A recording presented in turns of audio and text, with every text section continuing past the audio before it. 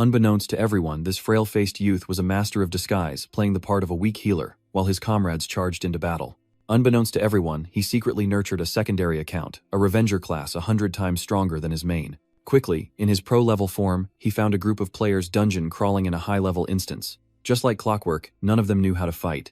Some hadn't even drawn their swords when they were double-killed, hitting the ground without a word.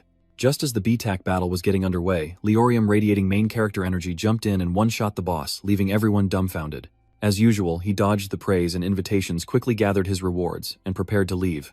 But this time a system message appeared, hinting at something special. "Do you really want to log out? Are you sure you won't regret your decision?"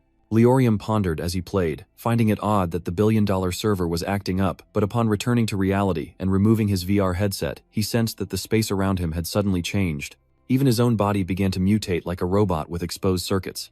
Terrified, he ran to a mirror, only to be stunned by his reflection. This face, this body, it's clearly that of the traitor character from the game. Before he could even think, the system whisked him away to the rooftop. Before Leorium could process anything, an even bigger surprise appeared behind him. The one-eyed monster with a glaring red eye, a boss from the game, had somehow caught up. He watched it hurtle toward him, but Leorium couldn't dodge in time, and he fell from the rooftop. Yet despite falling from the 5th floor, he was unharmed, and he noticed passers-by chatting nearby. He now realizes this is reality, not some hallucination from excessive gaming, but his thoughts are cut short as the one-eyed monster closes in again. Leorium panicked, wanting to warn everyone around him, but strangely, no matter how loud he shouted, no one responded. Looking at their expressions, Leorium suddenly understood this was the real world, but no one could see him or the monster. This is insane. Who let the dogs out? Leorium was confused, thinking this invisible battle had nothing to do with the people around him, but seconds later, the monster began to wreak havoc. With a sickening smack, the ground liquefied into a pit of lava, and an unsuspecting bystander became its first victim. His girlfriend and the passers-by screamed in terror, creating a chaotic scene as Leorium watched, breaking out in a cold sweat. His mind raced with the idea of luring the monster far away so it wouldn't harm innocent civilians. Seeing Leorium run, the monster gleefully gave chase, quickly cornering him. Just as Leorium thought he was done for, he suddenly remembered the strange change in his physique. It turned out that this world had somehow become connected to the game's dungeons. The monsters begin to expand their territory, and perhaps players like him have transformed into their in-game avatars for this reason. Realizing this, Leorium tries to use his in-game skills, and they actually work. With a grim smile, he instantly went into battle mode, quickly taking down the one-eyed monster with a few basic moves, a long story made short. In short, fighting monsters in real life is like a child's game, thrilling and exhausting, but like in the game, you get rewards, so it's worth the effort. The next morning, news of last night's explosion went viral. Leorium casually fried bread in the kitchen, listening to the news, knowing for sure that the world and that virtual reality game were somehow connected. Just then, the door burst open, and a woman's voice called out, "I'm home." His sister quickly changed her shoes and entered the house, looking up to greet him, but she suddenly stopped short when she saw the young man in the kitchen. "Excuse me, who are you?" Leorium wasn't surprised by this reaction, and explained that he was indeed her brother. His sister froze for a moment, then calmly pulled out a taser with a menacing look. "Stop talking nonsense. I raised him. My brother would be scrawny, not built like that." Leorium was now laughing, now crying, never realizing how pathetic he seemed in his sister's eyes. Seeing her ready to strike with the stun gun, he quickly leaped backward. "Oh God, help me. You like carrots and sesame leaves, right? And you grind your teeth in your sleep. If you don't like someone you're set up with, you come home drunk and complain all night." Hearing the young man reveal her deepest secrets, the older sister's face turned ashen, but she dismissed it, figuring this con artist had done his research. It was only when she heard the story of their parents' death that she truly snapped to attention, forced to believe that this young man was indeed her brother Leorium, for it was a secret only the two of them knew. Dropping her electric drill, the sister rushed to her brother, asking worriedly about him. Seeing the layers of injuries all over his body, she was about to pull out her phone to book a car to the hospital when Leorium stopped her. No doctor would believe that playing games for over 180 minutes could transform someone into their in-game avatar. It's better to keep quiet than try to explain it. Of course, teachers and friends would also be a big problem, but seeing Orium's resolute attitude, his sister reluctantly nodded, her face as strained as constipation. To help Leorium adjust to society in this form, the next step is to go to school and explain things to his teachers. His sister orders Orium to hurry up, but he just stands there, thinking she's overreacting. "I can handle everything myself." "Now Leorium, you shut your mouth and come with me? Or do you want a shot in the arm?" Seeing his sister's eyebrows furrowing, Leorium felt a chill down his spine, quickly agreeing and scurrying away, while some idlers were already live-streaming at yesterday's scene. This brown-haired girl stands by the side of the road watching the bulletin board, and wondering if she should go and check things out. Her name is Kim Sewell, a student at Leorium's school with a simple style but extraordinary aura. The school hallway was rather empty, and despite her friend's chatter, Kim Sewell sighed softly, spotting the Lee sisters in the distance. The two girls' eyes widened at the sight of the young man before them, as if he were a masterpiece of design, while Kim Sewell felt a strange sense of confusion, as if she had met him before. Meanwhile, the Lie sisters have arrived at the faculty office, and despite her sister's reassurances, she's worried about what to say once they're inside. Who would believe you if you fell asleep and suddenly saw isekai? Aren't you afraid of being grabbed and used as a lab rat? Thinking this over, Lie Orion hesitated suddenly, wanting to back out, and made the excuse of rushing to the bathroom, pulling out the mysterious box he'd looted from last night's battle. Then he calmly uses it to activate the skill hearing, the notification in his ear, alluring eyes, brainwashing, skill activated. Fortune favors the bold. This skill sounds trustworthy just from its name, and it's come at the perfect time. It's the ultimate persuasion tool. As Orion predicted, the spider teacher was initially very suspicious of his drastically changed appearance. Even with the nurse sister's fervent defense, he remained clueless. Left with no choice, the protagonist plays his final card. However, instead of using it directly on the spider teacher, he decides to brainwash the vice principal holding a coffee cup nearby, thinking that turning him into an ally would be like hitting 10 birds with one stone. Sure enough, with a few blinks, the vice principal's eyes sparkled with hearts, and he jolted like he'd been electrocuted. He instinctively walked straight to the spider teacher and began pleading his case with all his might. Why don't we trust Orion for once? Whether they're beautiful or ugly, they're all students. Is appearance really that important? Is it really that important? The homeroom teacher was lectured and nodded blankly in agreement, while the rest stood listening to the vice principal's scolding, and Orion plotted in his head. Oops, maybe I gave the vice principal a bit too much. He explains that in an age where dogs can fly to the moon, changing one's appearance is nothing. With that, he forcefully dragged them all to Lyorium's class, intending to personally set things straight so they wouldn't ostracize him. Standing before dozens of helpless faces, the vice principal spoke through tears, leaving everyone stunned and speechless. A bit heavy-handed, but the immediate problem seemed to be solved. Lyorium went to his seat as usual. Faced with a barrage of questions from his friends, he gave only vague answers, saying it was probably some strange syndrome or something. But the others were still curious, seemingly unwilling to let it go, leaving Lyorium outwardly helpless, inwardly plotting. He knew it. No one would believe the vice principal. It wasn't until a girl spoke up claiming she'd heard of such a syndrome that the protagonist was off the hook. Kim Sewell, Lyorium's classmate, couldn't bear to see him suffer, so she stepped in to help a beautiful girl, the daughter of a pharmaceutical company director, and her words carried weight. Orium shyly turned to thank her, even lending her his earphones, increasing her favorability tenfold. But the class bullies didn't see it that way. Orium glanced at Hyung, who smirked back at him, a knowing look in his eyes. Just when he thought he was different, that he'd be treated like a normal student, he ran into Hyung and his cronies after class. Despite his transformation, Orium trembled before the three bullies, unable to move a muscle, which only fueled their rage. Lyorium, did you get muscle injections? Well, a little extra fat won't make my grip any weaker. With that, he lunged immediately, locking Orium's neck in a chokehold. The cracking of joints echoed in his ears as Orium gritted his teeth, struggling to breathe. Just minutes ago, he was excited about his new body and ready to hang out with his friends, but a message from these guys ruined everything. So they lured him out here just for this pathetic display. The more Lyorium thought about it, the angrier he became. If he pitied them one, he pitied himself 10. It was as if he saw his former self standing there, staring at him with hateful eyes. Wasn't his weakness due to his refusal to fight back? Lyorium's other self berates him, why fear these gnats when he's no longer a pushover? With newfound power surging through him, Orium strikes back at his tormentor, catching everyone off guard. Orium, now regaining his senses, felt his limbs tremble, unable to believe he'd pulled off such a feat. But with his aversion to trouble and reluctance to fight further, he instinctively turned and ran. Meanwhile, Kim Sewell and her friend waited at a corner for the light to change. Sewell fiddling with the earphones Orium had lent her, lost in thought. Unexpectedly, she saw Orium fleeing desperately across the street, disappearing into an alley as if a giant mouth was about to swallow him whole. The bullies finally caught up, and before Orium could speak, he was kicked in the face. Orium lay pathetically on the ground, his body bracing for each blow, thoughts of failure and self-blame threatening to drown him. Suddenly, a loud crash echoed from behind. The bullies and Lyorium froze for 5 seconds, looking in that direction as Kim Sewell, with a look of pity and nonchalance, stepped forward and spoke. My head's about to explode from all this noise. I'm short on people to hang out with, and I was planning to hang with the guy on the ground. So let him go, and you better not interfere with my business. Once you've crossed the river, you don't need the boat. With parents like hers, she doesn't need anyone. Lyorium was floored by the powerful aura of the girl before him. The bullies stood aside, realizing she was the richest kid in school, momentarily intimidated, but the arrogant Juan remained unchanged. He gritted his teeth, pointing at Kim Sewell. You think you're untouchable because you're rich. Does he want to end up as a flattened mess like that councilman? Kim Sewell glared at him with disdain. Sorry, but could you step back 5 paces? Before the bully could understand, Sewell added fuel to the fire. Because you reek of garbage, it's making me sick. Needless to say, the bully was furious.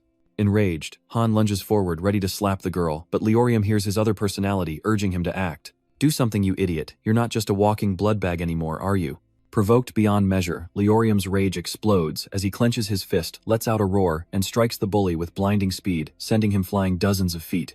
Barely standing, the bully spat out a mouthful of blood, vowing that Leorium wouldn't leave this place alive. He throws off his jacket and relentlessly attacks, throwing punch after punch. But while the others think he's just posturing, he's already activated his absorption skill. With every punch Zhonghuan threw, Leorium met it head-on, absorbing the blow and returning an even more devastating one. The tables have turned, and now the bully is getting a taste of his own medicine. Still not satisfied, Leorium deliberately lowered his HP to unleash a flurry of attacks, finally delivering a kick to the face, returning the favor from earlier. Seeing the bully, lying lifeless on the ground, eyes glazed over, Leorium, with a hint of bloodlust, hoists him up, ready to deliver the final blow. "Hey, get up and talk, why aren't you talking now?" The onlookers, unnerved by Orion's hateful glare, were silenced as Kim Si-Wells quickly spoke up. "Enough, Orion. It's over. Let's go." Seeing the victim on the ground gasping for air, their anger subsided somewhat, and the two prepared to leave this battlefield. Unbeknownst to them, another ignorant fool and his grandson rushed in with backup. "They dare hit my brother. Stay right there and I'll make you eat dirt." Leorium instinctively jumped in front of Kim Si-Wells, but before he could act, the bully was struck as if by high-voltage electricity, collapsing headfirst into the ground, his rear end sticking up in the air. Leorium was stunned as he hadn't even made a move. Little did he know that seemingly harmless classmate could make his wish come true with just a glance. The two then left for a more well-lit street corner. Kim Si-Wells tended to Orion's wounds, and even snapped a photo of his face as a memento, but when the blushing protagonist stammered his thanks, she coldly brushed him off. "Consider it repayment for letting me borrow your earphones. Oh, and it's getting late, so I should head home." She asks him to hang out tomorrow, so she can tell him something, and our hero blushes like a tomato. Being asked out for the first time in his teens, he couldn't help but feel a little flustered. As Kim Si-Wells' figure faded into the distance, the male lead's mind began to race with questions. What could she want to talk about in private? Could she be interested in my body? Maybe it's a family tradition in pharmaceuticals. As he chuckled to himself, a notification screen suddenly popped up, startling him. "A subjugation quest will begin in 5 minutes. Do you accept?" Leorion carefully read each word, recalling the one-eyed monster from yesterday, and decisively pressed the no button. Why jump into the fire again? Unbelievably, the damned system displayed another message: due to a critical loss of prestige, this quest cannot be skipped. What the heck? Orion almost cursed out loud. The system offered a choice, but it was more like a cold shoulder than a helping hand. Checking again, it turns out he'd been racking up points in secret, both when demonstrating his skills to the vice principal, and when using them to beat up those thugs. Leorion couldn't believe it. Everything felt so empty. He wanted to cheer, but opening his eyes again, he found himself falling straight into a stream, half a shin deep. Seriously, if you're going to teleport someone, at least give them a warning. Couldn't you have picked a better spot? Remembering his phone in his pocket and books in his bag, Orion shakily stood up. Suddenly, he noticed a strange door floating in the air nearby. Is this the monster I have to defeat? Orion cautiously approaches and surveys the surroundings. The system reappears, warning that the mission will begin in 10 seconds, and before Orion can react, a huge, twisted face emerges from the portal. Then, its massive body emerged, heading straight for him. The system identified the monster as an Aben, a cursed cavalryman, but Orion was even more horrified. What the hell? I've never even seen this in the game. How am I supposed to fight it? Its attack speed is several times faster than the ones from yesterday. Orion, caught off guard, unleashed a skill to defend himself, his mind racing as he analyzed the situation. He doesn't know what kind of monster it is, but it uses a sword. Luckily, it's humanoid, so he can predict its next move. Realizing this, Orion felt a surge of confidence, thinking it wouldn't be too difficult, and nimbly dodged the attacks, landing a few blows on its back. But just as he was about to press his advantage, he found himself completely immobilised. His body wouldn't obey, and even his sword felt useless in his grip. It was as if he were paralyzed. A chill ran down Orion's spine as he saw the monster raise its blade, and he desperately mustered all his strength to parry the blow and escape. Using the skill again only brought a searing pain to his mind, and a blood-red warning flashed: skill unusable. This situation was beyond anything he'd imagined. His reflexes slowed, his body felt heavy, and he couldn't use his skills. He was practically on the chopping block. Could this monster's power be paralysis? No, it can't be. Orion, stay calm and think. The main character lowers his head, reassuring himself. Although this monster seems stronger than yesterday's, it doesn't seem to rely on speed to attack. If it's that slow, it'll be easy to dodge. The problem is, I'll need to combine skills to finish it. If that's the case, I'll use my usual run-and-gun tactic from the game. It's tiring and takes time, but staying alive is the priority. But wait, this isn't a superhero movie where the monster waits for the transformation to finish before attacking, is it? While Orion was deep in thought, the monster beside him was already itching for a fight. It raised the sword in its hand and slashed down, emitting a blinding light. By the time Orion realized it, he was temporarily blind. It was a feint to obscure his vision. Taking advantage of the moment, the monster lands a punch, sending Orion flying. This is so unfair. If only there were a healer around. Slammed against a rock, Orion suddenly has a brilliant idea, and he calls on the system to open the 2 mysterious boxes from yesterday's rewards. Come on, I don't need anything fancy, just something useful. But as soon as he said that the 2 boxes were unboxed, one of which was a golden branch that could summon fruit or be used as decoration. The fruit is smaller than a pot, and diamond tears sound cool, but they're just bath bombs. What's the deal? Is he supposed to bathe in the stream below and wait for it to devour him? Orion, suspecting a trap, was furious and knew he had to escape to survive. But as soon as he turned, he was struck by a devastating blow from that terrifying blade, sending him crashing to the ground. Orion struggled to his feet, abandoning all pretense of composure or gentleness. What kind of garbage items are these? Whether it's random or not, this is too much. Am I really gonna die here? Suddenly, his IQ surged once more, and Orion facepalmed, realizing he could use those 2 items with the divine lantern. He had nothing to lose. He called upon the system, borrowing a golden branch to heal the crows, while opening the preparation page above his head. As predicted, less than 3 seconds later, the crows swarmed in, squawking like a marketplace. The armored monster was instantly dizzy, flailing its sword to drive them away, but to no avail. Meanwhile, Lee Orion quietly stood aside, trading a bar of soap for paralyzing medicine, preparing to turn the tables. But as it struck, the blade became stuck, its heavy body feeling strangely numb. Now Orion appeared behind it in a flash, whispering mockingly into its ear. "I've built up enough physical damage. Prepare to receive it all back." As he said this before the monster could react, Orion's face hardened, filled with intense killing intent. A rain of blades descends, piercing the monster's heart before it can react. It's over, Orion thinks, preferring 10 rounds of gaming to this brutal reality. Heaving a sigh, he called up the system, demanding his reward, determined to avoid the mystery box this time. But a blood-red notification appeared before him. Warning, another player has illegally invaded the area. Orion felt a chill. Was he not the only one trapped in this endless loop by the damned system? Sensing danger, Orion whirls around to see a masked figure lunging at him with a scythe. He barely manages to parry the blow, narrowly escaping death, but the masked assailant remains relentless. Orion quickly drew his sword, the clash sending them both flying backward. He observed carefully the masked figure was human. He's no monster, but his attacks are relentless. If Orion hadn't turned around in time, he might have lost his head. And that skill he's using, it must be the work of a reaper. As Orion pieces things together, the masked assailant charges again, and Orion, unable to contain himself, roars. "What the hell are you doing? Why are you attacking me?" Instead, he was met with a cold glare and a voice that echoed like a call from hell. "I don't know. I never thought I needed a reason to kill in a game. This guy is insane, and his attacks are just as dangerous." Orion takes a direct hit to the shoulder from the scythe. He cried out in pain, but his attacks were just too fast. Just when he didn't know what to do, a barrier opened up around him. Unexpectedly, it was his classmate, Kim Sewell, who arrived, leaving both Orion and the masked man in shock. This petite and adorable girl possesses S-class defensive support skills as a labyrinth master. Kim Sewell slowly descends, glances at Orion, and bluntly declares, "I'm not helping you because of the headphones this time. You owe me big time tomorrow, and don't forget the best food in the world, soy milk." Thanks to Kim Sewell's assistance, the situation has almost reversed, and the masked man no longer has the upper hand. He still wields his scythe and rushes forward aggressively, but Sewell uses a magical beast trap to restrain him. The protagonist, standing aside, felt the world spinning, watching Sewell act and only managing to utter a few words. Amazing. But it wasn't over yet. Kim Sewell suddenly screamed for Orion to dodge, as the masked man had escaped the trap and was now hurtling towards them from mid-air at incredible speed. He heads straight for Orion, muttering closing skill blacklist. Orion couldn't dodge in time, but strangely he felt no different after taking the hit, and Sewell shouted urgently again, "Open your system and finish choosing your reward from before. Because another player has invaded, the match time has stopped, and that's the only way to end this game." Orion, utterly surprised, could only nod and comply. The masked figure, seeing this, wanted to intervene, but little did he know his position was still within Kim Sewell's control. He now remembered that from the moment she joined the battle, the first skill she used was this invisible maze trap.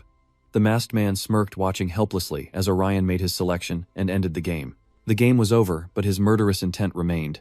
He glared at them, both pulling down his mask to reveal an unfamiliar face, and spoke with a vague accent. "What a joke. Next time I'll be the one to take you down. I've memorized each of your faces."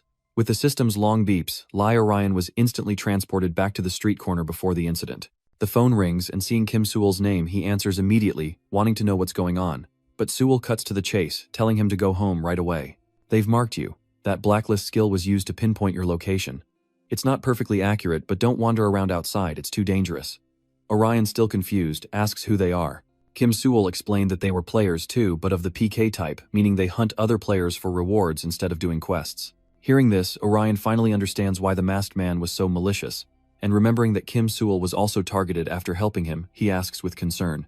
Unexpectedly, Kim Sewell thought Orion wanted to team up, sighed, and told him to send her the address. They'd be sleeping in the same place tonight just in case. Hearing that, Orion blushed furiously, imagining all sorts of scenarios. But when Kim Sewell arrived, he just stood there, dumbfounded, watching her walk in and make herself at home. A note from his sister said she'd be working the night shift, leaving him unsure how to react as Kim Sewell borrowed her clothes and headed for the shower. Later, she emerged, looking like the true owner of the house. After inquiring about Orion's sister's schedule and learning that she wouldn't be home from the hospital that night, Kim Sewell suddenly moved closer, a knowing smile spreading across her face. Well, that's convenient. Let's continue. Seeing her about to become one with him, he got the straight man goosebumps. Little did he know, she simply pressed lightly on his chest and whispered system. So it really was something important. And here he was, thinking he was about to get lucky. Orion slaps himself awake, realizing he was getting ahead of himself. His system displays a notification. Player Kim Sewell has sent a party request to player Orion. The young man sighed in relief and reached out to press the accept button, but Kim Sewell quickly stopped him. Orion, let me tell you a few things before you agree. I'll give you all the information I have when we become teammates, and of course I'll do my best to protect and support you. Everything I have will be yours as well. So, at this point her expression suddenly hardened, and she looked Orion in the eye with utmost seriousness. If you run or betray me, I'll grind you into juice. The protagonist breaks out in a cold sweat, never expecting such ferocity from a cute girl. Sewell turned and left, telling him to think it over carefully tonight, but before she could get far, she heard a notification. You have accepted the party invitation. Frustrated, she turns to give the blockhead a piece of her mind. But Lee Orion simply explained that he had nothing left to lose. Game over is imminent. Being on your team at least gives me a better chance of survival. Kim Sewell was a little surprised, but it made sense, so she let it go. Getting down to business, she expertly opens a folder in front of Orion, explaining that their next task is to participate in a large-scale event called Horizon, and not just participate but secure first place. Elsewhere in the game, bully Beckham Hiln was toying with some newbies. But as the battle seemed lost and his team faced defeat, Beckham Hiln flew into a rage, remembering how Lee Orion had stolen his underlings. He unleashed his fury on the monsters in the game, instantly obliterating them, and leveled up from archer to executioner, all while muttering to himself.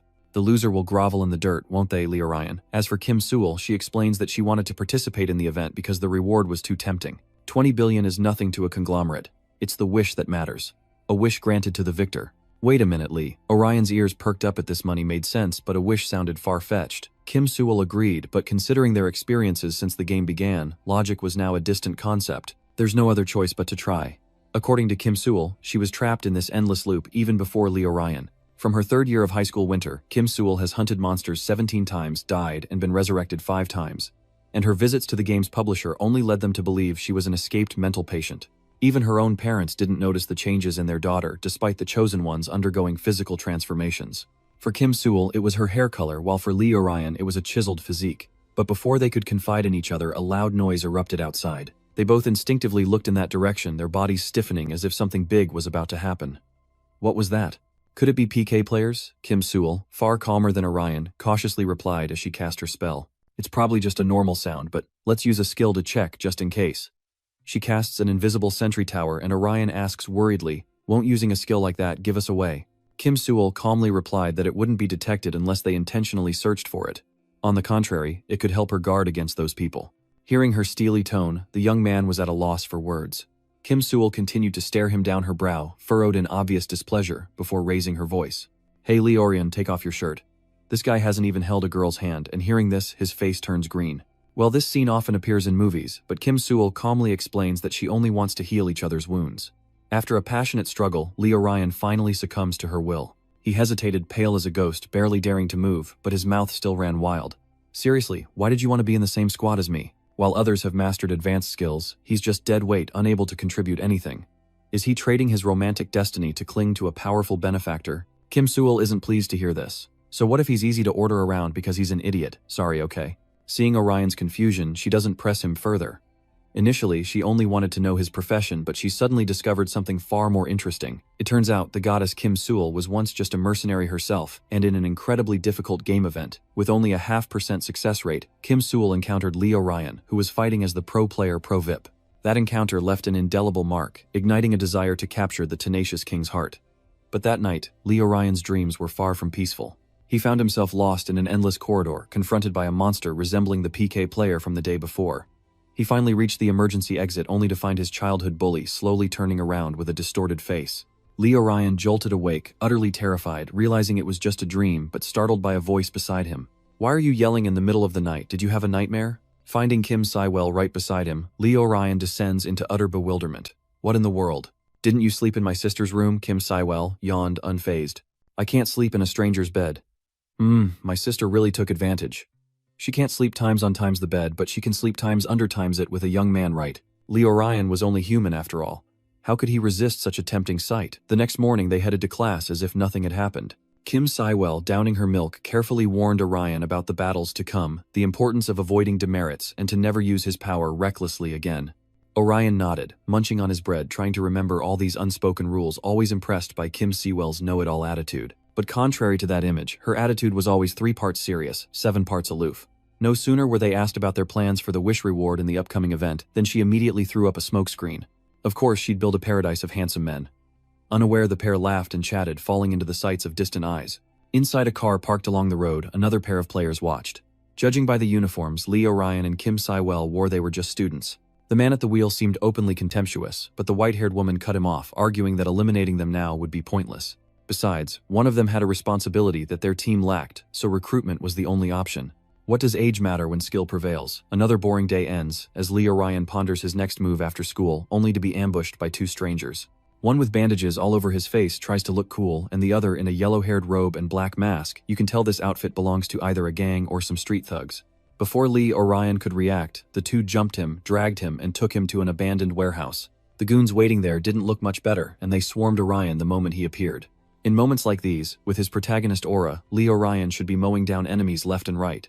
But recalling Kim Si-wel's warning, Orion decides to fight them hand-to-hand to avoid demerits. It's frustrating to have skills you can't use. Seething with anger, he charges forward, vowing to show no mercy. One by one, they fell like autumn leaves. Orion merely warmed up his wrists, sending each of them to the hospital. If there are no problems, I can handle it all. These guys can fight, but they're still only human, so there's a limit to how strong they can be. The man in red watched his underlings get their jaws smashed one by one, and he was furious. Who said Leorium was easy to bully? They must be blind. He didn't look that strong, but every blow was devastating, and watching him, a new strategy began to form. While his underlings were being sacrificed, he snuck around back, found a weapon, and tried to strike Leorium from behind. But the protagonist noticed in time, blocking the blow and seizing the weapon. His reward was a crushing blow to the face, leaving him groveling at Leorium's feet, whining and begging. After another round of beatdowns, Leorium finally grabbed his bag and left when they were all too weak to continue. On his way home, he ran into his sister, who was just leaving the supermarket, and seeing Leorium disheveled and covered in sweat, she was shocked and demanded to know what had happened. Realizing his disheveled appearance and fearing his sister's suspicion, Leorium scratched his head and replied, "Oh, it's nothing, just some close friends invited me to play soccer." The truth is, he wasn't exhausted from those thugs, but from running home to avoid his sister. To throw her off, he eagerly helped her with the groceries, excited about the barbecue they'd have that night. Seeing Leorium's expression, his sister could only chuckle. His face may have changed, but his childish nature was unmistakable. In the end, his sister happily concludes, "You'll always be my little brother." "Oh right, didn't you bring a girl home last night?" The young man nearly blew a fuse when he heard that. Little did he know, even Kim Si-wel's few strands of brown hair couldn't escape his sister's keen eyes when she went full detective mode. Women are truly dangerous. Knowing he couldn't argue his way out of it, Orium shyly agreed to introduce his friend to his sister soon, while the bullies after their scuffle with Orium were aching all over, especially the guy in red who was seething with resentment. He immediately called his ally Baek Yoon-young, the ringleader of the bullies, to snitch. The next day as usual, Kim Si-wel called out to Lee Orium as soon as class ended. Seeing their closeness, her friend wanted to walk home together, but Kim Si-wel gently declined. "We're not hanging out. I'll explain later, okay?" This vague answer left the entire class dumbfounded, as Kim Si-wel was considered a goddess, and standing next to Lee Orium was like a flower in a garbage heap. There were even rumors that they were openly dating, defying the headmaster, which was exactly what Kim Si-wel wanted. After dragging Lee Orium to a secluded corner, she gets straight to the point. "Should we just start dating?" Hearing this, Thon couldn't contain himself, spitting out the milk he hadn't even swallowed. According to Kim Si-wel, their relationship had to be this way to keep those around them from paying too much attention. This was the first time a girl had confessed to Lee Orium, and he almost had a stroke, but thankfully he maintained some semblance of composure and responded solemnly, "Let me think about it." Kim Si-wel chuckled, but the next second, upon hearing an announcement, she regained her serious demeanor. That night, they were assigned a duo mission by the system. At first, Lee Orium hesitated, but he saw it as an opportunity to learn more about Kim Si-wel's fighting style. The rewards were great, so he quickly agreed, and when the time came, they found the tallest building and climbed to the roof to observe. Seeing the worry on his teammate's face, Kim Si-wel pressed him, learning that he was trying to find something called a gate. "What was that?" "You really don't know. Isn't that where all the monsters come from?" At this point, Lee Orium felt uneasy. His knowledge of this game was far too limited, and he couldn't afford to be careless. Just then, a notification popped up, reminding them that the mission would begin in 1 minute. Orium tried to suppress his confusion, looking over to see Kim Sewell already opening her equipment and sending it to him.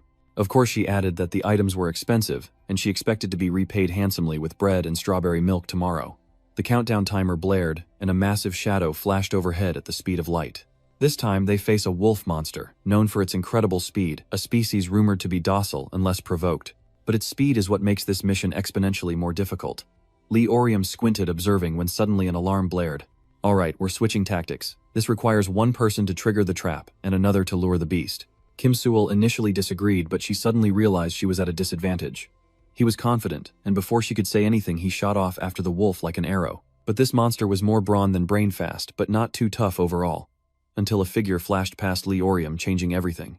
Turns out other players were also participating in this mission besides their team. The girl who just sped past Orium used incredible speed, seemingly wanting to steal the kill. She swiftly approaches, slashing her sword twice, leaving the monster traumatized.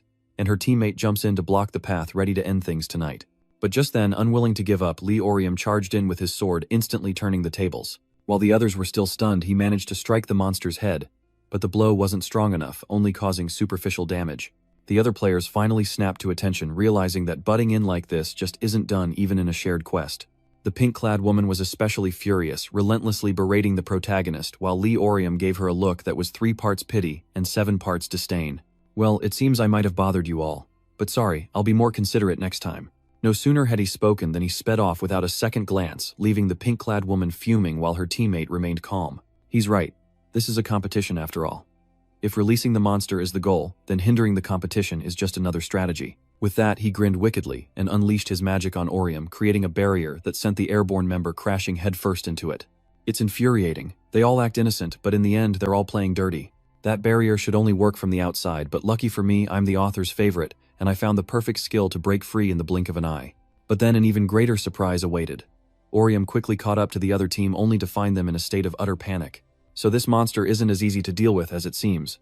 Besides moving at lightning speed, it now has the ability to teleport something that wasn't in the game. The first victim was one of the other team's members. Each bite tore into his flesh, and he couldn't help but scream in agony. The pink-clad woman, seeing her teammate attacked, rushed in, but in the blink of an eye, the monster vanished. This situation is more dire than Orium anticipated, fearing the hybrid will cause more trouble. As the pink-clad woman falters, Orium steps in to personally eliminate the threat. She thought she was a goner, but was saved at the last minute, leaving her bewildered.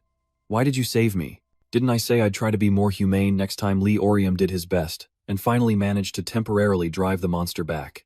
Just then, Kim Sewell's message arrived, reminding him that her trap was set, so he seized the opportunity to make a deal with the other team.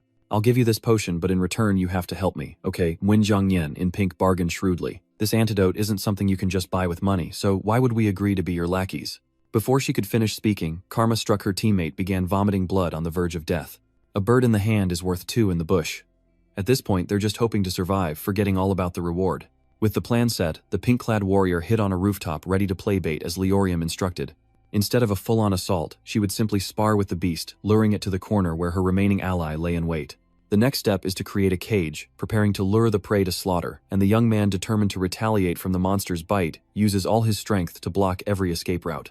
Seizing the opportunity, Lee Orium bravely advances, knowing the hunt won't end so easily, but for maximum effect he must take the risk.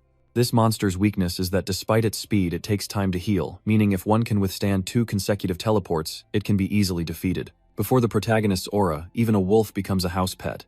The first teleportation didn't make it suspicious at all. The second time, after carefully observing Lee Orium standing still, the wolf lunged with all its might, finally managing to leave a few teeth marks on him. Unfortunately for the beast, that's exactly what he was waiting for. He suppressed the pain and immediately unleashed a direct attack.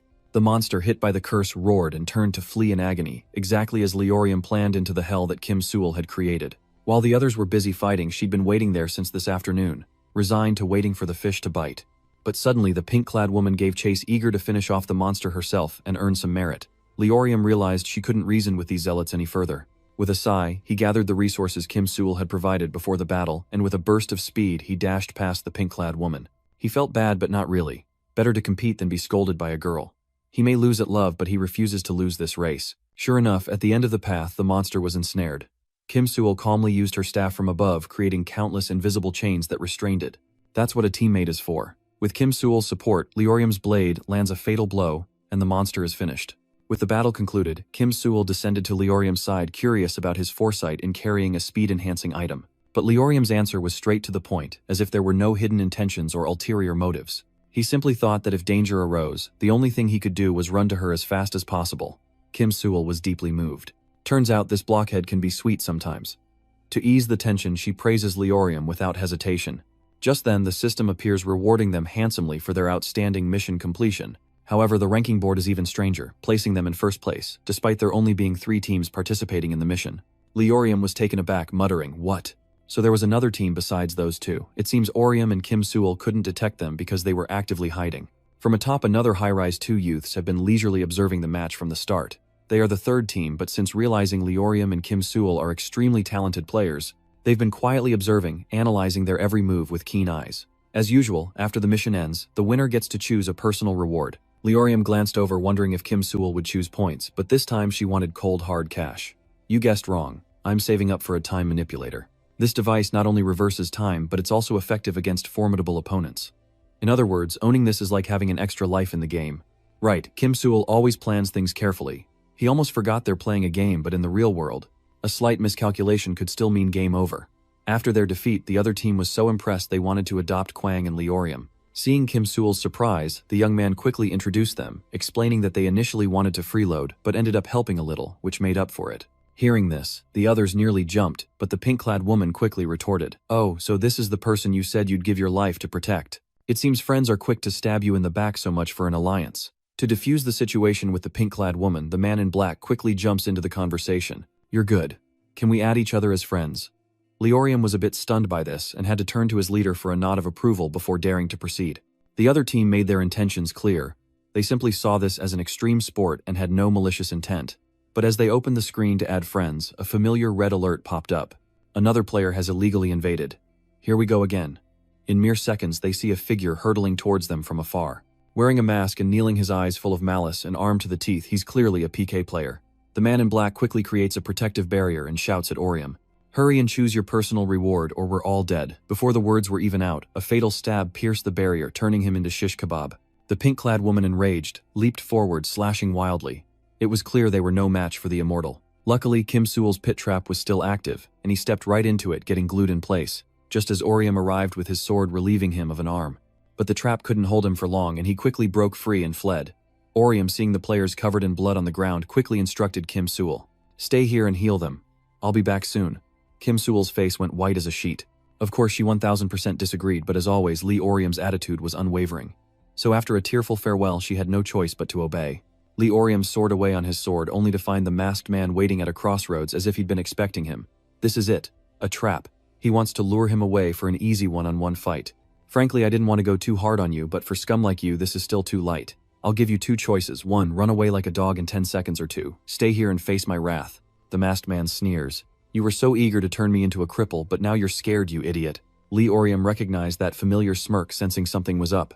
Sure enough, he pulled something unexpected from his pocket, a time-altering device. Kim Sewell was just boasting about this thing, and now it's already here. In a flash, the masked man's arm is back, as if nothing ever happened. So that's it. This guy's no mindless warrior. With his arm restored, he's twice as formidable, each move carrying immense power. Leorium didn't dare underestimate him, carefully dodging each blow while observing closely. This guy was not only reckless, but also incredibly fast. A single slip-up against this kind of opponent could be fatal, and at first he struggled to parry each blow. He soon realizes the situation isn't looking good at all. His defenses are being broken through. It wasn't until he was spitting blood that he realized his opponent was using items. This was beyond his control. This masked man is clearly a high-level player, a veritable king of one-on-one combat. And Orion is trapped in his domain, left to fend for himself.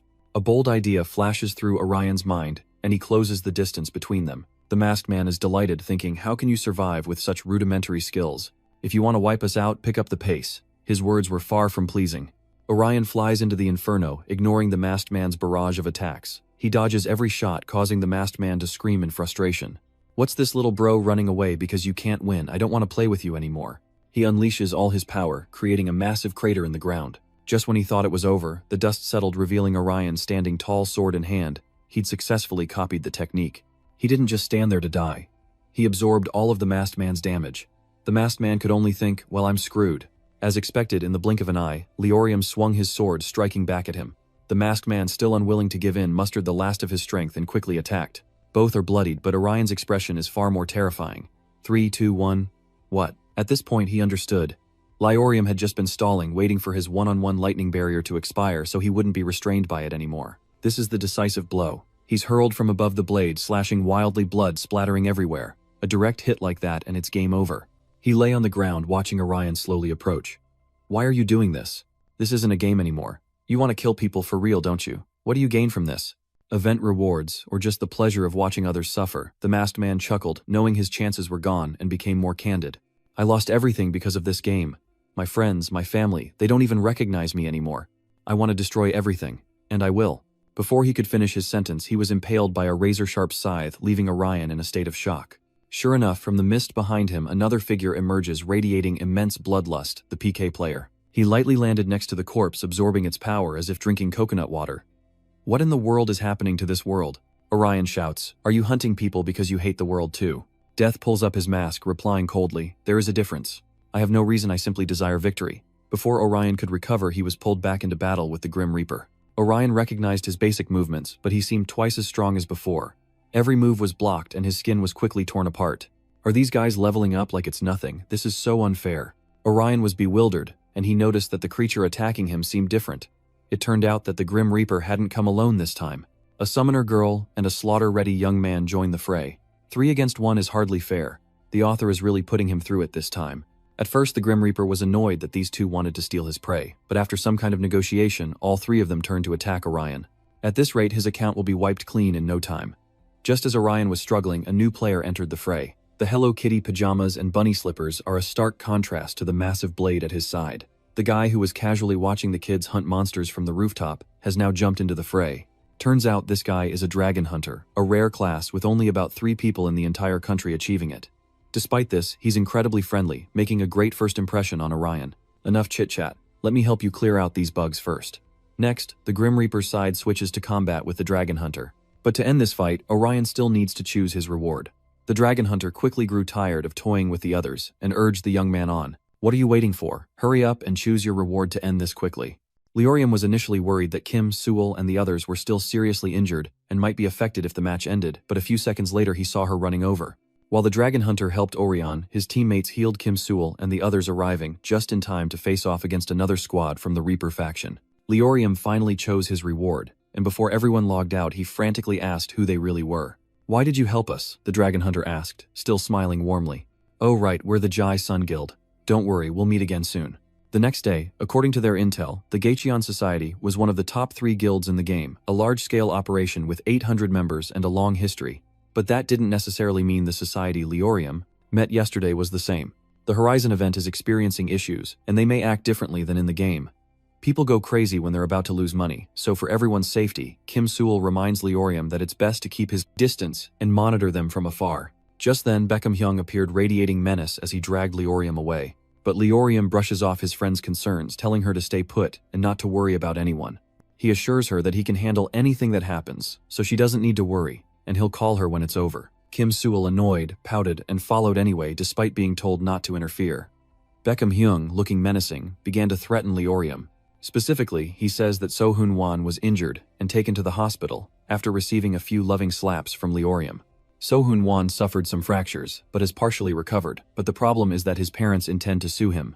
So who knows what the police will do next, but if they keep investigating, Leorium will face trouble, possibly expulsion, and at worst, jail time. However, there's always a solution. It's not a dead end. Beckham Hyung offered to convince his father's company lawyers to persuade So-Hoon Wan's family to drop the case, ensuring a favorable outcome. To make it all disappear neatly, Leorium needs to go to So-Hoon Wan and beg for forgiveness. He thought Leorium would be scared and apologize like always, but he was wrong. He's a new and improved version, so he doesn't have to apologize to anyone. Tell him he can come here and sue me. I won't apologize to Kim So-Hoon Wan, not even once. Moreover, he didn't just slander me, he even beat up Kim So-Hoon Wan, who was helping me. I can forgive everything else, but not this. I can take anything myself, but I won't forgive anyone who hurts others because of me. So tell him if he wants to sue me, go ahead. No matter what, I won't turn back. Bitch Un-hyung, relieved, grabbed his bag and turned to leave. But alas, the tree cannot find peace when the wind refuses to stop, and the bully still won't give up, threatening Leorium with his aunt. If the police intervene, his sister will find out he was bullied.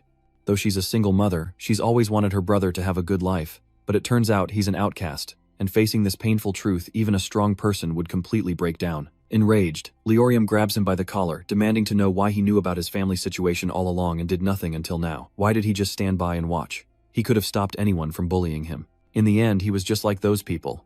And they were once friends back when they were kids. Friends, he laughs, a sinister sound. I never considered you a friend, not even once. Think about it, how could someone like you be my equal? I have everything, but you don't even have parents. We're on different levels. Don't get the wrong idea. I only played with you because I was bored. Ah, Kim Sewell probably thinks so too, since she has everything and will live a life of luxury. Leorium is hurt. Leorium is defeated. Bitch Yuan Hyung's words have stabbed him in the heart. What's worse than a best friend's betrayal? It's an indescribable feeling. Leorium's eyes change and he pummels Bitch Yuan Hyung, severing their ties for good. Before leaving, Leorium left his friend with a warning he would get his revenge at any cost, and one day he would look down on him from a higher level. As he calmly walked away, lost in thought, Kim Sewell suddenly appeared, pointing her hand at him like a gun, and shouting bang bang, startling him half to death. She curiously asks about his relationship with Bitch Wan Hyong, admitting she followed him out of concern and witnessed some unpleasant scenes. Leorium explains that they went to the same middle and high school, and in middle school, they hung out almost every day, after class becoming close friends. But in high school, things changed. After Bitch Yuan Hyung made friends with influential people, the divide began. First he brought him to hang out with his friends, and eventually it turned out like this. Feeling sympathetic, Kim Sewell tells him not to dwell on it, shyly playing with her hair, as she invites Leorium over for noodles if he's free tonight. Being approached by a girl for the first time, Leorium froze, unable to believe it, and felt lost in the conversation. To ease the awkwardness, Kim Sewell suggested he come to her house to help investigate the lawsuit against him, saying they needed to work together to solve it as it was their mission. Meanwhile, elsewhere, the player who used to hunt Leorium is meeting with the Chaos Guild leader alongside his friends. Before they could even exchange pleasantries, the Grim Reaper drew his weapon, demanding to know why he'd been summoned, threatening to end their alliance and send the leader to meet his ancestors. Unfazed, the leader calmly enjoys his tea-spouting nonsense, acting like a classic villain from the PK's perspective, rushing headfirst into action without a second thought. He directly revealed his dark past Oshang High School second-year Class 3, the murderer Hong Ki-ho. Ha ha ha, I really like you. You even have a dark past, a true classic villain. His identity exposed, Hong Ki-ho angrily lunges to kill his opponent, but he's no match. One move forces him to his knees, unable to move. Wasting no time on further chatter, they immediately begin negotiations, with the reward being the key to opening the back door, the power to rise above the system, a piece of the past, and so on. After returning home, Leorium and Kim Sewell immediately started cooking noodles as promised, but Leorium wondered about her background. How could a girl living peacefully in such a massive house involve herself in this dangerous game? Could it be that Kim Sewell really wants a harem of idols, like she said before? Cutting off his ridiculous thoughts with a steaming bowl of noodles, Kim Sewell says that whenever she's tired or stressed, eating a bowl makes her feel much better, and that's why she treated him today. Kim Sewell also revealed that her parents are often late due to work, so she's usually home alone in the evenings. She says she was born with a silver spoon and lives more comfortably than most, but she's not the type to do whatever she wants to others just because she has money. And she's never seen him as a toy to play with. Leorium now understood why the strong girl had suddenly been so nice to him today. It turned out that what Bacon Hume had said had made her think. To comfort her, he gave a speech full of morals, ending with the line, "You look pretty good in an apron," which made her face turn red before she beat him black and blue. Meanwhile, after getting beat up, Bacon returns home as usual, unaware that his father in a fancy suit is waiting at the door to see how his son is living alone. He warned his son not to embarrass him or bow his head to anyone. If he's the son of a tycoon, he must live like one. Since it's only the first semester of freshman year, if he wants to transfer, just tell him, and he'll find a better school, or send him abroad. But don't do any foolish things at that stifling and embarrassing public school. Suddenly attacked for no reason, Bacon logs into the game to vent his anger, only to be ambushed by someone inside. Knowing he'd become a player killer and face penalties for attacking another player, Bacon, Young eliminated him anyway for daring to touch him. He gritted his teeth thinking of Leorium. Why do these bastards keep popping up? So annoying. Just as he's venting his anger by killing one player, another one approaches, and Bacon doesn't hesitate to aim an arrow at him. What nonsense are you spouting? Do you want to end up like that assassin from before? Undaunted, the man seemed delighted, whispering sweet nothings about becoming one with him, immediately a true pervert. Bacon ruthlessly fired, but the man vanished. Teleportation allows him to go wherever he pleases. Damn it, you little rascal, you shot an arrow right at my face. After playing cat and mouse, he finally gets to the point, saying he's responsible for recruiting for some kind of association. Next time, but he wasn't interested. Bacon flatly refused without a second thought. Or so he thought, because the man had no intention of giving up. He revealed an upcoming event with a reward of 20 billion gold, and the strange phenomenon of people transforming into game characters in reality. Bacon suddenly remembered Leorium's unusual appearance and strength, his face paling. Before leaving, he asked him to come to Chaos Island if he was interested killing all the PK players there, and climbing to the top of the tower would reveal more secrets. At least put in some effort if you want to know something interesting. Hearing this, all Bacon could think about was Leorium wondering if it could all be true. The next day, a brand new sports car pulls up at the school gates, drawing admiring glances from everyone passing by, and Kim Sewell jokes with Leorium, asking if it's the car he arranged for himself. But a poor guy like him couldn't possibly afford that, so of course it wasn't. Leorium was actually quite worried last night about going to jail. But after Kim Sewell said she'd asked her cousin and only needed to prove they were framed by a gang to avoid arrest, she felt somewhat relieved. Even though she acts tough, the thought of being imprisoned still scares her. As they were chatting, a purple-haired woman and a blonde man emerged from the car waving and inviting the two students to their base. The two young men froze for a moment, turning to each other to ask who they were before realizing that they must be members of the Gasan Society. Leorium surprisingly accepts the offer, telling Kim Sewell to get in the car and come with him, but she's hesitant, asking if it's really okay. Leorium reassured her that these people knew their names and school, meaning they could have attacked them at any time, but they didn't prove that they just wanted to talk. Maybe they'd even get more information about the horizon. Waiting for them were members of the Gasan Guild, not the dozen or so they expected from a major guild, but just a handful. The purple-haired woman explained that while Gasan was indeed large, not everyone had the chance to undergo transcension. They call the phenomenon of becoming a game avatar in real-life transcendence, and they know a little something about it. Though they don't fully grasp the mechanics, they've tried to investigate by gathering opinions on the conditions that trigger it. What Ransom knew about it was that you had to be a high-ranking player in the top 100 of the game. Although not all rankers in the guild were transformed, it was a commonality for those who were.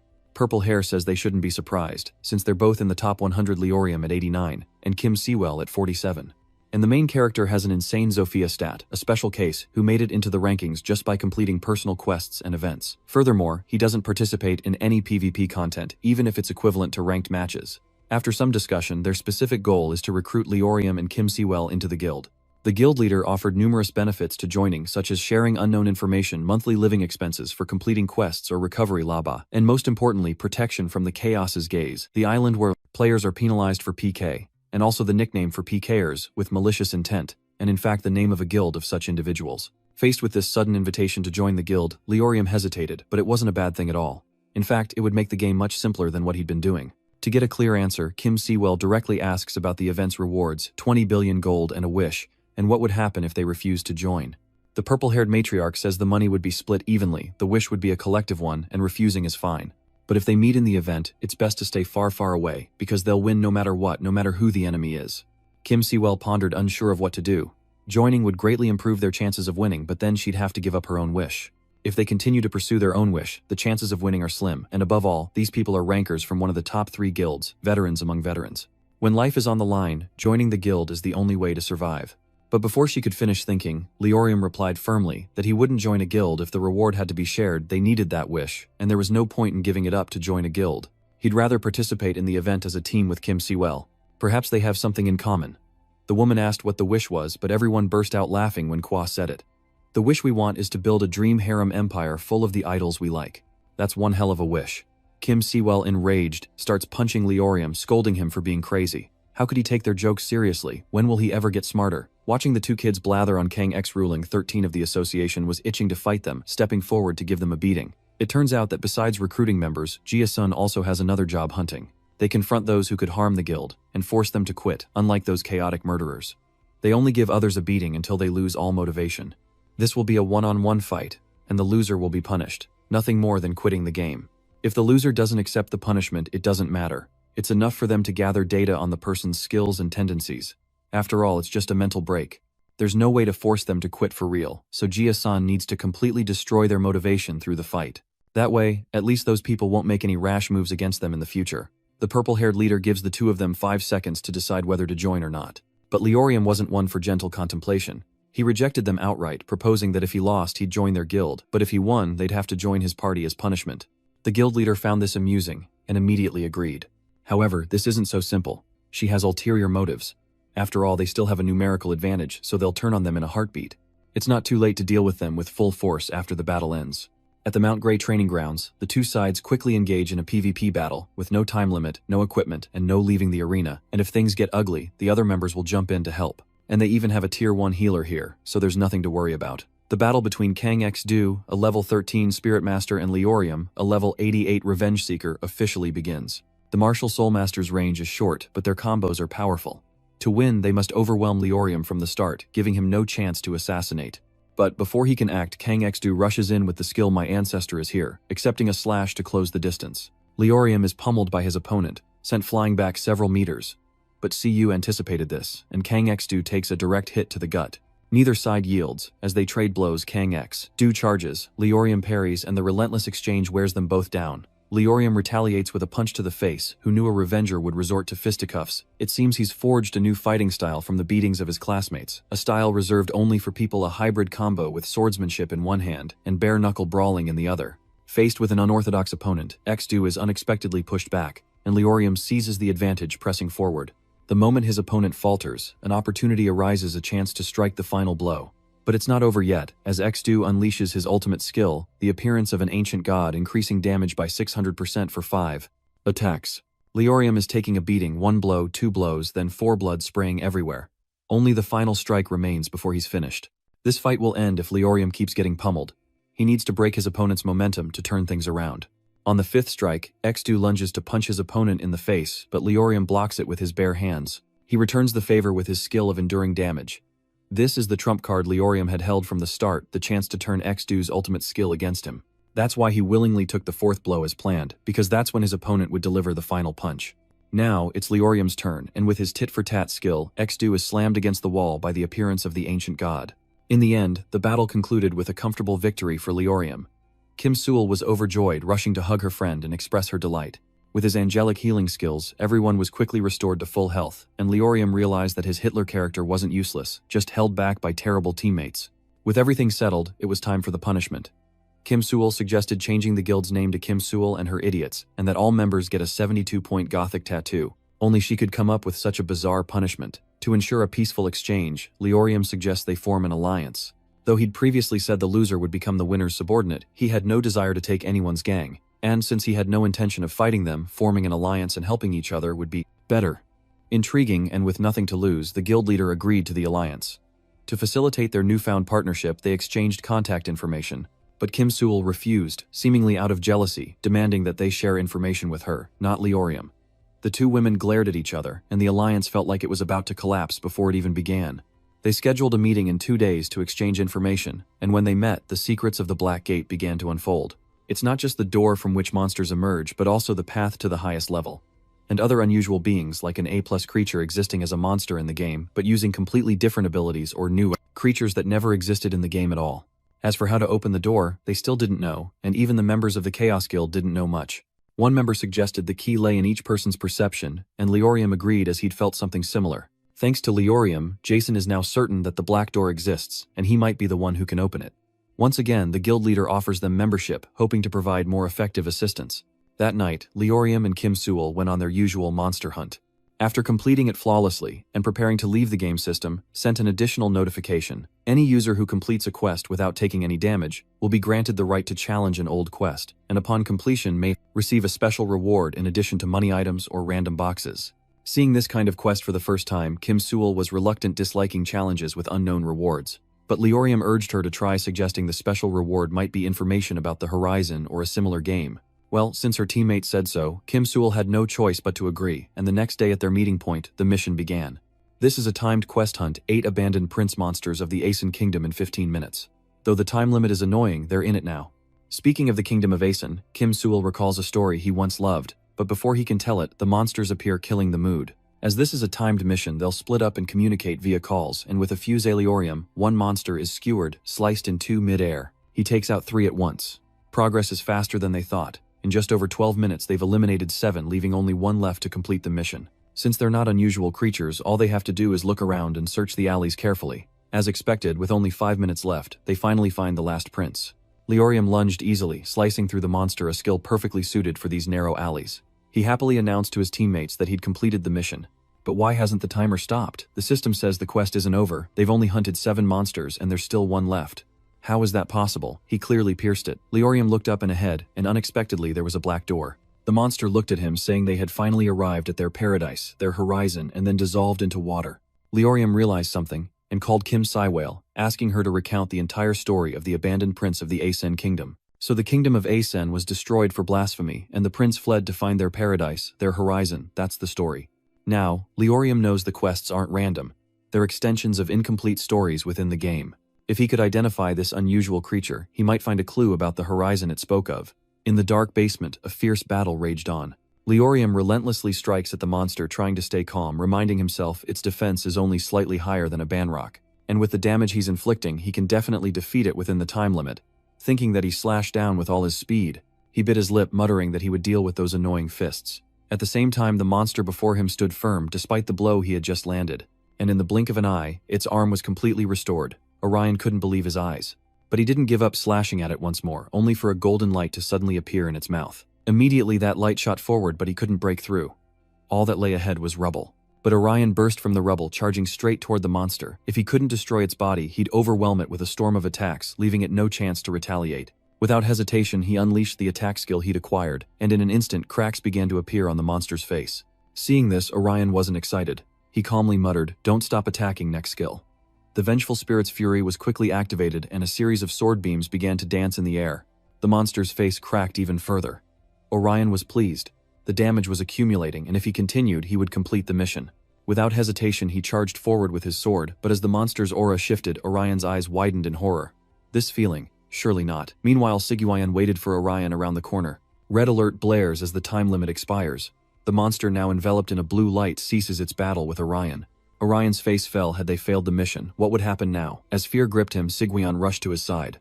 Orion sighed, saying, "Sorry, I almost had it, but time ran out." Sigüan shook her head. "It's okay, at least you're alive." Orion frowned.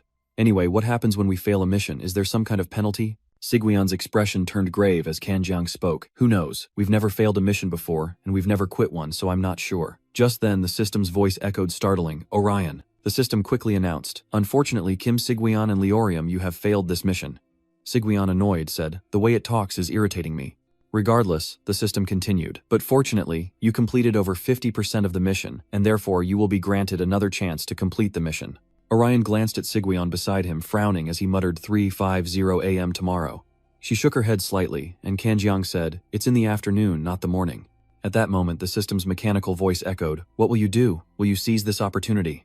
And so Orion and Sigüan fell into contemplation. Orion's brow furrowed, a hint of hesitation in her eyes. After a moment, he spoke, "Let's not do this." Sigüan looked at him surprised. "Why not?" he slowly explained. "Until now, the chance of a civilian getting caught in our missions has been low because they all happen late at night, but there will still be people wandering the streets at 4 p.m. And he added that if the mission took place on a main road with many people, dozens or hundreds of innocent civilians would be injured or even killed, and he didn't think they should risk it for the sake of a mission. Sigüan worriedly said that they could just defeat the monster before anything happened, but then trailed off, only for Kanjiang to say that he was right. Even one casualty would cause a major problem.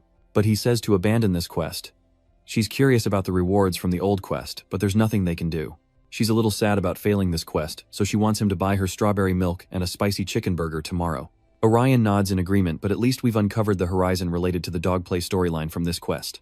Why don't we review the dogplay storyline until the next quest comes along? Sigüan agreed, deciding to review the plotlines related to the completed quests, and after a restless night, dawn broke once more. Students trickled into school with their bags.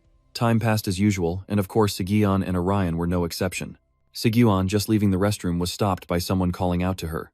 Sodung approached from afar, cheerfully asking, "What are you doing after school? Do you have any plans?" Sigüan shook his head, saying he just planned to talk to Orion before heading home. Sodung winked, explaining she had career counseling with her teacher and was skipping cram school to go shopping. Did he want to join? Sigüan smiles, agreeing, and suggests they grab something delicious while they're out. The two chat happily side by side. A moment later, Sodung bid farewell to Sigüan, promising to text her after the consultation, and they parted ways. Sigüan watched Sodung leave a touch of emotion in her heart. She's so adorable. I'll have to feed her a lot today and see her chubby cheeks. After school, everyone had left, leaving only Orion and Sigüan in the classroom. Orion scrolled through his phone before speaking. "I read about the wolf god Warham, and there's a story behind his teleportation skill. Warham killed a group of soldiers who intended to attack the mage, breaking the taboo against murder, all for her sake. But the god empathized with Warham's feelings, promising him the ability to visit the mage. Needless to say, Sigüan guessed that the promised ability must be instant teleportation. Orion nods slightly, explaining that in the game, Warham couldn't bear his longing for the mage and broke out of prison, the story ending with the player subduing him. Sigüan stated plainly, "I believe this story is indeed continuing in real life, as all the stories I've seen connect to the real world in one way or another. So that means the game's main story is also continuing in real life." Orion said gravely, "I considered that too, but it's not quite right." The game's main story is about heroes and monsters, those granted the power of God appearing in the spawning grounds within God's world. Though something did catch his attention while reading through the many stories. When NPCs refer to God, they're alluding to the black hole in the sky. Sigyeon frowned slightly. Isn't that just part of the game? Orion shakes his head, saying, I don't know exactly, but aren't black holes sometimes considered pathways to another universe? I just thought it might be hinting at an event. Sigyeon sighs helplessly. There are too many stories to think about, and I don't think I can think about that first. Just then, her phone buzzed with a notification, a message from Sojung, telling Sigyeon to come to the main gate. The message reminded her how late it had gotten. She turned to Orion and said, I have plans, so I'm off. Are you heading home now? He nods slightly, replying, Of course I should be heading home now. The two then leave the classroom together. As they walked, Orion asked if she planned to share this with Jason's group, but Sigyeon shook her head without hesitation, saying they weren't sure of anything yet. She'll keep this information hidden until the end, and use it wisely later because they've worked so hard for it. Orion could only chuckle helplessly. I don't think you need to be so strict with Jason. As allies, you should tell me everything. But before he could finish, Sigyeon coldly interrupted, saying there are no exceptions. As they spoke, the system's voice suddenly startled Orion. A notification window appears before him. An old quest will begin at a certain location in 5 minutes. Will you accept? Orion's face fell as he exclaimed in disbelief. An old quest? No way. Didn't we agree to drop it yesterday? Sigyeon was equally confused. Yeah, what's going on, system? The system's mechanical voice echoes, stating that another user has accepted the abandoned quest. But since it was originally theirs, would they like to seize the opportunity to reclaim it? If they accept, the quest becomes a competition with rewards. If they refuse, it's considered interfering with another's quest. Orion frowns, asking who accepted the quest and if they're in the school now. The system didn't answer right away, but after a moment it said, I cannot tell you that. Sigyeon paused for a long time before speaking. Okay, accept the quest. Orion hesitated and called out to her, but she coldly cuts him off, saying that speculation is useless. Now that the quest has begun, they need to focus on completing it as quickly as possible, as that's the only way to ensure that those in the school aren't affected by the quest. Orion frowned, speechless for a moment before finally saying, I understand, but when you find someone to accept this quest, let me know. That user could be a PK player or even part of the Charles Society. No sooner had he spoken than he accepted the mission, and the system quickly announced that he would be transported to the mission location.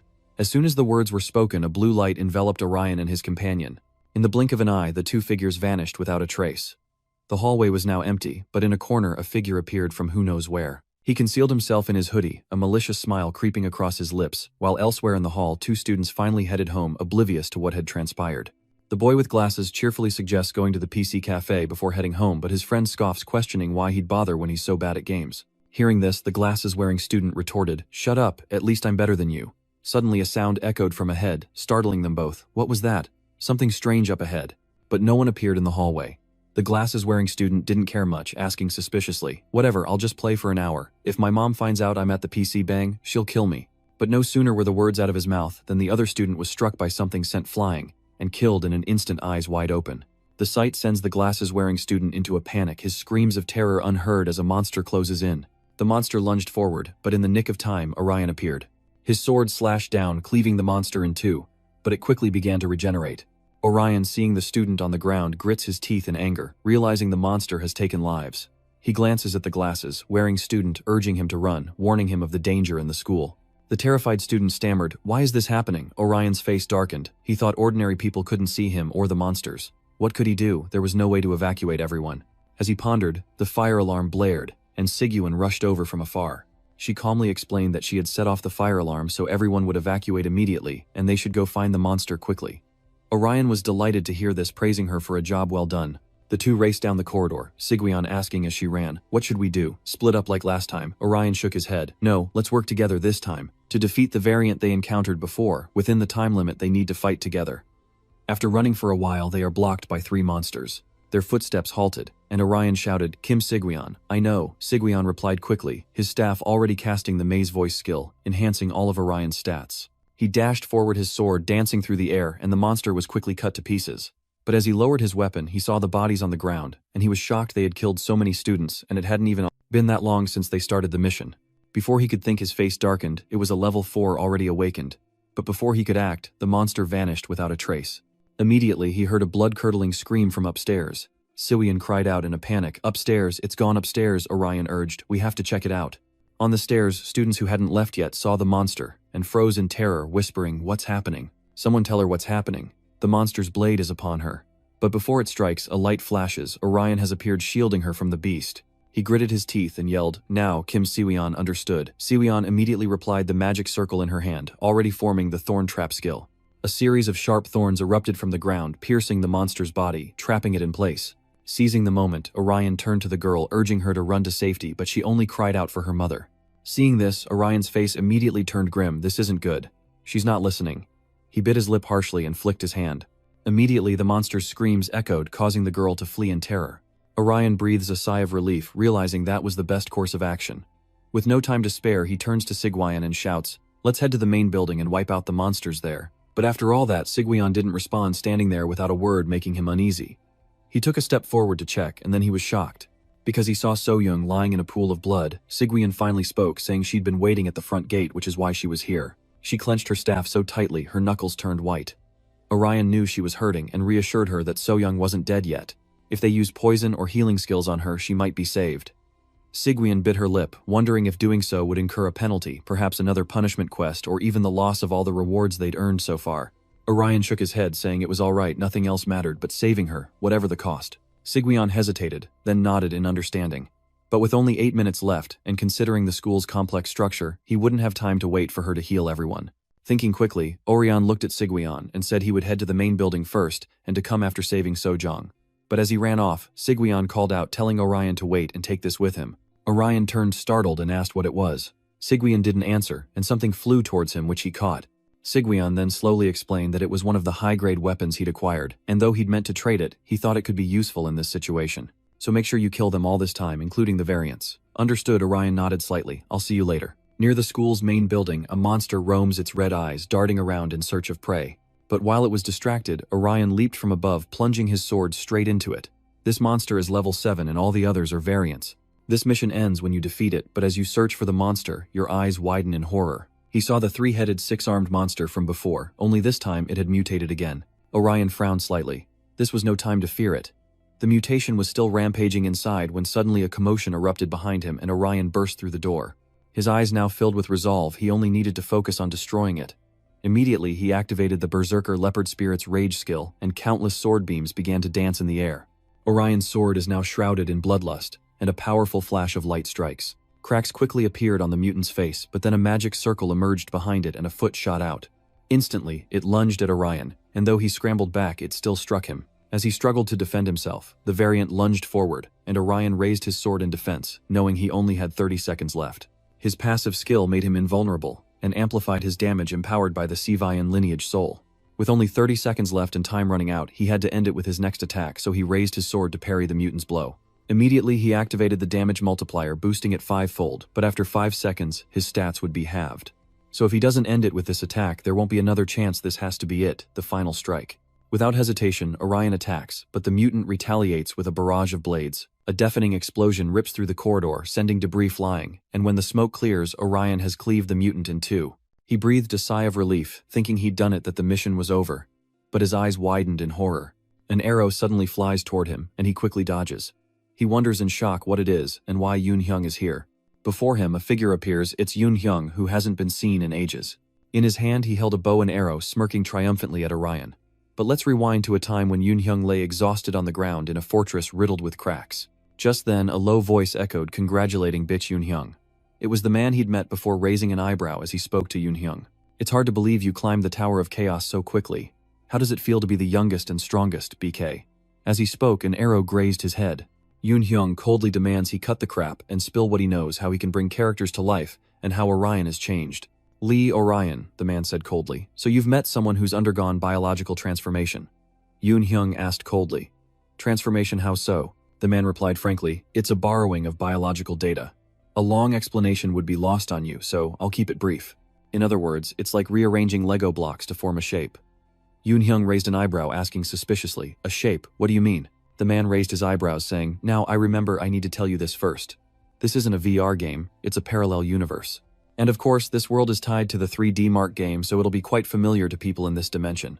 Yoon Hyung became more confused as he listened, then turned to check the system. The man eyed him suspiciously. Yoon Hyung, what are you doing? Are you leaving without hearing my explanation? Yoon Hyung scoffed. If you have time to blather on, go do your quests. I don't have time for your nonsense. With that, he angrily muttered that he'd wasted too much time on this guy. The man was a little surprised, then smirked, saying it seems he has no choice but to make him believe. As he finished speaking, Yoon-hyung's eyes widened as a hand pierced right through him. The man smiled mysteriously, saying, "You have to see it and experience it for yourself." Yoon-hyung bit his lip, angrily retorting, "You crazy bastard, what do you think you're doing?" The man didn't answer calmly, stating, "Your flow state is at 87.8%. I thought it would be closer to 90% after you played so much."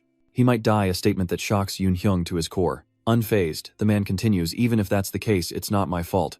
It was just that luck wasn't on his side." As he said this, Yoon-hyung's body gradually disappeared, shocking him. What was happening? The man chuckled, wishing him luck, and then Yoon-hyung's body began to fade into the air. Back in the real world, in a building where only a few lights still burned, late at night, Yoon-hyung was racked with pain. He couldn't hold back any longer, finally letting out a loud scream as the game console fell to the ground. Clutching his aching chest, he coughed, and a figure appeared before him. The figure emerged from the shadows, a game console in hand.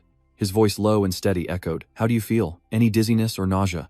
Yoon-hyung raised an eyebrow, asking in a low voice who he was, and if he was also a player. "Not exactly," the other replied with a faint smile. "Those who enjoy playing games wouldn't call themselves players." He claims to be one of the 5 creators of this game, the CEO of Interhole Software. Back in reality, Yoon-hyung is pointing a crossbow at Orion. He smirked, saying, "You must have been happy, achieving what no one else could, but unfortunately, I've done it too." He stared at Orion, his tone provocative. "You must be so sad losing the only thing you had over me." Orion scoffs, saying he doesn't care how Yoon-hyung got his abilities, but he wants to know if Yoon-hyung was the one who accepted the quest. Yoon-hyung recalls you staring at him for a long time before finally speaking. "Yes, it was me." As soon as he said that, Orion's expression immediately turned sour. He roared, saying people had died because of this, innocent students who couldn't defend themselves, all dead because of him. He glared, questioning him, "Do you even know Baek Yoon-hyung?" But he just coldly scoffed. "Is that so? Too bad, but you're wrong about one thing." He claims he didn't directly kill them, so what's his fault? "You're insane, you dog," Orion roars, then charges forward with his sword. A loud explosion echoed through the school hallway, the result of the battle between Orion and Yoon-hyung. As Orion fought and questioned him, "How rotten have you become, Baek Yoon-hyung?" His sword struck again, forcing Yoon-hyung back as he bit his lip and readied his bow. An arrow imbued with powerful iron chi hurtles toward Orion, then ricochets away. Luckily, Orion dodged the arrow and lunged forward, his sword piercing Yoon-hyung's chest. Fresh blood splatters as he screams in agony, but he refuses to give up. He still has one last trick up his sleeve. In the blink of an eye, a giant appeared behind him, wielding 2 massive blades in its hands, and ferociously slashed at Orion. Not daring to let his guard down, Orion hastily raised his sword to defend, but its strength was too great, and the 2 scythes came crashing down. Taking advantage of this, Orion leaps into the air, activating the blooming flower skill to attack. Injuries be damned. Orion's strike was so powerful it cleaved the giant beast into pieces, but as he landed, Yoon-hyung's bow was already aimed at him. He bit his lip fiercely, his eyes resolute, clearly intent on killing Orion. But Orion deflected the arrow. He narrowed his eyes at him, his face filled with rage, and kicked him to the ground. He spoke coldly. "I thought you were just a debt collector who enjoyed bullying me. But today I see your true self. You're a monster." No sooner had he spoken than he raised his sword to kill him, but the moment the blade fell, childhood memories flooded back, times when they were children, and they were happy. In the end, he couldn't bear to look, and with his eyes closed, he struck Yoon-hyung's shoulder. At that moment, Yoon-hyung's body was suddenly enveloped in a pale golden light. Orion finally opened his eyes, only to be met with a shocking sight. There was no one there, just a suit of armor. Orion was taken aback, wondering where the skeleton came from, when a displeased voice suddenly echoed from behind, saying he was being too rough on their newbie. Orion spun around to see a woman standing there, Yoon-hyung held captive by the mist behind her. The woman smirked. "Go easy on the newbie, will ya?" "Necromancer," Orion exclaimed, shocked. "Don't tell me you're the one who just helped Yoon-hyung." The necromancer sneered. "That's right, you moron. Are you sad?" The necromancer was one of the causes of the last mess. "Don't tell me Yoon-hyung joined the Chaos Guild." Just then, the necromancer suddenly frowned and gasped as sharp spikes erupted from the ground, forcing her to leap into the air with Yoon-hyung. She scoffed, wondering where my teammates were, so the Mekong master was hiding here. "It's Sirion," and she appeared behind her in an instant, declaring, "Who said I was hiding?" As she finished speaking, the staff in her hand glowed, activating the Mekong beast skill, and the necromancer's eyes widened in shock at what she held. Sirion's cold voice echoes, "A top player never abandons their comrades, you just didn't see them." As she speaks, golden rays of light rain down on the necromancer, causing her to scream in agony.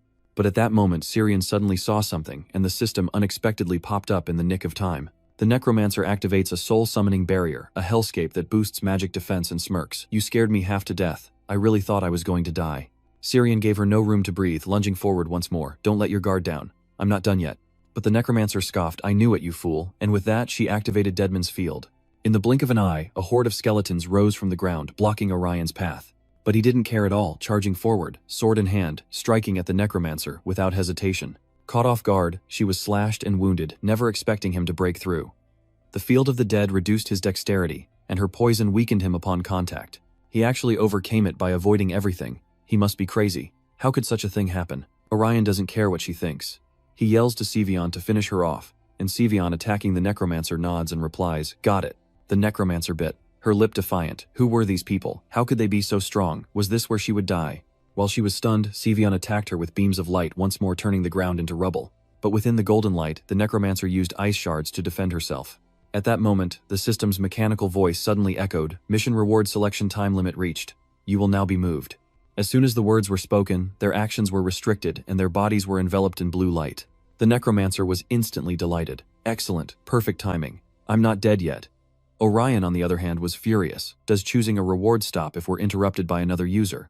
Remembering what the system said, he realized why everyone treated it like a competition and not an interruption.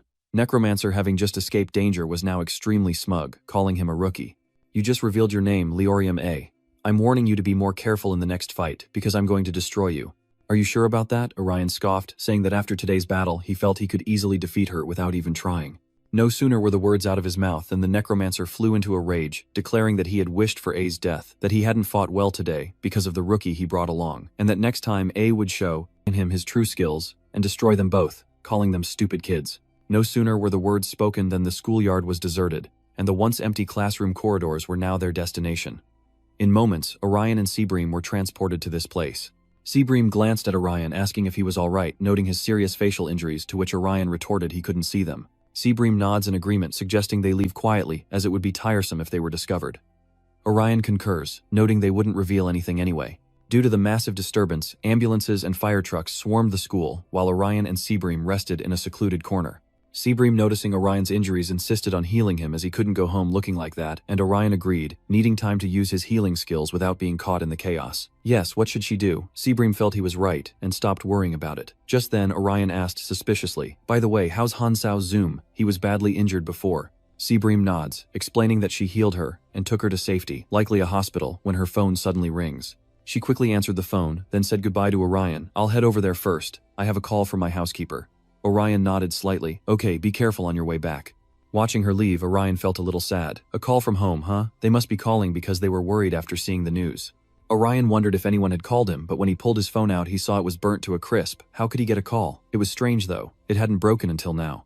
Meanwhile, in a high-rise in the city, the Cho's association members are gathered. The masked den, displeased, says to Yoonhyung, "I had high hopes for the rookie. Everyone said he was good, but he's useless. He was taken out by a backliner like a range dealer." Necromancer chuckled, telling him not to be so hard on the newbie who doesn't even have a rank. "At least his face is more useful than yours." Enraged, the masked den retorted that he was the most useless one there, the useless wretch. "We had someone watching the rookie, and he was defeated, claiming to be rank 22. Necromancer retorts, grinding his teeth. "What did you say, fatty? You're unranked. Want to test my skills?" In an instant, the air was thick with tension. Just then, someone walked in from outside, stopping them. "Everyone stop.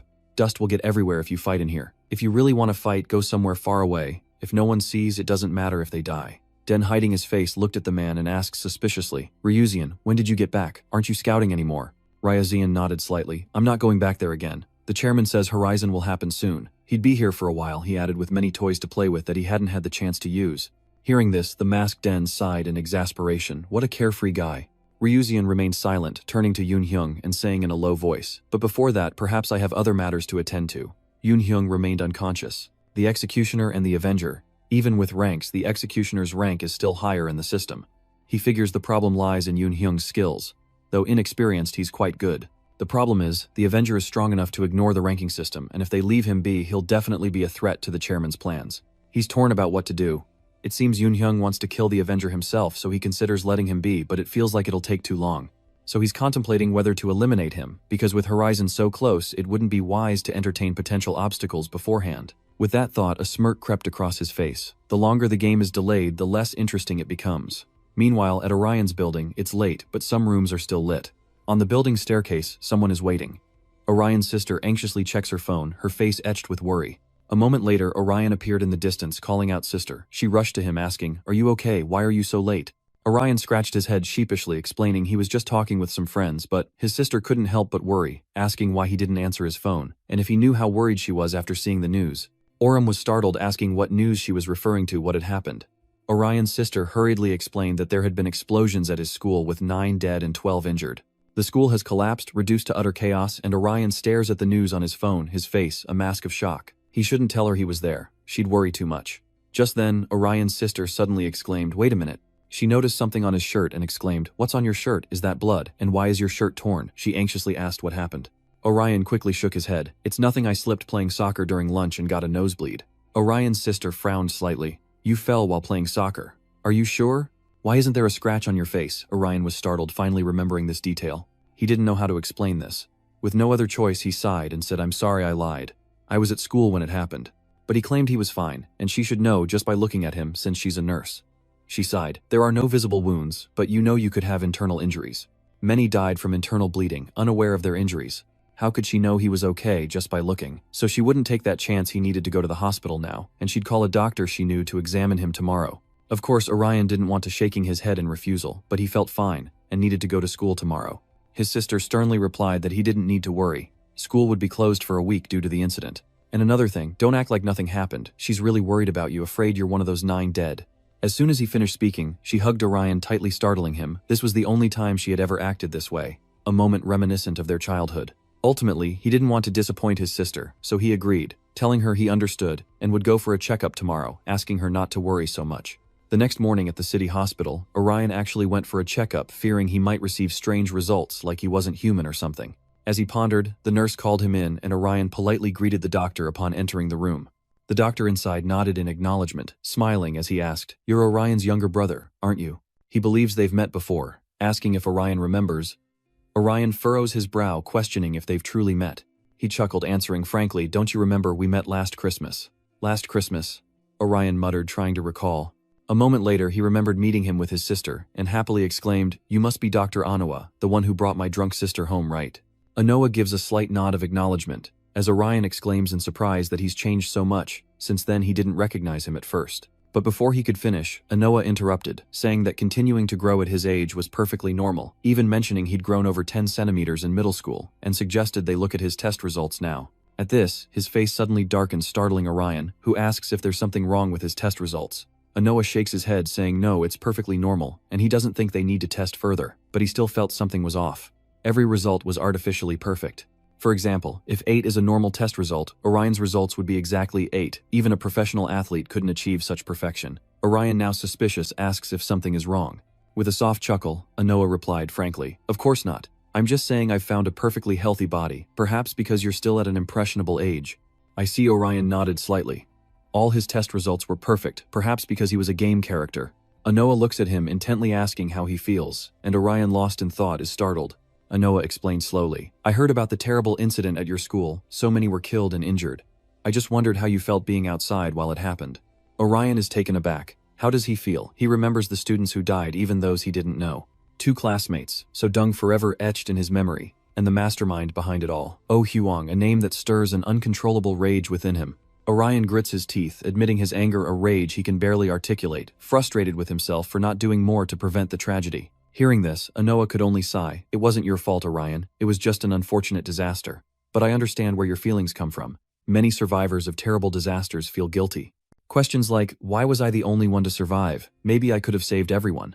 They'll always be in their minds, convincing themselves of that guilt. But if you really think that way, you should do better this time." Orion flinches, his eyes returning to normal as Anoa continues urging him to forgive himself so he can do better next time. Orion frowned, lost in thought, a strange feeling washing over him. His body felt weightless, as if someone was healing him. Anoa chuckled, saying it was just his opinion, and if it bothered him again, he suggested seeing a therapist, as youthful mental scars can last forever. Orion nodded, saying he understood and would go right away. As soon as he spoke, he stood up to leave, but after a few steps he heard Anoa call out, "Oh Orion, I wanted to ask you something." Orion stopped in his tracks as Anoa suddenly asked an odd question. "Are you still playing games even though I'm not as good as you?" Orion was a little surprised by the question, and when he didn't answer, Anoa continued, "Let Orion know when you have time," to which he mumbled in agreement. Soon after, Orion left Anoa's room, but he felt a little uneasy. He didn't expect him to bring up games so suddenly. Did he really tell everyone about it, or are they close enough for her to share those things? But he quickly dismissed the thought. There's no way he thought she wasn't dating anyone. But looking back at how they drank together at Christmas, it was a sign of a complicated relationship. Just then, his phone rang, and Orion saw that the caller was Si Guion. At Orion's school, he races from the hospital to meet Si Guion, questioning why she urgently summoned him. Hearing the sound, Si Guion turned to him and after a long pause whispered, "I told you Ryzen wants to meet us tonight." Orion nodded slightly. "I know, but why meet here? Couldn't we just go straight to the base?" He guessed that's what they should do, but Si Guion quietly said, "It's just," before trailing off. She took off her cap, glanced at Orion and suggested he turn his head slightly, a request that puzzled him, but he complied. Suddenly she embraces him from behind, her voice trembling as she confesses, "I keep thinking about Sojung, about how she almost died because of the monsters. It haunts me." And she hesitated, thinking only of herself when she saw it. She thought she was different from her parents, but I guess she's just as selfish and vile as they are, she thought. Hearing this, Orion was speechless, because he had similar thoughts. After a long pause, he said seriously, "But Sivian, you hesitated because of me. Because she healed her, they both had to be punished. Wasn't that why she hesitated? In that short time, Suyeon had to think of herself, Orion, and Sojung, and in the end, she saved Sojung. So she wasn't selfish as she claimed." Orion embraced her, comforting her, telling her not to blame herself. Suyeon withdrew into herself, but after a moment she spoke, "Thank you, Orion." But she suddenly snapped, asking who told him to hug her. Orion, startled, released her sheepishly, replying that he thought it would be okay. And just like that, their touching moment devolved into an argument. Siwon pouts, saying he has to buy her 5 big boxes of strawberry milk every day, as Orion sighs, reminding her that she hugged him without permission. Seeing he didn't answer, she glared at him. "Is there a problem?" He quickly shook his head. "No, my lady." Orion remained skeptical, questioning why Ryson wanted to meet them, but Siwon simply shook her head, saying she didn't know either. Something must be up, intel or a trade. Soon after they arrived at the Ryson Guild building, Zeong-ha looked at them, smiled, and said, "We're going hunting for those troublemakers tonight." Upon hearing this, Orion and Siwon's expressions immediately darkened. Seeing their reaction, Zeong-ha chuckled softly, then slowly asked if they wanted to destroy the scum who ruined their school and hurt their friends. "Destroy them completely," Orion muttered, raising an eyebrow. "What's the idea?" Zeong-ha stared at them for a long moment before finally saying, "Of course, that's not what I want you to do. She only asked because she didn't want you two to be furious if we didn't tell you about the opportunity. She asks if they want to join the raid on their base tonight." Orion frowned, his expression hardening before finally stating with resolve that he would go. He says he knows some people in the Chose group, that he used to be friends with them, but not anymore. So he doesn't want anyone else to take him down. He wants to do it himself. Hearing this, Zeong-ha was surprised, but she quickly smiled and said, "Okay, I'll leave him to you, just tell us what he's like before we break in." She glanced at Siwon, asking what she would do, whether she would join the party. Siwon flinched, unsure how to answer. Orion reassured her, saying she didn't need to feel obligated as it was between him and Bichul Hyung, but Siwon shouted that wasn't the point. Hesitantly, she says she has a mission to announce, and it's tonight. She knows he's ready, but they can't refuse it because it's their punishment. Hearing this, Orion was at a loss for words. He gritted his teeth and said that he needed enough penalty points to use his healing skills on Han Se-young as soon as possible. But if all they did was use healing skills, the penalty wouldn't be too bad. He thought they might even avoid it with the money they had. Siwon paused before saying he'd actually used healing skills on a few more people, which was probably why they had so many penalty points. Soon the system displays a notification. Kim Siwon and Lai Orium's current penalty points are negative 1,200. You have been penalized for using skills on ordinary people 8 times and using items 4 times. Siwon frowned. "We're 500 points short with the money we have. If we want to stop the mission, we have to give them all our points and items. Although they can convert rewards into real money, there's no way to convert real money into rewards, so they can't use that money. I'm sorry, it's my fault." Orium frowned, startled, and quickly turned to Siwon, saying, "Don't apologize. You did the right thing. This system is a joke. It's punishing you for healing people hurt by jokes, so don't worry." Siwon sighed, "I understand." Ha was beside them, speechless. After a moment she spoke, "I can only lend you 500 million penalty points if you want." But as she said this, she hesitated, and after a moment, she continued telling them to accept a penalty mission tonight to begin participating in the war. She says they're thinking about the mission, but they're wrong. Even though they're on the leaderboard, they're young and she doesn't want them seeking revenge. They should continue doing missions, hone their skills, gather more information, and avoid getting involved in wars like this. In the future, they'll take care of this dirty work. Orium was a little surprised to hear these words. Zeong-ha shook her head slightly, replying, "I thought we were done talking here. Why don't you head back? We need to prepare for the battle now. And don't worry too much about the 500 penalty points. I'm sure they'll understand it easily if they have the skills." And so their meeting came to an end with Orium and Siwon heading back. Siwon glanced at Orium and said, "The guild leader seems wiser than I thought. I think she's the type to do anything to achieve her goals and will try to drag us into war at any cost." Orium frowned, muttering that perhaps she deemed them fit for the guild war, making it part of a plan to remove them from the conflict. Siwon nodded in agreement, adding that it was a purposeful act. Orium didn't mention it either, and he asked suspiciously, "By the way, Siwon, did you check your inventory after completing the quest?" Siwon frowned slightly. "Inventory is something wrong." Orium slowly explained that he found some rewards from their previous quest when he checked this morning. Soon after, the two began checking their inventories. After a moment, Siwian spoke. Here it is. A new item I've never seen before. What you see is the Argus summoning bell.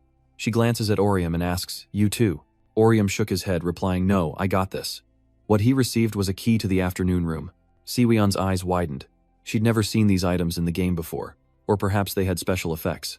Orium pondered for a moment, replying that they wouldn't know unless they used them. The descriptions were meaningless. Siwian suggested that Orium use his item first, as his own was limited to 2 uses, and Orium agreed immediately, retrieving a key from his inventory. He quickly used it, plunging it into the magic circle before him. Immediately, a blue light flashed twice, and the ground shook, startling them both. When they realized it, they were in a strange room. A mechanical voice echoes, welcoming them to their private space, the afternoon room, where they can relax, train, and store items. You can also share this space with companions and even allow non-members to enter. Orium is startled, recognizing features from the Game A's rest area. Siwian exclaimed in astonishment, this is insane. We can even drink freely in this room, Orium scoffed. What are you talking about? Anyway, I think it'd be better if we met here before our next quest. It'll help us choose more effective gear. But no sooner had he spoken, than he saw Siwian doing something to the pillar next to her. He frowned suspiciously, wondering what she was up to. He asked, confused, what's wrong? Is something the matter? Siwian, startled, replied sheepishly, no, it's just, I was wondering where this place came from. Everything looks so real, but the scenery outside isn't the alley we were in before. So that means they were transported here, but where exactly is here? Her words stunned Orium. After a long pause, he finally spoke. Could this be the afterlife? Siwian retorted with dissatisfaction. Don't say that. Orium smiled unconsciously and said frankly, don't overthink it. We can't figure it out with our current knowledge anyway. Siwian agreed, nodding slightly, and said, yes, let's learn about my item. The system's mechanical voice immediately echoes. As the designated item is used, the user can now access the knowledge of Seeger Argus. You can inquire about tasks such as the weakest monsters, and if there's no answer, you've been blessed with a skill from it. Orium glances at Siwian, suggesting it would be more worthwhile to question them, but Siwian retorts that they can replace the blessed skills with other items. After a moment's thought, she nodded, agreeing to use Argus's shared geomancy skill. Seeing this, Orium quickly advised, wait, Siwian, are you sure you want to use it? You only have 2 uses left. You should think more carefully before using it. Siwian shook his head, saying it didn't matter, as they already knew the question they needed answered. Orium looked at her with some doubt, asking what they were going to do. But no sooner had he spoken than a golden light filled the room, and a girl with a staff appeared. The girl slowly opened her eyes, looking at them both, and began, I am here to share with you the unenlightened knowledge from the 3rd disciple of the esteemed great sage. Orium and Siwian stared blankly, unsure how to react. A moment later, Orium suddenly sighed. She's so cute. Siwian glared at him upon hearing this. Her tone turns sour as she loudly asks, Question 1. Tell me about Lai Orium's secret sexual relationships. The girl reluctantly replies, I'm sorry, I can't answer that question, prompting Siwian to scoff. She's cute but useless, Orium grumbled. What are you doing wasting a question? But Siwian didn't care, indicating, okay, this is the real question. I want to know everything about the Horizon event. The girl paused, then replied, I don't know if this is accurate, but I've heard my teacher's prophecies, so I'll tell you. When the 6 pillars collapse, thunder will follow, the taboo gate will open, and a night of crimson moons will fall. But those who are not enlightened will fall from the Holy Land to hell, and the survivors will lose their lives to beasts. So fight and fight even harder. It's the only way to fulfill the wishes of those who remain in the Holy Land, and the only way to end this feast. Meanwhile, in a darkened apartment high above the city, a bored gamer yawns and sighs, lamenting the lack of excitement, until he thinks he sees something. He frowned slightly, muttering in doubt. I thought I saw something. Was I mistaken? He sighed, listlessly unaware that someone was silently approaching him. Before he knew it, he was struck in the back of the head, and his body slammed to the ground, courtesy of the Doshan Society. He quickly reported through the communicator, the route is clear. Should I open the gate? C-O-H quickly replied on the other end. Open it. I'm on my way.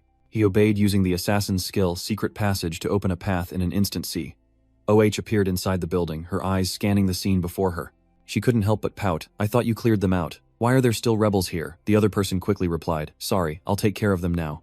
But COH shakes her head, saying it's all right, she should clear out these corpses. Since she saw them first, isn't that the right thing to do? As she speaks, a sword appears in her hand. A golden light enveloped her sword, the Queen's Path skill. In the blink of an eye, her blade struck, sending the enemies before her flying. Suddenly, her eyes gleamed and she glanced at her companion. I think the real one's in here. Let's go. The two immediately rushed inside, only to be shocked at what they found. Inside, a man waited, a smile playing on his lips. Oh dear, I prepared so much tea expecting more. Just the 2 of you. Seo Wangha narrowed her eyes, stating that 2 were more than enough for him, and wasn't it too late for tea? As she spoke, the sword in her hand gleamed once more. She scoffed, saying it was time for action, not tea, and a feast of flesh would be more fitting for such a late hour. But the man remained unconcerned. He chuckled. Chairman of the Gazen Society, Seo Una. I've always wanted to meet you, as you're the closest to victory right now. Seo Unha retorted. I wanted to meet you too, since the people I want to kill are part of the chaos like you. The person you want to kill, he scoffed, pursing his lips. What's your reason, some kind of revenge? With a slight smile, Xe Yuongha replied frankly. A little bit.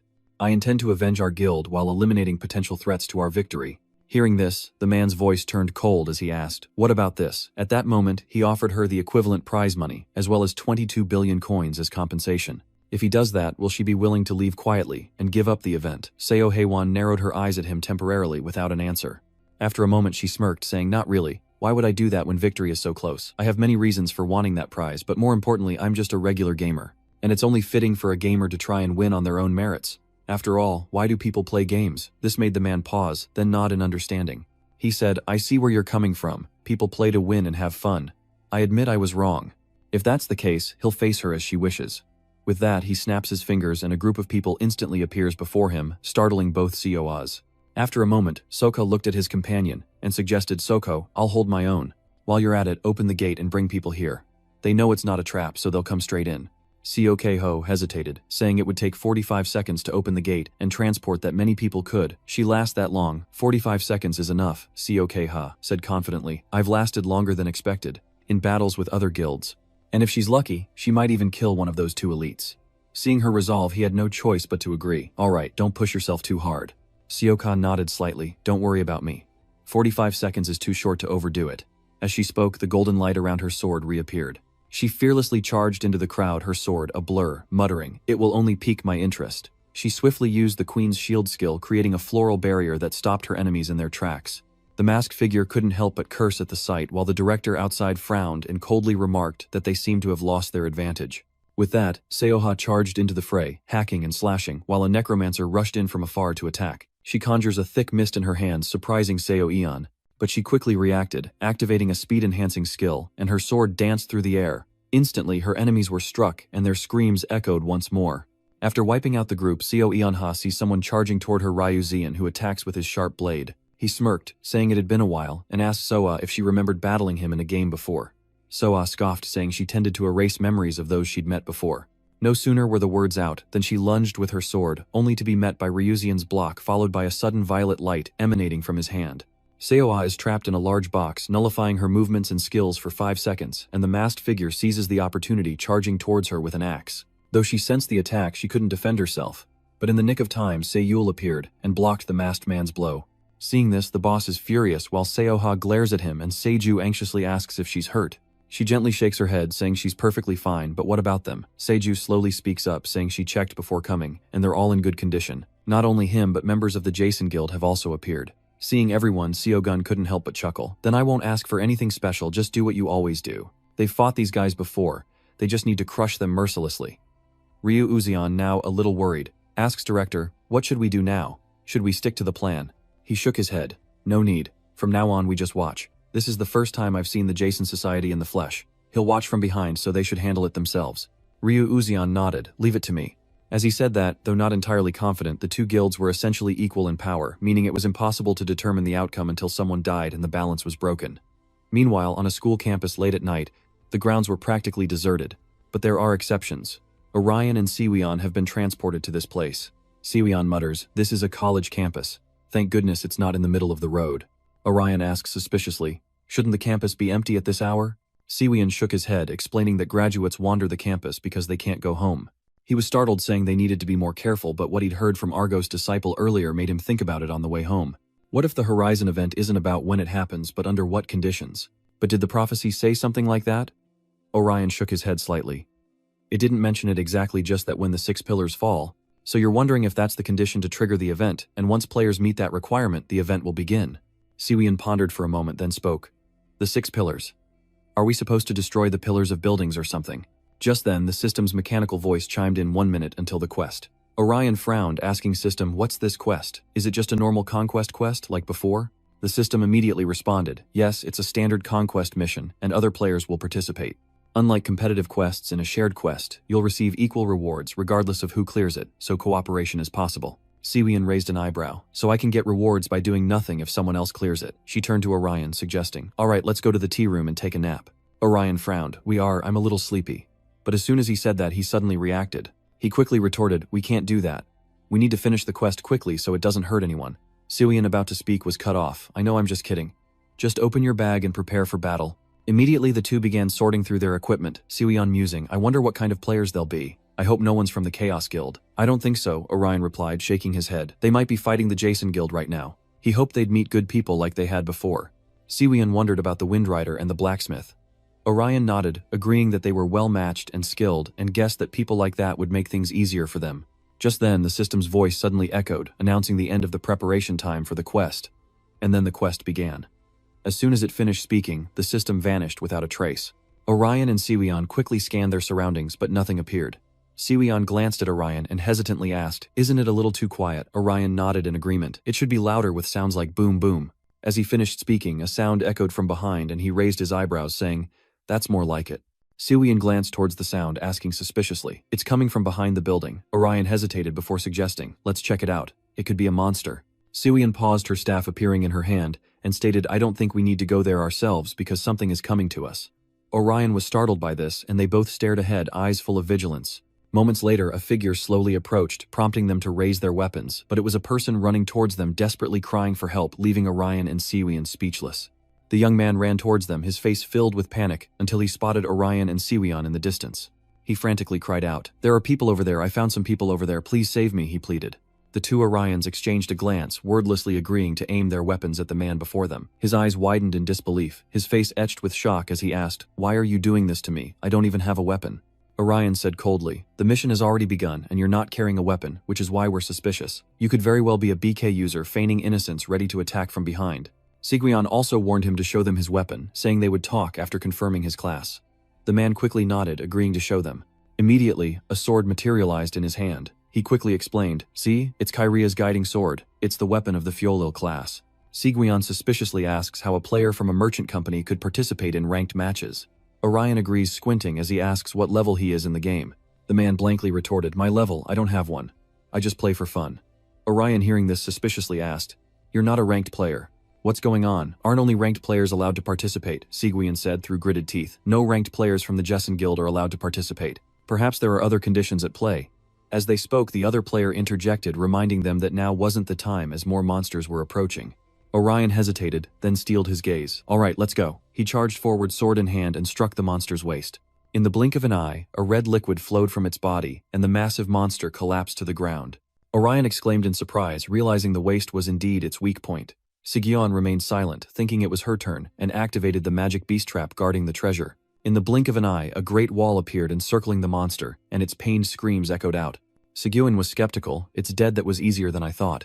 Orion was equally surprised by the ease of it all. Was the quest already over? But then the young man behind them spoke up. "Not yet, there's still one more monster. This monster is likely the gatekeeper of the northern fortress. Usually there are two, so he suspects there's another."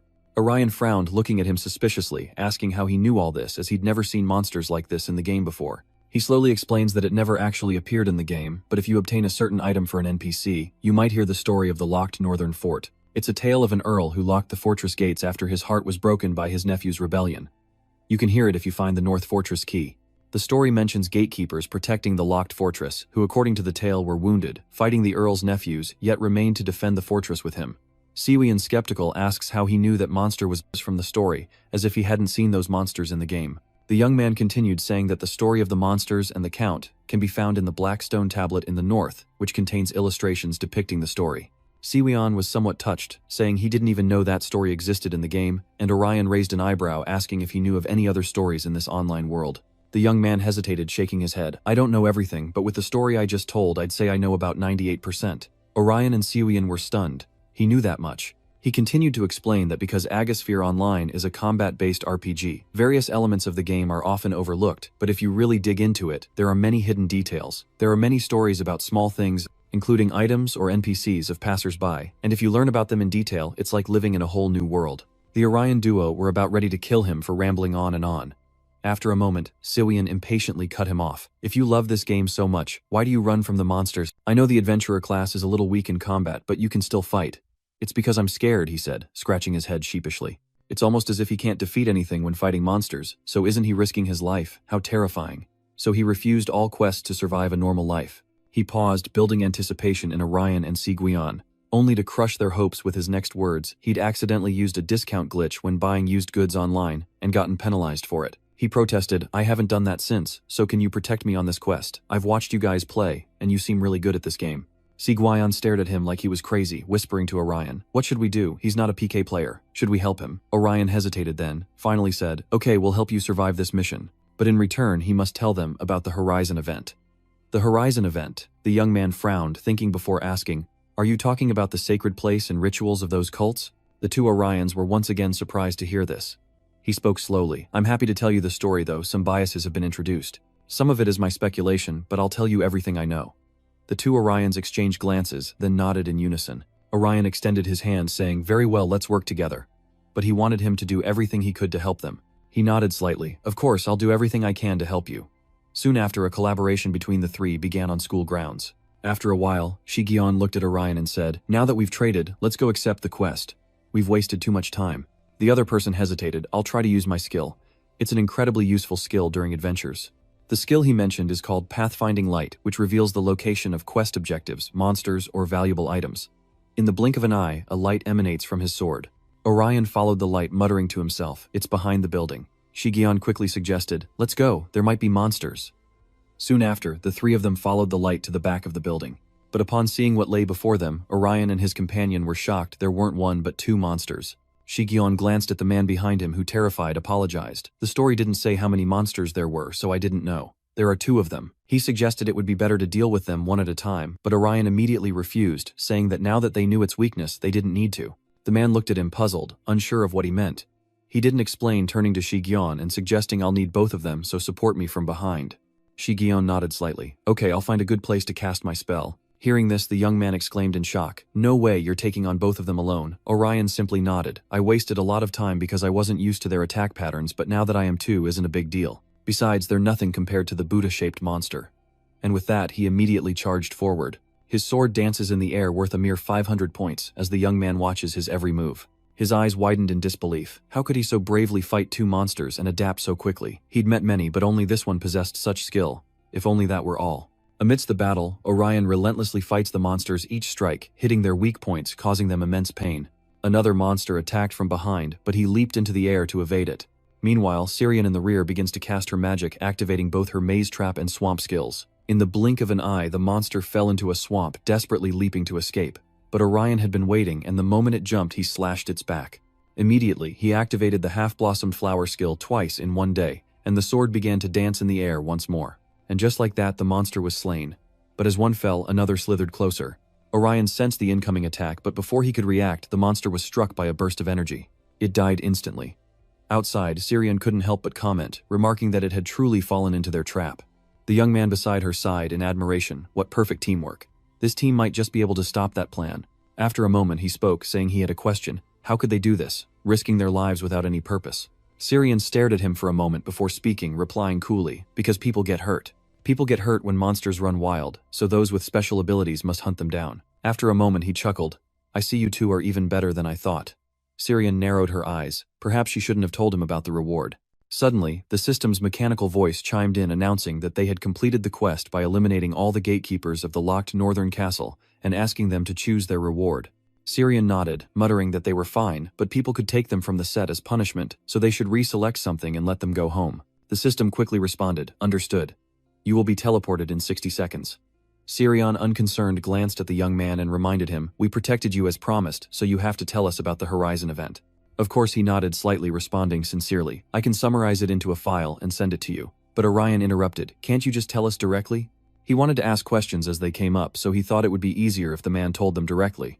He looked at the man, his face full of determination. He was slightly startled, his eyes wide with surprise, captivated by the boy's gaze. After a moment he spoke, "Yes, I can talk. I'm unemployed, so I have plenty of time." Orion pleased quickly, offered, "Great, how about we meet tomorrow?" Siguion asked suspiciously, "What did you say your name was again? I think you said something like Zion."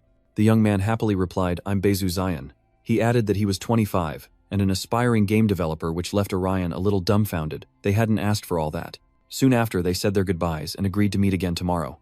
Later in an apartment, a single room remained lit. Zion returned home from the college campus, pondering the two Orions, and muttered, "They're definitely skilled, but I don't know if it's okay for me to get help from them. but now he truly doesn't have much time left. With that, he looks at the wall in front of him where a picture is charred. The clearest face was perhaps that of the smiling woman. Zhu Zion couldn't help but sigh if he didn't decide it would all be over. He must entrust this seal code to someone. Meanwhile, the building where the two gangs fought has become a battlefield. But the battle was far from over, as the two sides continued their fierce clash. Zhu Zion activated the Mad Great Deluge skill, expanding his attack range. Instantly, a surge of blue energy paralyzed the masked figure, but at that moment someone attacked Zhu Zion from behind. She activates the Wind Wolf block, attacking Zhu Zion. Instantly, a Wind Wolf phantom appears howling in the air. 3 consecutive attacks forced Zhu Zion backward, and just as the woman thought she had succeeded, someone suddenly rushed in. It was Shu who landed a fierce punch, sending her flying. But before he could catch his breath, a skull appeared behind him. He whipped around in shock, only to see Skullfat being shot. Jamie had come to the rescue. Without hesitation, she continues firing, summoning a fire phoenix that soars toward the Chaos Society. A muffled explosion echoes as Gu Yang rushes to Ji inside, asking if she's all right. She nodded slightly, saying she was just pushed back by the technique. But as she spoke, she felt her power gradually returning. Jun used his skills to heal her, whispering, "Don't worry, I'm here to heal everyone." "Yes, thank you," Ji Yin said gratefully as Zi Eungha retreated from the battle. She said slowly, "They must be running low on potions. Shouldn't we end this?" Jun Sung hesitated and asked, "What do you want to do now? Should we go and take care of them one by one on the front lines?" Zeungha shook her head, saying that picking them off one by one would be difficult as they were huddled together in a tight space, a waste of time and energy. With that, she turned her gaze towards the man on the other side, saying coldly, "Let's target him." Ebersol, the one who's just been standing there, unable to do anything. She's referring to the director of this chaos. Jun Sung says gravely, "Ebersol is a rare rank. Could he be the head of the Charles Association?" Zi Eungha shook her head. "It's possible, though unclear. I've been trying to get to him, but every path is blocked. To continue a stalled chess match, you have to target the king. If we suddenly kill the king, their formation will crumble, only focusing on defense." Jun Sung asked with some concern, "But won't we be surrounded?" Zi Eungha smiled faintly and said frankly, "It's okay, we have a ruler while they don't." As soon as she spoke, she charged forward, a blinding golden light emanating from her Faza sword. She scoffed, "Don't get so close to me." Meanwhile, the director remained motionless in the corner, but he sensed something was wrong, his eyes widening in alarm. Ryu Xian rushed to his side, calling out, "Director." He nodded slightly, saying, "It seems they've recognized me as the leader." Ryu Xian hesitated, then suggested, "Using the teleportation device to escape is still an option. I can't stop them if they all attack at once." "There's no need," he says, immediately shaking his head. He knew this would happen, so he wouldn't submit to a hunting dog just for this occasion. Ryu Xian frowned. A dog, Junchong nodded. "It'll tear the enemy's necks to shreds." Ryu Xian questioned, who could possibly turn the tables so quickly? As they spoke, another figure appeared approaching Junchong from behind. It was the death god Hong Ki-ho. Junchong had no time to react to this sudden appearance. And just like that, Junchong was slashed across the back. Seeing this, the faces of the Jiazon assembly turned grim, and Xiongha cried out in alarm, "Junchong." Junchong is slashed, his clothes torn, and his skill interrupted, but he manages to summon Marianne to heal in time. It only restores 15% of his initial stats. Seeing this, Ki-ho sneered coldly, "Marianne, you're useless." Immediately, he activated his skill, unleashing a flurry of sword strikes, but in that critical moment, Junchong activated Star Blessing, granting him both physical and magical resistance. He bit his lip, knowing he had to hold out. If their healer fell, the others couldn't attack. Even if it cost him his life, he had to buy them time. Meanwhile, Xiongha, deeply concerned, looked at Xu and Jamie, urgently ordering, "Don't just stand there, go help Junchong, the rest of us will handle the attack." Understood, Xu nodded, but Jamie hesitated, saying, "We don't have many people. Will we be okay? We could be surrounded in an instant." Xiongha shook her head, replying, "Don't worry about us. As the vanguard, I'll somehow overcome the lack of members." With that, she slashes at the person in front of her, causing the director to chuckle, impressed by her persistence and courage. With that, he looked at Ryusein and said, "Now that they've split into 2 groups, you know what to do next, right, Ryusein?" "Yes, I know very well. Leave it to me," Ryusein replied immediately. He rushed towards the others, shouting, "Everyone focus your attacks on Xiongha now. Once we kill their leader, the rest will be like babies. Charge, and kill her." No sooner had he spoken than Wu Yiyang charged forward. "What did you say, you little runt?" The great sword in his hand swung down fiercely, causing Ryusein to jump back in surprise. He barked orders, but Ryusein narrowed her eyes, thinking, "What luck, a cockroach from a public restroom." She clicked her tongue, lamenting, "How annoying." The director watched from afar, a cold smirk on his face. "I guess they're still just kids. They won't be easily defeated even out of formation. So why doesn't he try something himself?" No sooner had he spoken than he raised his hand, a faint golden light emanating from his palm, and in an instant, Seungha and the others found themselves frozen, inexplicably kneeling. Seungha is shocked, unable to move, wondering what kind of skill this is. Seukho is suspicious, recognizing a debuff skill, while Wu Yiyang angrily grits his teeth. His body knelt unmoving as Ryujan struck a savage blow, sneering, "If I'm the Viper, you're just the rotten food I devour." Immediately, he yelled to the others that it was time to use everything they had to destroy Se-Eung-ha, and the Cha Guild attacked her all at once. In the blink of an eye, a massive explosion erupted, sending waves of energy in all directions. Jian cried out in worry, "Se-Eung-ha." But within the energy wave, the Chas members didn't seem so happy. What's more, they were horrified beyond words because Se-Eung-ha had blocked their attack. She glanced at the person kneeling beside her and said, "Junsung, now's the time." Junsung readily replied, "Anytime, just don't let my efforts go to waste." "Yeah, of course," Se-Eung-ha nodded confidently. No sooner had she spoken than she rose surrounded by immense energy, the Queen's salvation skill, reducing enemy damage while boosting speed and attack power. Se-Eung-ha coldly declares that they should have killed her sooner because the game ends here. Immediately after, a series of sword beams dance in the air. The Chas Guild members are cut down without resistance, their screams echoing. Se-Eung-ha doesn't need to face them head-on, she just needs to eliminate one before the skill's effect ends. Her target is the ringleader of this chaos, but Ryu Uzion intercepts her advance. He smirked, saying, "I know what you're planning, and I won't let you. I'll stop you myself." Then he unleashed another skill, summoning a defensive wall of mirrors. Se-Eung-ha frowned, raising her sword to defend, but his defense didn't last long, and she regained the offensive. She pierced the mirror wall, slashing at him with contempt. "This is what you wanted." Ryu Uzion, caught off guard, gritted his teeth in pain. Se-Eung-ha, however, was relentless, charging straight toward the director, coldly declaring, "Die." The director was paralyzed with fear.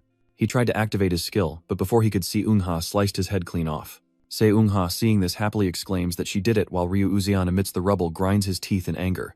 But the moment Se-Eung-ha saw the head, she was shocked because it was just a puppet, not a real person.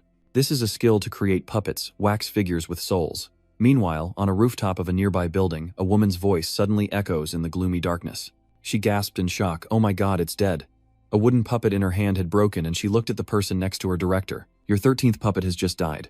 I guess it's difficult when only 40% of your power is embedded in it. So these two are the ones who created the puppet, but the director doesn't seem to care much." He replied nonchalantly, "I saw it. My senses are connected to that puppet. He had been using his skills to control it."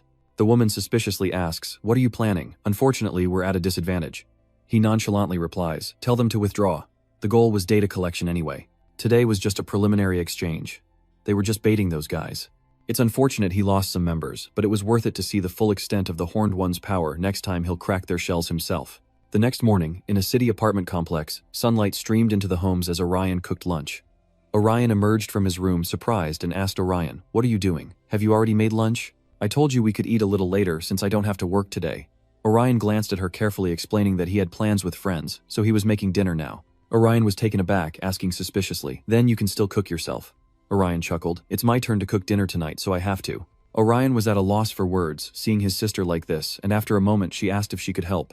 Orion thought for a moment before asking her to buy some salt. "We're out of salt." And just like that, Orion had to go downstairs to buy some. She still had doubts. Kids his age would probably forget about dinner and go play with their friends.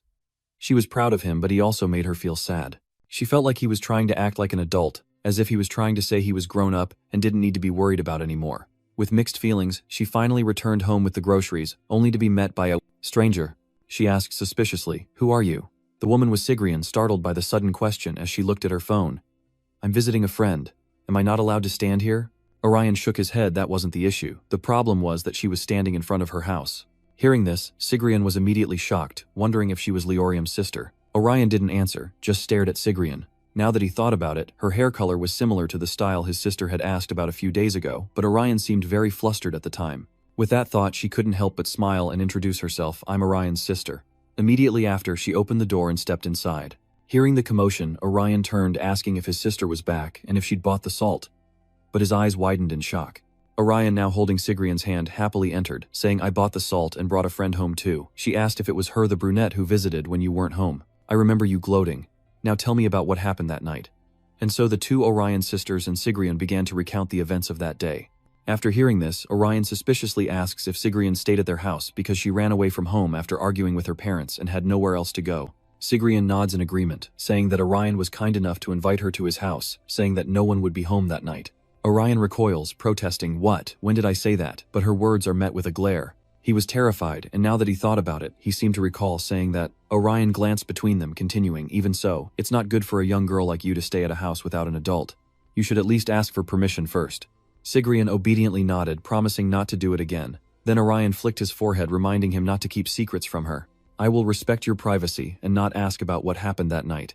Her only concern is that Sigrian snuck into the house without her knowing, and nothing else matters to her. So she asks them to respect her privacy as well, and they obediently agree, apologizing. Orion is pleased, then turns to Sigrian, reminding him to contact her before Orion if anything similar happens again. She promises not to pry into her family affairs, and at least she can offer her a temporary place to stay, so if anything happens, she can come by and talk like today. And so the three of them continued to talk in the house until Orion and Sigrian finally left. As they walked, Sigrian remarked that Orion's sister was kind and beautiful, finally understanding why he had such a sister complex. Orion frowned displeased and asked what he was talking about. Sigrian chuckled and replied with a smile saying he was just joking, and that he was just jealous that Orion had such a wonderful sister. Orion was about to speak, asking if that's what he thought, but Sigrian didn't reply, cutting straight to the point. Yesterday I looked up Bezuzion, Sigrian says. Orion is startled. The blonde guy we met yesterday, Sigrian nods slowly. I thought I'd find some social media accounts, but there's nothing. Orion questioned if that wasn't normal, adding that he had social media accounts he never used. Sigrian nodded, admitting he initially thought so too, but his expression tightened. But I find it strange that someone with such strong emotions has no significant social media presence, leading me to believe he might be hiding his true self behind a mask. Hearing this, Orion frowned in thought, then speculated if he was simply a private person, a theory Sigrian supported, suggesting he could be shy or perhaps just mature. The two continued talking as they walked until they reached a cafe near the school, where Zuzhan, upon seeing them, began to ramble about finding traces of the cult's followers if they went to the Red Dragon Dungeon. If you bring them to the Holy Knights, you might find where they're hiding. Follow the trail and you'll gradually understand the Horizon event, he said with a hearty laugh. Sounds amazing, right? Orion and his companion were speechless, wondering if he was hiding something behind that mask. Ignoring that, Orion suspiciously asks, what exactly is the Horizon? I understand it has something to do with the cult. But before he could finish, Zuzhan cut him off, explaining that to understand he needed to know about the universe within the game Ergosphere Online. He then produced an image and slowly explained that as shown there were 3 worlds in Ergosphere Online, and the world the players inhabited was the middle one, the Ergosphere. The world connecting Ergosphere to Xeon is the realm of the divine, where NPCs are seen as embodiments of gods. Orion observes, realizing the black hole the cultists worship must be the gateway to the third world. Zuzhan nodded slightly. They believe the Ergosphere is about to be destroyed by a hidden god, so their goal is to open a black hole to connect with another world where they hope to find a new god. Orion asked suspiciously, then what about the world below the Ergosphere? So the place with the question mark in the picture is the world of gods where we live, I think so, Zuzhan replied hesitantly. At first I thought it was just preparation for another major update, but based on what's happened so far, this is the conclusion I've drawn. So Sebream asks, isn't the Horizon event, the appearance of a door connecting reality, and the Ergosphere? A gate, Orion muttered, before finally asking, will monsters from the Ergosphere pour into our reality through that gate? Zuzhan slowly explains that if the Horizon event truly signifies an irreversible change to the world, then perhaps it will come to pass. Sebream glances worriedly at Orion, saying it sounds too dangerous, like the whole world is about to be turned upside down. Orion's expression turned grave, as he admitted it was all speculation based on the story so far, with no guarantee it would actually happen. And if the event truly upends the world, its purpose would be lost, suggesting it's a large-scale event tied to the narrative. Hearing this, Sebream sighed. You think so? Orion glanced at Zuzhan and asked, do you know about the 6 pillars in the prophecy? I feel like they're the key to opening the gate to the Horizon. Zuzhan frowned, hesitant. I haven't found much about it yet, but I think it's related to the ceilings, the entrance to an endless tail with ceilings to prevent prisoners from escaping. Hearing this, Orion fell into thought. The seals, the 6 pillars, and the 5th guardian he defeated. Combining these 2 things, the number of Horizon blockades, and each pillar guarded by someone, that's how he understood it. Lost in thought, he muttered, so that means there's only 1 guardian left. Sigrian looked at him suspiciously, Auntie. He shook his head. It's nothing, I'm just sorting out my thoughts. He also thanked Zuzhan for his help today, to which Zuzhan waved his hand and laughed, saying it was the least he could do to repay him for saving his life, and to let him know if he could ever be of assistance. Soon after, the 3 returned. But before leaving, Orion suddenly spoke up, Sigrian, I'm going to the restroom. Wait for me outside. Sigrian nodded slightly, then I'll be in front of the train station. Orion entered the restroom, lost in thought. He stood at the sink, washing his hands as he pondered. He now understood a little about the Horizon, but he still didn't know exactly what that event was. He figured he'd only know once it started. Just then, a voice echoed from behind. Don't you think this event will be dangerous? It was Zuzion who approached and spoke softly about the Horizon event. Many could die, just like at your school. Wouldn't it be better to warn them? Orion retorted. We don't know what the event is or how to stop it. We're just innocent players in this game. Hearing this, Zuzion seemed hesitant, but after a moment he spoke. There is a way, and he knows how to do it, but it's not something a player like him can accomplish. Only high-level players are capable, and he's been searching for players like that. He only saw a glimpse of Orion's abilities yesterday, but based on what he's seen so far, Orion is exactly the kind of player he's looking for. He then reminds Orion, "Let me know if he's interested. I'll be waiting to hear from you." Orion watched him leave speechless and returned home with a troubled heart. His face darkened. What was that just now? He seemed like a completely different person. Is he hiding his true self like C1 said, or does he have other intentions? C1's on the phone now. I understand. We've discovered some things too. I'll text you later. After she hung up, Orion asked suspiciously, "Who was that?" "Someone from VSIN." A C1 nodded slightly. "That's right, it was the chairman. Apparently, they destroyed the Chals organization's stronghold gate last night, and they took care of a few of them." Hearing this, Orion exclaimed in surprise. "Really? Then where is their leader?" C1 slowly recounted. "They thought they had captured him, but it seems it was a copy undetectable by his passive skill. They only managed to take him down thanks to a dark skill like puppetry, but it turned out to be one of the puppet's skills, so he could only use 40% of his true power. Even so, they did discover something about the fur leader skills. The man is an Emperor class, a rare class with both damage and support abilities, and Orion looks uneasy. C1 speaks up again, saying they don't know if they'll face him, but it's best to be prepared. He seems to be a very skilled player. Orion nods in agreement, as this is not a common class in the game. The two entered Chicken Street talking as they went. Orion asked with a hint of doubt, "Did they say Bitch Unhyung was present at yesterday's battle?" C1 shook her head, saying she didn't know the details, but the battle was fierce, and they didn't see anyone from the combat class. It was a surprise attack, so maybe Unhyung was somewhere else at the time. Speaking of which, C1 suddenly remembers something, adding that they were warned to be careful of the Grim Reaper, who they thought was a solo PK player, but has likely joined the Charles Guild. Orion frowns upon hearing this. Are they referring to the Grim Reaper we encountered at the river last time? Will they meet him again? They'll mainly focus on group quests from now on, while he prefers to go solo. But just then, Orion suddenly gasped in shock, and C1, seeing his reaction, asked in confusion what was wrong. She asks if he's found a hot girl, but when she follows his gaze, her expression turns sour as they spot a familiar figure in the crowd.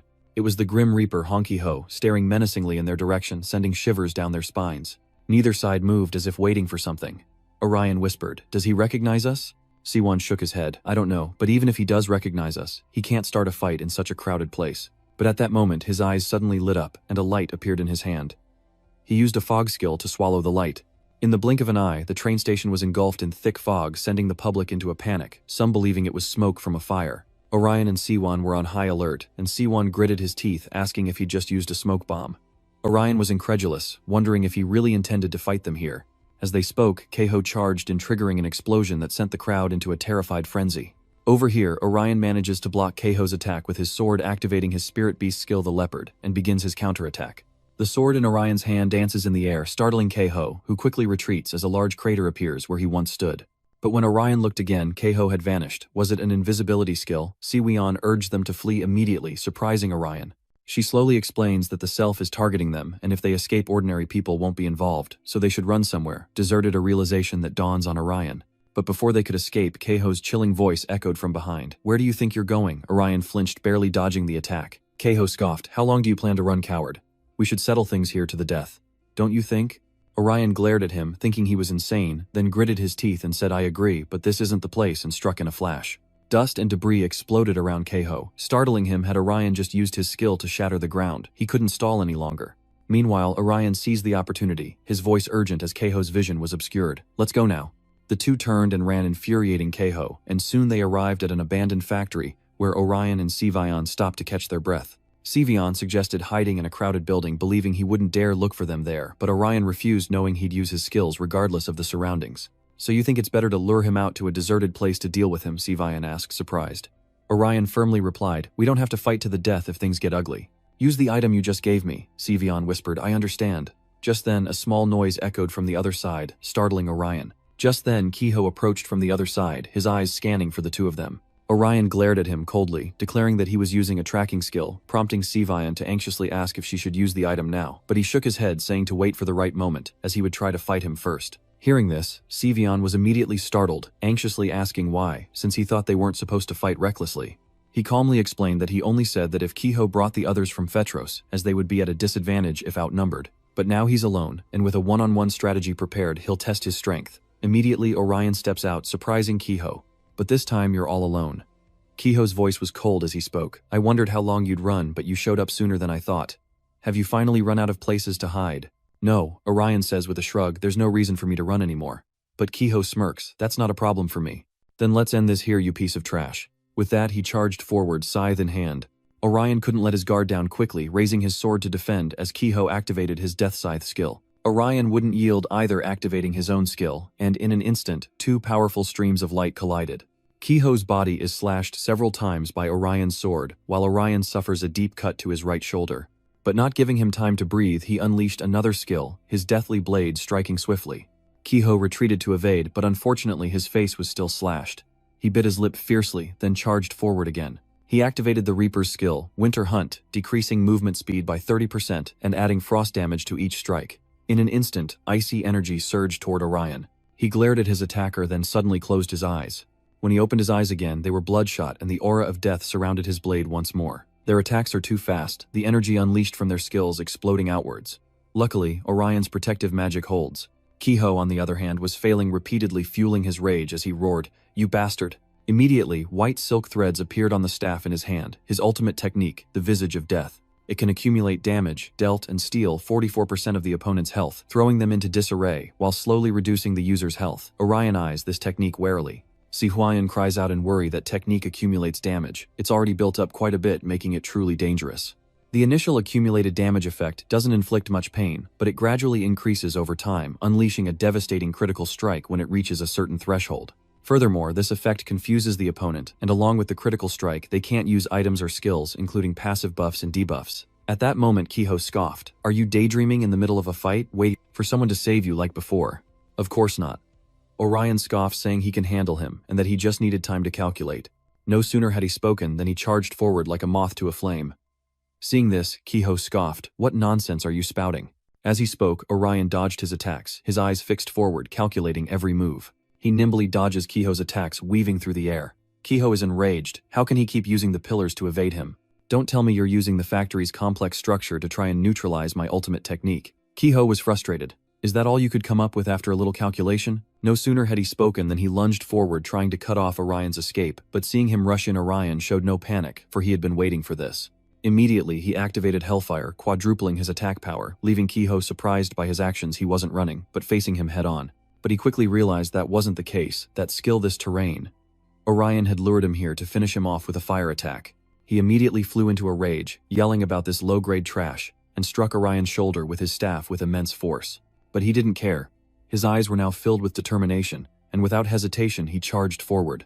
Back at the factory, a massive explosion sends Si Guayan reeling. She anxiously looked ahead and shouted Orion, but the scene before her widened her eyes in shock. Orion had moved past Kiho, who coughed up a mouthful of blood, never expecting Orion to time his passive skill activation so perfectly before the accumulated damage exploded.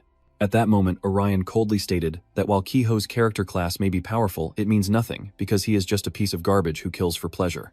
Another hit and he'd be done for. He had to recover before his invincibility wore off. As he pondered, Kiho stirred, rising to his feet, his eyes locked on Orion with savage intent.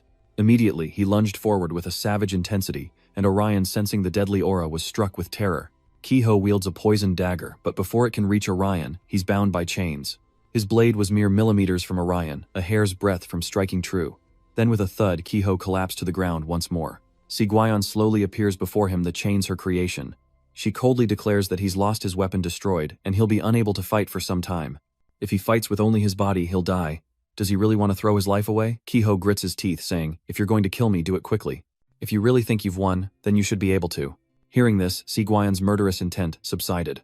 The staff in her hand began to cast magic, and she coldly declared, "If that is what you wish." But before he could finish, Orion interrupted, "Wait, Si Guayan. We should ask him about the Chas Assembly first. As the chairman said, if they belong to the Chas Assembly, they might know something." Si Guayan paused, then spoke. "That's true, but do you think he'll answer just because we ask? This bastard is a real scoundrel." But at that moment, Kiho suddenly spoke up. "If you want to ask, I can answer." But he just sneered. "The only thing I want to say is go to hell, you apostate." As soon as he finished speaking, he slashed down fiercely, but luckily Orion dodged to the side. He gritted his teeth, warning, "Call Si Guayan that again and I'll kill you in the most painful way imaginable." Kiho simply stared back, offering no response. Orion points his sword, demanding to know their goals, what they want, and why they're killing people. Kiho scoffs, saying he's asked that before, and of course it's to win the game. But just as he finished speaking, he suddenly changed his tone, saying that the damned chairman had a slightly different goal. Orion frowned in surprise. "A different goal?" Kiho slowly speaks, saying he's richer than you can imagine, so there's no reason he'd do this just for the 20 billion prize, right? If he's not doing it for fun, he might have other goals unrelated to money. Si Guayan paused, then suggested that perhaps he was after the wish granted to the Horizon's victor, something money can't buy, like immortality or eternal youth. Or perhaps he wants to reunite with his deceased wife. Orion is a little helpless with these thoughts of hers. But whatever the purpose, the Chas Assembly still wants the horizon to take place, yet there are those like Ju Zeon who hope that the horizon will never happen. For some reason, this game isn't just a competition between ordinary players, but between those powerful enough to rival the legendary class. As he pondered this, Kiho suddenly attacked. He barely dodges the attack, but Kiho is too fast. His speed is on par with a super elite monster, maybe even stronger. The scythe in Kiho's hand is now surrounded by magical energy. Orion is shocked he's still using it. He's truly a formidable opponent. He glances at Shi Weian beside him, who seems to be retrieving something from storage, and in a flash, a key appears in her hand. This was Orion's prior request, and without hesitation, she used it to open the afternoon room. Orion was still struggling against Kiho's attacks, but in a flash, he was transported to the afternoon room. Startled, he looks around in confusion as Shi Weian breathes a sigh of relief, realizing they can still communicate even in the heat of battle. It's not like she interrupted when he wanted to keep fighting. Orion shook his head, saying he was planning to retreat anyway. If we keep fighting, the construction site will collapse, and everyone will rush here after hearing the noise. Shi Weian asks suspiciously if the bizarre form we saw earlier was the Death Legend class. Orion nodded, agreeing that it was a class they'd never seen before, but he couldn't believe that Death Reaper knew how to open a back door. Shi Weian sighs, suggesting they stay put, believing their pursuer will eventually leave, but Orion hesitates, unsure of what the Death God might do in the Death Legend layer. Shi Weian calmly replies that no one can enter without being a teammate or having a key, so there's no need to worry. She then sits up on the bed and casually suggests that they just think for a while. And so the two rested on the bed. Shi Weian spoke up. "Hey Orion, what are you thinking about right now?" Orion, without opening his eyes, mumbled incoherently, then finally replied, "I'm thinking about how soft this leg is, and I feel like it'll help me sleep better. Should I take it home?" That's when she scoffed in dissatisfaction. "Are you a thief?" She smiled to herself as Orion naturally replied, "Actually, I was thinking about the back door and the mythic class we just witnessed. Before the Reaper unlocked back door, didn't he attack himself and then switch to the mythic class? So he thinks taking one's own life is a way to become a mythic class. You're thinking too far ahead." Sirwian frowned. "You're not planning to try it, are you?" Orion quickly shook his head. "No, I'm too scared to do that." Sirwian scoffed. "Right, don't do anything crazy." Orion muses that considering the unique nature of the monsters tied to these stories, the key to achieving a legendary class must differ slightly for each one. He believes the Grim Reaper's final tale involves obtaining a scythe to reap life, and the legendary class is undoubtedly linked to the story's concept of gaining power. Sirwian nodded in agreement, so that's why the Grim Reaper took his life himself. Rather than a sacrificial offering, the greater sacrifice was sacrificing one's own life. So what becomes of the Labyrinth Master? Their final tale ended with a mage, who fearing a fate that would destroy the world, sealed herself away in a labyrinth so no one could save her. No matter what she thought, she never imagined there'd be a story after that. So there's no mythic class for the Labyrinth Master. Orion thought for a moment, then said it was fine. Even if he didn't have a mythic class, they could find a way to attack and defeat them. Hearing this, Sirwian was a little surprised, and after a moment she asked suspiciously, "But then why were you acting like that just now?" She wants to know what he was thinking after hearing the Reaper's words. He doesn't pity him, does he? No way, Orion quickly shakes his head. No matter his past, he's still a murderer, and I feel no pity for him. I was just a little surprised because he was once an orphan, and I also lost my parents. So perhaps he fears he might meet the same end. That he too might slaughter those who wronged him and become a monster consumed by hatred. Sigurion watches her, unsure how to react, as Orion sighs, falls back onto the bed and closes his eyes, saying that's why his hand froze for a second, but it's nothing big. Sigurion gazed at him, whispering that was the reason, and that he was overthinking things, causing Orion to flinch. But it wasn't over yet. She suddenly embraced him, whispering softly that he didn't end up like the god of death, that he was kind, even if only 15% less than her. Orion, caught off guard by her actions, stammered, wondering what that strangely accurate assessment was all about, but he received no answer. He suddenly said sincerely, "I'm glad I met you, Sigurion." If he hadn't met her, he might never have changed, or he would have caused trouble just for revenge. Even if she never asks about it, he's truly grateful, as Sigurion watches his retreating figure. After a long pause, she asks if all he intends to say is thank you. Orion chuckles, asking if she wants him to buy her strawberry milk again. No, but Sigurion immediately refused, then suddenly sat up, saying clearly, "You don't need to say anything. You need to prove it's your action." Orion was startled, looking at her in confusion. What did she mean by her actions? She turned and pinned him down, whispering, "Don't make me spell it out. There's only one thing we can do now." Orion stared intently at the girl before him, noticing her face was much gentler than usual. She leaned in close and whispered, "You have to let me win first place in this event, got it?" Orion was stunned. She simply chuckled, then stepped away, saying with a smile that if he agreed, she would repay him handsomely. Even if you don't, she'll win on the horizon, so it's all good for her. Orion frowned, unsure how to react. Changing the subject, he said he had a proposition, to which Ziwian frowned and asked what it was. Orion calmly replied that something like this had happened before. The next day, under the midday sun at the same cafe where Orion and the others had met, they gathered once more. After hearing Orion's proposal, Ziwian was immediately flustered. "You want me to join your team?" In contrast, Orion and the other man remained calm. Orion asked frankly, "Is it really that surprising? You're asking me, a non-gamer and a coward, to join a team of pros. Furthermore, if they become a 3-person team, they can do 3-person quests, so why not join them as a helper?" Ziwian scratches his head sheepishly, saying he's not sure, it's not something he's ever considered.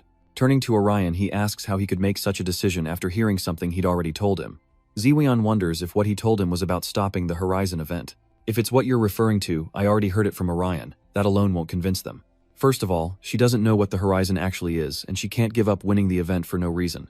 And they still don't fully trust you, so if you want them to stop the Horizon, you have to fight with them and earn their trust."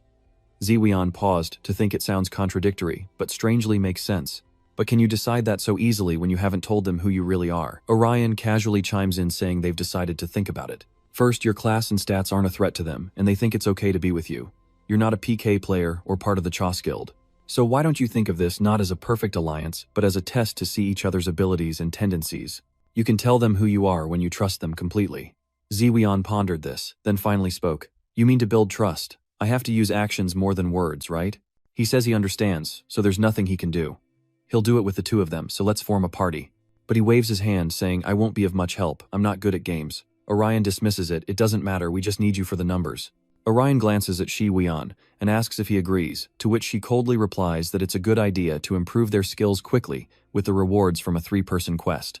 Orion nodded, looking at Zuzian, and said, "We'll contact you when we get the next quest." Zuzian agreed without hesitation. "Okay, I'll be ready." Orion considered him, thinking that Zuzian's identity was vague and he was hiding something, but for now it was better to keep him around. He seemed to know a lot about the game's secrets.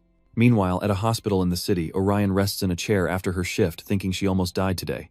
Monday shifts are truly hell. Just then, a deep voice echoed, "Going home after Orion, I see." She looked up in surprise at the newcomer, Dr. Anoa.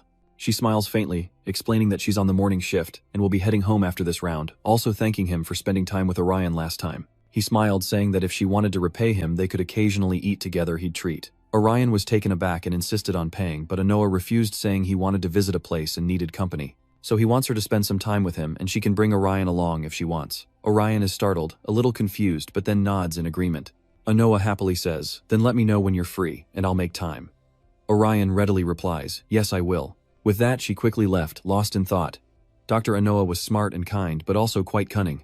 He dares to strategize to please her family, but not her. She smiles, finding him rather endearing and naive. Just then, a man approached her and asked, "Excuse me, how do I get to the plastic surgery clinic?" Orion, slightly startled, looked at the man before her, nodded, and said with a smile, "I was just heading there, I'll take you. Just follow me, it won't be long."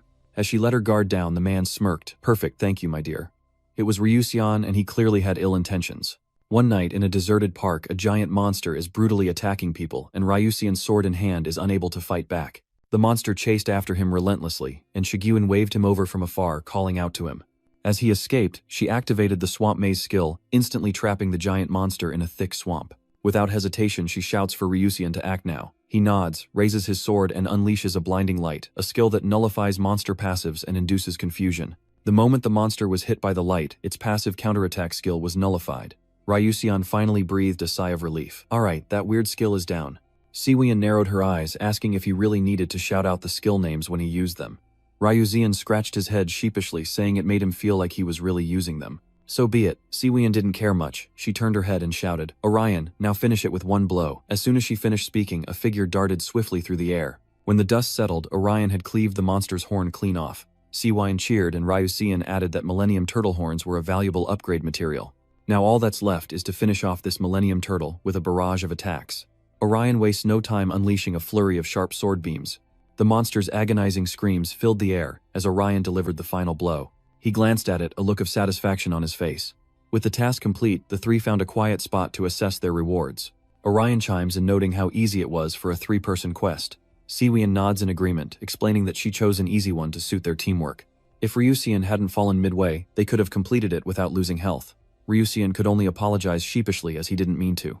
Siwian didn't mind though and continued, "But while we're at it, what reward should we choose? A life potion can make up for the money lost, so I should choose stat points." Ryuseon suddenly raised his hand to speak, explaining that he had an idea they should choose the random box. Hearing this, Orion and Siwian were taken aback. After a moment, Siwian spoke up. You like gambling, huh? Orion sighed, a little helpless. To gamble away your life's work on pure chance. But Ryusein shakes his head slowly, explaining that's not what I meant. Hear me out. There's a skill among adventurers called a lucky day, and using it increases your chances of getting good items even in games he's gotten top-tier loot with it. Using the skill before opening a treasure chest or entering a dungeon increases the odds. Hearing this, Orion asks with some doubt if he might get a good item from the random box if he uses the skill, to which Ryusein nods and says exactly. Shiguyon remained firm, stating coldly that no matter what he said, she wouldn't understand as it was a reward for risking her life, and she had to be certain before asking Orion how he felt. He pondered for a moment before deciding, I'll try the random box. The reward is a random box containing valuable items, so he figures it wouldn't be too bad if he got something strange. Besides, it's a high-value item, so he could sell it for a good price, and they'd have more options if they wanted to trade it for something else. Siwion could only sigh helplessly at this, telling him to do as he pleased, and if he was lucky, he might get something good. She jokingly tells him to call her if he gets junk and wants to cry. Later at Orion's apartment, he returns after completing his task. His sister is probably asleep by now. He should open the random boxes first, then head inside. As planned, he'll use the high-value random box item. Hopefully I'll get something useful. The moment Orion opened the box, his eyes darted and his face filled with horror, because what he just pulled was the Avengers' unique weapon, the Blade of Sin. He cried out in joy, amazing, this is the item I gave up searching for, because it rarely appears. He jumped for joy. With this, he could become the Lidorio, the Avenger he'd always dreamed of, returning home in a state of indescribable happiness. The pain in his grasp was more than he'd hoped for. As expected, adding Zulzion to the party was the right choice. Another long day had passed. Because of yesterday's good fortune, Orion arrived at the training grounds in high spirits like he'd won the lottery, until it was time to leave.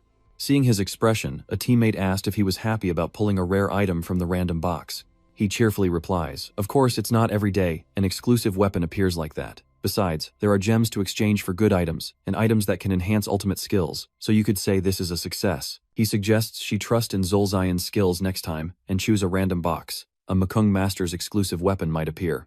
Siwion frowns, pondering, really, I'll try it in the next mission then. But he quickly snapped back to reality, as she smacked his hand, scolding him for trying to lead her down the path of gambling. Chuckling, Orion says happily, anyway, we worked pretty well together yesterday, and we've got some good items, so let's take on some tough quests. Siwion scoffs, I don't need you to tell me. I'm already on it because I want to try out my newly upgraded skills. She then asked Orion what his plans were for the evening, mentioning she was seeing a movie with Sojung and inviting him along, but he declined, explaining he was having barbecue with his sister, as it had been a while. You have skill-enhancing items now, so with a little calculation you can use skills you normally wouldn't touch. Your attack stat has jumped from 180 to 504, so you can reasonably support other skills. So should he combine all the skills he's used so far, if it works he thinks he can do well without using his ultimate skill. Or maybe he'll find a way to tap into each layer of myth. Just then his stomach began to rumble. He sighed helplessly, realizing he was starving, having taken on extra shifts recently, but he already had noodles after lunch. He should have come home earlier and hoped for an early dinner. A while later, Orion finally arrived at the apartment building and hurried home. He cheerfully called out as he opened the door, Sis, I'm home, but the house was empty and not a single light was on. Orion was suspicious. His sister said she'd be home early today. With growing unease, he knocked on her bedroom door, but no one answered, and he assumed she was asleep. But as he entered the room, his face paled as he saw a knife on the bed. Beside it were a letter and a key, the letter stating that if he wanted his sister safe, he should use this key. Orion frowned, contemplating the kidnapper's letter and his sister's phone, along with a key, an in-game item. He sat there silently for a long time before finally gritting his teeth and muttering that only one person would do this. With that, his face was filled with rage, and a thick aura of murderous intent emanated from him, those damn chas. Meanwhile, in a lavish room, clearly the residence of the wealthy, Ryusei sat quietly, a smug look on his face, as Orion finally appeared in the room. He seemed to anticipate Orion's arrival, smirking as he said, So you finally arrived, later than I expected, Orion. Having no time for pleasantries, Orion cuts to the chase, where is his sister Ryusei, chuckles replying that he's sorry, but could Orion wait a moment? I'm a little busy right now. He says that if he completes this mission he can rank up, and since you're a gamer you must understand how important this is. Unfortunately, Orion wasn't as easy to talk to as he thought, and he immediately kicked the phone out of his hand, sending it flying 10 meters away. He coldly says that if he has to repeat himself, he'll kill him, and demands to know where his sister is. Ryusei stared at him, showing no fear but rather a smug satisfaction. After a moment he chuckled. Right, didn't I tell you to just wait a bit? As soon as he finished speaking, Ryusei stood up. He picked up the phone and tossed it to Orion, telling him to take a look. Orion snatched the phone, his face growing grave as he saw what was on it. Then Ryusei stated plainly, Your sister is in an underground parking garage. I left her in my car. I used an item to put her to sleep, but she'll probably wake up soon. If you leave this room, finding her should be easy, but first you'll have to get past his surveillance. Orion bit his lip, grinding his teeth as he asked, "What's the point of all this? Orion is just a normal person. She has nothing to do with this." Ryusei chuckled, replying frankly, "Of course, that's why I let her live. If she were a player, she'd be long gone, and if he hadn't taken her, Orion would never have come to his room." Orion ignored his question coldly, asking if bitch Yuan Hyung was behind everything, but Ryusei insisted Yuan Hyung had nothing to do with it and that he acted alone. "Of course, Woon Hyung was the one who told him about you and your sister." Orion knew this and without surprise took a deep breath to suppress his anger. He gritted his teeth, asking what Ryusei wanted from him and why he was targeting him and his sister, to which Ryusei casually replied that he simply wanted him dead. As they spoke, another silently approached Orion from behind. Then Ryusei's voice echoed, promising his sister's safe return if he cooperated. But if he tried anything, he warned he'd take them both down with him. Orion glanced at him, asking flatly, "So this is what the Chos have been doing all along?" Ryusei coldly retorts, "Unsurprising really. We're all players, and it's just a way to eliminate rivals and climb the ranks. That's why they have to kill you, nothing personal, so don't take it to heart." Hearing this, Orion fell silent before finally agreeing to play along. He'll play by Ryusei's rules, destroy Chos, and climb to the #1 spot. Ryusei smiles wickedly.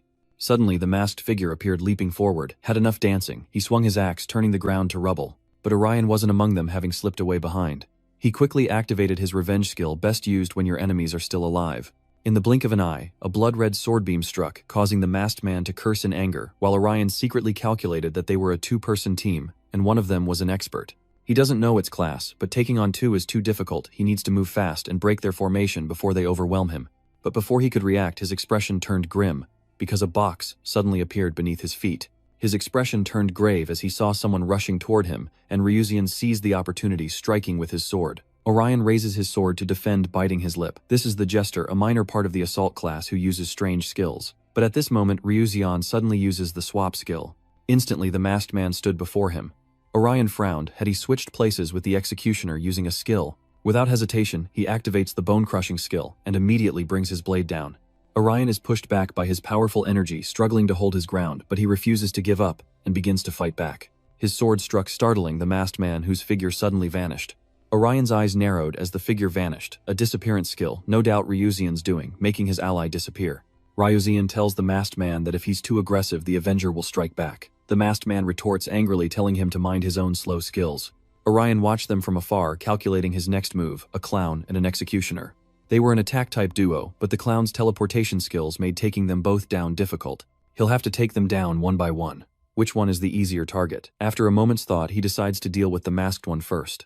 Without hesitation, he dashes forward with incredible speed. Seeing this, Ryuzian called out, "He's targeting you. Don't screw this up," the masked man retorted, annoyed. "Shut your mouth." In the blink of an eye, Orion was upon the masked man, and the two engaged in a one-on-one battle, unleashing a barrage of skills. But at that moment, Ryuzian couldn't stand by any longer, and quickly activated his card rain skill. Rain of blades falls upon Orion, the sharp leaves slicing into him, drawing blood. But in that moment, the masked figure lunged forward, and with a thud, dust and debris filled the room once more. But within that cloud of dust, a foot appeared before him. Orion ferociously kicked him in the face, sending him crashing backward. Spinning around, he lunged toward Ryuzian, who stared in disbelief. He was after him, not the executioner. It was all a ruse to throw him off. He scoffed, realizing the cheap tricks weren't working. Once again, he uses the swap skill, and the masked man reappears before Orion, axe raised to strike. This time empowered by the Reaper's ultimate skill, Devil's Carnage, dealing triple slash damage with an 80% chance of a critical hit. Instantly, the blood-soaked axe came crashing down before Orion, who with no time to spare raised his sword to parry the blow. A muffled explosion echoes as Xeon Axe chuckles. "Smart, I'll give you that, but this is what happens to fools who try to outsmart me." But as he spoke, a light returned to his eyes, for within the smoke, Orion had blocked the masked man's attack. But he had already begun absorbing the damage, coldly declaring that he had been watching him from the start. No sooner were the words out of his mouth than a blade appeared in his hand, shocking the two men. He had another artifact. With a soft exhale, he coldly stated that the blood debt skill was no match for blood itself. In an instant, a blood-colored blade appeared, the carnage of a demon. Without hesitation, he impales the masked man, who, caught off guard, cries out in agony. His body went flying, crashing to the ground as the boy watched, his face devoid of pity. The masked man was defeated just like that. Orion didn't even need to use his weapon's enhanced abilities. How anticlimactic. With that thought, he glanced at Ryuzian standing on the other side and said coldly, "Now it's your turn, isn't it? I have to pick up my sister, so let's make this quick. I don't have time for a half-baked plan." His words enraged Ryuzian, who screamed, "You son of a bitch," but Orion remained calm and unafraid. Ryuzian gritted his teeth, cursing, "You high school punk, do you know you've crossed a line you shouldn't have? If you could have just died quietly, this would all be over, but now you and your Master Maze team will be crushed. Do you understand?" With a sigh, Orion coldly retorts, "You're the one who crossed the line here. Daring to touch his sister, not even considering he's just a player barging into someone's home without a second thought." If he had played fair, Orion could have looked the other way, but this was too far. They're monsters, and he'll send them all to their graves. No sooner were the words out of his mouth than he charged forward, and the skill's shockwaves erupted through the room. The two clashed Orion, pushing Ryuzian back step by step, infuriating him. "You're just a nobody, an arrogant punk." As he spoke, he activated the area of effect skill, Magic Theater. Seeing the magic circle beneath his feet, Orion frowned, thinking it was an enhanced area of effect spell. But that's not all. Ryuzian now holds an item, the Tusk of the Undead. In an instant, he crushes it, unleashing a blinding purple light. Orion's expression grew grave. He'd also used an item to enhance his skills, maximizing his power for a decisive blow. As expected, without a word, he activated his skill, and in an instant, 3 massive saw blades hurtled toward Orion. Not daring to let his guard down, he dodged with all his speed. Unfortunately, they were too fast, forcing him into a defensive position. He bit his lip hard, cursing he couldn't attack while dodging those saws because the skill had been enhanced. There was no choice but to evade until the skill ended. But Ryusein wouldn't give him the chance. As Orion retreated, a hand suddenly pierced through him from behind. Ryusein had used a magic gate to ambush him. But it's not over yet, as Ryusein activates another skill called Crimson Harmony, and a massive blood-red flower appears in his hand. Orion's body seemed to be corroded by the attack, causing him to scream in agony, but he gritted his teeth, turned, and slashed at Ryusein with his sword. But Ryusein dodged it, and then he vanished. Orion frowned as Ryusein vanished again. Fine, he would use this time to recover with potions. But when he opened his inventory, he was shocked to find his potion was gone. As he wondered what happened, Ryuseion's voice echoed, "Looking for this?" Ryusein turns in shock to see a vial of medicine appear in his hand. Orion realizes he's using Magic Hand to steal his items. Ryusein chuckled, and the panacea item vanished, its effects immediately taking hold as a blue aura enveloped him. Seeing this, Orion finally understood Magic Hand is a skill that steals items from an opponent's inventory, and Ivory of Oblivion increases the success rate.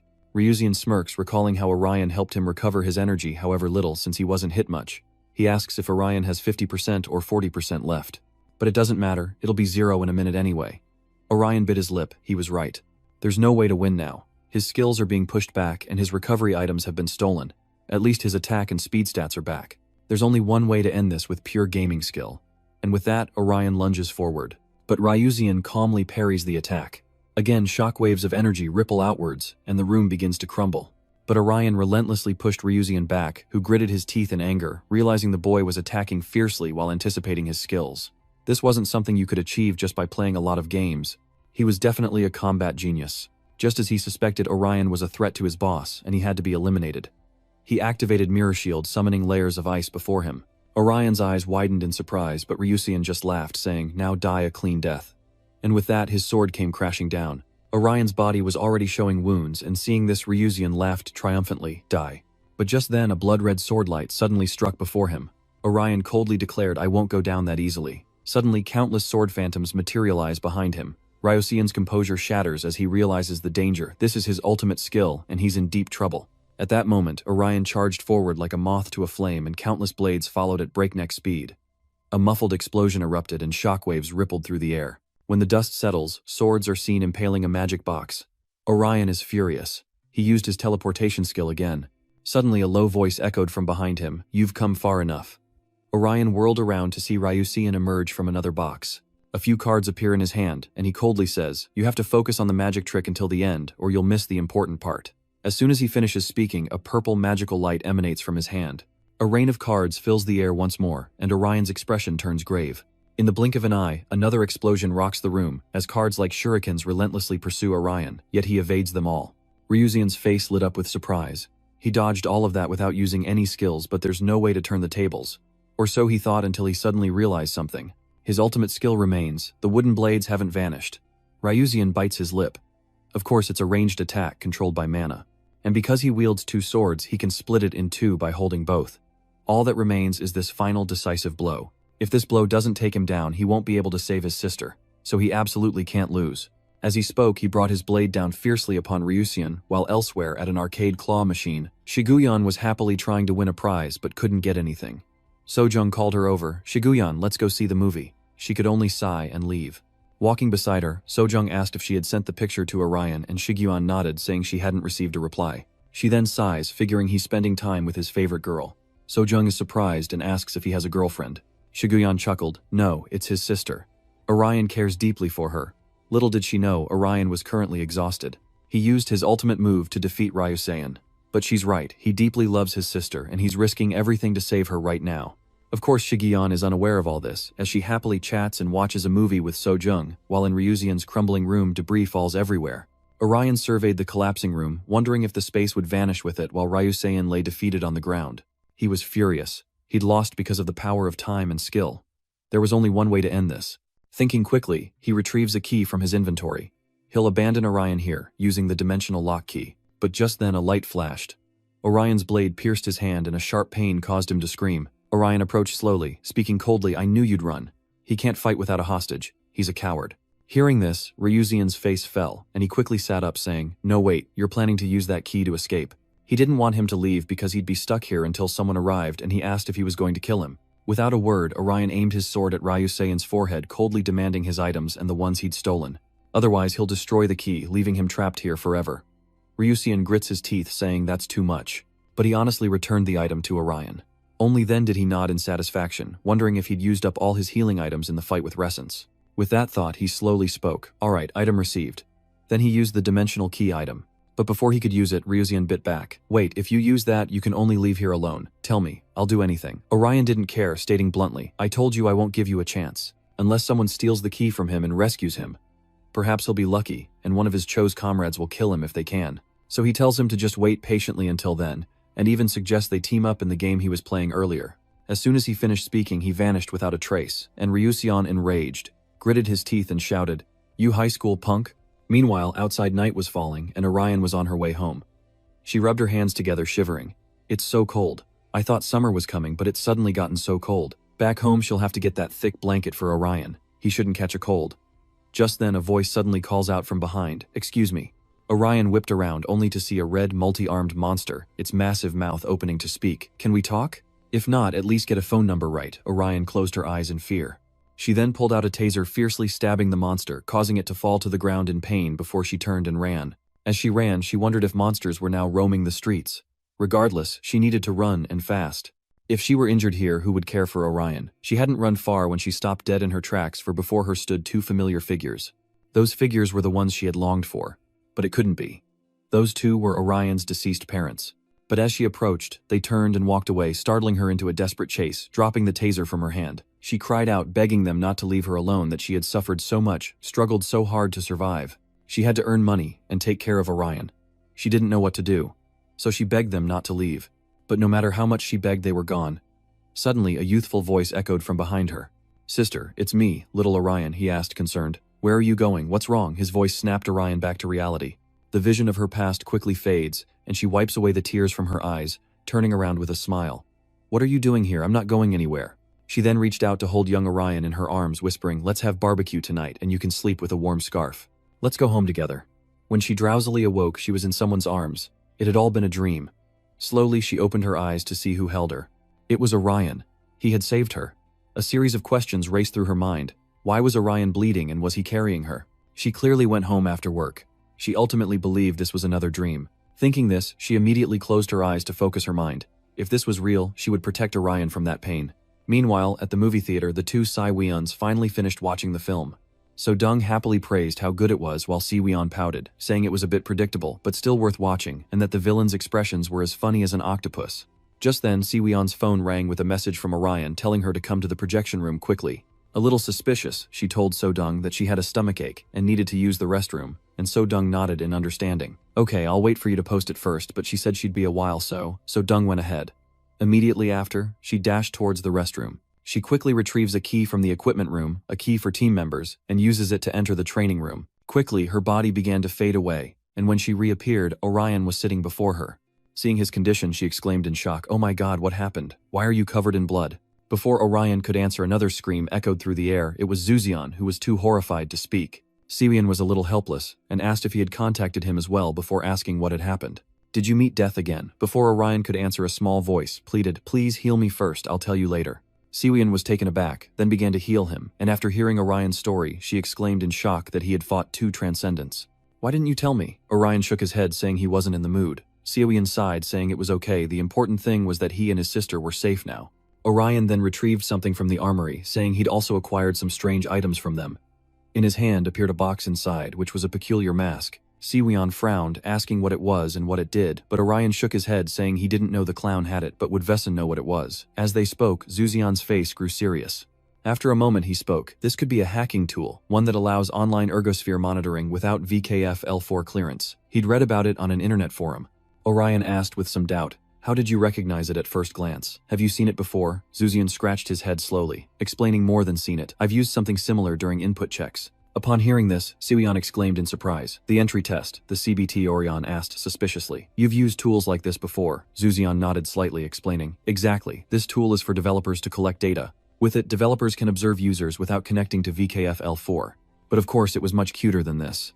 "Is that a typical hacker preference?" Orion studied him for a moment, then said, "So, a closed beta tester? Zuzion, I knew you'd been playing this game for a while, but this long..."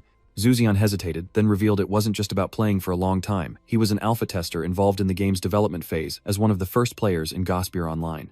Upon hearing this, Orion and Siwon were shocked, and after observing him for a long time, Orion exclaimed in surprise, "You were an alpha tester?" Zuzion nods slightly, explaining that it's true, but Gosphere Online is a little different. Because Gosphere Online was developed by the VKPL4 device, this test was conducted with a wide range of ages and genders. At that time, he was a player representing the 8 to 14 age group, drawn in by his interest in game development and the high pay. Hearing this, Orion asks suspiciously, "So that's why you understand the game's story so well?"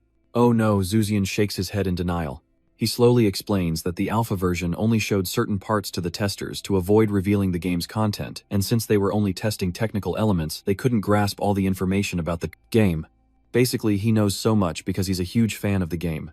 Orion scoffs, not buying it, but he still ponders the information. After a moment, Orion asked if he'd ever heard anything from the developers during the test, like players becoming characters in the game or something. Zuzion paused to think, explaining that he was too young then, and even though testers didn't have much direct contact with the developers.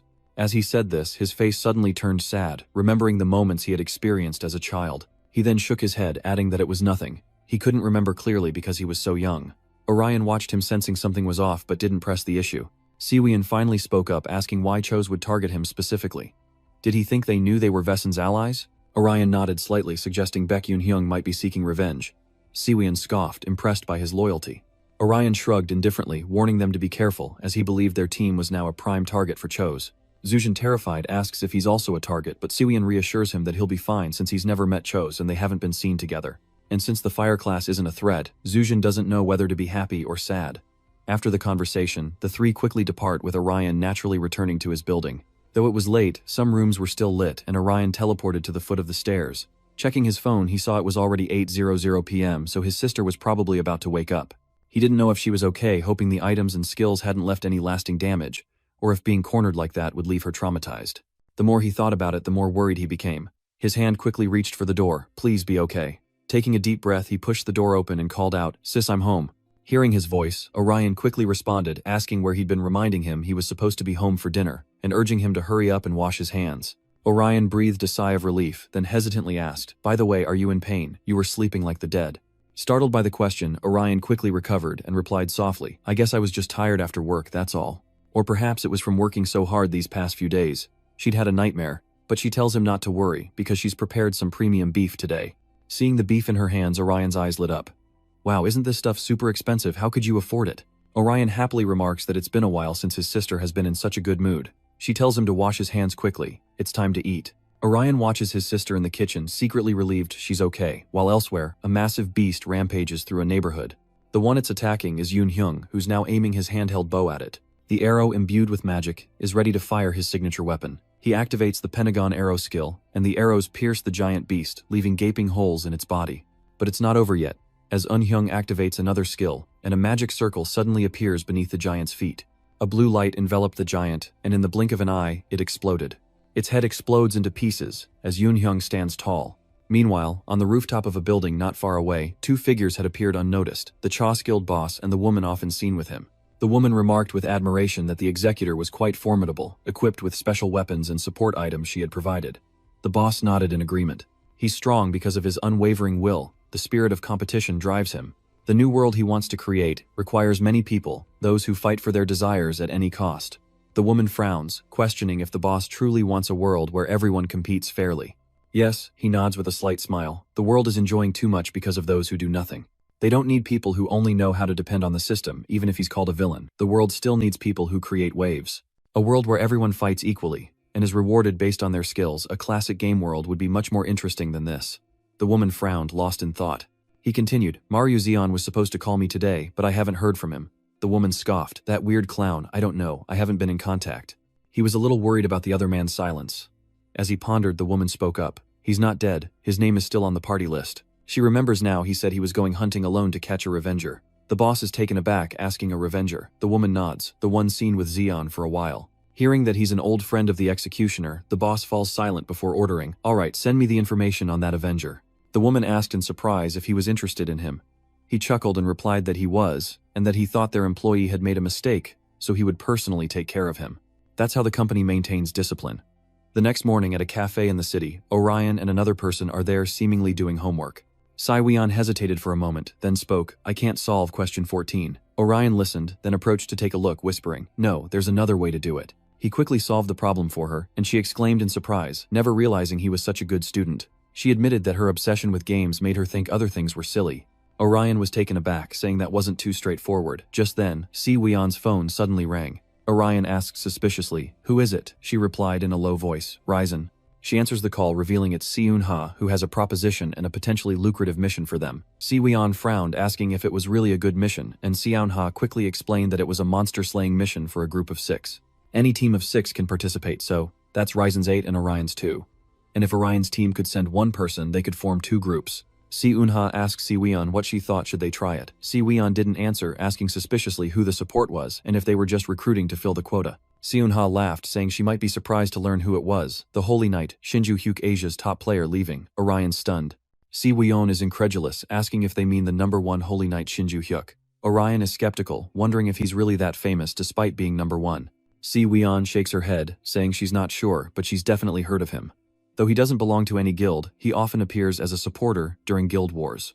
A Holy Knight player vows to help win at any cost, prompting Orion to ask if it's Shinju Hyuk, to which she nods, confirming it's difficult for Holy Knights to level up solo. Si-Eun-ha then asked again, What do you think? The quest starts next week, so you can think it over until the end of this week. Si-Weon hesitated, asking about the quest rewards, and if it was a competition where the final score depended on ranking. Si-Eun-ha quickly replies that the rewards will be combined, and distributed equally 30 million each.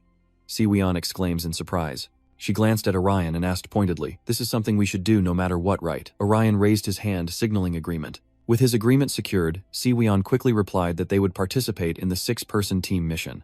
Si-Eun-ha smiled, knowing they would agree, and asked them to choose their team members and send them to her. They'll discuss it with their mentor and make a final decision by the end of the week.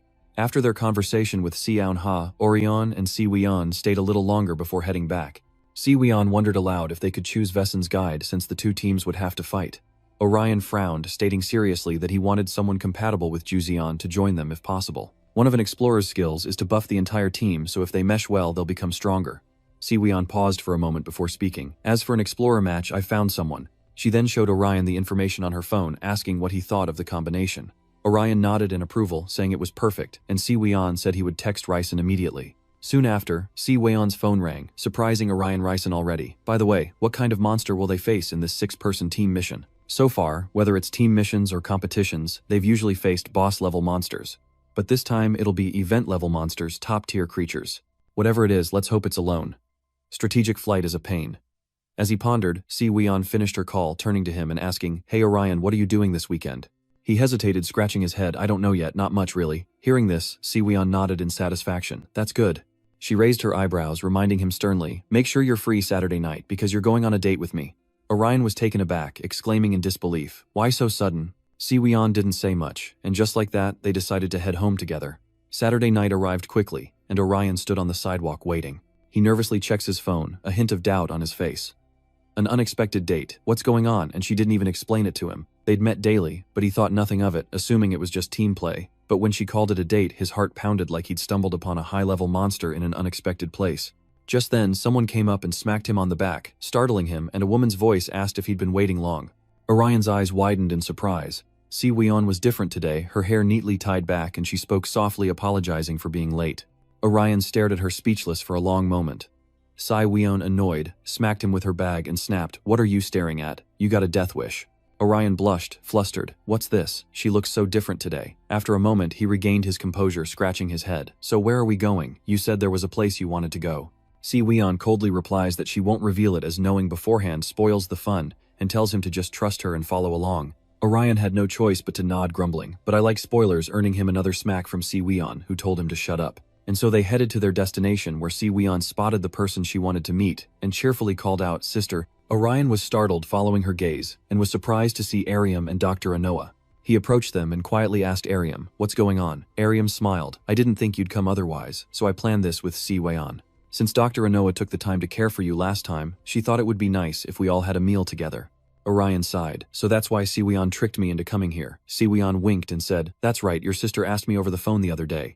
And as the daughter of a pharmaceutical company, she thought it would be beneficial to get closer to people in the medical field." Ariam looked at them for a moment, then said, "Anyway, let's go or they'll cancel our reservation."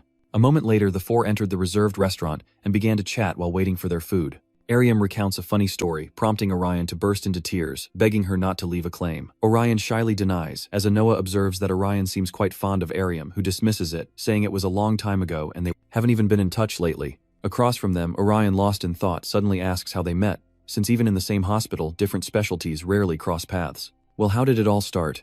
Ariam glances at Anoa, scratching her head sheepishly. Anoa slowly replies, "I was the one who approached Ariam first and started the conversation. He says he saw Ariam working in the hallway, helping a patient push a trolley. Seeing her for some reason, he just had to talk to her." Orion frowned, listening with suspicion. Anoa smiled, saying that's why he approached Ariam first, who could only scratch her head in embarrassment. A moment later, Si Weon asked, "How's being a nurse? Is it worth recommending?" Ariam shook his head slightly. "I don't know. It depends on the person. There's only one thing I want to say to those who want to become a nurse. Run away and find something else." With that, she burst into laughter, leaving Orion and Si Weon unsure how to react. But at that moment, her tone suddenly turned serious, saying, "Of course it's not always that hard. Especially when a patient you cared for leaves the hospital in good health, bringing a smile back to someone's face. It's wonderful and inspiring." Orion glanced at his sister, seeing this side of her for the first time, as Ariam chuckled, saying she was sorry for not mentioning it before. At the same time, Anoa was also intently watching her, though it seemed he was seeing someone else through her. Sijin noticed something was off about him, and just then her phone rang. She checks the message, then suggests to Orion that they talk outside, catching him off guard. He asks why they can't just talk there. Sijin shook her head, replying, "No, I'm embarrassed to say it here, come with me."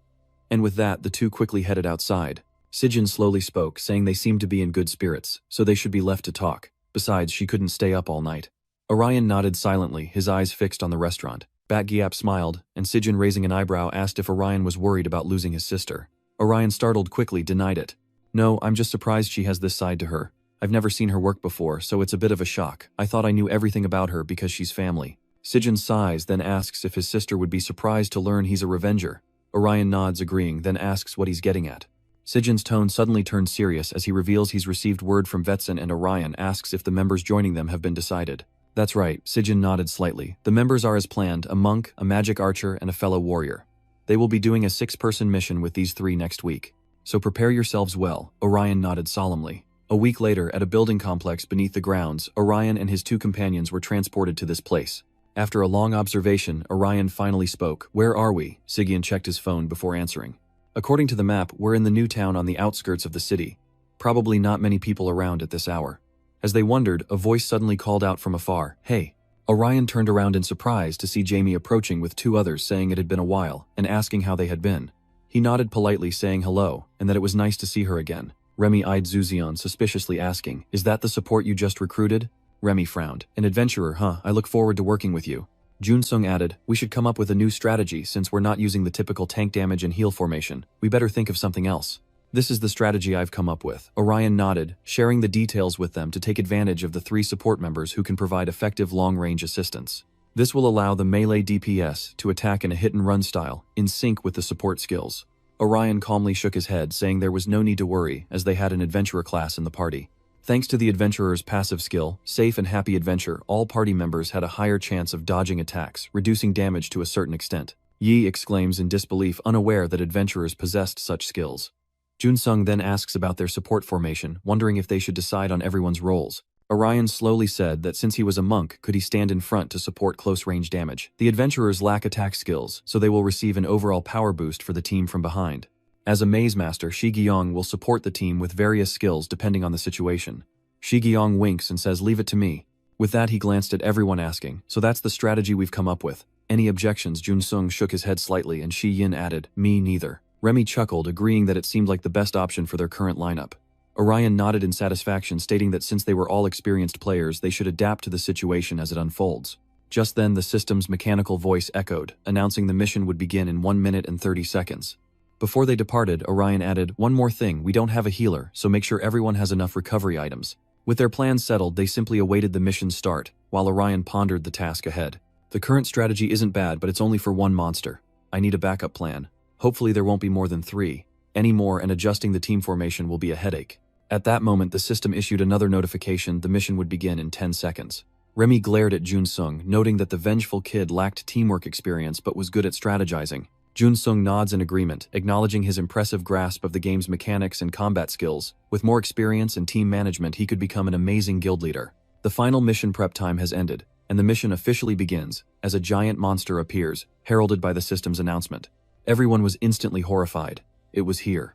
Sihaoyan stared at the monster, speechless. Orion's expression hardens as he recognizes it, the giant priest, Nephilim. Suddenly it raises its foot, and without hesitation stomps down, leaving a massive crater in the ground. Even as Zeon cried out in fear, "What the hell? We have to face a monster like that. I never thought something like this would appear." Even Orion was caught off guard. Jun-sung reassured them, saying that even though they were unprepared, they had to go all in since the event had started, even if it meant their deaths. He then yelled Jian, and she immediately responded, "Got it." No sooner said than done, she rushed forward, as Jun-sung lit the path for her. Her stats increased by 22%, and the skill's electric shock surged continuously. She slashed at the monster with all her speed, but it didn't take any damage at all. Jian cursed in frustration. How is this possible? It's not hurt at all. But immediately after, it swung its arm, sending her flying, her body slamming against the ground. The pain caused her to cry out. Meanwhile, Orion charges in activating his Rage Shout skill. The sharp sword imbued with bloody energy slashed across the monster's head, but the result was the same: it stood there unfazed. Orion's eyes narrowed. Could this giant monster be completely unharmed? As he pondered, the monster turned its gaze upon him. In an instant, the ice around its head began to crack, revealing a crimson eye that shocked Orion. But more surprises were in store, as that eye fired a beam of blood-red energy. With a thud, the ground exploded, but before the attack could reach, Orion's Seabream appeared, conjuring a protective shield. Seabream gritted his teeth. "I think we're underestimating this. We just need to take down that giant monster in one hit." Orion hesitated. "I can't, that monster is..." But before he could finish, Zeon interrupted, saying they couldn't defeat the giant. He slowly explained that, like using a mirror to defeat Medusa, they needed a special tactic to defeat it, a gimmick boss. As soon as he said that, Seabream's expression turned sour, and Raimi chimed in. "That's right, I've seen it in the game. They need to target it with a quest item called Independence," she recalls, as she was assigned that task in a raid. Seabream pauses, asking what they should do now since normal attacks don't inflict any trauma. Before Orion could answer, another voice echoed from behind. "What else can we do but fight it head-on? Unity is the perfect way to work, right?" The newcomer was Sungha. She quickly drew her sword confidently, stating that if they couldn't kill it in 1 or 2 hits, they'd just keep attacking until it died, asking Juhyo if he agreed, and Juhyo immediately dashed past Orion, heading straight for the monster. He confidently replied, "Of course," as a large staff materialized in his hand. Without hesitation, he swung it forward, and faint golden lights began to envelop the monster. In the blink of an eye, the monster staggered, collapsing to the ground. Seeing this, Sehyo exclaimed in disbelief that he landed a direct hit with his stun skill. "So this is the level of Asia's top players, Juhyo." Soeung-ha smiles satisfied. "Not bad. Now it's my turn. I can't let myself be outdone in front of a supporter, can I? Let me show you what I can do." Immediately, she charged forward with her sword like a moth to a flame, the blade dancing in the air. Juhyo was stunned, thinking, "Damn, these guys are high-level players, right?"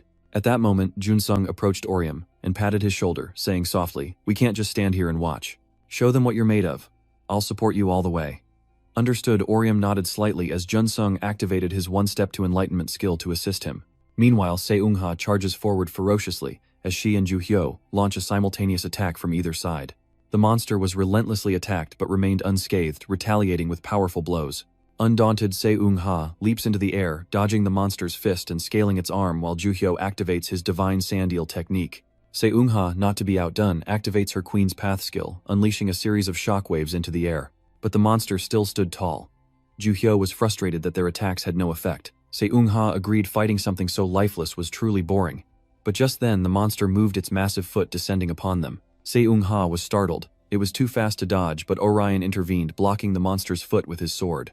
He's using unyielding to absorb the damage, intending to endure it all and then retaliate, and then he pushes its foot away, slashing with his sword.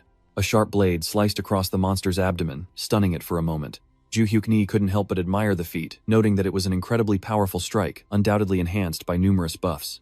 Teary-eyed, he asked Se-ung-ha if that Avenger was the high schooler he'd mentioned, to which Se-ung-ha nodded, admitting the boy's skills were indeed extraordinary. Orion, heedless of their thoughts, continued his relentless assault on the monster, while 3 members of XQ joined Se-ung-ha. Without a word, the 3 of them charged towards the giant monster, leaving Se-ung-ha speechless, and Jun quickly followed.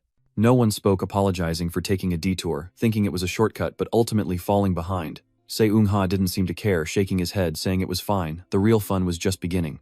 The players relentlessly attacked the giant monster, while Raimi below fired her gun, and gleefully remarked that it was so big she didn't even need to aim. Immediately, she unleashed her ultimate skill, Twin Phoenix, and a fiery phoenix erupted from her gun, piercing the monster.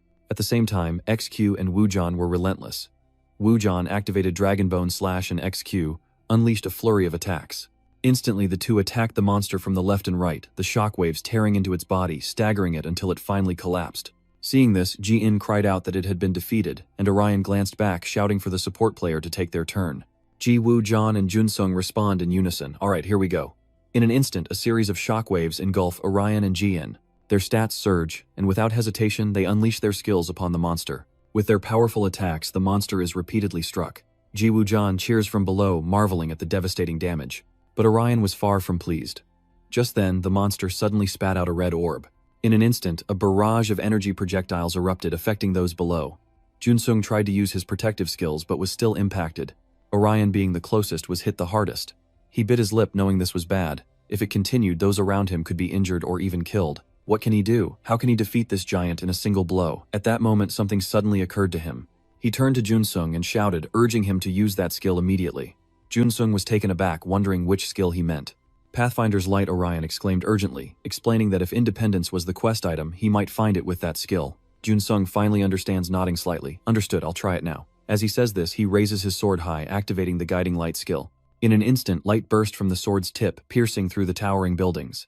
Si-Huion exclaimed in shock as the light split into 2 beams, one toward the giant and the other. Perhaps. Orion raised an eyebrow, a hint of surprise in his eyes, as Jun-sung declared, I'll go find it. Even though he can't gain anything here, he'll follow the light and bring back the item.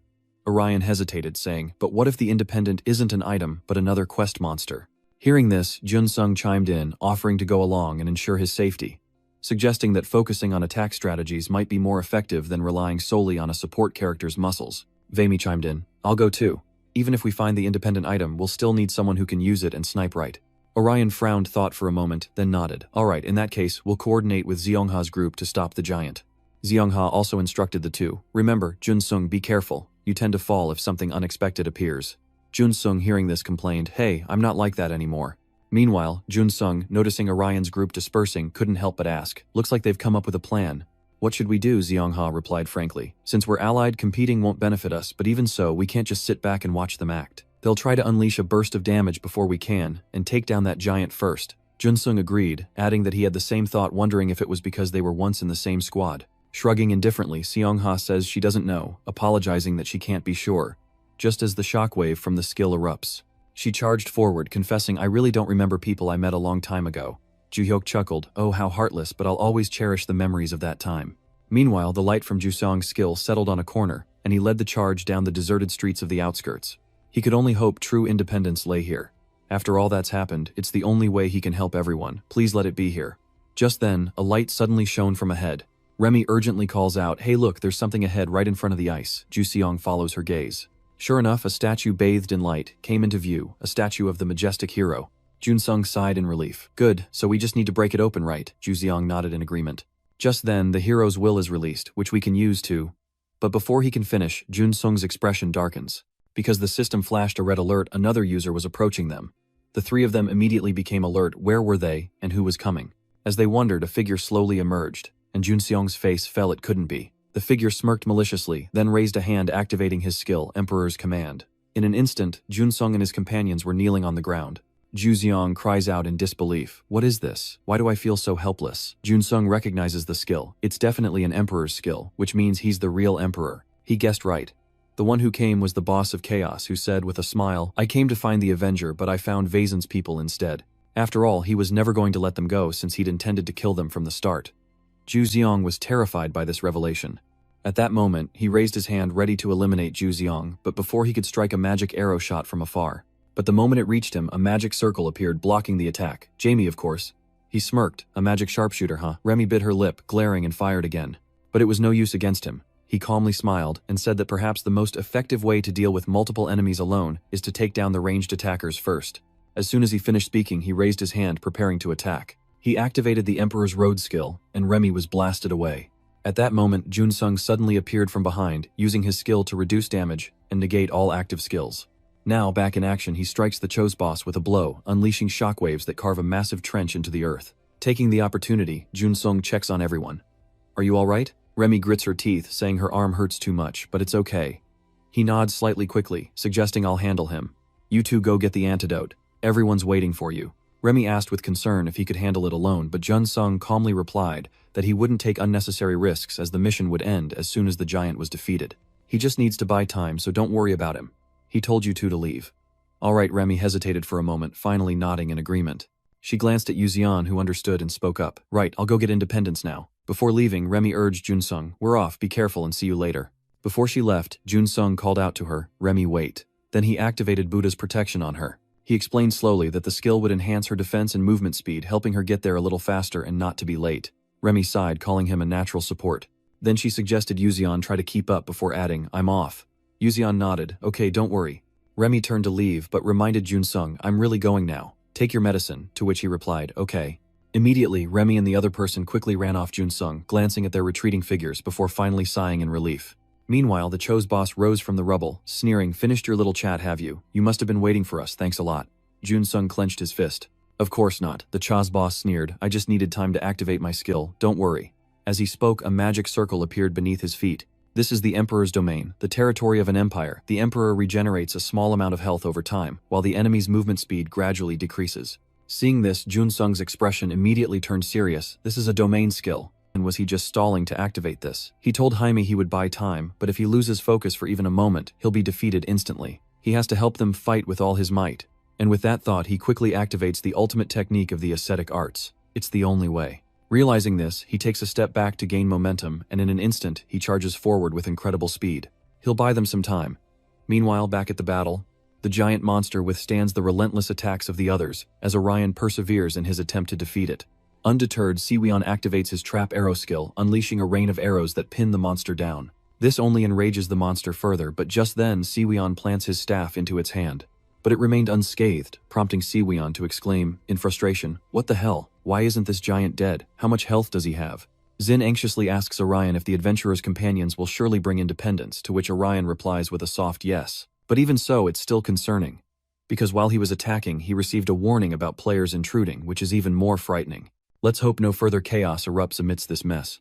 Just then, Siwion suddenly cried out in alarm, something's approaching. Everyone looked up in shock, only to see the monster's orb reappear. The strategist gritted his teeth. What the hell? That's his ultimate skill. Yujon cries out in fear. They're done for that skill. We'll wipe them all out. Uhongha urgently commands everyone to prepare their defenses and stop it at all costs. Meanwhile, Siwion suggested Orion Zin fall back behind me. I'll activate a defensive skill. But before Orion could react, a figure darted past him. Upon closer inspection, it was Zuzian, his face drenched in sweat from his desperate sprint. Without hesitation, he raised his sword high and roared Halo. In that instant, a blue light appeared to confront the fire orb. The monster froze, its icy wounds already closing. Seeing this, Orion shouted that the knockdown effect was successful and its ultimate skill was nullified. Zuzian shouts Remy now, his voice echoing through the building, reaching Remy on the distant rooftop. She knocks an arrow empowered by a newly acquired artifact, activating her magic archer skill, and zeroes in on her target. Instantly, she released the arrow, tearing through the air and piercing the monster. The monster roared in agony, and Zian rejoiced at her successful shot. Zion pouted in admiration, impressed by the shot that pierced the monster's core, but was the mission complete? The monster was immobilized, but Zhu Shao declared the mission wasn't over yet. Orion agreed, shouting that it still had some health left, and in the blink of an eye, the skill's shockwave erupted. Zhu Shao and Orion surged forward together. This was truly their last chance.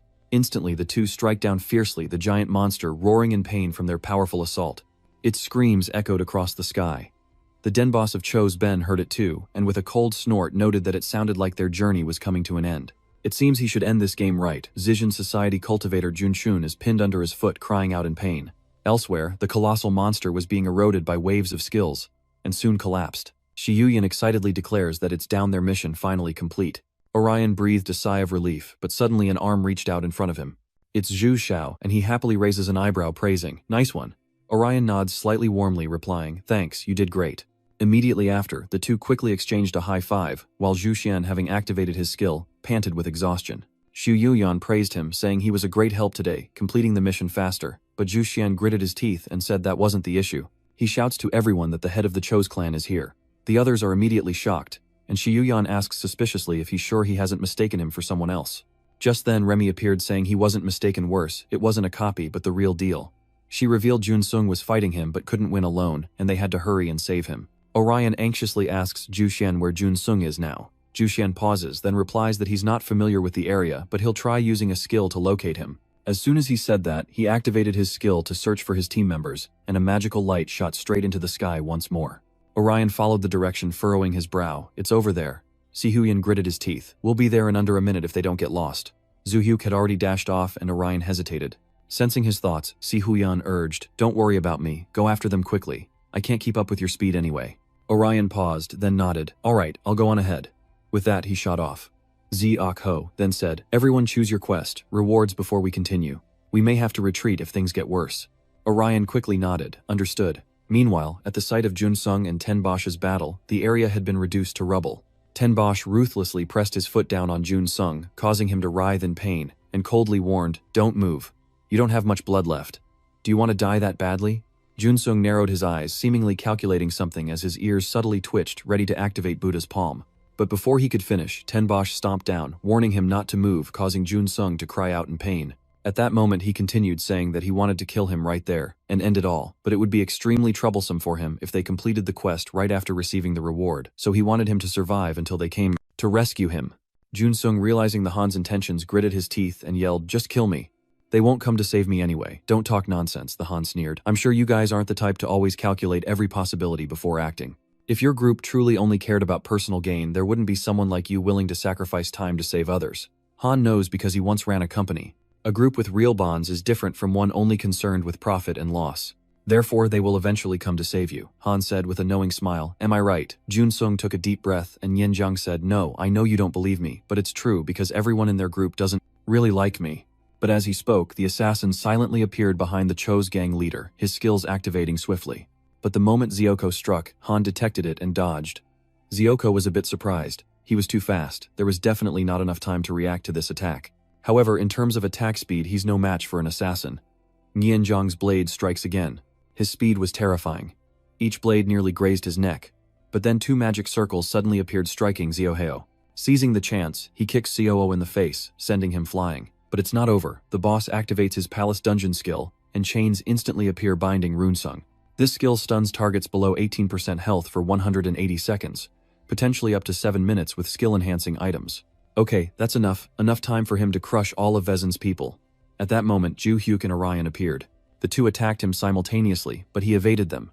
Unrelenting, they both activated their skills. But the boss showed no fear, even a hint of excitement, clenching his fist into an iron grip. And immediately, Orion and Juhyu were struck by the wave of his skill. Orion bit his lip hard. Was this a counterattack skill? It activated so fast and it had a paralyzing effect. As he pondered, the boss dashed toward him, sneering. "Are you the Avenger? He said he was looking for you." Orion is caught off guard.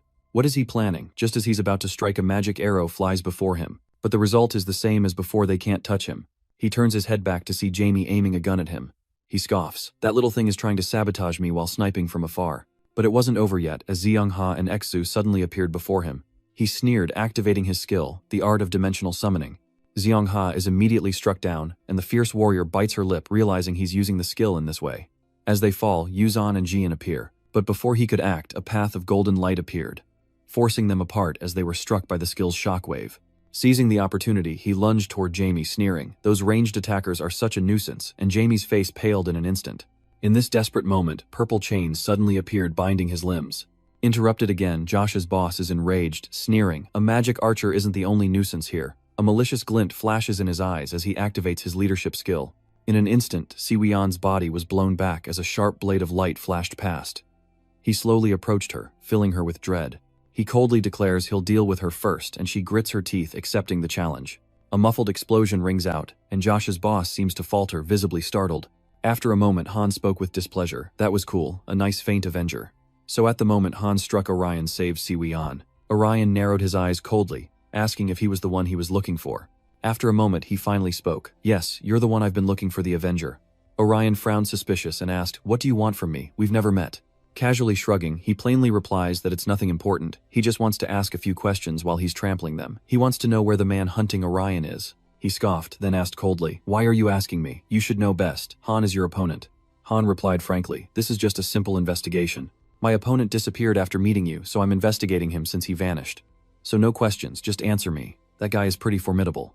Orion narrowed his eyes, then scoffed, saying he didn't know where Han was, and had nothing to do with it, causing Han's expression to darken. A palpable bloodlust emanates from Han, as he coldly states, very well, my subordinate is in the Twilight Room. In an instant, Orion's face changes, never expecting Han to figure it out. With a faint smile, he states that he foresaw this, that the Twilight Room they once shared was locked, so he guessed someone took the key. All he needed was confirmation, and Orion's genuine reaction revealed everything. Before him was a false fox, so it's no surprise he was caught early on. Meanwhile, the boss of Chos gives an order saying that it's good news. If Han was imprisoned elsewhere, it would be difficult to find him. But since he has the Sunset Room key, all they need to do is kill him and take it. As he finishes speaking, his figure vanishes. Orion is caught off guard, his eyes widening with alarm as his opponent reappears before him, and the two quickly engage in battle. Orion is now in a difficult position, overwhelmed and forced into a defensive stance. Not daring to be careless, he activates the Crimson Bloodthorn skill, instantly impaling Han with a barrage of bloodthorns. Han frowned slightly, a diversionary tactic. Unfooled, he simultaneously activated the Royal Sacred Sword skill. Instantly he struck, causing the ground before him to explode. He smirked, thinking he had won, but his eyes suddenly widened, for what he had struck was only an illusion. It's then that Han realizes Si-Weon is a maze master, using her skills to support Orion, who suddenly appears behind him. Wielding twin blades, he slashes fiercely at Han, who is caught off guard, and struck on the arm. He's more impressive than Han thought. But his skills were too slow. No sooner were the words out of Han's mouth than he slammed a fist into Orion's face, sending him flying. His body slams into the ground, and he cries out in pain. This is the Emperor's skill, increasing damage by 130% and boosting attack speed. He smirked, saying he should have used a stronger skill while he was off guard, but Seong-ha and Ju-hyu were already charging in from afar. A series of shockwaves erupted from the skill, but the Cho's clan boss remained unfazed, clicking his tongue in annoyance. Seong-ha, you're really starting to irritate me. Seong-ha retorts, sorry, but my hobby is driving people crazy. As he speaks, the ground is covered in golden light. This is the ultimate technique, prayer for the queen. The boss of chaos doesn't waste time either, swinging the sword in his hand. With a thud, the shockwaves of their skills collided. A tense stalemate. The Chaz clan boss was ecstatic. Defeating them one by one was exhilarating, but time was running out. The dungeon skill imprisoning Ju Seong-ha will soon expire, awakening him to complete the quest and claim his reward, leaving him no choice but to focus on this task today. With that thought, he flung Seong-ha away, and she stumbled back, watching him intently. But a second later, her face fell as he activated his imperial skill, summoning the Empire's army, and a legion of gold-armored soldiers appeared. Seeing this, Si-Weon's face immediately turned to fear. Orion was no exception. The Khan's army would be difficult to deal with. At that moment, the Emperor commanded them to wipe out the enemy, completely leaving no trace. As soon as he finished speaking, the golden-armored soldiers charged forward. A soldier fiercely slashed at Seong-ha, who stared blankly, unable to react, but luckily, Ex-Ju appeared just in time to block the blow. But the horn blew again, and the Chos charged forward, ready to crush them all. Seeing this, the Chos boss couldn't help but sigh, but as predicted by the experienced group, they didn't panic at all at this sudden attack. But that was enough. Han activated his Royal Road skill, sending Orion flying back. Before Orion could catch his breath, his vision was obscured. Han had appeared before him. He smirked, saying, "That's all the time I need for a private chat." Orion scrambled to his feet, eyes full of caution, unsure of Han's intentions. But he had no desire to exchange words as his blade flashed. Orion lunged toward him, but he calmly responded with a cold smile. "You truly understand and are quick with this game, and you certainly don't lack courage. No wonder Ryusean was defeated by you." He clenched his fist as he spoke. Without another word, he threw a punch, his speed too great for Orion to evade, forcing him back and slamming him into the ground once more. At that moment, he coldly stated, "There's always a bigger fish in the sea, and some people you can never reach no matter how hard you try. Learn to bow your head first so next time you're reborn." As he finished speaking, he swung his sword down. Seeing this, a look of urgency flashed in Orion's eyes as he activated his sword skill, Eternal Restraint. But at that moment, Orion suddenly shouted, "Now Ryuzian!" The man turned his head in surprise only to see Ryuzian removing his cloak of invisibility. His eyes filled with determination, as he gazed at him whispering a prayer for strength. "Grant me power, Lady Maria Light, to banish the darkness." No sooner were the words out of his mouth than a blue glowing sword came crashing down, taking us back to the preparation time before the mission began. Ryuzian looked at Orion anxiously asking what he should do. Orion paused, then suggested he stock up on recovery items and buy a trader's cloak as a precaution. Ryuzian was startled, asking in disbelief, "The trader's cloak? You mean the camouflage item? Like the swift dire wolf, or the soul hunter beads? So if he encounters monsters like that, he'll use the trader's cloak to hide and use debuff skills when they need his support." Ryuzian remained hesitant, confessing his worries about messing things up, but Orion reassured him, saying everyone here was skilled enough to handle themselves. And if anything happens, you and Shigeron will protect him, which is why Ryuzian has been able to escape the Chos boss unharmed until now. Ryuzian seizes the opportunity to attack Han, who is shocked to see him, an explorer who's been hiding waiting for this moment. Caught off guard by Ryuzian's attack, Han is stunned, as the daze effect kicks in and Orion seizes the opportune moment. Without hesitation, he activates his beastly rage skill coming from behind to strike Han. It seemed Han had fallen prey to the dream effect, but as Orion's blade descended, a sudden change occurred. Suddenly, Han's eyes snapped open, and he coldly declared, "Did you think I wouldn't prepare?" Orion recoiled in shock. The ground was once again enveloped in golden light, throwing Orion and Ryuzian back. Orion frowned fiercely. The sleep effect didn't work on Han, but he quickly realized that Han had used an item just before the meme effect activated, rendering it useless against him. At that moment, the boss of Chos spoke up, admitting that the plan wasn't bad. Before Orion could finish, Han activated the Royal Summons skill, instantly forcing him to kneel. Han slowly walked up to him, sneering, "It's just a little too predictable." Then Han pointed his sword at Ryuzian. Seeing this, Orion shouted, "Don't touch him, I'm the one you want. I defeated your men. He has nothing to do with this." But Han smugly declares that he'll help Han play by the rules of the dogs, negating Ryuzian's debuff skills. Orion tries to retort, but swallows his words. What can Ryuzian do? Is there a way to stop this skill, or at least buy some time? Maybe Ryuzian or the others. But they're fighting the army. They have no idea what's happening here. What could he do? He had to think fast, find a way out of this situation. He bit his lip fiercely, his eyes burning with rage. After a long silence, he finally stopped shouting, panting heavily, as he quickly retrieved the Twilight Chamber key from his inventory to make the trade. "I'll give you what you want. This is what you want, right? So please don't kill him." Ryuzian looked at him startled. With a soft chuckle, the Chos boss coldly stated, "Too late to realize it now. You should have decided sooner." He added that if Orion had done so from the start, none of these people would have had to suffer. Losers have one thing in common: they always take too long to make decisions, even those who ruin their own lives. With the key in hand, he smirked, saying he finally had what he needed, and without hesitation struck Ryuzian with a powerful blow. He sneers, saying he's now free to hunt even more, a move that enrages Orion. "What are you doing? I gave you what you wanted." Then with a smug raise of his brow, he sneers, "Did you think this was a trade? Don't be delusional, trades are between equals." But he was simply exploiting him, sneering down at Ryuzian as he pressed his foot against him. Only the victor's words hold value.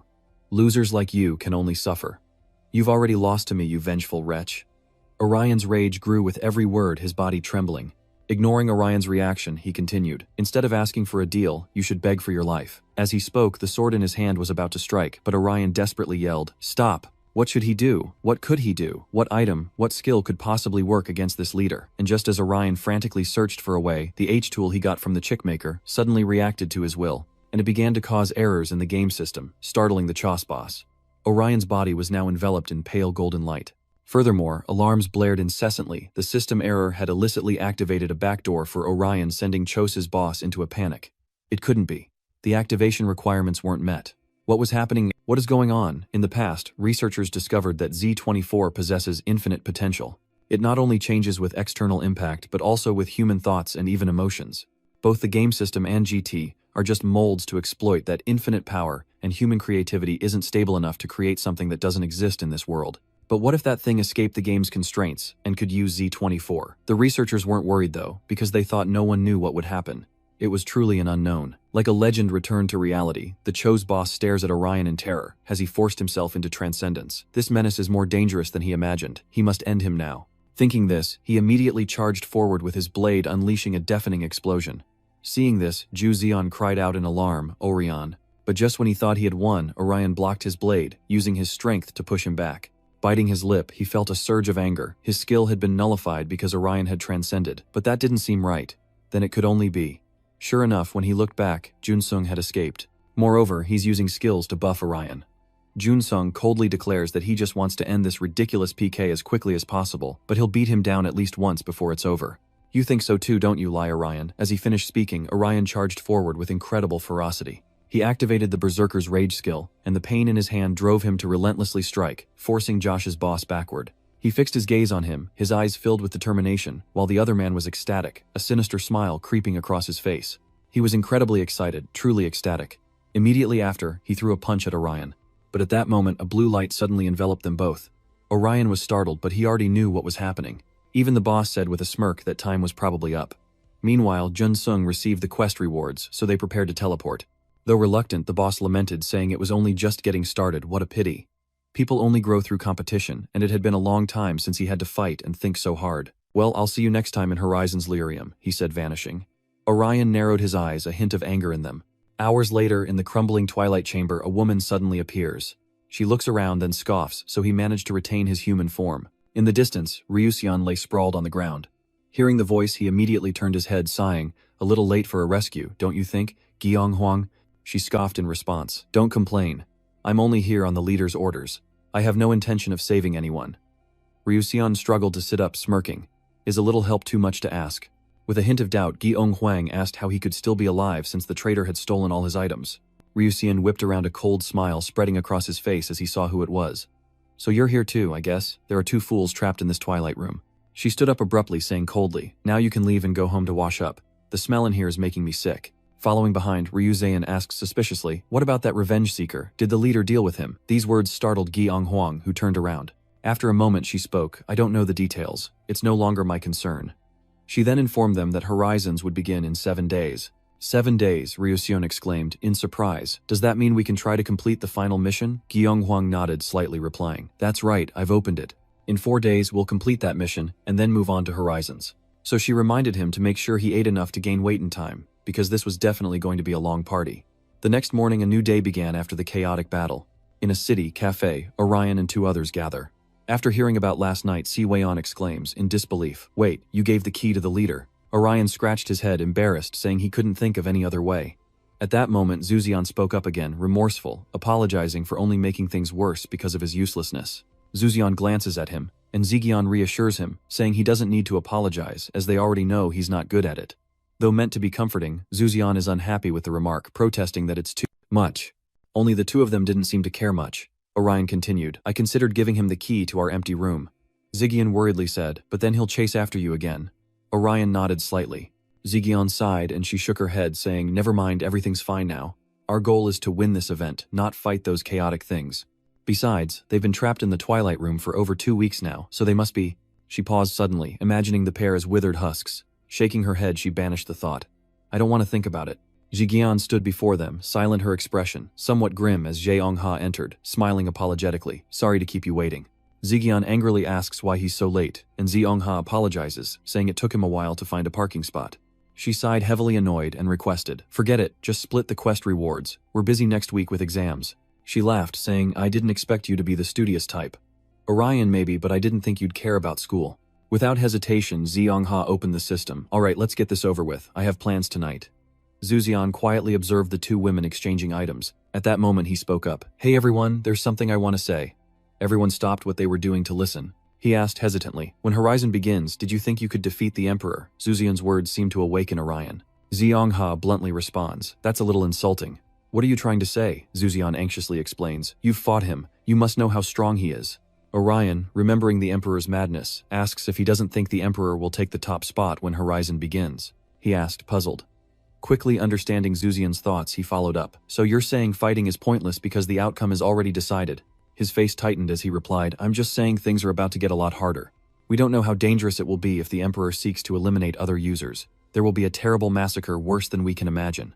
Zuzion then reminded everyone, slamming his hand on the table as he stood up. "Wouldn't it be better to stop Horizon from the start?" Siweon hesitated, unsure of the sudden decision, but before she could finish her thought, Seung-ha interrupted. "Wait, you're making me a little dizzy. Let me get this straight. You're saying there's a way to stop Horizon from happening?" Zuzion lowered his eyes, a complex emotion in his heart, and admitted, "That's exactly right. One of the game developers told me there's a code to stop Horizon," he says seriously. Siweon asks curiously, "A stop code, what is that?" Zuzian explained that it was a code to disable the operating elements in the game like a bomb. As long as we destroy the trigger for Horizon, the event will never begin. There's a button that triggers Horizon. Su-Young-ha pondered this when suddenly Orion spoke up. There are 6 guardians. According to the prophecy, it begins when the 6 pillars fall. We believe the 6 pillars are actually the 6 guardians who appear in the special quest he boldly predicts. She's surprised they've unraveled it. The special mission they completed countless times, without understanding its significance, was the trigger. Song-ha then asks Zuzian what they should do, suggesting they enter the special mission to protect the gatekeepers. He tensely agreed, acknowledging that if they did, Horizon wouldn't happen and they could delay the event indefinitely. Su-Eung-ha closed her eyes, contemplating seriously before concluding that it was his plan all along. In this case, I object. Her blunt refusal surprises Zuzian, but Seun-ha seriously explains, yes, the Emperor is strong and Horizon may be dangerous, but we can't ignore the generous reward for first place. We've fought too hard and lost too many to give up now. As a member of the Guard, she can't simply choose for herself. So-Eung-ha adds matter-of-factly that she chose this path long ago. Think of it as driving on the highway.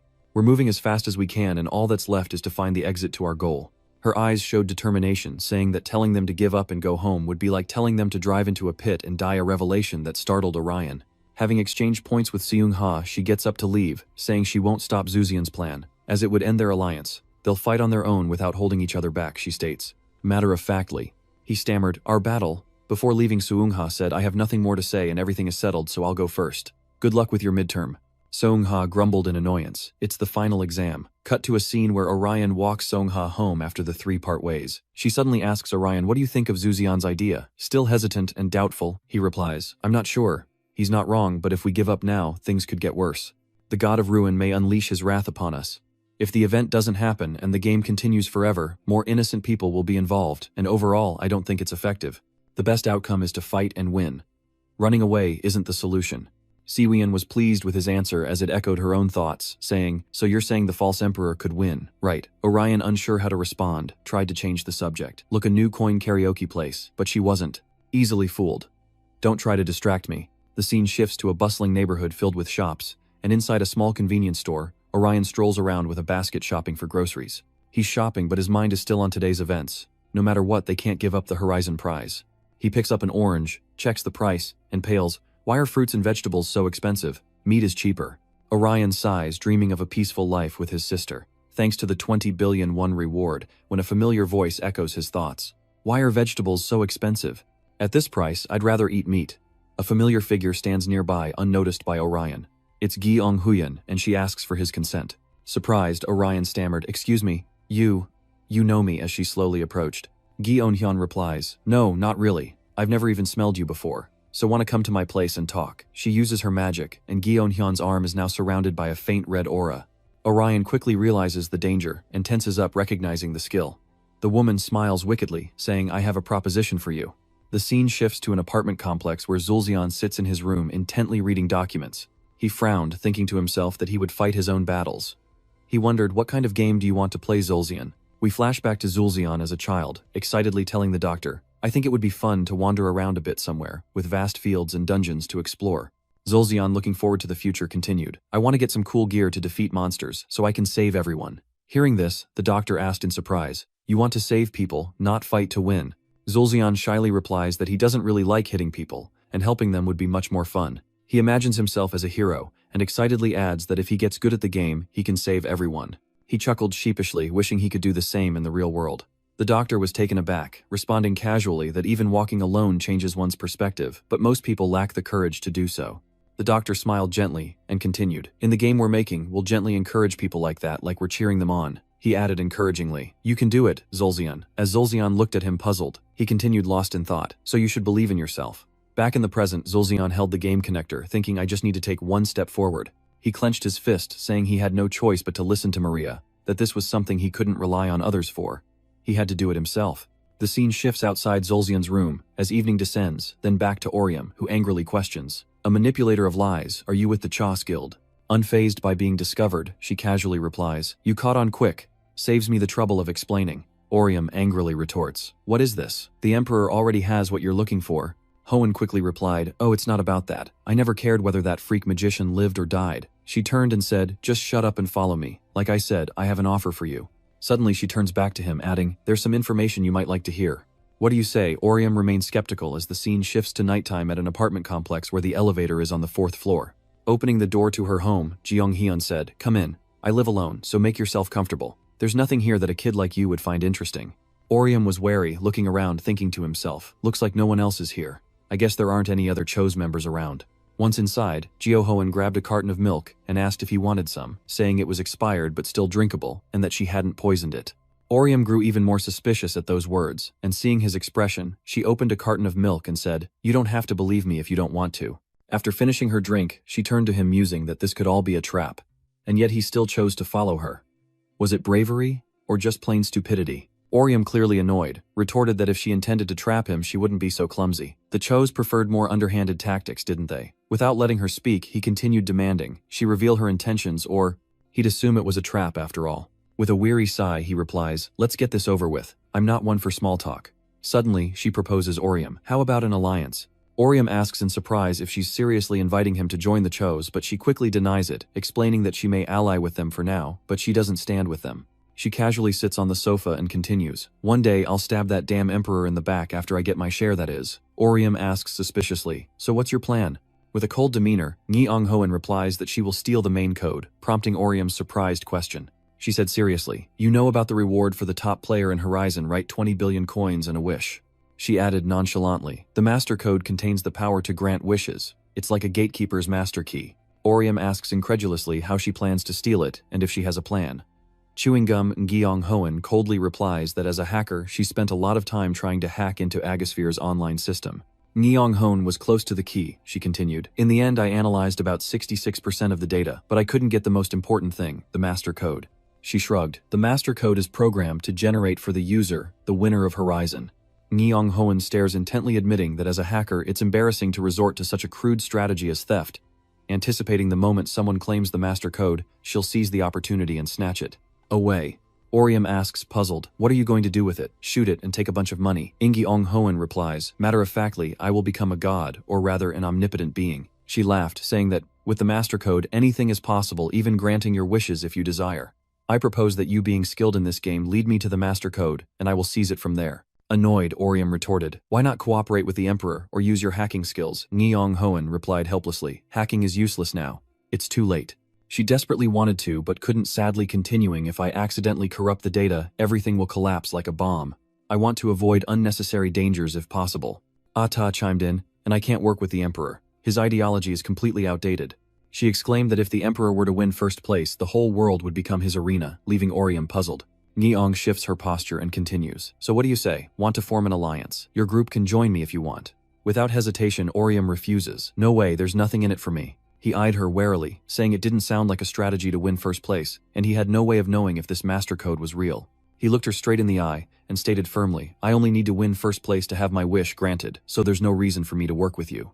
Knowing the answer already, Gi-ong-hoon sighed. "You're so stubborn. I thought you'd be feeling a little weak, like you'd just been defeated by the Emperor." Suddenly, she stood up and proposed, "All right, how about this?" With a sly grin, she continued, "I'll take you and your team to the final X mission." Gi-on offered a very beneficial proposal. "If we form a single group, you can all participate in Mission X.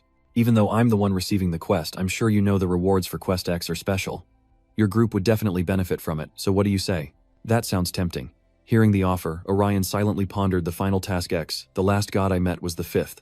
He imagined his guardian deity, inwardly assessing that the 6th guardian deity was the last, but he still refused, saying, "Forget it." Orion firmly states that no reward is worth such a dangerous task, and if she wants to join them so badly, she can complete the mission herself and bring them the reward, then he might consider it. Hoen chuckled, impressed. "Oh, I'm impressed. You're so cold and rational." She shrugged, adding, "It's true what they say, it's hard to seduce a taken man." Hoen gazes at him, saying, "I guess I have no choice but to play rough, even though it's not my style." She coldly casts a spell, and suddenly humanoid figures rise from the floor. Seeing that Orion thought in fear, a puppet manipulation skill, suddenly a notification appeared. Puppet manipulation skill combat wooden man restores 5 mana. The wooden man can be controlled for 44 seconds by the manipulator. Hoen said reassuringly, "Don't worry, I won't kill you." Her eyes changed and she threatened, "I'll just crush you until you change your mind." She commands the puppets to attack, and when all 4 converge, a terrifying explosion erupts. From the outside, Hoen's house glows with an unnatural light. The explosion shattered the windows, sending glass everywhere, and though he dismembered some puppets, they still relentlessly pursued him. Suddenly, he unleashes a dual-wielding technique, and his aura shatters the puppets. He realizes he can't keep fighting like this, not wanting to endanger anyone else. He leaps from Mr. Hoen's house, thinking to himself that he will retreat for today. He lands softly, but suddenly a puppet's body falls from above. The puppet on the ground laughed, saying he couldn't just jump out the window like that. It knew he was in a hurry, but where were his manners? Getting no response, the puppet continued saying that the mission was in 4 days, so he should think carefully before deciding. Orion listened in stunned silence as the puppet continued. You know opportunities don't last forever, do they? You'll miss your chance if you go it alone too late. The imp stared at him and continued, I've sent you the group invite. Give me your answer within 4 days. Laughing it added, I'll be waiting. The scene shifts to a training hall where Zeung-ha is practicing. As Ju Huiuk attacks, she swiftly dodges, and he retreats while using the overwhelming judgment skill. He braced himself and lunged forward, attacking her, and Ju Huiuk's powerful strike shook the training hall as she struggled to defend. Zeung-ha exclaims that it stings a little thinking to herself about her skills. She then unleashes her rose thorn sword technique, the blades merging into a powerful attack. Ju Huiuk praises him, saying he's improved a lot, and Zeung-ha asks with a smile if he's going easy on her. As he sheathed his weapon, he replied, No way, we may be training, but I didn't land a single punch. Ju Xian descended from above, saying, I'll heal you both. Seeing him, Ju Huiuk smiled and said, Thank you. As they stood there, Zeung-ha suddenly asked, So what's your next move? Are you going to continue hiding? If not, join our group. There's still a place for you if you want. Ju Huiuk paused, lost in thought, then sighed. Well, that's not what I meant. The scene shifts to a bridge at night where a car speeds along the road.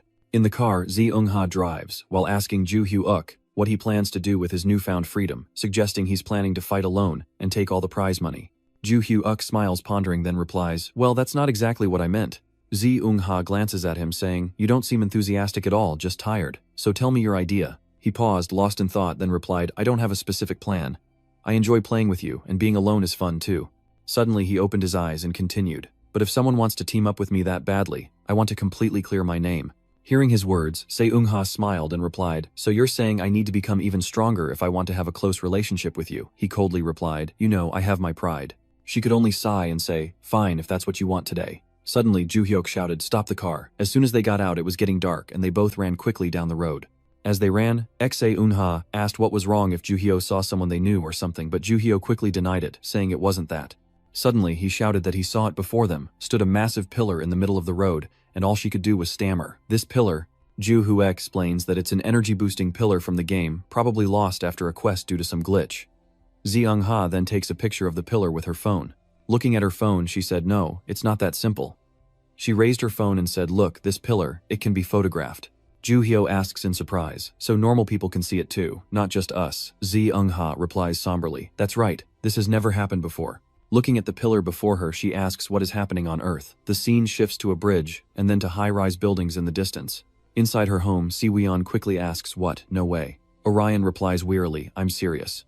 The manipulator from the Chos Association followed me, and asked if I wanted to join forces with her. She suddenly exclaims, Looks like you're quite popular with the Chos, to which he sheepishly replies, Well, I guess so, but I didn't want to be. Si-won presses, Anyway, what did you say? You turned them down, right? Si-won suggested, Wait, let's go to that room from earlier. Orion hesitated, Now, but I want to sleep. She retorted angrily, It'll only take 5 minutes. I'll call Zuzian too. He replied fearfully, Okay. The scene shifts to another room where the three are talking. Orion says, So she said if we team up with her, we can complete the old quest. Zuzian asks if the old quest is a barrier against the horizon. He nods, confirming that it is if their analysis of the game's story and the prophecy is correct. Hearing that, Zuzian thought to himself, So the old quest is our last chance to fight the horizon when it happens.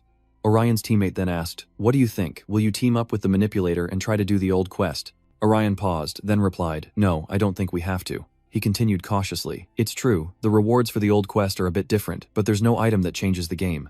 Zuzian was shocked, But it's a legacy quest. Don't you think the reward will be special? He lamented. It could be a super-powered item like infinite independence or a blood sword.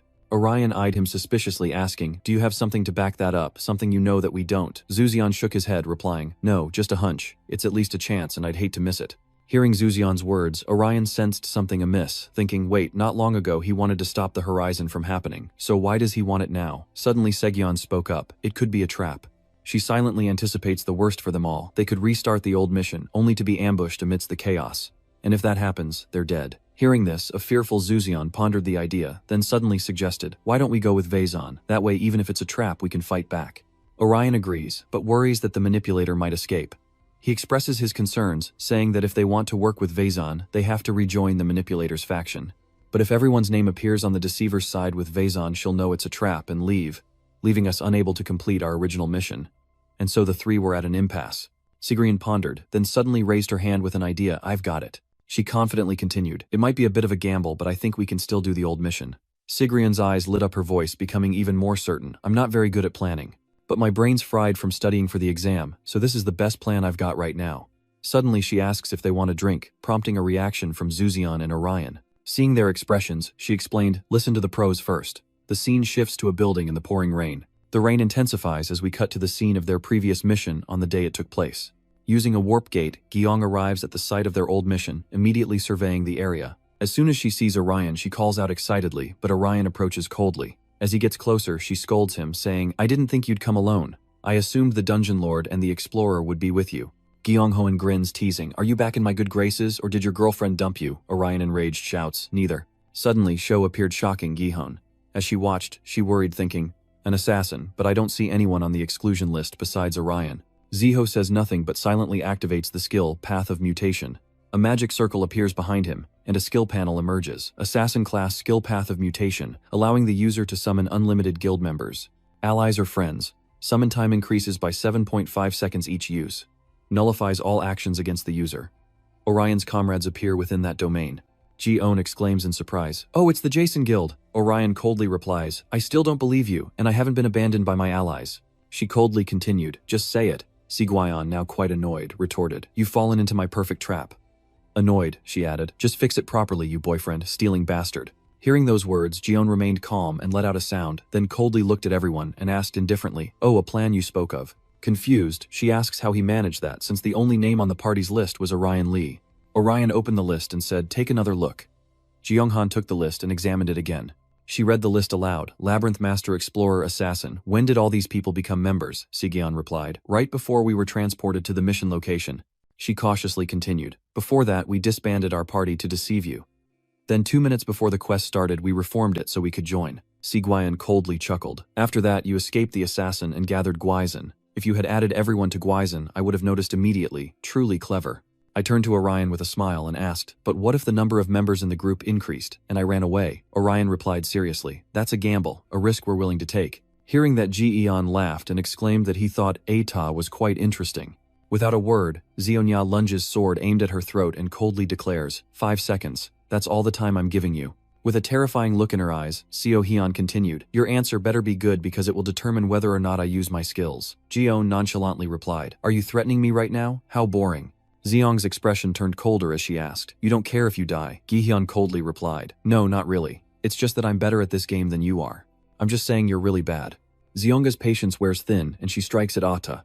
Gyo looks on in wide-eyed shock as Zeonga coldly watches Ata fall. Seeing this, Gi-hyun was shocked and asked what she thought she was doing, saying she couldn't kill her.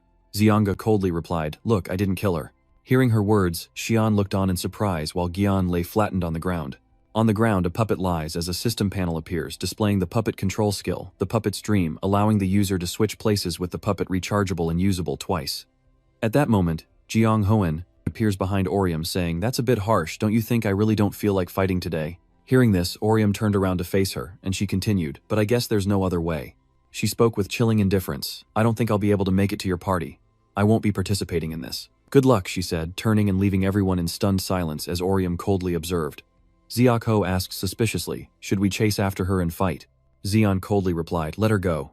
Shouldn't we focus on the mission? Suddenly a quest board appeared before them. Mission X, locate the Soul Vessel, deadline 4:30 a.m. Orium read the mission, pondering aloud. I've never heard of a soul vessel. Is that monster a bowl or something? Weon sighed, explaining that it was one of those special types, definitely not a bowl. She turned to Zuzion, asking if he'd ever heard of such a monster in the game's lore. Zuzion was distracted and didn't respond, so she called out loudly. Zuzion, startled, he replied, oh, the Ship of Souls. Clearing his throat, he said, if I remember correctly, the soul vessel is a slime monster that disguises itself as other monsters. Zuzion recounted what he knew from Desperate Journey, about how the Blue Lake Nice members were destroyed by the Vessel of 6 Souls. Weon chimes in, suggesting the monster is just a high-level slime, guessing its name is Fazi. Orion reminds them it sounds easy, but they don't know when the Guardian will appear, so they must be careful, to which she cheerfully agrees. The scene shifts to the waiting area, and the quest as the system announces that the mission will begin in 1 minute. Orion's team reads the quest board. Suddenly, Zuzion speaks up, saying he'll use guiding light at the start of the quest. Orion nods in agreement, saying that's a good idea since the building is a bit confusing. As the system announces 30 seconds, he notices Zuzion beside him, distracted. Suddenly, Orion calls out Zuzion and he immediately replies, yes. Orion said seriously, even just using your passive skills helps our party a lot. Zuzion replied in surprise, okay, I appreciate that. Suddenly, the system announced that the quest would begin now, and Zuzion activated a skill with more than one starlight. From his sword emanated multiple streams of blue light. Orion asked in astonishment, does that mean there's more than one monster? Suian frantically suggests they split up to find the monster, but Sunha reminds them to finish the task at hand, and the others loudly agree. And so they charged forward, ready for battle. Orion called out, let's stick together, we don't know what we're up against. His comrades replied in unison, right. The scene shifts to a large city center, as Orion leads two companions forward when suddenly a teammate shouts his name. A horse-bodied monster with a human face appears behind them, radiating a dark aura. Orion cautiously asks if it's the creature's spirit, and Zeus Zeon replies that it appears to be mimicking a centaur knight. Orion thought to herself, its defining trait is its speed, so my best option is... Before the monster could react, Orion struck with her sword. He struck a blow, thinking to himself that it was close enough to destroy it, so it couldn't attack with its skill. The monster charged, and Orion used his skill Fangs of the Vengeful Soul to attack. Before it could understand, it was defeated, its entire body exploding. Zeus, Zeon exclaimed in shock. What? It died in one hit. A demigod knight shouldn't be this weak. Orion wondered what had just happened. He thought it would be stronger, but guessed this monster was only good at imitation. He stopped thinking and spoke. Let's go get the others. Maybe this isn't a soul container. But he suspected something else was at play. It couldn't be this easy. The quest was supposed to last until 4:30 a.m., so there had to be something more. Suddenly Zeus Zeon shouted in alarm. Orion, behind you. Behind him, the monster slowly takes form and rises, a terrifying sight that makes Orion turn in shock. Unexpectedly, it copies his form. Zeus Zeon asks in shock, what, no way. She looks at the two before her, a hint of doubt in her voice. Orion. The monster looks just like him, save for its terrifying eyes. Suddenly, a burst of light appears, attacking him with immense force. Struggling to defend himself, Orion realizes, this monster, it's more than just a simple copy. At the same time, he warned that this monster was reborn, while other monsters had become the people who killed it. Orion still insisted it was the one who killed him. He struggled to defend himself, exclaiming that it was invincible. Orion grimaced at its power. In an apartment building against the dark sky outside the window, the sounds of battle echoed with skills, the sucking sound of Sin's skills, Sword Demon's wound skills, and the monster's movements were like his own, but its power, stats were much lower. The two were evenly matched, each fiercely declaring they could win in a few moves, even against invincibility. Irritated and determined, Lee Orion used his Twin Blade Rush skill. However, Bitch Yoon Hyung was just as fierce, arrogantly declaring that it was time to end Orion. The battle was incredibly tense. The clashing of swords rang out a sound that seemed to pierce the opponent's heart when suddenly Sigwyon ran up and shouted Orion. He whipped around, startled to see his friend Sigwyon, a sight that eased his heart and fueled his will to defeat Yoon Hyung. Sigwyon unleashed her Thorn Trap skill, a devastating power that sent Yoon Hyung flying completely out of control. And just like that, his corpse melted into a puddle. Sigwyon, overjoyed that she'd caught him, amused and a little surprised at how easily he was defeated. Meanwhile, Orion, still stunned, confused, shocked, and slightly hurt, asked with resentment why she'd intervened at the last moment. He could have finished him off alone. She replies with a serious look. Oh, I just wanted to beat you so I wouldn't feel guilty. I'm sorry. She raises her hand, wondering what, how interesting all the excitement without the responsibility. Suddenly, the liquefied remains of the evil Yoon Hyung began to rise, taking on a bizarre and terrifying form, and then shockingly transforming into the image of Sigwyon. She panicked, saying, it just turned into me. But Orion, far from fearful, was excited and delighted. Wonderful, I guess it's my turn.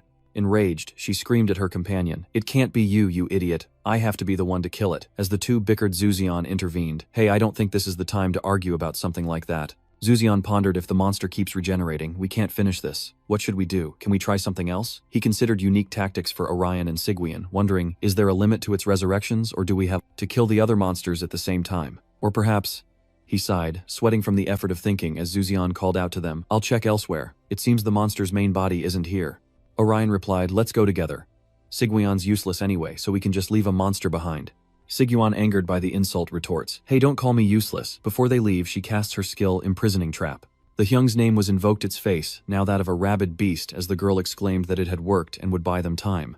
Orion urged them to find its main body. Inside the dimly lit building with its many passages, they try to run faster to find a way to defeat the monster when Orion stops. He realizes something. Wait, is there a reason its body is somewhere else? Something from the story or another strategy?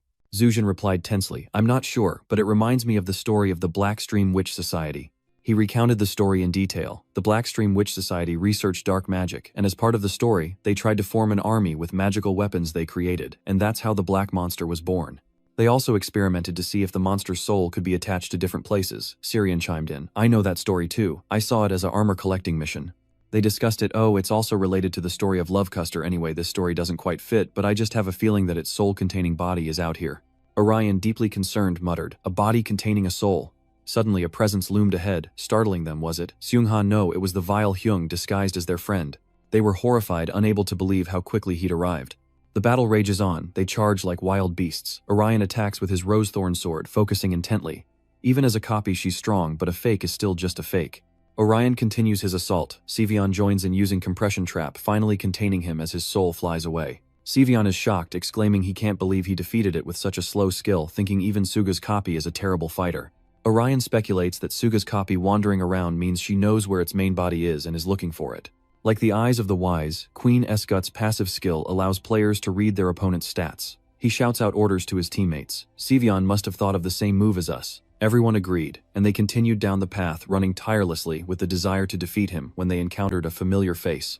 He asked, perhaps not believing what he saw before him, even if it was a relative, a teammate. Sevion, was that the real you? Sevion tilts his head. What are you talking about? We met your clone before we got here. She was so cute. Do you think so? The answer is no. Orion continues, but is that the monster's true form? She calmly replies, you've figured it out. This is its true form, a vessel containing its real soul. A large egg-like object surrounded by feathers, Sevion approaches to investigate. Why did you wait for it to close? You could have taken it out already. That monster's stats aren't higher than ours, right? Sevion replies that the stats aren't that high and they could kill it with a few skills, but something feels off. Orion rallies the team, urging them to push through, reminding them of the time limit.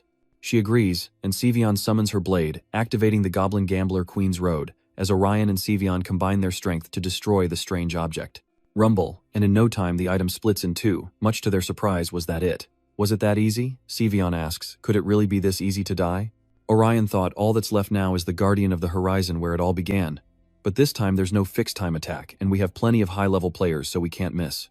His corpse reappears. Somehow, despite our attempts to contain it, he broke free and slipped out. Epger, everyone back to back, shoulder to shoulder, get ready to fight. Sevion says, just as I thought, it couldn't end that easily. Is this the real final boss? The two sides clashed in a chaotic battle. His power was overwhelming, and the outer vortex threw everyone back. No one could do anything against his blinding light. And then Zuzhan was struck by that terrifying power, crying out in pain, prompting his teammates to ask, Zuzhan, are you okay? He replied, I'm fine. It just caught me off guard. Zuzhan stepped forward. Wait, that thing. He stared in confusion. No way. It's Maria, the rain of destruction. The rain poured down, restricting everyone's movements. Not only does it inflict pain, but it also drains their strength. Orion can't believe what he's seeing. What is this destructive power? Is this the monster's true form? He breaks free and asks Seungha, what are the readings on the soul vessel? Can we retrieve it as easily as before? Seungha sighs defeated. I'm not sure if you'll be happy or sad to hear this, but this monster has the highest stats I've ever seen. It's as powerful as a gimmick bug.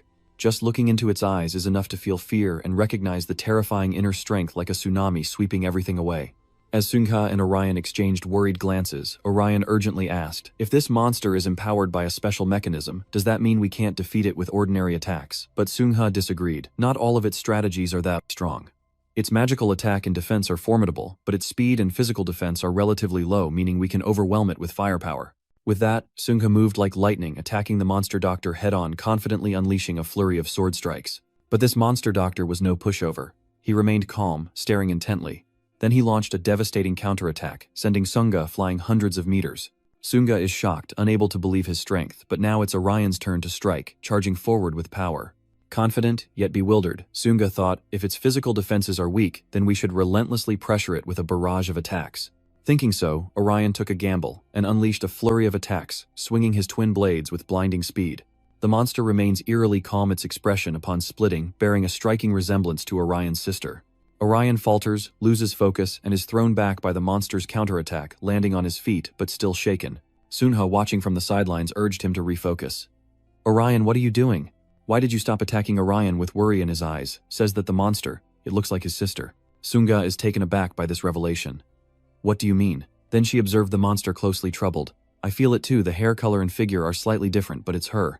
Zuzhan guesses, could it be Maria? He recalls she was the one who told me about the encryption key. Sevion began to speculate, a core developer. Then why has she appeared now as a monster? Zuzian remains uncertain, saying, I don't know. It's hard for me to believe too. Siwian agreed, so we can confirm that monster isn't really Maria or Orion's sister, right? Zuzian recounted Maria's story, saying she's probably already dead. Siwian, though desperate for answers, knows they must deal with the immediate threat, first saying they can think about it later. But right now, the most important thing is whether they can complete this mission. But the monster was also formidable, creating a massive shield to block the attacks. Seizing the opportunity, Orion unleashed his power, charging forward with another earth-shattering strike. But the monster's face, so like his sister's, continues to haunt him, breaking his focus. He steels himself, gathering his strength for a powerful, decisive blow. Despite landing blows, they had no effect.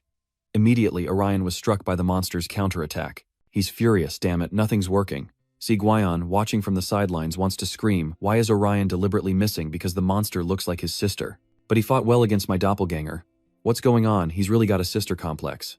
Zeon, however, is more insightful, thinking, I think I understand why he did that. But his teammate is still furious, snapping at him. No, don't even try to understand. Just then, the Lesser Dukes and Seo Yulho suddenly appeared and charged in. Seo Yulho directed everyone, it's a sorcerer-class monster. You must attack it with a combo. Shinjian understood, and they moved surrounding the monster in an elaborate formation, while Orion, still confused, stared blankly at the beast. Seguian had to snap him out of it. Orion, get a grip. You have extremely high physical defense, don't be so careless. Orion composes himself, panting, and apologizes, realizing he must focus as his comrades fight the monster. They struggle to fight the monster, and even if it looks like my sister, it's just a monster in the game. But it really does look just like my sister. Seguian, seeing Orion's wavering expression, snapped, hey, focus! Zhe Ungha and ex-Julian Thu combined to unleash Hoen Kem, along with the devastating Ancestor Punch. Zhe Ungha, facing immense difficulty, declares that no filth shall defile the Queen's palace. But then the monster retaliates, its power immense. A confident smirk spreads across its face as it unleashes a massive formation in the sky. Massive blocks descend, and Ji and Huang gasps, a meteor shower. It's a wide-area attack, and Seguian knows they have to be careful. Ji, in Huang's face, turned pale. I don't think we can dodge such a powerful attack. I should use a defensive technique to protect everyone. But Orion bravely tells everyone, Seguian, now's our chance to strike the final blow while it's charging up. Seguian regains her confidence, replying, alright, don't screw this up. Orion rushes forward, using the voice technique from beyond the labyrinth, reminding himself to stay calm. It's not just him. Then, with all their might, they unleash the Avenger skill, Fire and Fury, let's go. Orion shouts, determined to fight to the bitter end. Si Ung-ha observes carefully, and realizes something, telling everyone that it stopped using its skills, and now is the time to push it back. The cooldown on that attack is our chance, smash it to pieces, everyone charge. The monster falters, confused, unleashing a dual attack with both sword and staff. Orion and Zuzian were shocked, because only adventurers and avengers could wield such weapons. This is their skill, a light that dispels darkness, an adventurer's skill. Orion realizes, what is that monster mimicking our skills? More concerning, his teammates were scattered and defeated on the ground. Zuzian fearfully says, this isn't good, everyone except me, and Seguian is down. Seguian panics, realizing the monster is mimicking their skills, meaning its next move will be the death dance. They eyed the monster doctor, warily sensing an immense power. Zuzian exclaimed, wait, that's the Avenger clan's ultimate technique. But Seguian, impatient as ever, couldn't stand idly by, and charged into the fray. Despite Zuzian's pleas to stay back, Seguian's resolve is unshaken, as she shouts, run Zuzian, assessing the situation. She realizes, with stats this high, I can't defeat this monster alone. For now, all she can do is distract it until the others awaken. Seguian steels herself and attacks with her lightning spear. But with the monster doctor's keen senses, he immediately noticed summoning a giant hand to block Seguian's attack. The little monster roared, Hand of Fate Karma. The two powers collided, creating a massive explosion. Seguian, standing nearby, was also affected, and Zuzian worriedly thought from afar that the dizziness wouldn't last long, but Seguian was still hit. He couldn't stand idly by any longer. Zuzian knew he had to act now. Closing his eyes, he berated himself for his timidity. In this desperate situation, he recalls Maria's words from his childhood. Just one small step can change the world, but most people are too afraid to take it. In the game, it's like we're giving them a boost. She smiled at the boy, encouraging him. You can do it, Zuzian, so you have to believe in yourself. He returned to reality more determined than ever. Just one step, but he hesitated, seeing a younger version of himself, a young Zuzian who mirrored his hesitation, looking up at his adult self. The boy smiles, his eyes full of trust, as he hands the sword to the older Zuzian, who glares back at the child. Zuzian reconsiders his decision, wondering why of all the paths he could have chosen, he picked the adventurer class. Suddenly, something hurtled toward the monster, Doctor catching him completely off guard, and he unleashed a massive explosion with his scepter. The sudden attack sends Zuzian reeling backward, caught completely off guard. Damn it, the monster is using heart-seeking skills. It seems my betrayal armor is useless. Even so, I can still get pretty close, Zuzian thought, refusing to give up as he stood and faced his opponent. As he charged, he reflected on his decision of all the classes a player could choose. The reason he chose Adventurer was because he wanted to embark on adventures without fear, and Zuzian's eyes burned with determination, so he resolved to stand firm and unleashed the light. The Adventurer class skill, Light, impairs the opponent's vision for 2.5 seconds. The monster doctor is stunned by the unexpected attack, unable to look away. Little did he know Light was his weakness, as his eyes were now ruined. Zuzian, amazed by the attack, exclaimed, "I did it, I blinded him." Thanks to that, Siwian has a chance to recover and continue fighting thanks to your support. It reduces magic defense by 10% and is cold enough to conveniently preserve food. Combined with Minoto's light prison, Siwian sprouts 2 horns and charges at the blinded monster doctor. The powerful attack takes its toll, and his eyes return to normal. She froze, startled, as a massive explosion erupted. Duzeon frantically called out her name, Siwian, from a distance as the smoke cleared, revealing countless red swords piercing the ground. Siwian is barely holding on her strength, failing when a familiar figure steps in to protect her. That familiar towering figure saves Siwian from the brink of death. It was Orium. She frantically asks Han, "Orium, are you okay?" But with his last ounce of strength he reassures her. "Don't worry. I've become invincible," he declares, his eyes filled with determination before charging toward his opponent. Orium then unleashes his ultimate technique, the Dance of Death, to confront him. Then he calls out, "Duzeon, support me from behind." Now the monster doctor is surrounded. Duzeon, anticipating this attack, uses his newly acquired adventurer skill, Blessing of Courage, raising his sword high. This skill draws enemy attacks while boosting the team's power by 17%. Duzeon could only be grateful, silently thanking Maria in his mind for the game she created. The doctor sensed a dark shadow and looked up. "I too can become the person I've always wanted to be." Orion attacks while the doctor is distracted, countless swords descending upon him.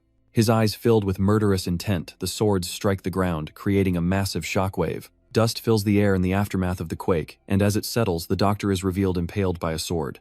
He's given up now, resigned to his fate. The doctor smiles serenely as his soul begins to fade away. Orion eliminates the witness as his body fades into the air. The team regroups, and Zeok asks in confusion, "Is he dead?" Zeongha replies, "I think so too. Otherwise he might have revived after hearing you say that. Indeed, I never imagined we'd all be knocked out there." Suddenly, a slender hand appeared from behind and gently tapped Orion's back, startling him. "You did great. That person is Siwian."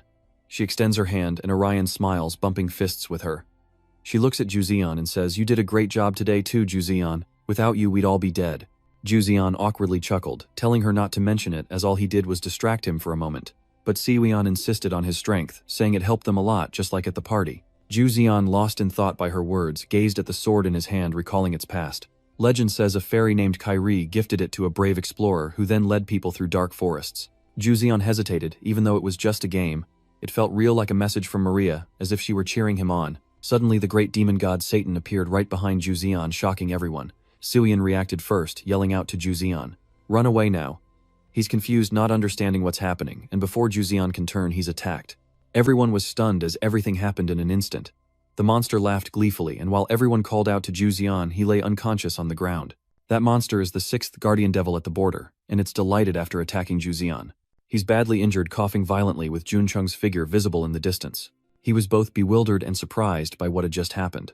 Without hesitation, Junchung activated his angel wing skill and soared upwards to attack. The guardian demon seemed prepared for his arrival, immediately unleashing a flurry of sharp blows. He struggled to evade the monster's wild attacks. Its attacks are powerful, forcing Junchung to struggle and expend a great deal of energy. Suddenly, the monster unleashes a decisive blow aimed directly at him, making Junchung want to give up on his fate. It didn't hesitate, striking decisively, but a small tremor occurred. Junchung thought he was done for, but luckily, Ujon arrived just in time, using his sword to block the blow. He shouted in alarm, "Zhang, what the hell are you doing? Do you want to die?" Then Zhang suddenly mentioned 90 seconds. He shouts that they can use the rebirth skill to save him within 90 seconds before he dies, and they have to get there as fast as possible. He stammered, trying to explain, but if we don't hurry. Just then, Hyun Se-ung interrupted with a warning, "Don't get ahead of yourself. If you're not careful, you'll get us all killed trying to save him." So he advised them to wait until they cleared a path for him, with Ujon and Seoko actively fighting alongside Hyun Se-ung. The scene shifts and the rain continues to fall as Orium and Segi-on rush to Yuzion's side. The prince, terrified, desperately tried to wake him. "Yuzion, stay with me," but Yuzion didn't open his eyes. Orium cursed, "Damn it, I need a healing item fast, if I trade the time-bending device." Suddenly he yelled, stopping him, "Orium, don't waste your energy." Yuzion says helplessly that his health is almost gone, and he's been hit with a skill that prevents him from using items. He says somberly, "That means we're out of options." Yuzian knew there was nothing he could do. Only a miracle could save him now, but relying on that would be a fatal mistake. At this point he was ready to face death. In that case, perhaps he should have entrusted it to someone trustworthy. Yuzian felt a pang of regret. Yuzian, please do me this favor. The lock containing the encrypted code is in my bag near his dropped briefcase. This sudden revelation stuns Orium, the encrypted key. You've had it all along. Yuzian, realizing his mistake, avoids his gaze. I'm sorry, I don't think I have much time left. Suian quickly grabbed his bag and asked, You mean the red bag? Yuzian confirms it's the red messenger bag, begging him to keep the key away from the guards, his final request. He recounted the fateful rainy day, when Maria entrusted it to him, her request and final wish, to use it to stop Horizon early on. Yuzian now places his trust in Orion, pleading with him. Suddenly Siwian shouts, Orion, I think this is it, her eyes filled with tension. The encryption code shattered, leaving Orion in shock as Yuzian chuckled, asking if he would do it for him as repayment. Without hesitation, he agrees, promising to fulfill Yuzian's wish, who reveals the key to his apartment is in his pocket where Orion will find his beloved turtle. He asked him to take care of it for him, and with that final farewell, Yuzian vanished into thin air. Orion was still in disbelief, as Siwian cried out in alarm, Yuzeon. Meanwhile, the others fought on, unaware that Yuzian was gone, until Master Seung sensed it and raged that they were too late. The monster then attacks, seizing the opportunity to strike with its massive claw. But once again, Uzon's sword blocks the blow. He shouts, asking what's wrong and telling him not to lose focus. Raimi remains silent beside them. Moreover, the others received a warning, a member of their team was lost. Back at the scene, Orion remains stunned by Yuzian's death. He never expected things to turn out this way. Without hesitation, Siwian urges him on. It's not safe here, Orion. We need to focus on finding a way out and regroup before fighting the guards. But Orion's spirit was fading into despair even though she knew this would happen. She sat down remembering him but unable to do anything. Orion berates herself, realizing her mistake, and cries out regretting that she couldn't protect him. Just then a spatial gate appeared behind Orion's sorrowful figure, causing her to exclaim in surprise. Isn't that the back door? Suddenly he slowly rises, declaring that only by becoming stronger. This time Orion is burning with renewed vigor but then senses something strange. Suion cries out in alarm, Orion, as the scene shifts to a dark, unknown place where Gyeong-hoen waits in the rain. She gloats, reveling in the moment. That's epic. I can't believe it. I only wanted to see what would happen if they tried to drag out the Guardians. But little did he know he'd witness a hero break through to transcendence, a sight that filled Gyeong-hoen with delight. Gyeong-hoen was thrilled, eager to see him conquer the world, while the players fought with all their might. They struggle to destroy the giant monster, as Jian curses, wondering if it's his fault, or if the beast isn't even trying. At that moment, Seungha's eyes glowed gold as she spoke. It's not just her. She explained that its overall stats were slightly lower than a soul vessel, but its physical damage potential was terrifying. Moreover, its combat techniques are complex, its snake sword defying the laws of physics. In any case, we're the ones caught in the trap, not the puppeteer. Caught off guard, they quickly brace themselves for battle, as the monstrous guardian roars, unleashing a chilling gust of wind. This powerful attack inflicts massive damage, making it hard for them to even stand. Seungha wonders what to do, as everyone has used everything they have to fight the soul vessel. We need to regroup, or should we just run and try to recover our strength? No, if we retreat too quickly, we'll be discovered and surely die. Seungha then devised another plan. Someone needed to stay behind, to buy time while they retreated, until the monarch's blessing ultimate move was activated. Immediately, Seungha ordered everyone to retreat, saying she would stay behind to hold it off. But the mana was too great. This was too dangerous. Remy agreed from behind, saying it was too dangerous, but Seungha ignored their cries. For now, she focuses on fighting the monster, realizing the Guardian's attack range is wider than expected. She needs to get in close. Suddenly, Seungha's eyes widen as she realizes Orion intends to seize this opportunity to finish it. His eyes flashed with rage, and Orion swung his sword at the monster, the resulting explosion obscuring Seungha's vision. She's stunned by the sight before her, never imagining that person would be him, Orion. Orion glances back, facing the monstrous creature, which is regenerating its lost arm into a massive replacement. The monster roars in agony as it regenerates its lost arm, discarding the old one for the new. It grabbed its blade and slashed at Orion, leaving only a massive afterimage of the attack. But luckily, Orion dodged in time. His eyes narrowed as he struck the monster, who cried out in pain as Orion landed safely. He called out, "System, show me all my stats and skills." The system immediately complied, understood, displaying now. Orion observes the basic information displayed on the screen, then hesitates. Rebel. The screen says, "I'm a rebel." Just then, the unvanquished monster ambushed Orion, who dodged with uncanny agility, thinking, "I don't know how I triggered this transcendence, but this power will help me avenge Zuzion." Orion vows to win at any cost, and so the fierce battle between Orion and the monster rages on. In a flash, Orion struck the monster. Uzon was stunned. He was even stronger than the guards. Zizan was also surprised, noting how incredible it was, as if he were a different person. But Hyun Sehun reminded them not to just stand there. Are you just gonna stand there and watch a high school kid fight alone? If you're regrouped, go help him, he exclaimed. Don't let another member fall. Uzan quickly replied, yes, I understand. Remy chimes and Hyun Sehun, don't feel guilty and blame yourself. There's nothing you could have done, she consoles. Of course, Hyun Sehun knows he just wants to escape this unpleasant feeling. I know I just want to. He just wants to get rid of this unpleasant feeling right now, that's all, as he intently watches Orion fight the monsters. Remy thinks to herself that he's still blaming himself the fool. Suddenly, a huge explosion occurs while Orion is still fighting fiercely. Orion stops and scans his surroundings, wondering what's happening and how he managed to transcend. From out of nowhere, Miss Wen appears explaining that it's all about timing, location, and circumstance, startling Sehun. She immediately turns and points her staff at Miss Wen, demanding an explanation. Without a care, she explains that one needs a catalyst to reach that level, something common in games, like completing quests to unlock storylines or defeating final bosses to advance to the next stage. Wen casually states. Sehun dazedly recalls Orion's expression, so that means… Wen continues, perhaps there are many factors that make up the level and stats, but the key factor has already appeared, and that factor may be… Sehun can already guess the death of a team member, right? Well, Miss Wen continued, I don't remember the details, but it must be a prerequisite for superheroes to reach the transcendent level. That's what revenge means. It happens because of someone's sacrifice, she said nonchalantly. Sehun listened in silence as Wen spoke up. I'll give you a tip. Don't rely too much on the transcendent rank. Sehun was confused. What was she even talking about? In fact, when I skimmed through the data, it seems that the transcendence rank is not yet complete. It's like an unfinished project, a bunch of useless data, Wen advised. If you use it, the system will disappear for a while, but no one knows what will happen after that. What kind of bugs will creep in? She's seen it herself and explains. In other words, Wen says there will simply be some unwanted side effects like overdosing on medicine. Si Huion wonders when he'll return to normal and if there's a way to ensure it. Wen bluntly replies, who knows? This kind of information isn't cheap, young lady, and I can't just give it away. Growing impatient, she asks, then what do you want? I'll do anything to get him back safely. Wen smirked, really? Then let me borrow him for a night. I want to have some fun with him. Si Huion was shocked by the words and the sinister attitude. Wen reassured her, saying not to worry, he wouldn't harm him, and he'd return him safe and sound the next morning. In exchange for making him a more interesting person than he was, now words that only deepened her. Suspicion. Unable to listen any longer, Si Huion summons the imprisonment skill as Gyeong Huion dodges and asks what it is and if he truly doesn't need her help. She retorted, saying she didn't need the help of someone deranged like her, and that she would find her own way, as Si Huion furiously attacked the disappearing Gyeong Huen. Meanwhile, Orion continued to battle the monster swords clashing. Then he unleashed his ultimate skill, Great Spear Destruction. This successful strike throws the monster off balance. It roars in pain as Orion jumps down. He stares at his sword, judging it this level is different from the hero rank, making it a little difficult to control. But he believes he's adapting, mastering more skills, and this won't be a challenge. Orion's focus now is striking it down with his next skill. The monster stands opposite Orion, observing him, and unexpectedly erupts with strange power as the others approach.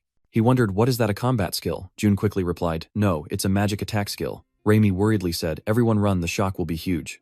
It's clearly using an area of effect skill. She shouts a warning as the monster unleashes its power, but Orion, though surprised, stands his ground sword in hand. Just then, Sonha appeared asking if he needed help, to which Orion exclaimed Sonha and Xu. Sonha assured him that they wouldn't falter, and to just say the word if he needed anything, only burning it to ashes would satisfy her. Orion, stunned by their willingness to help, agreed. Then hold him off while I prepare my next attack. You want us to keep it busy? That's easy enough. She turned and asked Xu, are you ready? He naturally replied, I'm burning with passion. With that, he and Sonha charged forward together while Orion took his battle stance. He silently thanked everyone for giving him the time to create his move. Orion then unleashed his ultimate technique, the fragrant beginning divine sword. The rain intensifies, yet the city finds no rest as the two female players clash, Son fiercely battling Jian Huen. Faced with her doppelganger ability, she's forced to use her chain snare skill. A chain quickly forms and binds Jian Huen's hands. With her movements restricted, Soon seized the chance, raising her staff and striking back, using its special ability to attack Jian Huen. It seems she was one step ahead as Jian Huen transferred her soul to another puppet, making it her scapegoat, sending it flying. Though the wound wasn't severe, it put Son on high alert. She pondered for a moment, then quickly regained her composure. Jian Huen creates a massive spatial explosion to retaliate, but Son activates her dark protection skill just in time, successfully withstanding the damage. Son's dark maze mastery weakens defenses, but Jian Huen remains cautious. Ada mocks Son, saying he's not cute, and that he's overthinking things because he's a high schooler. Son fires back, accusing her of wanting to harass a student, and calling her depraved. Suddenly a pillar of red light erupts from behind a building amidst the night battle, drawing the attention of both fighters. Son is surprised, wondering what the light is. Jian Huen says Ata doesn't know either, but suspects it's Orion's ultimate move. Thinking it's Orion, Soon is shocked, and with her broken staff she rushes toward the light. "Where do you think you're going? Jianhuan won't allow it, so take this spell. I haven't forgotten what you did to my head." The wooden puppets reappear, blocking Soon's path, but she fearlessly charges forward, now fully recovered and ready to retaliate with her Binding Abyss skill.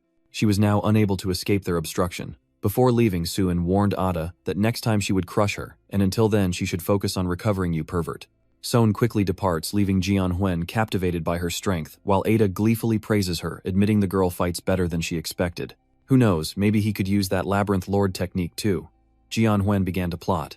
Meanwhile, across the building, the others were struggling against a formidable monster. Among them, Orion has awakened the ultimate move of the rebel rank, the Mad God Sword skill for his greatsword. It can increase attack power for a certain period. The skill is prepared and increased by 1,800%, and significantly increases the attack range.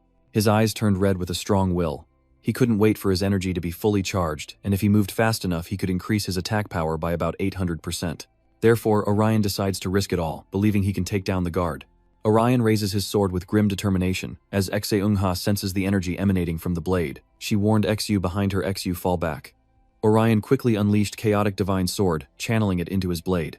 Then he slashes forward, the destructive power tearing through the earth. His teammates, despite keeping their distance, were still affected by the skill, tossed aside and riddled with wounds they could barely see through the dust. After a series of tremors, Eunha struggled to open his eyes. As the smoke cleared, they could see the devastation wrought by the Mad God Sword. The ground looked as if it had been swept over and corroded by lava. The Sword of Chaos's destination was the original monster, its body now cleaved in two.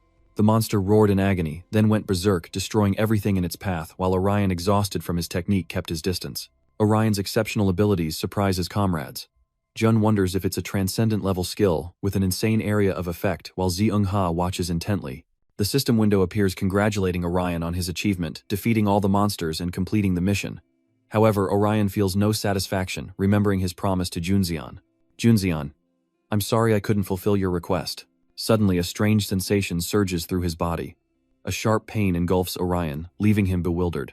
"What is this? Why does my heart hurt so much?" Eunha noticed something was wrong, and called out to Orion just as he fell backward into Siwian's arms. She anxiously asked Han. "Orion, what's wrong? Are you okay?" Orion gasped. "My heart hurts so much." Siwian immediately felt his left chest to check his pulse. "Heart right here. Stop touching my back. I'm giving you a massage, you idiot." Eunha then called Junjong for assistance. So, Mr. Han predicted this, saying Heller won't work, and thanks to his vast experience, he knows Orion is experiencing a data error. An error? What does that mean? Eunha asks, hearing this for the first time. Han explains that incomplete data retrieval results in data bugs like being blocked from opening a closed door in a game. However, this error isn't too serious, as Orion's flow index is quite high, so it should be fine, she casually assesses. However, if your stats were low, you could temporarily disappear. Kid Gyeong Hoen sincerely warns. Eunha grabs her collar, demanding she spill everything she knows, but she smirks, saying she has no reason to. In this critical situation, all players receive an emergency system notification. Eunha knows something's coming and exclaims in disbelief, "No way." Gyeong Hoen replies, just as he expected, "Horizon is coming," and he laughs with glee as Eunha tensely listens to their conversation. Orion is still recovering, unable to fight, as Hyun Seong opens the emergency broadcast. It's a lengthy letter that begins, "Greetings Agasphere, online players, how are you? I'm here to announce the event everyone's been waiting for, the official beginning of Horizon." The screen winks playfully. It continues, "Any user who has completed the tutorial is eligible to participate in this event. Even Hu Hyuk at home receives the same notification. And you're free to use any items or skills you like. Details about Horizon, including its expiration date, will be announced on the day of the event, after which you can choose whether or not to participate. Even if you haven't done any quests, you can visit the store on the homepage until the event starts, where users can freely buy, sell, and trade. We hope players prepare thoroughly for the event." The boss of Chos on the other side sneered. Then, just when it seemed over, the system spoke again. "It seems I haven't mentioned the most important thing. The event will begin 2 days after this announcement, on July 13th. Despite the bug, Orion tries to read the letter. Players will be informed of the rules and given a 15-minute break before the event begins. Okay. At the end of the letter, the mysterious figure wished the players luck in surviving until Horizon start and bid farewell. Sigweon next to Orion was ecstatic. Horizon would begin in 2 days, far too soon. Gyeong Huyen remained defiant, saying, "Do you understand now? I told you I didn't need to explain myself. Whether you like it or not, once Horizon begins, you'll understand. You'll see for yourselves how cruel this garbage game is. But I'm being vague." Gyeong Huyen chuckled ominously, adding that they were nothing more than puppets forced to fight against it. In a quiet neighborhood, Sigweon walks with Orion, pointing ahead and saying, "I think that's the house." Still doubtful, Orion asks if she's sure it's the right address. Si Guion simply relays the information, saying the chairman is certain. But Si Guion wondered, how does she have his personal information? She knows everything about me too. Even Orion doesn't know why. She says it's a secret, so it's probably an illegal source. Si Guion couldn't help but curse, knowing she was devilishly cruel. They approached the rather old building. They pushed the door open, its hinges creaking, causing Si Guion to exclaim that it was bigger than he thought. She said it was a studio, so I thought it'd be smaller. The desk full of books catches Orion's eye. He flipped through a few pages, game design, script writing guides, and a bunch of game titles, even though Zion loved playing games. Then Si Guion asked, "Hey, where's the turtle? Let's find it quickly and get out of here." There it is. She quickly spots a glass tank on the cabinet, where the turtle sensitive to noise is hiding in its shell. Si Guion peers in close. It's withdrawn into its shell. It's not dead, is it? Orion thinks differently. I don't think so. It's probably just sleeping. Of course, Si Guion wasn't sure of what he was saying, but he'd take care of the turtle, use his fish tank at home, and have his helper assist. Seeing this, Orion offered to help, suggesting they buy food, medicine, and other supplies, but Si Guion sighed, reminding him who he was talking to, and told him to leave it to him. Instead, why don't you go get some rest? You have to do that yourself. Anyway, Orion shouldn't refuse, so he says, thanks. She takes the box and leaves, saying that their test begins in 2 days, but Orion suddenly calls out, asking what Si Guion plans to do now. A smile creeps across her face, as she suggests leaving the turtle at home and studying with Sojung at a cafe, inviting Orion along, who declines, saying he's fine and should head home to study as well. But Si Guion simply looks back, saying they need to ace these tests, they've come too far to fail now. Orion agreed, seeing the logic in her words, they had come too far. Just then, the little turtle finally peeked its head out. As if she knew, Si Guion urges us to leave our work, here is done, who knows if thieves are on their way. Panic sets in on Orion's face. We can't let that happen. As he was about to leave, he noticed something, a book about turtles on the table, one with a turtle drawing. The turtle's diary might contain information about illnesses or foods it can't eat, Orion thought, curiously opening it. One detail surprised him, research notes on Interhold software. The scene shifts to an apartment building, a few lights still on, where Ju Hyuk and Seo Hong Ha are. Ju Hyuk looks serious, so that's what happened. He can't believe the explorer is dead. What about the other two in the party? They must be shocked, he asks. So Hong Ha takes a sip of water and replies, since So Hong Ha doesn't show much emotion, I'm not sure, but Orion probably suffered some mental trauma. It's no wonder a high schooler would be shaken, but for someone like Ju Hyuk, it's just another day. Yeah, of course it would be for any adult. Oh, and what about the transcendent rank? You must have a clear view of the stats, he inquired curiously. So Hong Ha shook her head and sighed. It's beyond my imagination. When that kid breaks through, his stats will increase by 2 makeups at once. Few can beat him in a one-on-one fight, she states frankly. Ju Hyuk's attitude shifted quickly. Dangerous. Charles or our king could also break through to the transcendent level. So Hong Ha looked a bit sad, most likely. Ju Hyuk understood it was a tight spot. Dealing with the constantly meddling chaos bastards was already enough of a headache, let alone transcendence.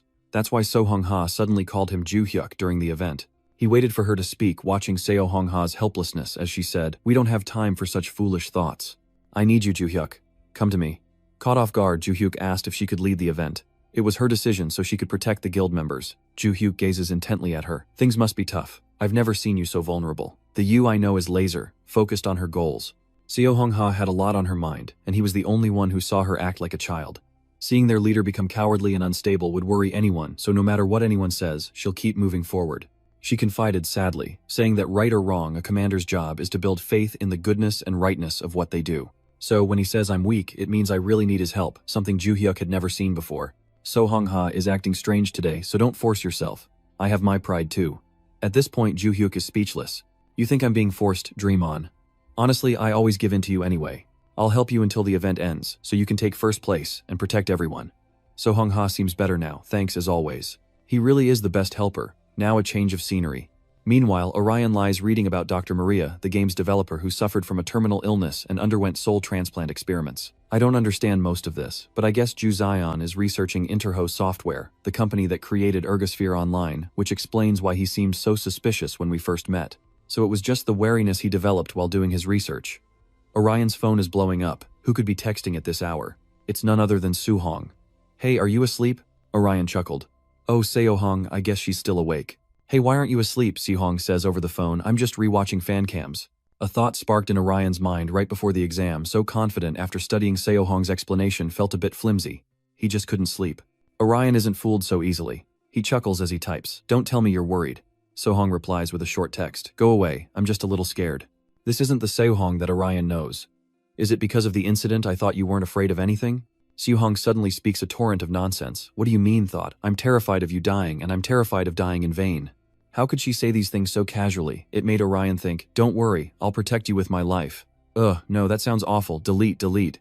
Then Soo-hong sent another message. She'd been thinking about sleeping in the room this afternoon, so the chaos wouldn't find her. Wait, after the exam, I'm planning to sneak a few more sips. Orion chuckled. Drinking at school is a bit.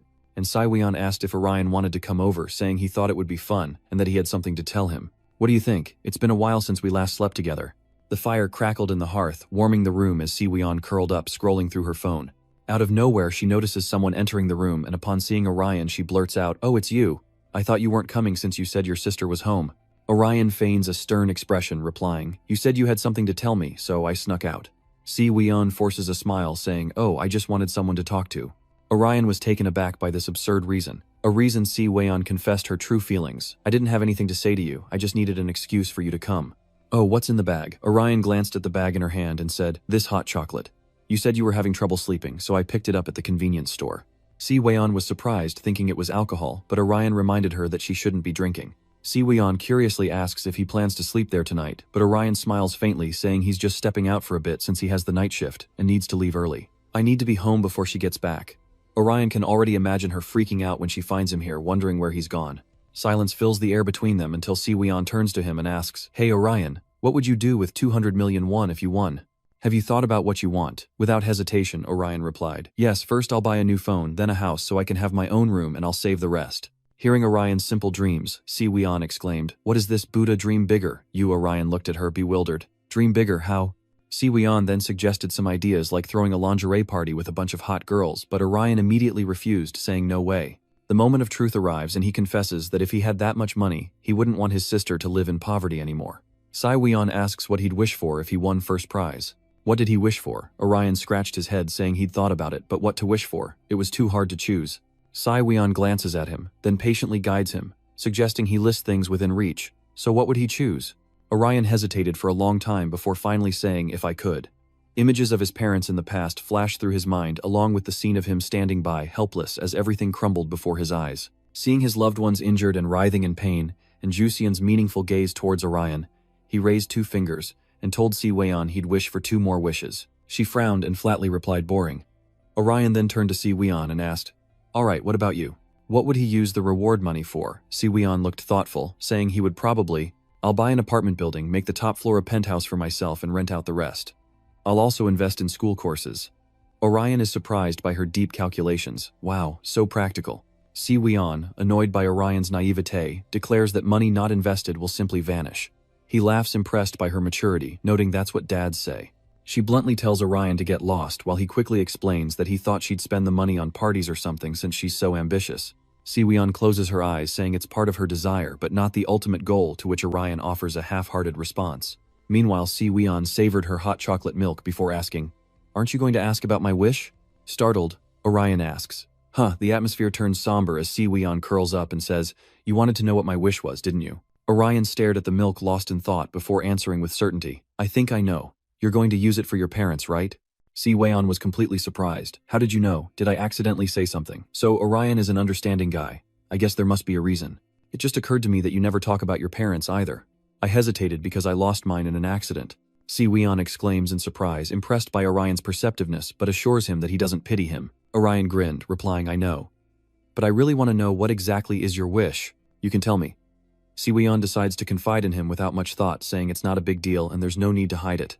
The story I'm about to tell isn't that important, but Siweon's eyes reveal a deep sadness whenever he mentions it. Back in middle school, he witnessed his father's affair. "I thought I was seeing things, so I hid and watched, but it was definitely my dad with a woman who wasn't my mom." Siweon was stunned by the sight. "I didn't know what to do. I didn't know if I should tell my mom. When I couldn't pretend it didn't happen anymore, I told my mom. But she said with a completely blank expression. Then she suddenly laughed calmly and said, 'I know. I have a boyfriend too.' You're too young to understand, Siweon. This is marriage. We support each other in certain ways. Other things don't matter. It's like a partnership." She said that as long as we don't break the rules, nothing else matters. "You'll understand when you grow up that things like love or friendship are just plays to deceive others." After revealing her shocking past to Orion, Siweon collapses in despair, but Orion asks why. "Why was I even born? I'm just a tool created from their fabricated relationship." Orion wondered to himself, is that all there is? So that's why Siweon always said things like that. Yeah, well, even if I disappear or die, they wouldn't care. Si Weon glared, wanting to forget those memories, even if the familial affection was fake. She didn't think she could trust anyone anymore.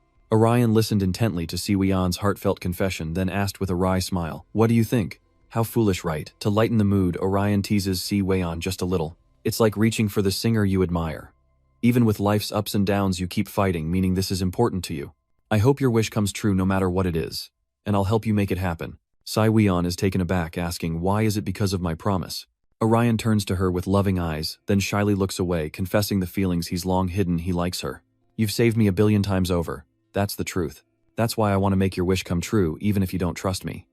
Hearing those touching words for the first time, Si Weon bowed her head as if to hide her own emotions. After regaining her composure, she finally sat up straight, the fire still burning brightly, warming their budding romance. Inevitably, Orion and Si Weon took their first steps, sharing a passionate kiss. But after only a few seconds, Si Weon shyly said, "Wait, not today, the timing's off." She covered her face and told Orion, "You can go home now, I'm going to sleep." Orion, unsure of what to do, simply agreed with Si Weon, but as he turned to leave, she suddenly called out his name. "Thanks for the hot chocolate, good night," she says, her face flushed with embarrassment. Orion returns the sentiment, and as soon as he does, he heads home through the portal. Meanwhile, Si Weon alone in her room breathed a sigh of relief after Orion left. She almost lost control. Unbelievable. And so she sat in stunned silence, muttering, "Damn it." Orion finally returned home safely, his face etched with a terrifying gloom. Suddenly, Orion clutched his head and screamed in anguish. "Why did I do that? Was I caught up in the moment and lost my mind? This is bad timing. How am I supposed to face Si Weon tomorrow? The bustling city begins a new day." The next day, at the entrance to the teacher's lounge during exam time, Orion entered the classroom with an awkward smile as Si Weon glanced at him with sharp eyes and greeted him as usual. Orion watched Si Weon's back, thinking he's so calm. Maybe he doesn't care. I shouldn't overthink it. With a week full of exams, it's time to focus, and Si Weon is chanting a mantra, "Focus, focus, use mind control to memorize." The dreaded teacher Kwok has arrived. Mr. Jiang enters and orders, "All right, put away your books and sit quietly. After the bell, we'll begin the listening test." He even gives the students a sinister smile, advising them that cramming won't help and the test will reflect their efforts.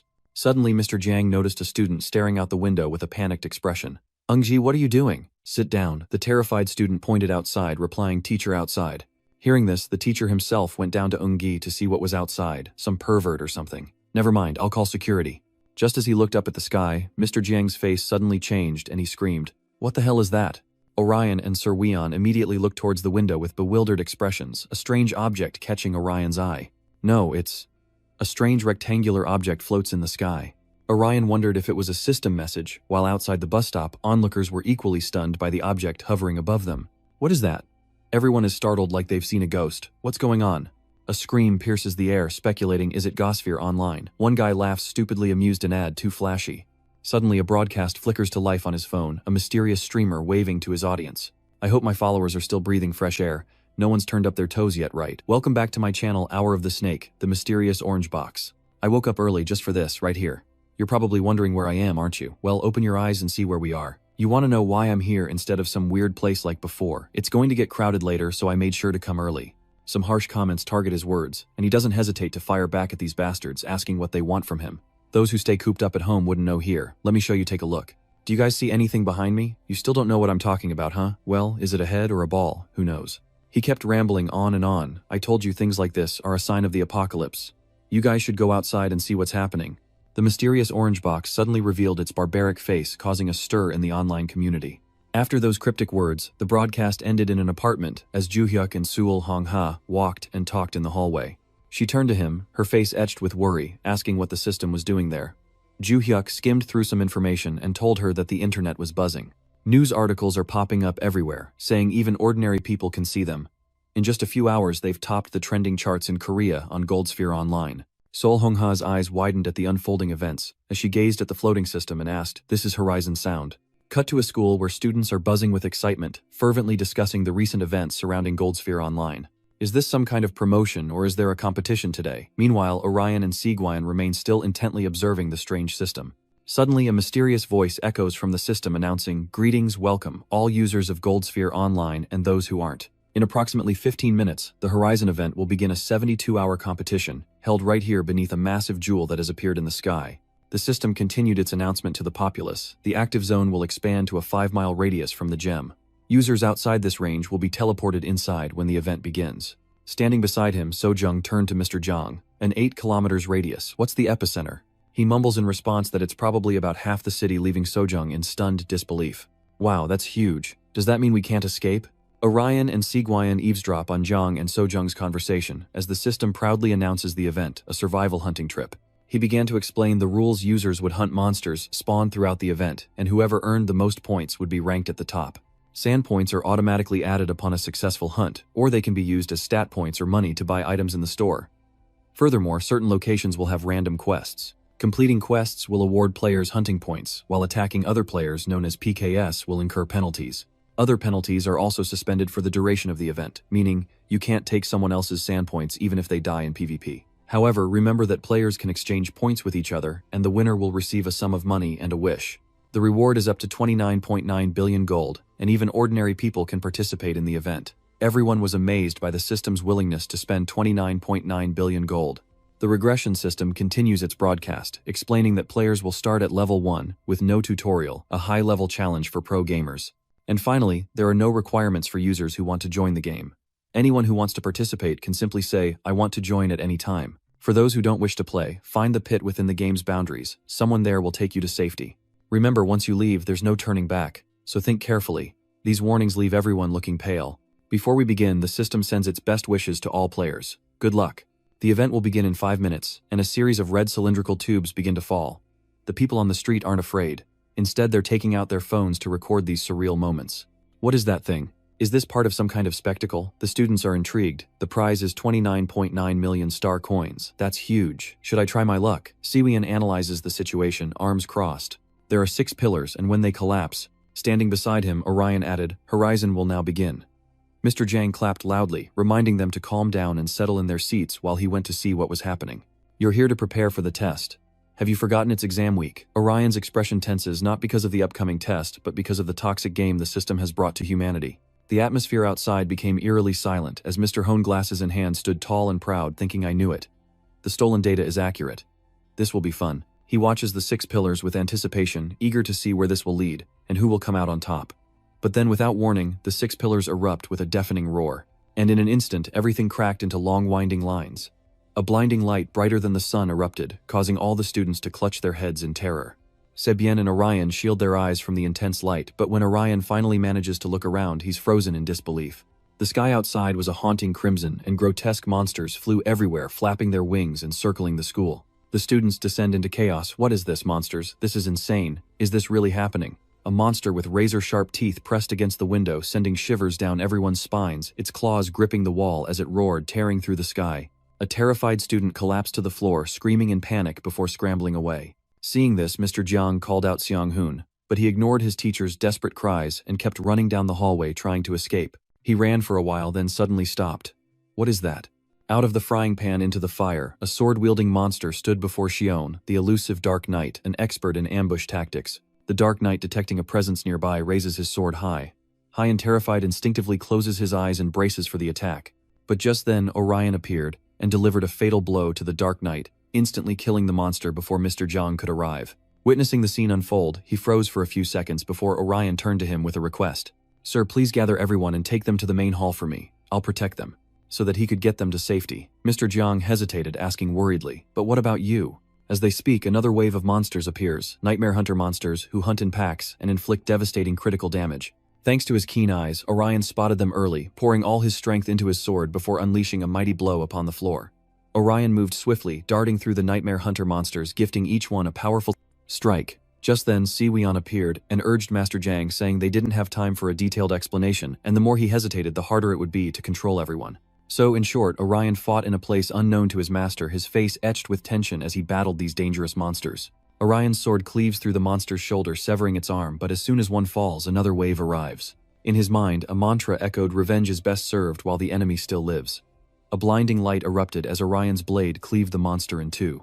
The next one was no exception. He thrashed them mercilessly. Orion, wielding weapons in both hands, dashed through the monsters, taking down the remaining ones with ease. He couldn't help but admire his handiwork. He'd cleared this floor of monsters. He rushed to the teacher's lounge to tell everyone to head to the main hall. "We'll gather here and lead everyone to safety." The teacher spread her arms to protect her students, questioning him with a doubtful look. "Zika, what's wrong?" Orion says gravely. "There's no time to explain. Trust me." The other teachers and students are waiting. After a moment of deliberation, the teacher decides to place her trust in Orion. All right. The teacher turned back carefully, instructing her students. Everyone stay calm and listen. Now we're going to get out of here.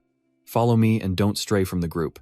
And leave your bags behind, got it? And so they left one after another. Sihui hurriedly informed Orion that no one was left on the upper floors, and now they needed to check the annex for survivors. He nodded in acknowledgement and assigned her a task. Okay, I'll check the annex while you protect everyone in the main hall. Sihuian immediately complies, acknowledging the order. A powerful gust of wind sweeps through the corridor as Orion races to deal with the monsters outside. As he ran, he called up the system asking for a map. After a quick glance, he surmised that the black hole wasn't far off.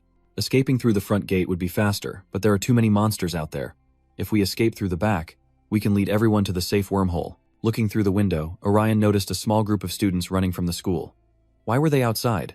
Orion gritted his teeth in frustration. Damn it, they disobeyed the teachers and escaped on their own. That's even more dangerous. There's a horde of monsters waiting out there while below 3 students run for their lives.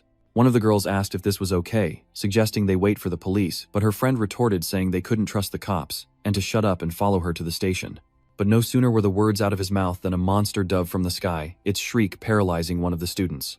All 3 could do was scream and feebly resist. A blinding light suddenly erupted, crackling with electricity.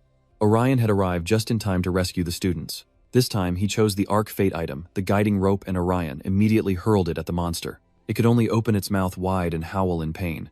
With just one blow, Orion could easily defeat the monster. He looks at the rope in his hand, remembering he got it from the last mission, glad it's light and long, perfect for quick maneuvers. Another swarm of monsters descends, and Orion, gazing up at them, tells his friends to return to the main hall that he'll distract them. Terrified, his friend stubbornly argues, "Why should we go back? I don't want to die trapped in there." Orion, losing his patience, snapped at him to shut up and turn around unless he wanted to be stuck there. Hearing this, the 3 didn't dare say another word and hurried back into the school. Meanwhile, Orion began strategizing against the monsters. 5 large ones now occupied the athletic field. He didn't have time to deal with them individually, so he hurled his ordinary rope toward the creatures. The rope moved through the air faster than light, and Orion, with his rhythmic movements, prepared to strike them all at once. Initially, they aggressively flew toward Orion, but when the moment was right, he unleashed the vengeful ghost's fury to confront them. Orion weaved through the monsters, striking them with his thread, electrocuting them into paralysis as they cried out in agony. A shocking explosion sends them all to their doom. With the Zozia dealt with outside, he moves on to his next plan, time to head to the auxiliary building. Dust and smoke filled the air, and a terrifying gloom settled over the school as the students witnessed Orion's battle against the monsters. That's Orion. But who is he? So cool is he a superhero? One of them confirmed, "I recognize him now, he's the real deal." The boy, stunned, asks if he means a hero from Agoxia Online, a character from the game. Jiang stood frozen, fear etched on his face when Siwian suddenly appeared, startling him with her urgent call. Sir, after regaining his composure, he immediately asked, "What is it, Siwian?" She told Mr. Jiang seriously, "I think you should count to see if anyone is missing. We can't leave anyone behind when we escape." Stunned, he asked, "Escape? Where are you planning to take everyone? Wouldn't it be better to wait for the police here?" Siwian took a moment to explain to the teacher that there was a place called the Wormhole nearby, and if they went there, everyone would be taken to a safer place. She and Orion would guide them. Jiang was still hesitant and worried, but there were so many monsters out there. He couldn't just go out there. "The 2 of you can't protect all these people." Suddenly, Siwian shouts with a stern tone, "Teacher." Then she reloads her gun and explains that the first time Orion transformed it was hard to accept what happened. No matter what, Orion is still Orion. So please trust him, he's your student. Hearing such heartfelt persuasion, Mr. Jiang nodded in agreement, ready to arrange everything according to their plan. "Very well, I understand." Immediately after, Mr. Jiang used all his strength to loudly announce the news to everyone. "All right, everyone, I'm going to take roll call. Make sure your friends are with you, and then we'll get out of here together." Siwian stands aside, contemplating that this will help everyone regroup, but he decides to hold off on using an item for now. She glares ahead, a fiery spirit burning within, now all that remains. The sky is still a horrifying blood-red hue. Inside the corridor, Orion continues to fight each monster, now completely alone. With a sword in hand, he decapitates monsters, and rescues a schoolgirl who cowers in fear as a monster's head rolls before her. Orion thoughtfully checks on her, asking if she's all right and able to walk. She weakly replied, "Okay, thank you." After helping her regain her composure, Orion carefully guides her to escape, directing her from the second-floor corridor to the main hall where everyone is waiting. She replies weakly. Okay, Orion watched her leave, then turned his attention elsewhere, calculating his next move. The annex was secure. Now I need to get everyone out of the main hall. If I clear a path through the back gate, everyone can escape safely. Orion glanced down at the courtyard only to spot a monster approaching an eagle-eared golem from the witch's graveyard. He couldn't believe his bad luck. Why was it blocking the rear gate? I've already used most of my close-range attacks. This is going to be difficult. Siguion specializes in debuffs and long-range attacks. Could he handle it? Should I ask for his help? After a moment of consideration, Orion had his answer. No, there wasn't enough time. The golem suddenly senses an impending attack, and it's none other than Orion's sword in hand leaping towards the monster. But he still feared one thing. If he was cursed, he'd be in trouble. He had to avoid their attacks. Orion gritted his teeth, determined that this time he wouldn't let anyone die. He immediately used Phantom Revenge Blade dual swords, vowing to protect them at all costs. A powerful surge of electricity emanated from his sword, fueled by Orion's burning determination. Cut to two young men studying together. One clicks his tongue. Is this even on the test? Does the professor think we only study one subject? Suddenly he turns to his friend and asks what he's watching and if it's entertaining. He tells his friend to take a look at something surprising as a news reporter urges viewers to stay calm and keep watching. The images you're seeing are of the city just moments ago. But as you can see, it's been consumed by a black sphere. To investigate this unprecedented phenomenon, firefighters and police were immediately dispatched, but they have been unable to enter the area. Furthermore, the government has convened the National Security Council and issued an emergency evacuation order to residents in the surrounding area. Currently, domestic and international experts are... This information has caused a shock. What is this real? Cut to a school where a frantic Si Weon reports that she's finished roll call. Mr. Jiang nodded approvingly, then asked Si Wang, "Now that everyone's here, what should we do?" She says, "Wait for me." At that moment, Si Weon couldn't help but worry why hadn't Orion returned yet. He couldn't have been taken down by some monster, could he? Just then, Orion appeared landing safely. He immediately turned to Si Weon, apologizing for being late, explaining that a monster with curse effects had slowed him down. Si Weon breathed a sigh of relief, saying that if he'd been even 10 seconds later, he would have prayed. "What should we do now? Everyone's waiting." Orion turned to Mr. Jiang and said, "Come here for a moment." The teacher agreed, "Okay." Then Orion explained the situation according to the map. After passing through this alley, they would reach the pit, their destination. He would protect them from the front. Si Weon would watch the rear, and the teachers would follow each class to ensure no one was left behind. After hearing this, Mr. Jiang hesitated, thinking back to Orion as a child.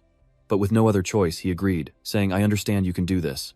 A determined glint flashed in his eyes. "Yes, trust me." Monsters were closing and searching for prey when Orion suddenly ambushed them. Catching the monsters off guard, they reflexively dodged Orion's attack, but it was too late. After eliminating them, Orion told Mr. Jiang that it was probably safe now, and to bring everyone to the alley, to which he quickly replied, "Okay," and quickly moved everyone to safety. Suddenly, Orion asked Si Weon, "What's it like down there? Are there any monsters?" She replied, "I used my observation skill to check, but I didn't detect any monsters nearby." Hearing this, Orion thought to himself, "This is a survival hunt, so I'm guessing there will be more monsters. Or is it just because the event has just started?" Orion was lost in thought when Si Weon suddenly asked if he thought the event was simulating the game's ecosystem, catching him off guard.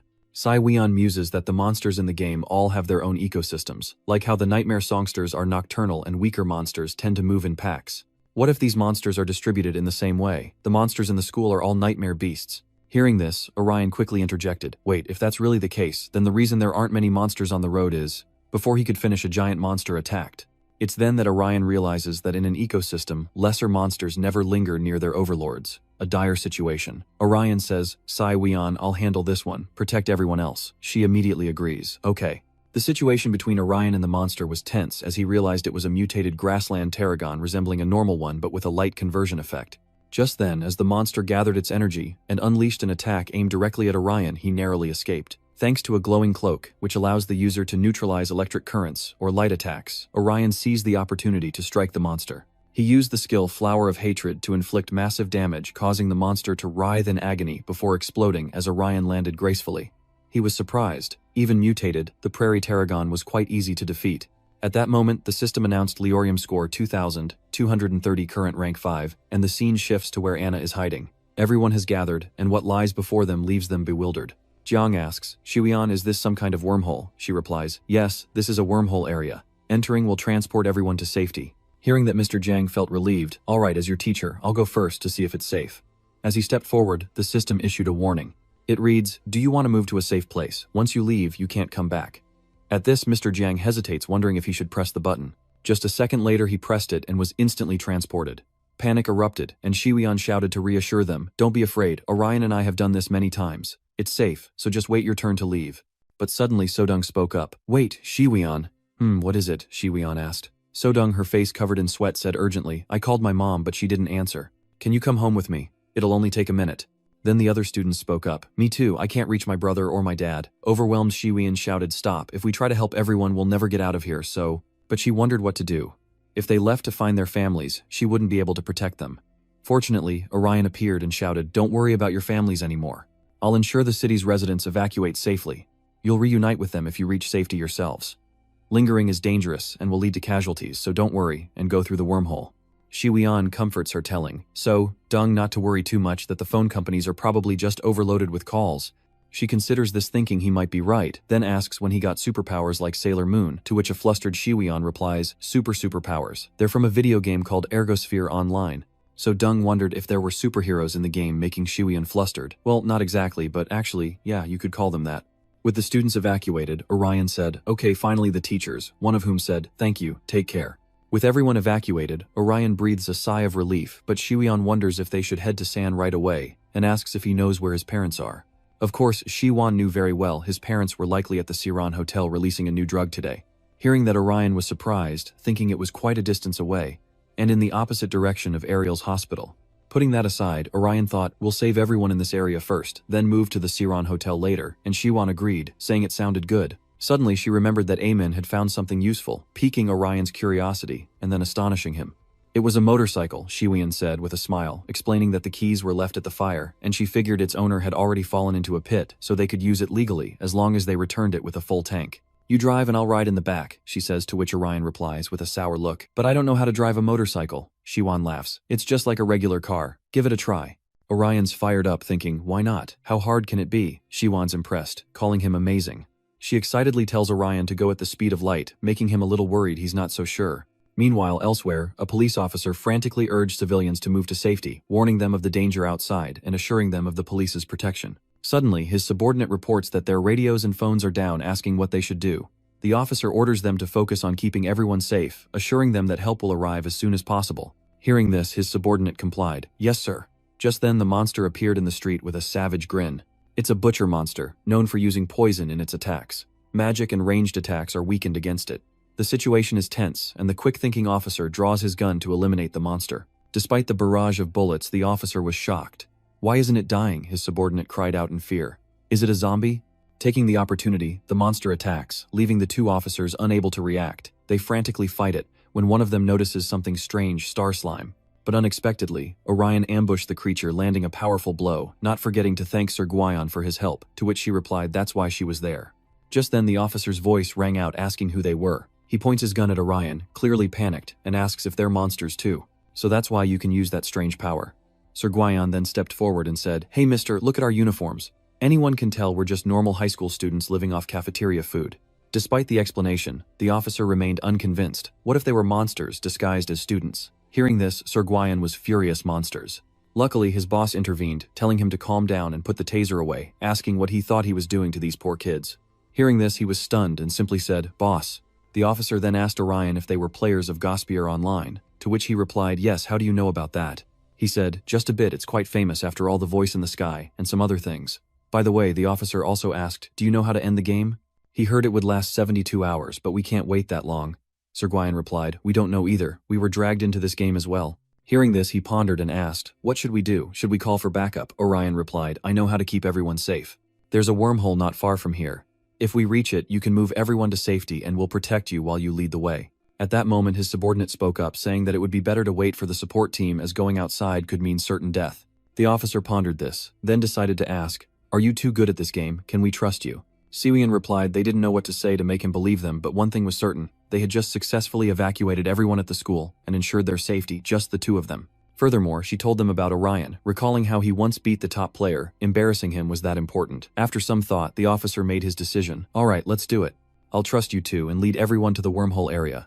Can you protect them? Orion happily replies, yes sir, you can count on us. However, his subordinate was worried. Boss, are you really okay with this? Why do you trust these two kids? The officer explained. Think about it, we can't protect everyone with the equipment we have, so we have to evacuate as many people as possible.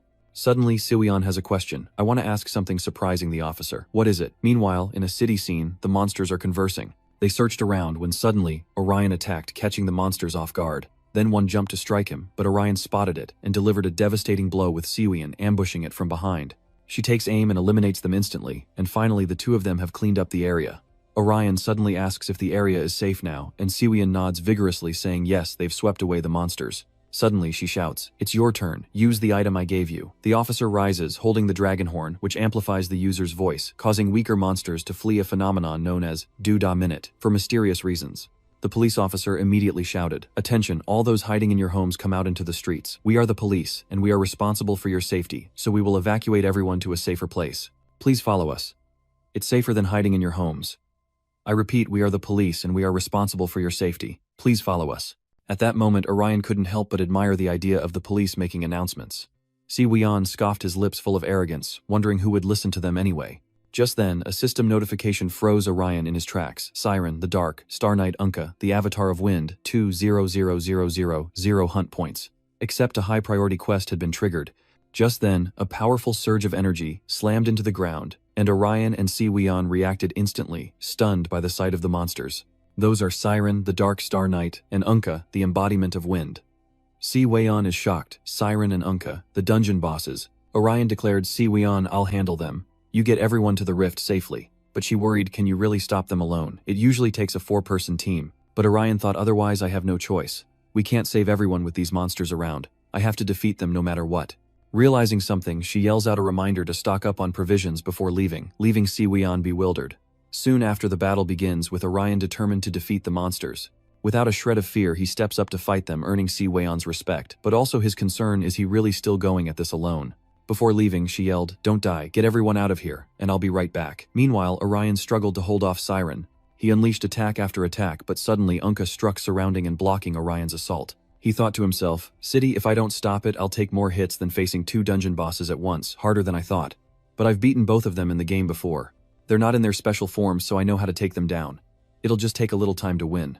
Cut to Unka, who raises his sword to activate a special skill, the skill of Siren the Dark Star Knight Starscar. This technique fires a concentrated blast of power, exceeding attack stats in a straight line, lingering for 1.5 seconds, and damaging the target. Unka immediately lunges to attack Orion, moving at breakneck speed, but Orion anticipates the angle, spins, and retaliates with equal speed. Just then, a wolf apparition appeared above, and Sun noticed it, countering with a reversal skill that sent the apparition fleeing in pain. Orion realized Unka wasn't a formidable opponent, but its paralysis and multi-directional attacks were a problem. Siren is weak in close combat, but has a wide attack range, leaving only one way to defeat them both. Unka attacks again, this time with damage that makes it very difficult for Orion. He decides to activate his adversity overcoming skill, enduring the damage to block the attack, then retaliates with another skill called Repayment. The skill's damage is focused entirely on the Shadow Wolf, and it howls in agony as it struck. Orion realizes he can use Siren's attacks to take down Unka first. Acting quickly, he unleashes the Fury of the Underworld, a powerful red light targeting the Shadow Wolf, causing it to lose consciousness and wither. But the strongest opponent remains. Unka approaches Orion while he's distracted. It's no use. Now that they can't team up, he can take them down one by one. So he used Fury once more, but this time with a slight difference, targeting Unka, with Hellfire stabbing him after the slash, leaving a gaping hole in his body. Orion watches Unka fall, realizing he would have been in trouble if Unka were as fast as Warham. With the mission complete, the system rewards him 200,000 points, bringing his total to 26080, making him number 1. Orion quickly left the battlefield, unaware of the camera following him, a pink-haired girl with glasses who was quite impressed by his recent fight. And so she relentlessly searches for information on this player who's currently in first place. A hero, huh? His level seems a bit weak. Perhaps I should observe him for a while longer, or maybe I should just tell them to be extra cautious. Judging by his uniform, he seems to be a high school student. But age is just a number. I think I'll observe him further before deciding whether to put my hopes on him. Meanwhile, in the city, police officers are actively evacuating citizens from the danger zone.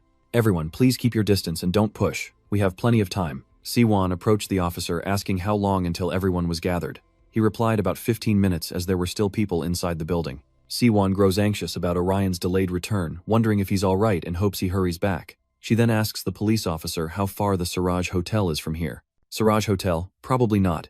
It's only about a 5-minute drive. A 5-minute drive? Thankfully it's not too far.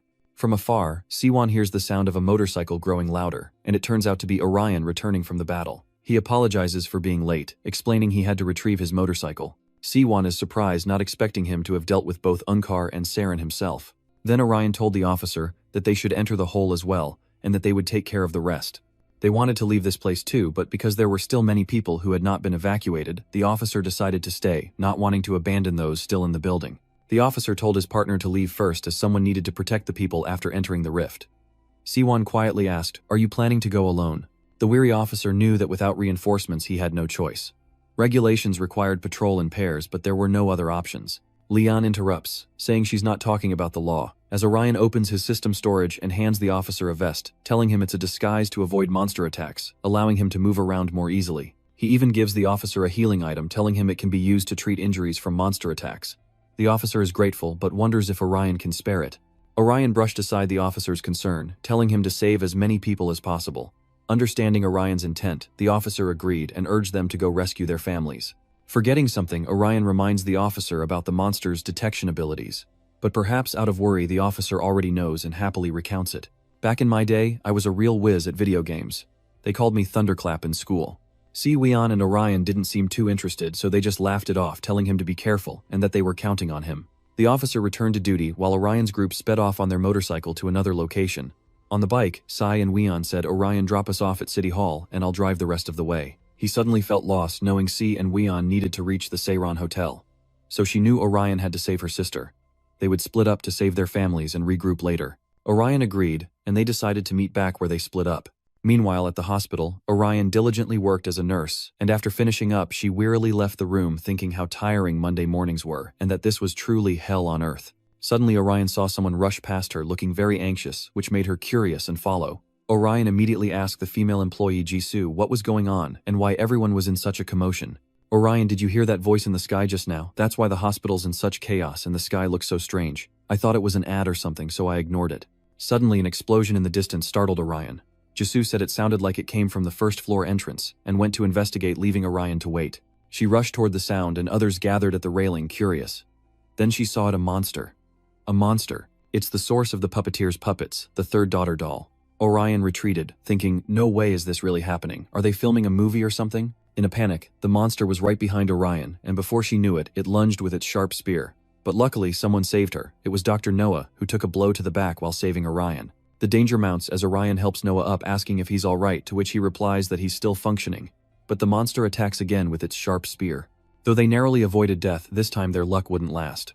Noah knew they couldn't escape through the main entrance, so he suggested using the E-Hall exit. "What about the patients? We can't just leave them behind." Patients. As Noah hesitated, another monster appeared, and this time they didn't have time to worry about the patients. "What should we do, Orion?" Noah grabbed her hand, saying, "Follow me, I have an idea." "What is it?" Noah said. "We'd hide in the examination room. If we try to escape with the patients who have mobility issues, we'll be monster chow. So we should just stay put in the hospital and hold out until help arrives. What do you think you can do?" Orion asserts her resolve. Of course, they can't abandon the patients to save themselves.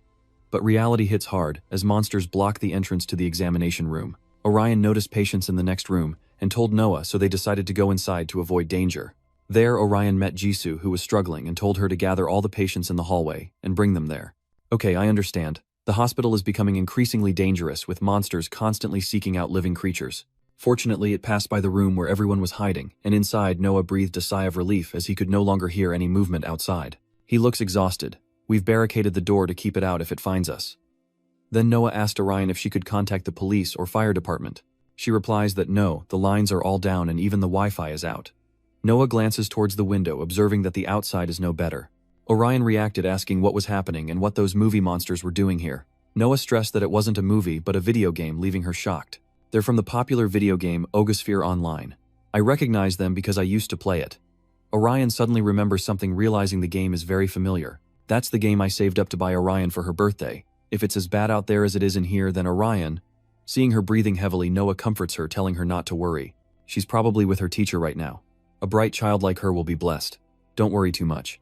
Her mood improved slightly, but then she wondered, how could monsters from the game appear in real life? Noah looks somber. "I'm not sure either." Suddenly, a patient shouts, spotting a helicopter. "Is that a helicopter? A helicopter just flew by. Is that the rescue team? We're finally getting saved," but Noah's words quickly extinguished that hope. "No, that helicopter is for government officials. They must have evacuated the authorities first." The helicopter veered away from the hospital, and the patients' hopes were dashed. How could they leave us behind to fend for ourselves? The next moment, the helicopter burst into flames, unexpectedly attacked by monsters mid-air, terrifying the patients. "It can't be. Are we all going to die? I don't want to die. I don't want to die." The patient's agitation throws the room into chaos, but Noah steps forward to calm them. "Everyone, please stay calm. The rescue team will be here soon." Ariam's face fell. What a mess. The patients were panicking, the weaker ones more prone to mental collapse than normal. Then tremors shook the door. The monster had likely sensed life in the room amidst the chaos. Noah grabs an iron bar as a weapon, telling everyone to stand back as the tremors return. This time the monster's claws tear through the wall. It dragged its massive body inside, and Noah, unwavering, told Ariam he'd distract the monster so she could escape, leaving her stunned for a moment. With that, Noah charged to attack the monster, but he was no match, and was blown away with a single blow. When Noah awoke, he saw the monster right next to him, but Ariam had not escaped as he'd told her to. He shouts, "Ariam, what are you doing? I told you to escape." Ariam's eyes hardened. She gripped the wood tightly. "No foolishness. I told you I won't leave any patient behind." Then, summoning her courage, she charged, striking the monster hard enough to break her makeshift weapon, but its tough hide remained unscathed. Instead, Ariam became the monster's target, and it grinned at her wickedly as Noah cried out her name in alarm. He reached out for Ariam, but it seemed he was too late. Just as the spear was raised, countless cuts appeared on the monster's body, and it exploded into pieces before Ariam's eyes. While Noah was still trying to understand what was happening, Ariam's voice echoed from within the smoke, asking if she was all right and unharmed. Memories of her younger brother, who always protected her, flooded back, and she unconsciously called out Ariam's name. As the smoke clears, he appears like a savior, declaring he's here to rescue Ariam. Cut to Ariam's face etched with surprise. "Ariam, how did you do that?" But this isn't the time for them to chat. He says, "Sorry, Ariam, I'll explain later." "This is a patient room," Ariam asks. "Ah, Noah, were you attacked by one of those monsters? Use this, the intermediate recovery potion." Knowing the medicine, Noah adjusts his glasses. "Isn't this a mid-grade recovery potion?" Ariam's voice is firm. "Yes, just drink it like in the game. If your wounds were caused by monsters, this item will heal you." For some reason, Noah hesitated as he looked at the potion. Meanwhile, Ariam wondered, "Ariam, are these all the remaining people in the hospital?" Ariam hesitated. I'm not sure. We've been stuck in this room the whole time." So Ariam took the initiative. "All right, I'll go check a room quickly. I've cleared out all the monsters around here, so don't worry." Then Ariam left his sister behind and ran off to scout around. Ariam watched him go, anxiety gnawing at her. She turned to Noah and said, "I don't know what's happening anymore." Noah was just as lost. "Me neither. Follow Ariam and see what he's up to out there. Our only chance of survival is to trust him. He's the only one strong enough to fight the monsters." Down the hospital corridor, Ariam encounters one. He'd had a weapon ready the whole time. The monster was caught off guard, and it didn't seem to have time to react. Ariam gave it no chance to attack swiftly, stabbing it in the chest and unleashing his finishing move, dual skill. The monster explodes from Ariam's attack, and without hesitation he searches the hospital. "Excuse me, is anyone here? I'm here to rescue you." But only an eerie silence answers Ariam. "It's true, there's no one here. Did they escape?" Most were hospital patients, so that seems unlikely. He should search a little more. Something ahead made Ariam stop in his tracks. He exclaimed, "Oh no, it seems someone fought a monster here. They fought back, there's no way they could have survived that." Which means, there's another player here. Who could it be? Ariam follows the skid marks on the floor, his eyes widening in surprise. Out of nowhere, a girl wielding a weapon attacks him, only stopping when she realizes Ariam is human. Ariam didn't even know who this was staring at her, huh? Then Juzi acted like she knew him. "Hey, you're the player I met during the competition quest, right? I only saw the tip of your sword, so I thought you were a monster." "Look, it's the Jade Sword guy from the Hamflower quest." Jun-sung rushes over, exclaiming, "Aiko." And he exclaimed in surprise, "It is you! This must be fate, right? Anyway, it's good to see you again. You remember us, right? The blonde is Juzi, the Wind Knight. Hunting score 10050, rank 43. The tall one is Oh Jun-sung, a builder.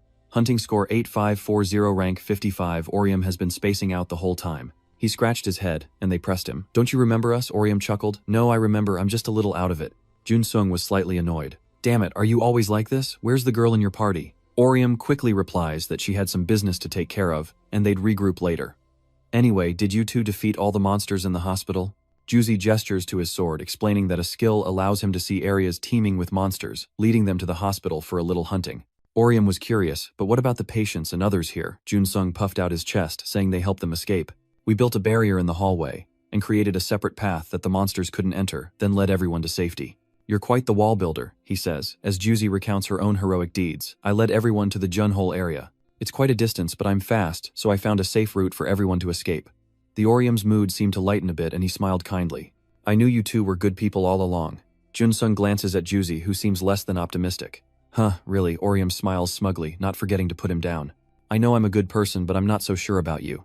Jun-sung didn't have time to argue with her, so he let it go. Ariam had to discuss the next plan. "Good, those people have escaped. If we take care of the remaining monsters around here, getting to the Junhole won't be too difficult. But we still need a backup plan. Are you two interested in a deal?" After bandaging her up, Ariam asked if she felt better. The woman nodded, and Ariam's voice echoed from behind Ariam. "Everyone else in the hospital has already left. Now it's just you and the others here who need to evacuate. Ariam, confused, immediately asks, "You want us to leave? But the rescue team hasn't arrived yet." "Where would we even go?" Noah chimes in, asking if he wants them to go to the June area. It sounded strange to Ariam. "What was it?" Noah explained that the voice in the sky had mentioned it before. He says those who don't want to go can escape through the Jun hole, which Oriam assures her isn't too close, but not too far either. "I'll lead the way, so let's go." But Ariam hesitated, clenching her fist. "No. Some patients have trouble moving, and there are strange monsters out there. It's too dangerous." Oriam knew, but he still reassured her. "Don't worry, Ariam. I'll fight the monsters and protect everyone, so you'll all be safe." Suddenly, Ariam loses her patience and shouts, revealing her true worry. It's for him, Oriam. She doesn't know what powers he has or how he fights the monsters, but she fears he'll be hurt, begging him to wait for the rescue team and not go out to fight the monsters. Oriam had never seen his sister like this before, and he knew he had to calm her down. "But you fought every day too?" Ariam asks, unable to believe it. Oriam's eyes sadden. She can pretend it's nothing and act like she's okay, but you've always persevered, even when you felt like you were about to collapse. Right now, I'm just fighting the way you have every day. There's a part of me you don't know too. I'm also afraid of getting hurt, and we could face hardship if we leave. But when I get home, I'll act like it's no big deal, just like you always do." Ariam felt strangely confused. In his dreams, Oriam was always just a small child. "All right, if we leave, we'll stick together until we're safe. Got it?" Oriam smiled and said, "Yes, I promise." This reassured Ariam somewhat, so she agreed. "Let's get out of here." Oriam consults the map on his device. "Noah, can you check the escape route?" Noah nods in agreement, and Oriam explains that he's cleared out the monsters along their path, so they should leave as soon as possible. It's about a 10-minute walk to the wormhole area, so hurry. Noah ponders 10 minutes. These patients might need to stop and rest along the way. Oriam glanced at Noah, lost in thought, when suddenly a warning flashed on his device and his eyes widened. On the screen, a message blazes: monsters will regenerate in 10 minutes, and stronger ones will appear. Stronger monsters will appear reborn. The slain monsters will be resurrected, or rather restored. All three focus on the screen, hearing Oriam shout that they're about to respawn. Oriam is anxious, saying they'll revive in 10 minutes and they can't reach the wormhole with the injured in that time. Then Ariam spoke up, asking what was wrong and what respawn meant. Noah explained that it meant the monsters they had just defeated would return. Simply put, the path to the wormhole is blocked, and this is a constant worry for Ariam. At this point, Oriam's plan has completely backfired. What are we supposed to do? Perhaps all the patients could use the traitor's cloak. No disaster could strike if they're detected by the monster's search skills. What if I eliminate the monsters before we move out? No, that would take too long. Damn it, what are we supposed to do? There was no situation like this in the game, so I have no strategy. Noah patted Oriam's shoulder, explaining that of the 7 patients, 4 were immobile, and there were 3 medical staff, including himself. "We have enough wheelchairs, and I can prepare everything. Think carefully. There has to be a way." Oriam nodded, understanding, and decided to rethink things, wondering if there was some forgotten item that could help. "After all, I'm only used to solo items." So he calls everyone together to announce, "Everyone, could you help me with something?" Noah awaits his request a favor. Then Oriam speaks. He wants everyone to join this game. Everyone was a bit surprised, but Noah didn't seem too shocked. Outside the hospital, a gloomy atmosphere loomed. Gyugi and Junsung waited outside, and Gyugi was already annoyed they'd agreed to meet halfway, so why wasn't he here yet? "We've already betrayed our agreement, haven't we?" Junsung glances at his watch. "The monsters will revive in just 1 minute. I don't think he could reach the wormhole area even if he left now." Gyugi grumbled about Oriam, so what is he doing? Something in the other direction stops Gyugi in his tracks. "Huh, what is that saying?" Junsung stammered. "No way. Did that Avenger use a speed buff on those people and bring them all the way here?" Oriam holds up the item in his hand, the Red Leader's Torch, which balances the movement speed of nearby players for 25 seconds and can be used twice in a row. Gyugi has never seen this before. "Wait, how could a speed buff work on normal people?" Junsung shakes his head. "No, I think those people are players now too. Even level 1 players can temporarily run as fast as a vengeful one if they use the Red Leader's Torch. Perhaps they chose an adaptable class like Merchant, since the tutorial only involves running around." Gyugi scoffs, though it reminds him of when he fought Hwaham. Junsung agreed, impressed by Oriam's quick thinking, and Oriam called out to Gyugi, the Wind Rider, to grab the item and run towards the wormhole. Gyu is excited to do this. "Aha, a relay race for me, got it. We just need to run at full speed, right?" Oriam releases the torch in his hand. "That's right." At that moment, Gyuji began her mission, creating a diversion. "I'm much faster than before Wind Rider skill go." Gisu closes his eyes and shouts, "Oh no, it's too fast, Oriam." Oriam tries to reassure him. "Calm down, Gisu." Junsung was at his wit's end with her. Juji was just too overexcited, always eager to show off her skills. It seems 10 minutes are up, and suddenly something shoots up behind Junsung, a swamp master monster, creating muddy currents wherever it goes. So according to the plan, I have to block this monster from behind. Junsung smirks, activating the Invincible Seed, an item that doubles the duration of his next skill. "Come on. I won't let you pass," Gyuji declared, having led the others a good distance. We're almost there, don't give up. Orium's eyes widen as he looks ahead. Windrider, there's a monster over there. Gugi turns back and asks G. Gee, what a pain it wasn't here before. Before them stands a monster resembling a polar bear. A monster, a blue crystal. It takes 36 hits to kill, regardless of critical damage. Gugi seems confident, saying, with the two of us, this shouldn't be a problem, right? Orium nods, saying it should only take about 10 seconds. He tells everyone to wait a moment. Orium, surprised, agrees. Okay. First, Orium makes his move using the skill Hatred Bloom. Then he manifested it as slashes running back and forth as Orium simply watched the events unfold. Her dark eyes widened as she watched them fight. Gugi and Orium both intensely focused. Orium never let his guard down, not even for a second, remembering how bravely he saved her without a hint of fear. That's what Orium saw in his younger brother, and then Gugi unleashed his all-encompassing flying daggers as the monster's screams echoed all around. Gugi smirks, claiming he has the finishing move this time, but Orium retorts that he landed more blows. Gugi boasts about counting them, followed by Orium's laughter as he announces to the others that it's safe to move on. This park is a wormhole zone. Noah observed Orium and was impressed, saying he was glad to see him fight today. You truly are special.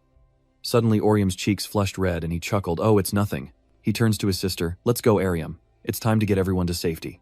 Arium smiles, yes, you're right. Though he sensed Arium was troubled, Orium didn't pry. The sky remained gloomy as a path opened in the middle of the park's small lake. Orium says, all right, everyone can teleport from here. You can even bring wheelchairs as long as you touch them, so don't worry. He tells Arium to go on ahead, promising to return soon, but Arium remembers their promise to travel together. Orium apologizes, saying he has something to take care of. Arium suspects it's C1, and Orium confirms he has to see her. There are other things I need to do, and I'll explain everything when I return, though worried Arium couldn't stop him. You always wash dishes at the strangest times, like when I told you to take that bedroom and you refused. Anyway, I don't think I can stop you. But as punishment for lying to me, you're doing dishes for the next month, got it? If it puts Arium at ease, Orium will agree to anything. Fine. I'll take care of all the cleaning too. Dr. Noah, I'm entrusting you with everyone's safety. Noah promises him. All right, I understand. Then Orium and Guyu leave immediately. Arium watched them go, a weight in her heart. I was wrong. The truth is, I was a little relieved when Orium said he had to leave. He always acted like an adult, never complaining even when things were tough. Arium remembers Orium always taking on responsibilities like wanting to cook her dinner that night. Arium always heard those words from her younger brother, who was always so dedicated. Any child his age would have forgotten about cooking dinner and gone out with friends. She's proud of Orium's maturity, but also feels guilty, fearing she hasn't been the supportive older sister she should be. Arium felt like he was trying too hard to act like an adult, as if Orium was trying to say he was okay, and she didn't need to worry anymore. She had always worried, but just now he told her he had a reason to leave her side. Arium felt a sense of relief. At this moment, of all moments unsure if Orium will die in battle, she feels proud seeing her growth and wonders if she's the one with the problem. Noah looks at Arium as if to say something, but of course not. Arium. You're not just his sister, you're also a nurse. That's why he's happy. Orium was so vulnerable after losing his parents, but he overcame his painful past, and now he's finally strong enough to forge his own path. That doesn't make you a bad person, Arium. You did everything you could for him, and now you're praying for his future happiness. Elsewhere, a fierce battle rages, explosions erupting as the monster lunges for Jun Sung, who narrowly evades its grasp. The monster's cheeks puff out as it prepares to unleash its magic, spewing poison towards Jun Sung. He silently chants fortified ramparts, and a golden wall instantly appears to block the attack. Jun Sung, his face filled with murderous intent, stares at the monster, ready to unleash a combo of skills. He unloads on it. Fortification skill. Fortification, a skill that can combine with solid bulwark to defend against ranged attacks. It can counter attacks with ranged strikes, dealing 120% damage. The monster seems unable to resist Jun Sung's assault. Seeing his chance, he surged forward, ready to end this. But suddenly Jun Sung paused, his attention drawn to a weapon hovering in the sky. Out of nowhere, Orion appears behind the monster, his weapon radiating a powerful magical aura.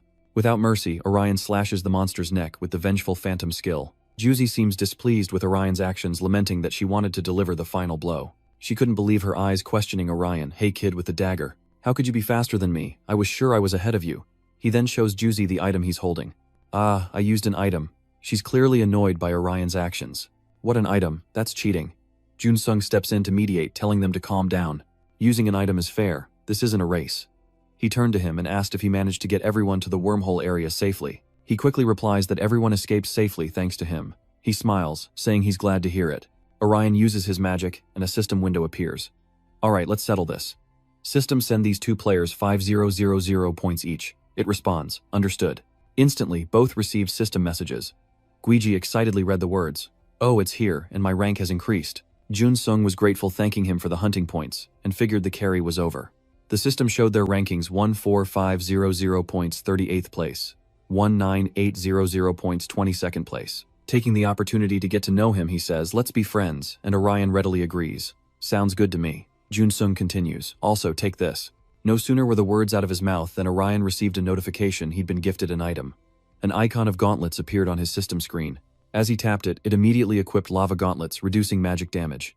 Normal attacks have a 45% chance to inflict fire and can only be equipped by longsword and dual sword classes. Uzi couldn't help but feel envious of Orion's generous gift. "Hey, that item's expensive. Why give it away?" he explained. "We can't use it, and I wanted to repay him for protecting us from the chaos before. It might be a competition, but it's only fun if there's a reward, right? You agree?" Jun Sung said it so he can't refuse. "Yeah, of course. Thanks again." With that done, he left saying goodbye, and teasing Orion that his girlfriend must be waiting. Orion was taken aback, protesting that they weren't dating yet. She playfully prodded, suggesting something must have happened between them, calling him a pervert, which made him blush, denying anything had happened. Orion blushed, recalling that day. Actually, something did happen, but Jun Sung warned him to watch out for the chaos. It seems they're ignoring the monsters and attacking other players instead. Hearing this, he immediately changed his expression. In that case, their goal might be to eliminate the top players to dominate the rankings. The surrounding sky was dyed a bright red, accompanied by rising plumes of black smoke. Si Weon rushes forward, finally finding her destination, the Siran Hotel. She thinks, "Almost there. I hope I'm not too late." Suddenly, a dragon appeared out of nowhere, flying right over her head. It was the ancient sacred dragon Kai Kaz. Si Weon is stunned by its appearance, realizing this monster should only be found in the sacred dragon grounds. So this entire area is a high-level dragon hunting ground. Suddenly, a massive explosion erupts in the distance. Si Weon grits her teeth. "Damn it, I need to move fast before this whole area is destroyed." Suddenly, the wind picks up, growing stronger and stronger, as if signaling something approaching. She's stunned, unsure of what to do. Si Weon's eyes widened, her panic unmasked, as another dragon appeared before her. Its eyes glowed. The stone dragon and Raka resisted magic attacks, appearing only in the ancient sacred grounds of the supreme dragon, immune to cold and dizziness. Si Weon raged. Why was this magic-resistant monster blocking her path? She quietly chanted skills: abyss, trap, arrow trap, thorn trap, fire trap. Si Weon's magic immediately strikes the Vaklaka, who barely has time to react before she's ready to cast again. Si Weon's face filled with determination. She would continue her magical assault until something worked. She ensnared the Vaklak CA with her magic once more, using the kite trap skill. Si Weon's power is overwhelming, and the monster seems helpless against her relentless assault. She mercilessly slams the Vakaka's body into the ground. She frowned, believing that enough attacks could always take them down, as Si Weon's system stats appeared. Kimzi 24 020 points. Current rank 14. Despite the fighting, the skyscraper remains intact, and she continues to run through the city. Si Weon wondered why everyone was fleeing the hotel. Shouldn't they be hiding? Suddenly, a voice called out Miss Si Weon. She immediately replied. "Driver." Si Weon's driver ran over. "What are you doing here?" Miss Si Weon asked. "I drove here on my motorcycle." "What about my parents?" he replied. "I'm not sure, I was just waiting nearby. I saw everyone fleeing the hotel, but I haven't seen your parents, so I'm calling them." Understanding, she rushes off to search, saying, "I understand, I'll go find them. You should escape with everyone else." Si Weon's driver tried to stop her, urging her to go to the rift with the others, but she wouldn't listen and entered the hotel, finding herself at the front desk. Now the surroundings are in complete disarray, as she wonders if the monsters have infiltrated the hotel, leaving it in ruins. Si Weon's face betrays her tension, a strange feeling.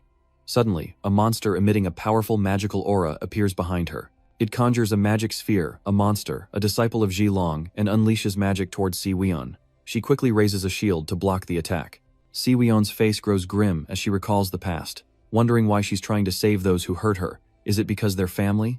Lost in thought, Si Weon stares at the monsters, but her eyes gleam with determination as she charges forward. Now is not the time. Unleashing her magic, she cuts down each monster, resolving to think about it after she saves them. Lightning crackles around her as she thinks. Though she'd like to knock their heads together, she doesn't want them dead.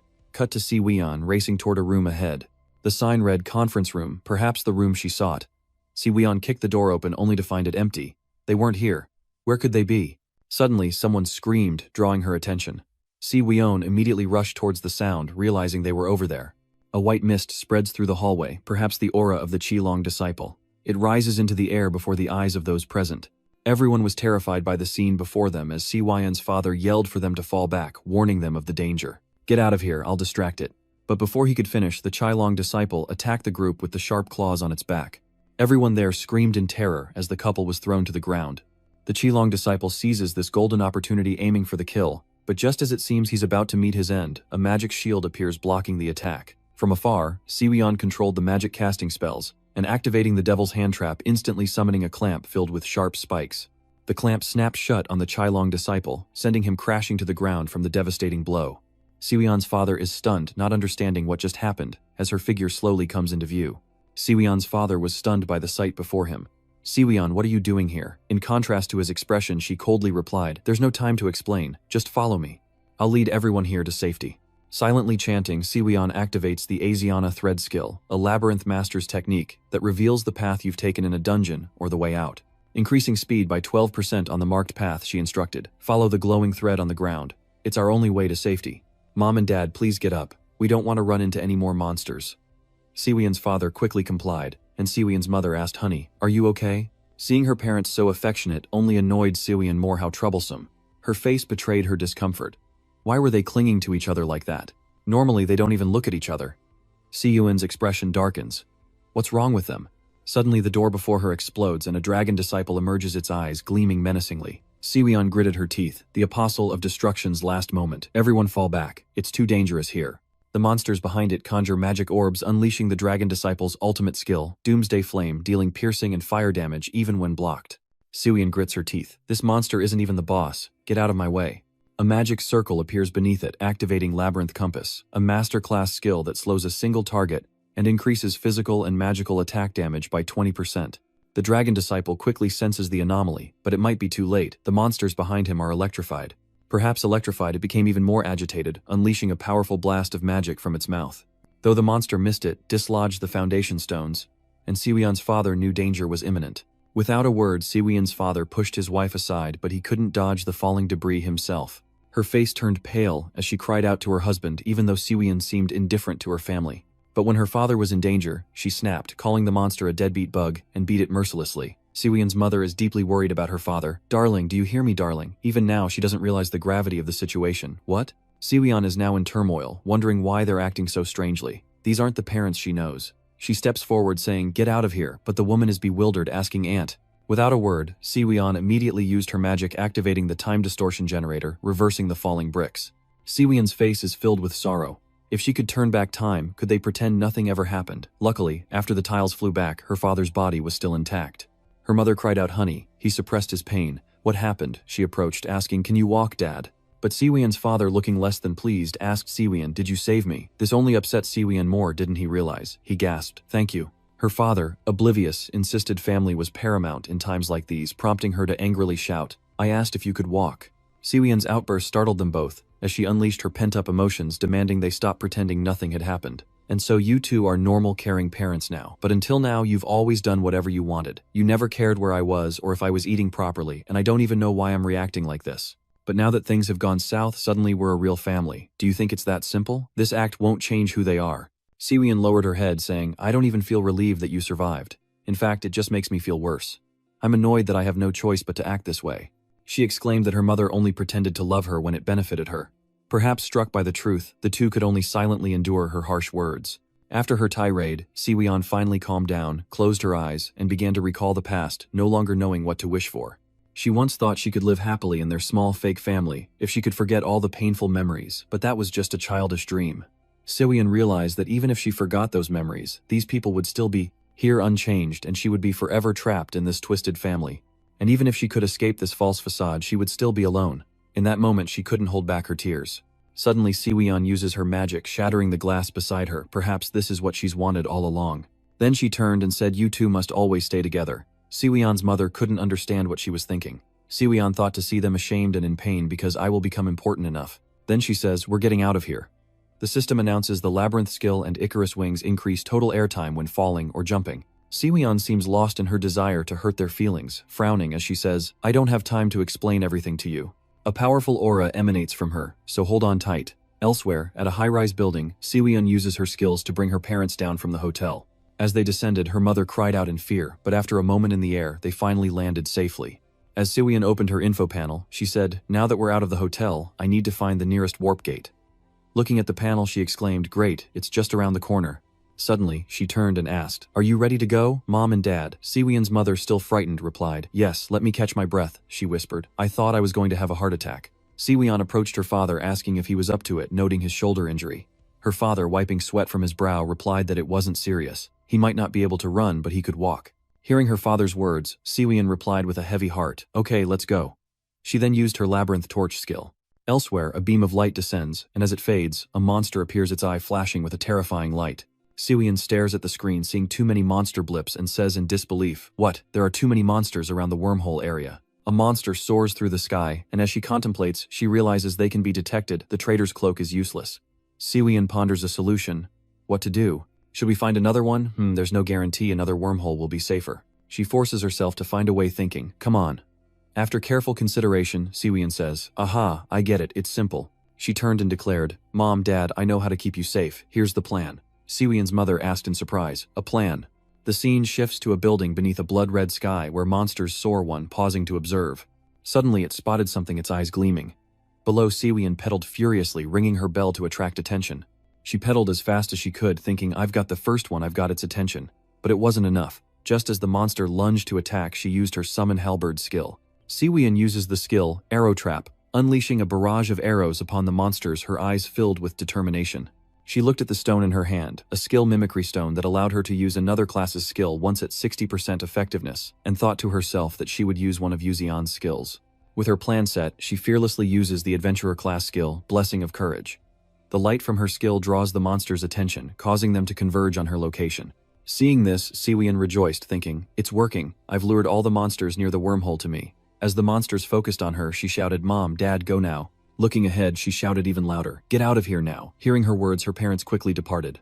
They both recall a few minutes earlier when Siwian was explaining her plan to her parents, saying sternly, "You understand, I'll lure them away from the wormhole so you can escape." Siwian's mother exclaimed in shock that it was too dangerous, suggesting it would be better to defeat the monsters and leave together. But Siwian sternly replied that other monsters might appear while she was fighting, making this way safer for them both. Her father anxiously asked if she would be okay after defeating them, to which Siwian firmly replied, "No, not right now." Not letting her parents continue, she sternly tells them not to wait for her and to move as soon as they reach the wormhole area.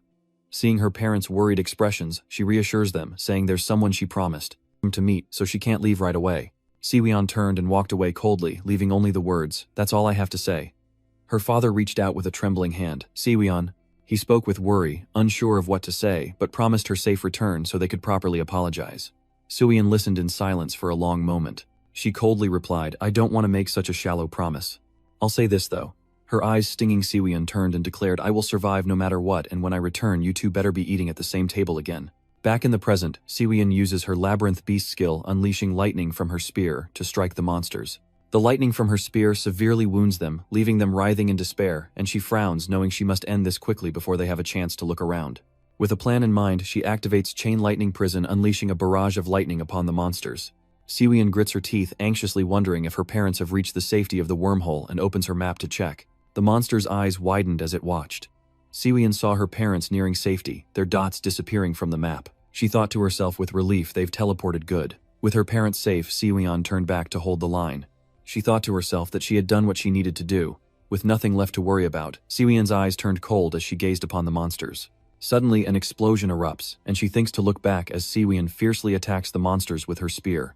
She thought to herself she feared being abandoned, which is why she didn't try. Her eyes turned cold as she attacked the monsters, telling herself she feared things would get worse. But now she understands, Siwian thinks as she strikes the monsters. Her eyes filled with determination, she vows she won't be left behind. "I have the power," Siwian thought, leaping away from the attack and striking back. She steeled herself, determined to press on. She shouts and attacks, "This is the last one." Siwian powerfully pierces the monster with her spear, causing it to roar in agony. She landed gracefully as the monster behind her crashed to the ground. Turning back, Siwian sighed, admitting that soloing as a support class player was rough. Suddenly, a system notification appeared. Kim Siwian, 39900 points, currently ranked 6th. Siwian scratched her head, sighed, and muttered to herself, "I should head to my meeting point with Orion." She'd barely walked a few steps when she saw a brightly lit convenience store. Siwian wondered aloud, but first, she stepped inside where there was plenty of food. Siwian quickly eats a sausage, thinking to herself, "I skipped breakfast, so I'm starving. At this age, I'm always hungry. Technically, I can survive with healing items, but hungry is still hungry." Meanwhile, elsewhere, a battle rages as Orion unleashes a fierce sword attack on a horde of monsters. The two monsters cried out in unison from the pain, and after defeating many, Orion coldly turned and walked away. He opened the map, observing the increasing number of monsters, and thought to himself, monsters are appearing more frequently after the respawn. I have to meet Siwian. Orion asked system, what time is it? The system immediately replied, it's 1:19 p.m. Hearing that, he was shocked, thinking, it's already 1 o'clock, I didn't realize I was so late. He muttered to himself, I have to hurry. A moment later, he sped down the road in his car, resolving to ignore the monsters he saw along the way. The meeting was more important. Suddenly, he sensed something strange. Looking in the rearview mirror, he saw a light chasing him, and Orion said, something's following me. Looking again, he saw a young man chasing him. His name was Taehun. He demands to know what rank Orion is claiming. It will decide whether he lives or dies, but Orion ignores him and speeds away. Not getting an answer, he grew angry, declaring, so you're just going to ignore me, you rude bastard. Taehun sped up, adding, you leave me no choice. Orion ignored him and sped away, but sensing danger, he turned to see Taehun attacking with his sword. Arrogantly, he declares that he's been ordered to punish Orion, asking what his problem is. Orion draws his sword, wondering if this player is a member of George Star. The scene shifts to a cityscape filled with smoke and noise. The blonde uses a skill called Annihilation Designation. A magical broom relentlessly pursues and attacks a target for 3 seconds. He pursues Orion with magic from his vehicle. As Orion glances back, grimacing in frustration, he dodges attacks while speeding away, but suddenly Orion notices something strange. Wait, that skill and weapon? He's a magic swordsman, a class that can use both magic and swords at the same time. Orion tries to create distance, calculating that fighting while riding a motorcycle will be difficult, especially since the superhero squad doesn't have many long-range skills. The blonde taunts him, asking how long he plans to run before unleashing a devastating magical attack. Orion tries to outrun the attack, his ears twitching as he prepares his own strike, timing it perfectly as Blondie advances. Annoyed and astonished, he wondered if Orion had used the brakes to avoid him, thinking he was running away. Orion frowned, retorting, who said I was running? Unexpectedly, he unleashes a powerful attack. The blonde scoffs, asking, what were you trying to hit? That didn't even come close. Suddenly, his eyes widened as he saw something, a massive truck barreling toward him. The blonde barely dodges, cursing under his breath. Damn it, he grits his teeth. That bastard, he managed to use the terrain to his advantage in such a short time. Though Orion gained some distance, he glanced back, thinking I thought I could knock him off his bike. But it seems it won't be that easy. I'll have to use both my driving and gaming skills. Suddenly, a dragon flew over Orion's head. He looked up and wondered if it was the ancient dragon Kitecast, meaning this place was its sanctuary. Orion's face hardened as he devised a new plan. It was time to change tactics. But in a moment of distraction, Taehun closes the gap, ready to strike, unleashing a flurry of powerful blows that Orion barely manages to parry. Seeing this, Taehun laughed, his voice dripping with mockery as he unleashed the sword domain skill, his blade radiating a chilling aura. He spins his sword, creating a dark magic circle, its power shocking Orion.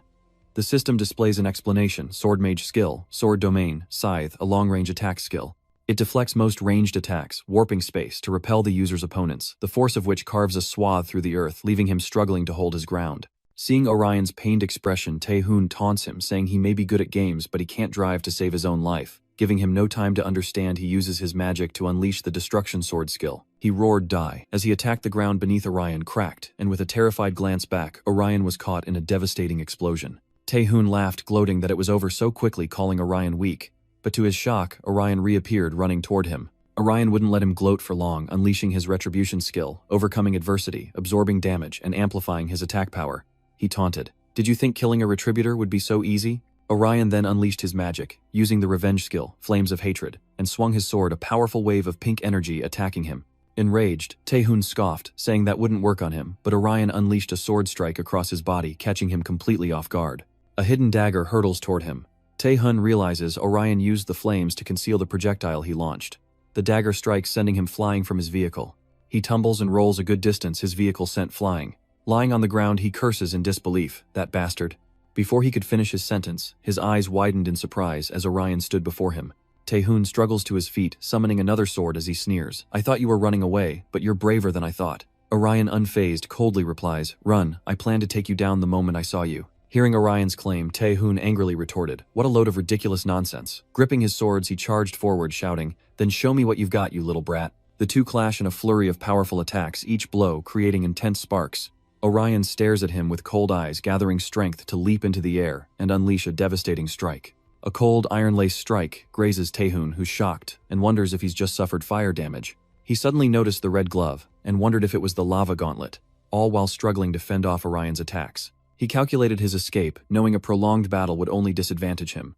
A fire ignited in his eyes as he resolved to end this quickly. Taehun unleashes his ultimate skill, Sword of the Demonic Realm. as a demon latches onto his back, and a system notification appears. The ultimate skill of the magic swordsman. Sword of the Demonic Realm summons demons to aid the user in battle for 66 seconds. It consumes magical defense in exchange for a 250% attack boost and 40% attack speed increase. Orion recoils in shock as Taehoon vows to crush him. He and his demon unleashed a powerful sword technique, relentlessly attacking Orion. Struggling to defend, Orion frowned, realizing magic swordsmen were formidable, and their ultimate techniques were devastating. His eyes sharpened, seeking a weakness to exploit, while the ancient kite cast soared in the sky above. Seeing it, Orion smiled, thinking it didn't matter.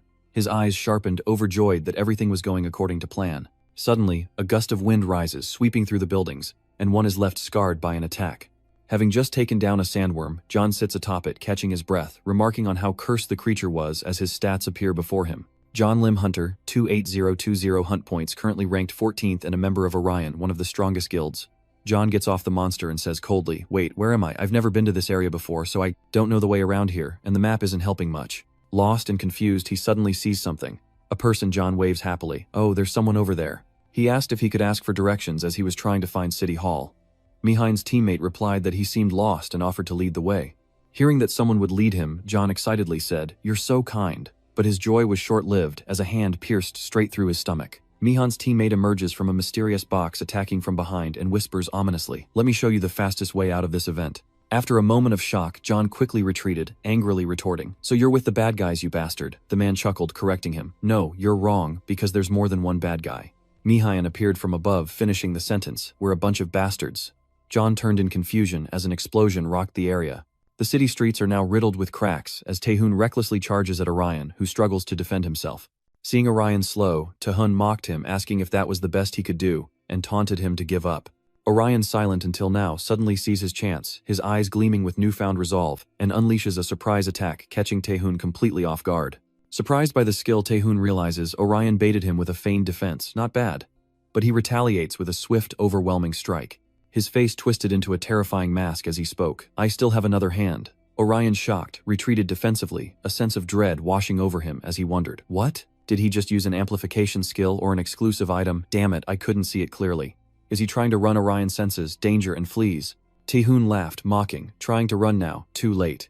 He then unleashed his skill, Annihilation of Fate, and a barrage of red arrows rained down on Orion. He turns back in shocked disbelief, as Orion struggles to break free from the attack. Suddenly, Taehoon moved behind him, but Orion narrowly dodged the attack, and the two continued their relentless assault. In a moment of carelessness, Orion is struck. Taehoon laughs triumphantly, telling him to die. He unleashes his most powerful technique, but Taehoon senses something is wrong and he realizes with dread, "Wait, did I just use up my last move? This fight's lasting longer than I thought." He looks at Orion covered in wounds and wonders if he's stalling. But Taehoon brushed it off, still confident, thinking he may be clumsy, but he's sharp. "But that doesn't mean I won't take the lead." He unleashed his sword with force using the skill Abyss Blade. Orion desperately dodges every attack, but then retaliates, unleashing the skill Roar of Rage. But the attack missed Taehoon, making him look on in bewilderment. Seeing it go wide, he burst out laughing, taunting, "Hey idiot, what were you aiming at?" "It's over." Taehoon swings his sword at him, striking him while gloating that it's finally over. Just as he was about to strike Orion, he froze as fire spells rained down from the sky. Wounded, Taehoon angrily asks what's going on, only to turn and see a dragon looming behind him. Seeing this, Taehoon's eyes widened in shock as he thought, a kite-cast dragon impossible, that monster never attacks first. Suddenly he remembered Orion's earlier attack. Wait, he lured the dragon here by attacking it. Orion then declares, "I told you I'm not running." Orion, now radiating a powerful aura, coldly declares that everything was part of the plan to bring him down as he unleashes his skill, the Berserker's Blazing Inferno Cross-Slash. At this moment, Orion regained the upper hand, relentlessly attacking him. Taehoon found himself in a difficult position, assaulted from both sides. His body now riddled with wounds, he cursed in anger. "Damn it, that dragon is attacking from behind too," he thought to himself, "but I don't think the Avenger will survive either." Suddenly surprised, Taehoon notices something in Orion's hand and asks what it is. Orion doesn't answer and unleashes a powerful blast of energy. Ignoring his approach, Orion simply urged, "Advance and do your best." Orion smirked. "If you think you can defeat a monster that a team of 8 barely managed to kill without your ultimate move, then go ahead." Orion swiftly moves away, and Taehoon, opening his eyes to find him gone, grits his teeth and curses. "You think I'll let you escape that easily, you bastard?" Before he knew it, chains bound him. Taehoon was shocked, wondering, what, isn't this the labyrinth manipulator's skill? Behind him, the dragon prepared to strike, and Taehoon turned in fury. All he knew was despair as the dragon unleashed its attack. The dragon coldly unleashed a torrent of flames upon him while elsewhere Siwen stood atop a building offering her support. Orion teleports to her side, saying thank you for the assist. Siwen coolly replies, no problem. Orion then landed beside her, and Siwen asked in surprise, did you design that trap knowing I was here? Orion smiles, replying, no, I just figured you'd be around since we agreed to meet here. I only noticed you after that. I prayed you would be. God save me, Siwen said dryly, playing the pious card. Now what if I ruined your plan and escaped with my parents? Orion replied without missing a beat. Oh, I wasn't worried about that. I know you'd never abandon me. Siwen blushed at his answer, turning away to say, whatever, idiot. But then remembering something, she turned back and asked, oh, did you decide to teleport Arian to safety? Orion nods, confirming he did, and asks if she helped her parents escape. Siwen confidently replies, of course, who does he think she is? Orion forces a smile, calling her reckless. She then suggested that they work together to win this, and he immediately agreed, saying that most of the non-players had already escaped. Orion stood in amazement reading the mission details. The system displays a message, Monster Suppression Mission. Within 80 minutes, monsters will appear in the designated area on the map. If you defeat 45 monsters within 1 hour, your hunting points will be doubled. After reading the information, Siwen frowned and said that the Monster Suppression Mission's designated location on the map seemed to be the shopping district, not far away. Orion remained silent, and when he didn't respond, she suggested I'll go down and check it out. What do you think? Orion smirks, saying this is their chance to rack up some final hunting points, but she frowns, adding that only one thing worries her. He worriedly said, we're not the only ones thinking this way. Siwen also anxiously asked, you mean the Chos Guild? You think they'll be there too? Orion shrugged, adding that the mission's rules would create fierce competition, stating his concerns that players would do anything to stop others from killing their monsters, since the mission required eliminating 45 monsters in 1 hour. Orion worried that someone would take advantage of the situation, adding that it was the perfect opportunity for them to cheat, at least in this mission. Siwen, less concerned, asked calmly what they should do, abandon the mission and eliminate other monsters. Hearing that, Orion pondered for a moment, then replied, no, we can't pass up this opportunity. We can't give up this time. Orion then loudly suggested, you'll be the key player, Siwen. That's how we win. Siwen stared at him puzzled, then finally asked, you want me to be the key player, even though you're the main damage dealer?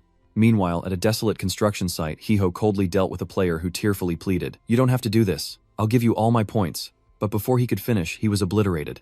As Kiho coldly watched the scene, he was suddenly reminded of a terrifying sight, Kiho indifferently watching him disappear completely. After confirming his complete disappearance, he coldly walked away, remarking, what an idiot.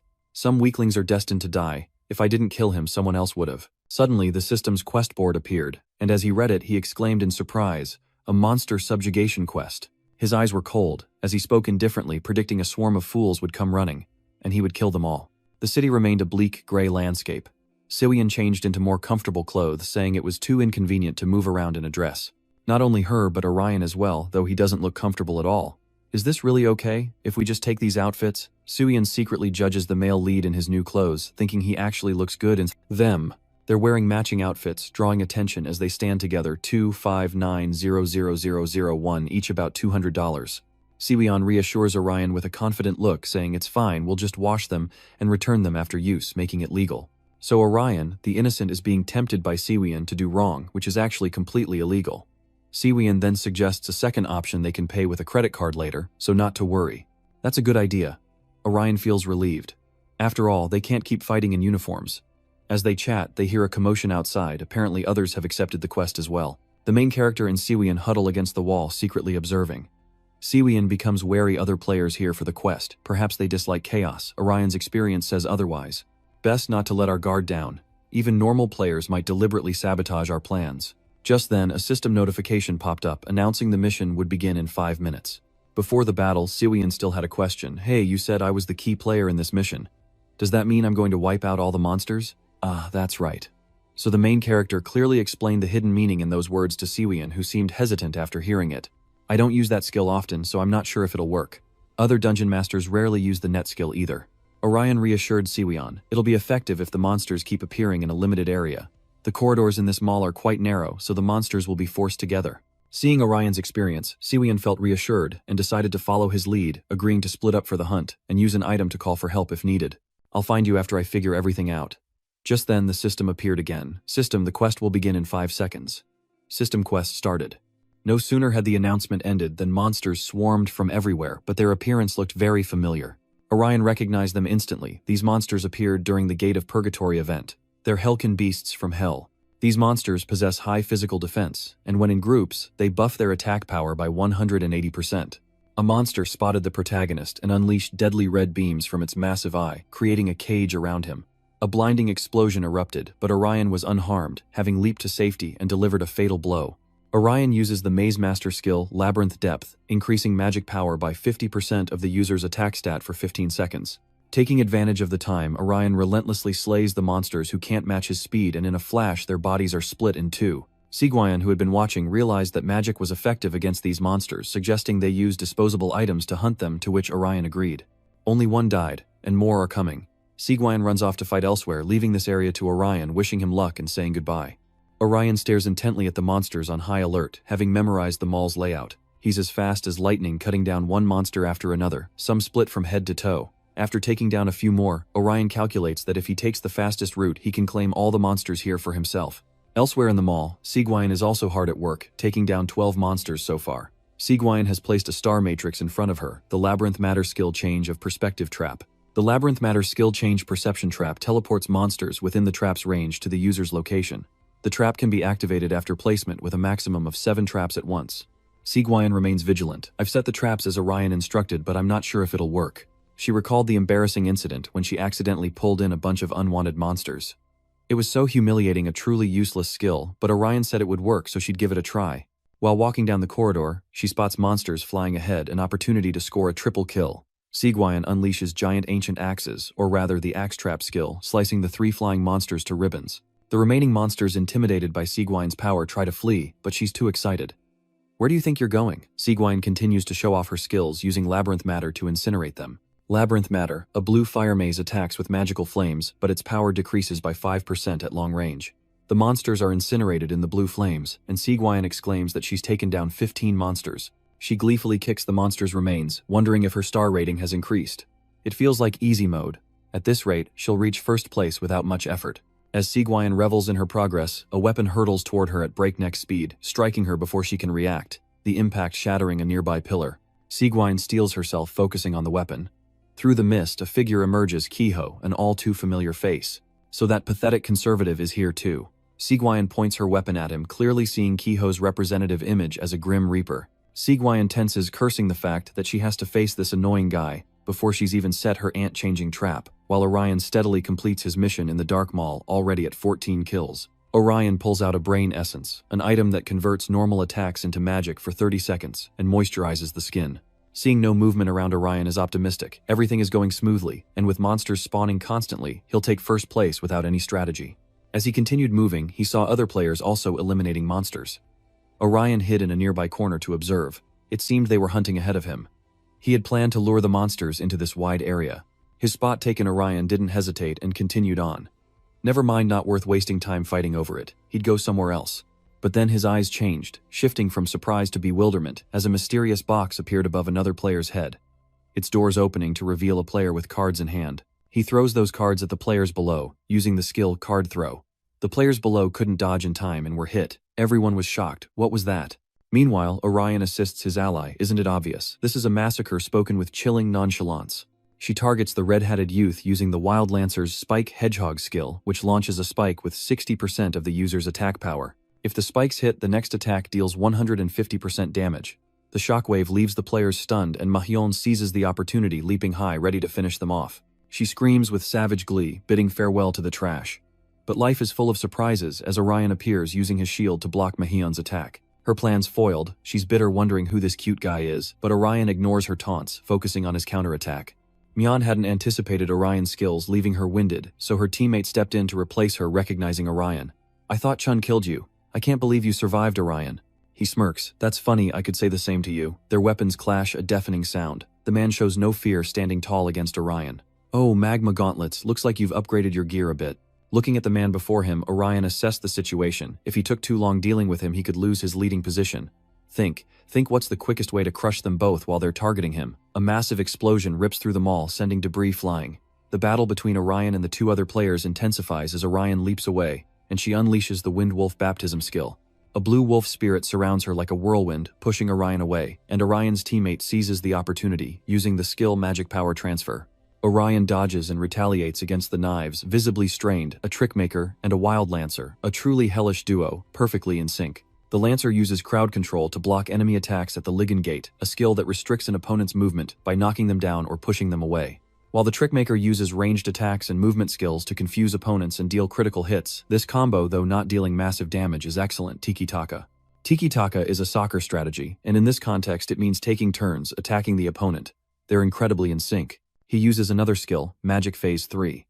The attacks head straight for Orion, who carefully observes and decides to turn the tables. With a red ribbon, he swiftly leaped behind his opponent, leaving his teammate gasping for breath. How did he get behind me? I didn't think Avengers could use such skills. Enough stalling now, it's Orion's turn. He tells his opponents, I wasn't just taking hits, I was waiting for the perfect moment. Orion immediately uses the skill, Screams of Resentment, hitting both of them at once, leaving them bitter. He wonders if that was a piercing skill, if he was waiting for them to line up. It turns out Orion had everything under control from the start. They're good at trading skills, but is their weakness an over-rehearsed sequence?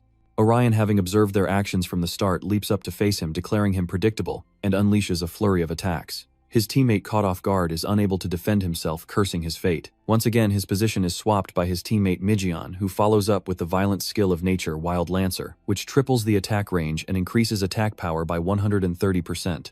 The skill requires a 2.5-second wait before and after use. She celebrates after landing a big hit, laughing maniacally, what a waste of a pretty face.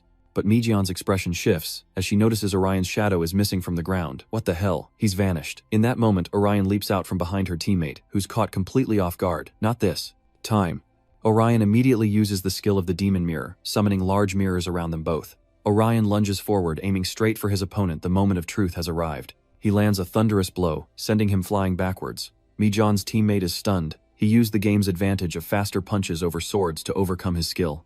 Out of nowhere, Mijion swoops in to ambush Orion, activating the Blood Hunt skill. Her speed skyrockets as she corners Orion with the Wild Hunt of Blood skill. Attack and movement speed double when attacking a single opponent for 5 seconds, preventing the user from attacking their target for 3 seconds after use. Orion feels her speed is almost like the wind. With that speed, she lands a blow on Orion, and as he loses his balance, her teammate attacks with his cards. Orion realizes this, his eyes turn red. Now is his chance. They're in his sights. As they both blindly lunged at Orion, he used his sword to create a vortex, the Avenger skill Revan's Raging Inferno. The Avenger Revan skill is a fiery vortex, a ranged attack that consumes 38% of the user's HP and creates a pillar of fire based on their attack stats. The user can't use Revan's Roiling Flames for 180 seconds after activating the skill. Orion and his teammate are blasted away. Once done, Orion lands his attention, turning to the monsters above. This took longer than I thought. Is it too inefficient to wait for the right moment to strike them both at once? What should I do now? At this rate, he feels like he won't reach first place. But not wanting to leave Orion waiting in despair, he sees a savior. Wait, that's the pitfall trap. Alright, I'll take them both down, the 2 players and the monster.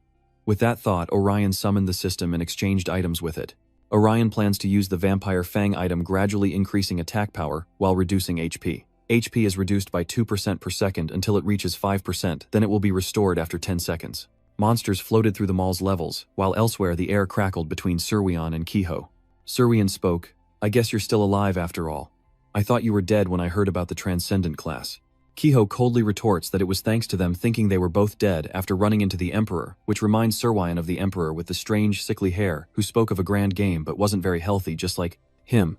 Surwion taunts Kiho, who seems provoked by her words, wondering if he's getting oil from a backer always hiding behind a merchant, and promises to silence him. Kiho lunges, throwing wild punches, but Surwion retaliates, manipulating large rocks behind him, triggering a hidden trap. The rocks rain down on Kiho, forcing him to dodge, but he still mocked. Such slow skills. Suddenly, Surwion turned and fled, and Kiho guessed her plan. I thought she wanted to bring it out this time, running away again. Kiho leaps into the air, ready to strike his body, surrounded by wraiths, as Surwion curses under her breath, that terrifying bastard. Kiho grabs her. Where do you think you're going? We're not finished playing. No sooner were the words out of his mouth than he struck down upon Surwion's position, only to realize it was a trap. Surwion finally relaxed her face, saying, Sorry, I'd love to play, but I have some business to attend to. Surwion unleashes her ant trap chains, binding Kiho's feet, and with a sweet middle finger she promises to play later. Kiho, burning with rage, curses her. Ignoring Kiho's outburst, Surwion has other priorities. She doesn't need to fight him now, she needs to quickly set her ant trap because she is the key player in this mission. At that moment, Orion was under relentless attack from razor-sharp cards, but his timely reflexes allowed him to fend them off. But before he could process it, Mihyun charged from behind, like a leech unleashing her water orb technique, yet Orion remained eerily calm in the face of danger. An idea sparks in his mind, he'll reverse the attack. With a single block, he stops the blow, seizes the opportunity, and kicks Mihyun 100 meters away, leaving her in shock. It's a dilemma. How can one kick a girl in the stomach? Orion was immediately confused. She's a girl. Her voice cracked with emotion, confirming his suspicions. He confidently declares that he doesn't care if she's a boy or a girl, they're just characters in a game. Orion's words awakened the monster within Mihyun, and in a frenzy she lunged, ready to drag him to hell. The battle between the two intensifies. Orion realizes he needs to take time to understand their powers. But it's not easy dealing with two powered-up players at once. Siwon needs to set up the teleporters quickly. Meanwhile, Mihyun unleashed a flurry of lightning-fast attacks while her teammates sensed something was amiss. Something's not right. He's not attacking head-on. Last time we fought, he was all over the place, using a more optimal strategy. Is he fighting differently because it's the two of us? Or perhaps... He pondered he's planning something else. Immediately, Han orders Mihyun to stop attacking and take a step back for a moment. Hearing this, Mihyun looked confused, asking, "What, why? We're close, he's almost out of blood." But he denied it, saying they'd gone too far, ordering a retreat to regroup and observe Orion's next move. Despite this, Mihyun remained stubborn, not understanding, but that was okay. In that moment, Mihyun raised her weapon, unleashing a freezing mist. Quickly, the fog obscured Orion's view of the two. Damn, I can't see anything. Just then he spotted them fleeing. This action immediately aroused his suspicion. Did they know he was luring them into his domain? No, it can't be. They finally figured out my fighting style. Fine, I'll let them go. The mission is more important anyway. I just need to focus on hunting monsters. A fragment of Orion's memory suddenly surfaces. This immediately worried him. Was it okay to let those two monsters go? The scene shifts to an apartment complex as Mihyun and her team continue their desperate escape. Mihyun laments, "How much longer must we run? At this rate, we'll run out of time for the mission." He began to surmise that the enemy was no longer pursuing them, guessing that Orion had no more tricks up his sleeve. We only defeated him in combat. Suddenly he senses something amiss. Orion's sudden appearance shocks them both, and he seizes the opportunity to strike with his demonic sword. Orion's return excites him. Is this how he plans to counterattack? I knew you wouldn't give up, Orion. But he's eerily calm. If I abandon you, you'll hunt down the weaker players, and that will ruin my plans. He was like a man possessed, unleashing the spell of magical termination, demanding Mihyun use her ultimate move to finish him off. But she retorted, "I know, you idiot," and quickly cast Soul Vortex. In that instant, Mihyun flashed to Orion. Then a voice sang out, "Let's have some fun." The current situation weakens them. He grinds his teeth, thinking, what the hell is that sound? Orion secretly rejoices. It's working, the timing is perfect. Meanwhile, Sigwyon fulfilled her duty, successfully setting the antlion trap and returning before the battle erupted. Orion devised a plan with Sigwyon, but she wondered how she would signal that the antlion trap was set. Orion suggested using horns instead of phones since they were working. I can hear it from anywhere in the mall, but Sigwyon was still worried that others might hear it too. If they figure out our plan, will they fall into the trap as well? Orion wondered to himself. In that case, use a code only we know. Why not sing a song? So I'll recognize your voice right away and be able to find you anywhere. Back in reality, Orion was overjoyed to hear Sigwyon's voice. Perfect, she completed the trap just in time, but her singing leaves something to be desired. I recognize the song, but the tune is different. Conversely, Mihyun was now bewildered by that voice so warm it made his hands tingle. Damn it, what was that sound? Was it a new skill? Seizing the opportunity, Orion retaliates with his Phantom Beast sword technique. He quickly wounds them both. This is the second time you've lost losing to the same person twice. Maybe this game isn't for you. His taunts immediately send the enemy into a rage. You're so small. You're just a damn high school kid. I'll end you here just as Orion planned. Now all I have to do is lure him into the trap. Orion keeps dodging them as he orders Mihyun to chase after him. As they charged, Orion commanded Siwyon to execute the rest of the plan, the ant trap. Siwyon mused. 2 people followed him. I guess it doesn't matter. The final formation is unleashed, summoning thousands of monsters, and they realize they've been tricked. Meanwhile, Siwyon was relieved. The ant trap worked. Orion then resolved that it was his turn. He'll use the item he acquired earlier to defeat both Chose and the monsters, at once an item that will burn his remaining power and activate the passive skill Panic. He'll defeat them with his best skill, Dance of the Gods, which he unleashes upon them, causing an earth-shattering explosion. The scene at the shopping mall is now a wasteland littered with the remnants of Orion's attack. Orion quickly turns to Siwyon, asking if she's alright, to which she replies that she's fine, just a little dust in her throat. Suddenly, Orion is startled by Siwyon's violent cough, and he walks on wondering what exactly is happening to them. Did I defeat them with my own skills? He suddenly noticed something. It's just a floating box. Orion thinks frustrated that they escaped again. Suddenly, Mihyun rushes from behind, attempting a sneak attack, screaming, "Die!" Luck was on Orion's side as he managed to defend himself, recognizing the skill Windwolf's Absolution. However, the power of the attack gradually overwhelmed him. Mijian pressed her advantage. Your cooldown isn't over yet, is it? There's nothing you can do now, you fool. I'll send you straight to hell. She grew even more deranged. Sigwine, still clueless, cries out, hey wait, that's… As a trap is sprung the moment, Mijian lunges forward, leaving her utterly bewildered. And just like that, she was sent back to her maker before Orion's very eyes as Sigwine wore a knowing expression, revealing the trap she had set for the monsters. The scene caused her to drop her weapon, the clatter echoing as it emitted strange lights. The situation leaves Sigwine bewildered. She's accidentally killed another player and feels strangely conflicted. Seeing her distress, Orion reassures her, telling her not to worry too much as he was the one who lured them there in the first place. Hearing that, Sigwine gradually regained her composure, realizing it wasn't entirely her fault. Anyway, how many more monsters do you need to hunt Orion? Her sudden question catches him off guard. After a quick calculation, Orion replies, I think just one more. Sigwine glanced at the system board, a plan forming. I think so too. Let's find the last monster and finish this. No sooner had she spoken than a monster appeared nearby. Even the monster was startled by their presence. Though clothes their true colors emerged for the sake of the mission, this was the last one. Orion, with a smug grin, immediately dashes forward like a bolt of lightning, declaring he'll defeat it first, boasting about his superior speed, infuriating Sigwine, who cries foul. But she wouldn't give up so easily. In that moment, Sigwine poured all her magic into her staff. You think I'd just stand by and watch? In the end, Sigwine was the one who took it down, using her skill to trap the monster. The monster didn't even get to speak before it died and faded away. Orion turned back and said, You're so mean. She burst out laughing, satisfied. If you're so concerned, become a D-rank mage.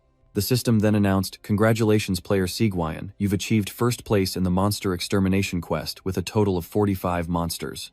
Your 24525 sand points will be doubled as a reward. You've received 49050 points, and you now have a total of 97580 points, which will put you in first place in the event. This reward fills her with joy, as she cheers, I'm number 1. Orion sighs in resignation, I'm so jealous I can't even crack the top 10. Suddenly Sigwine turns and whispers, Do you want some points? However, he refused, stating he could reach first place on his own. To show her gratitude, Sigwine offered to buy him anything he needed, but Orion's request was excessive. Fine then, give me 20 time warp machines and 50 immortal wines. Sigwine retorts annoyed, Come on, that's too much. Her joy is short-lived as more enemies arrive. Tension fills the air as they both turn to face the approaching figure, Death himself.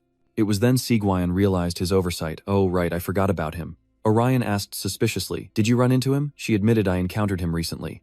Kiho coldly speaks, calling him a revenger, and wonders if this is their third or fourth encounter. He's tired of seeing his ugly face and declares this is the end, his tone sickening Sigwine. When Orion remained silent, she mocked, I'm sick of that cliché. Sigwine, worried, called out Orion. He realized that Kiho was hunting innocent people, proving himself to be a murderer, and Orion couldn't forgive that. He considered it carefully, but this man was the embodiment of his own twisted emotions, that's why. He had to stop him no matter what. Orion firmly demands that he stop the fight, but Kiho sighs, wondering what nonsense he's spouting. Orion insists that he gains nothing from killing other players, no points, no items, and no titles. That's true if you're only killing other players to improve your rank. It would be faster to hunt monsters for points, instead of chasing after high-ranking players, Orion explains, trying to persuade him. His face turned serious, as he added, The way you're randomly killing players isn't just inefficient, it's consuming your very character. But as if his words couldn't change his mind, Kiho retorted, What do you want from me? You want to stop fighting and play house together. Orion immediately admits, I want you to play fair. You're capable of it. His eyes turned cold, filled with complex thoughts, but this time Kiho seemed to agree with Orion's proposal. I guess. I know you're not a coward. You just have a different way of looking at things. He suddenly goes berserk, making a clash between them unavoidable, as another personality within Kiho awakens. Orion tenses up, bracing himself as a vision of Kiho's inner world appears. He choked you, repeating, I just need to eliminate them, all of them. Above, tears welled in your eyes, that was the way. No one can ignore him now, but Kiho's other self is pleased, returning to reality, ignoring Orion's pleas and attacking cruelly. He cries out helplessly, merely suppressing his emotions. Kiho scoffed at his words, asking if he was always so talkative, and immediately used the Reaper's Path to attack him. The battlefield skill of a God-tier class Path of the Departed increases the attack, power, and movement speed of the Grim Reaper in the arena by 1.5 times, unleashing a piercing attack along its path. Kiho easily uses it to pierce through Orion. Having dodged to safety, Kiho paused. Unaware, he'd walked right into a trap chains now ensnaring his feet. Kiho shouts, questioning if Orion really thinks he'd fall for the same trap twice, and with his immense power, he easily escapes using the Shadow Step. Kiho's speed astonishes Orion. The Path of the Dead accelerates him, and Kiho raises his weapon, warning Orion not to underestimate his fighting style. You don't know anything about me, you bastard, he roared, firing his weapon precisely at Orion, who braced himself against the force. Even Sigwine warned from the sidelines, Orion, he won't listen to you. There's only one way to get through to him now. He asked what it was, and she explained. You know, the classic and most popular way to solve a problem. Orion, surprised by the suggestion, regains his composure and declares with resolve, I'll punch him until he listens. Siwyan enthusiastically raises her staff in support. Orion's gaze hardened with resolve as a massive clash loomed. They might be orphans. But that doesn't matter. That's why I can't be sure my judgment is correct. He doesn't hesitate to attack, wanting to tell him one thing: he doesn't have to hate others. Orion fights and thinks. And he doesn't need to hide behind cowardly tricks either. Orion now imbues his weapon with magic, attacking decisively to prove his point. To be the strongest, Orion fights with all his might, closing the distance, while Udon unleashes a bone-shattering strike with his greatsword. This strike not only leaves it severely wounded, but also causes it to writhe and fall. Udon celebrates defeating the monster, but is shocked by the score of 720.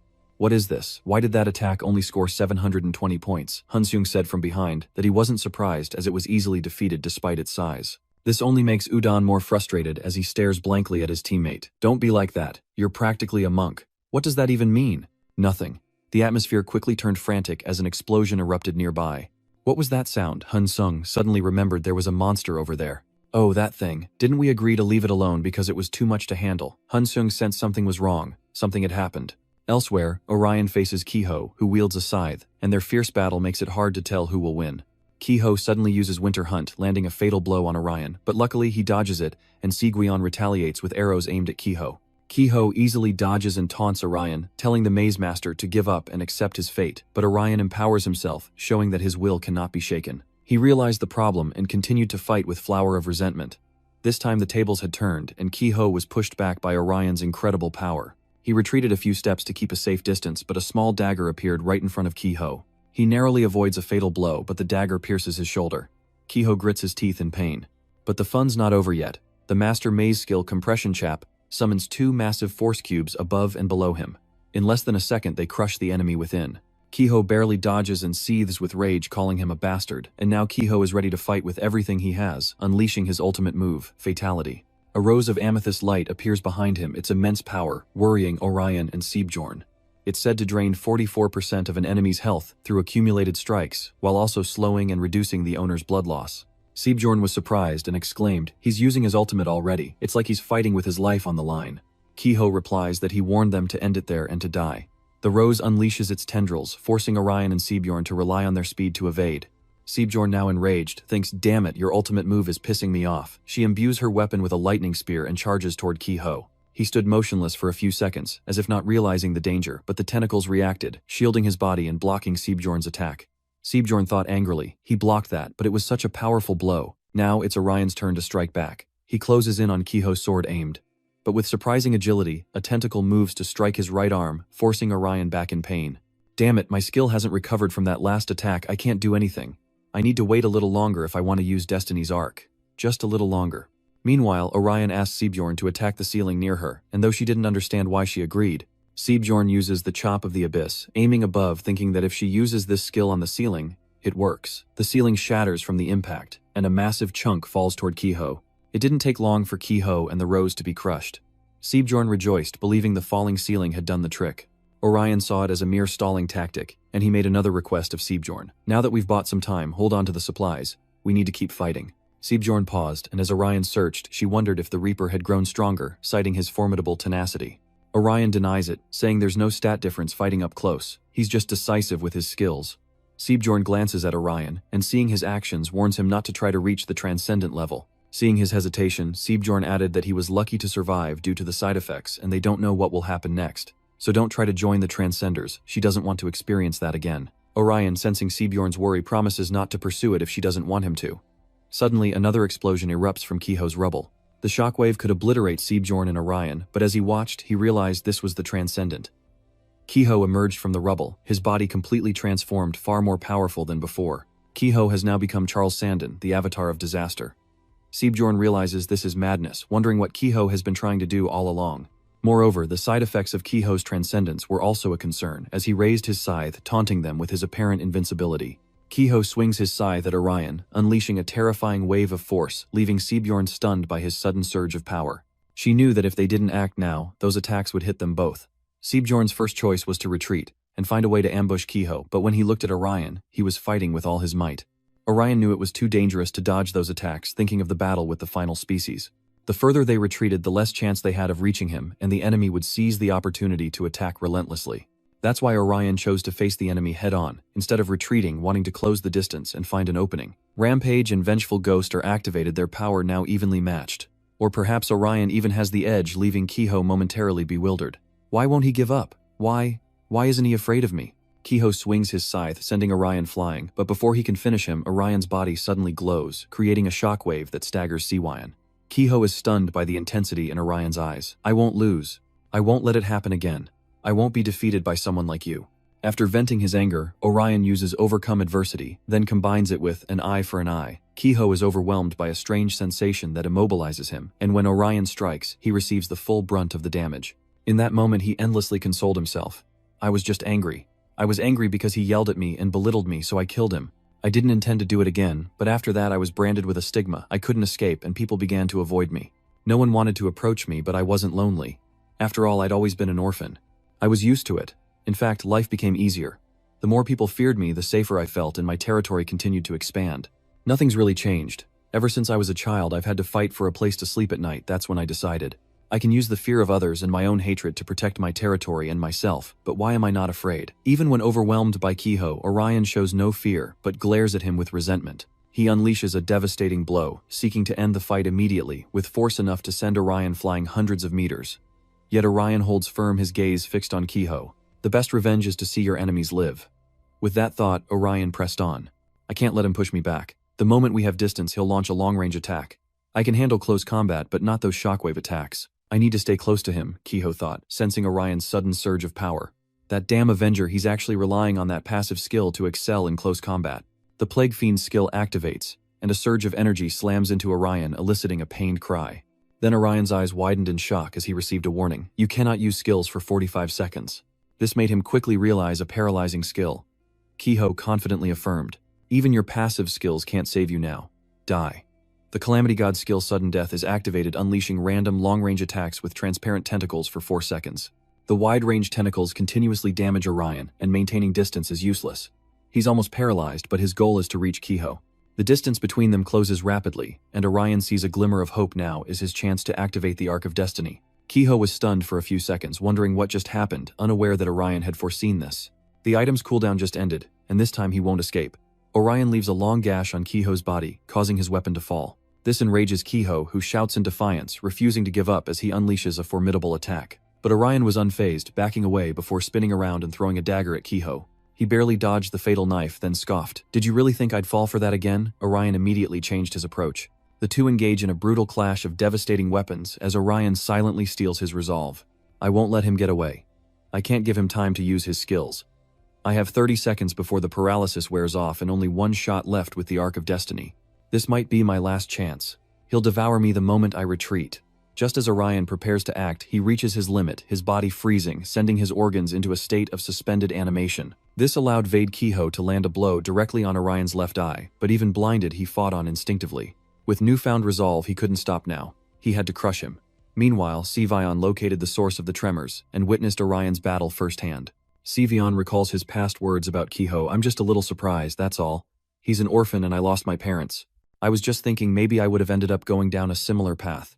Maybe I would have killed all those who bullied me and become a monster with nothing but hatred for the world. Seavion cries out, don't give up, Orion. You can do this. You have to defeat him. As if sensing her renewed strength, Orion activates his voice skill from outside, Mekung answering Kiho, forcing him to fight while cursing under his breath. Damn beetles, Kiho empowered his giant scythe.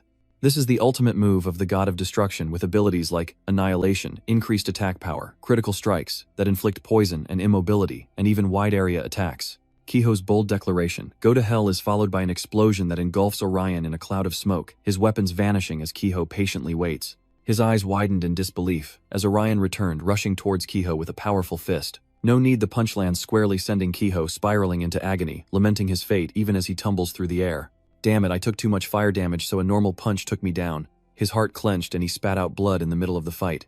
Kiho wondered if this was a side effect of transcending. Wait, did that mean he'd lost? Orion calmly approached him, saying, if you'd waited to activate that ultimate skill, I wouldn't have been able to dodge it. You could have won if you'd kept your distance while I was paralyzed. I don't have many range skills, so I couldn't retaliate. What are you trying to say? This is what happens when you attack people unprovoked.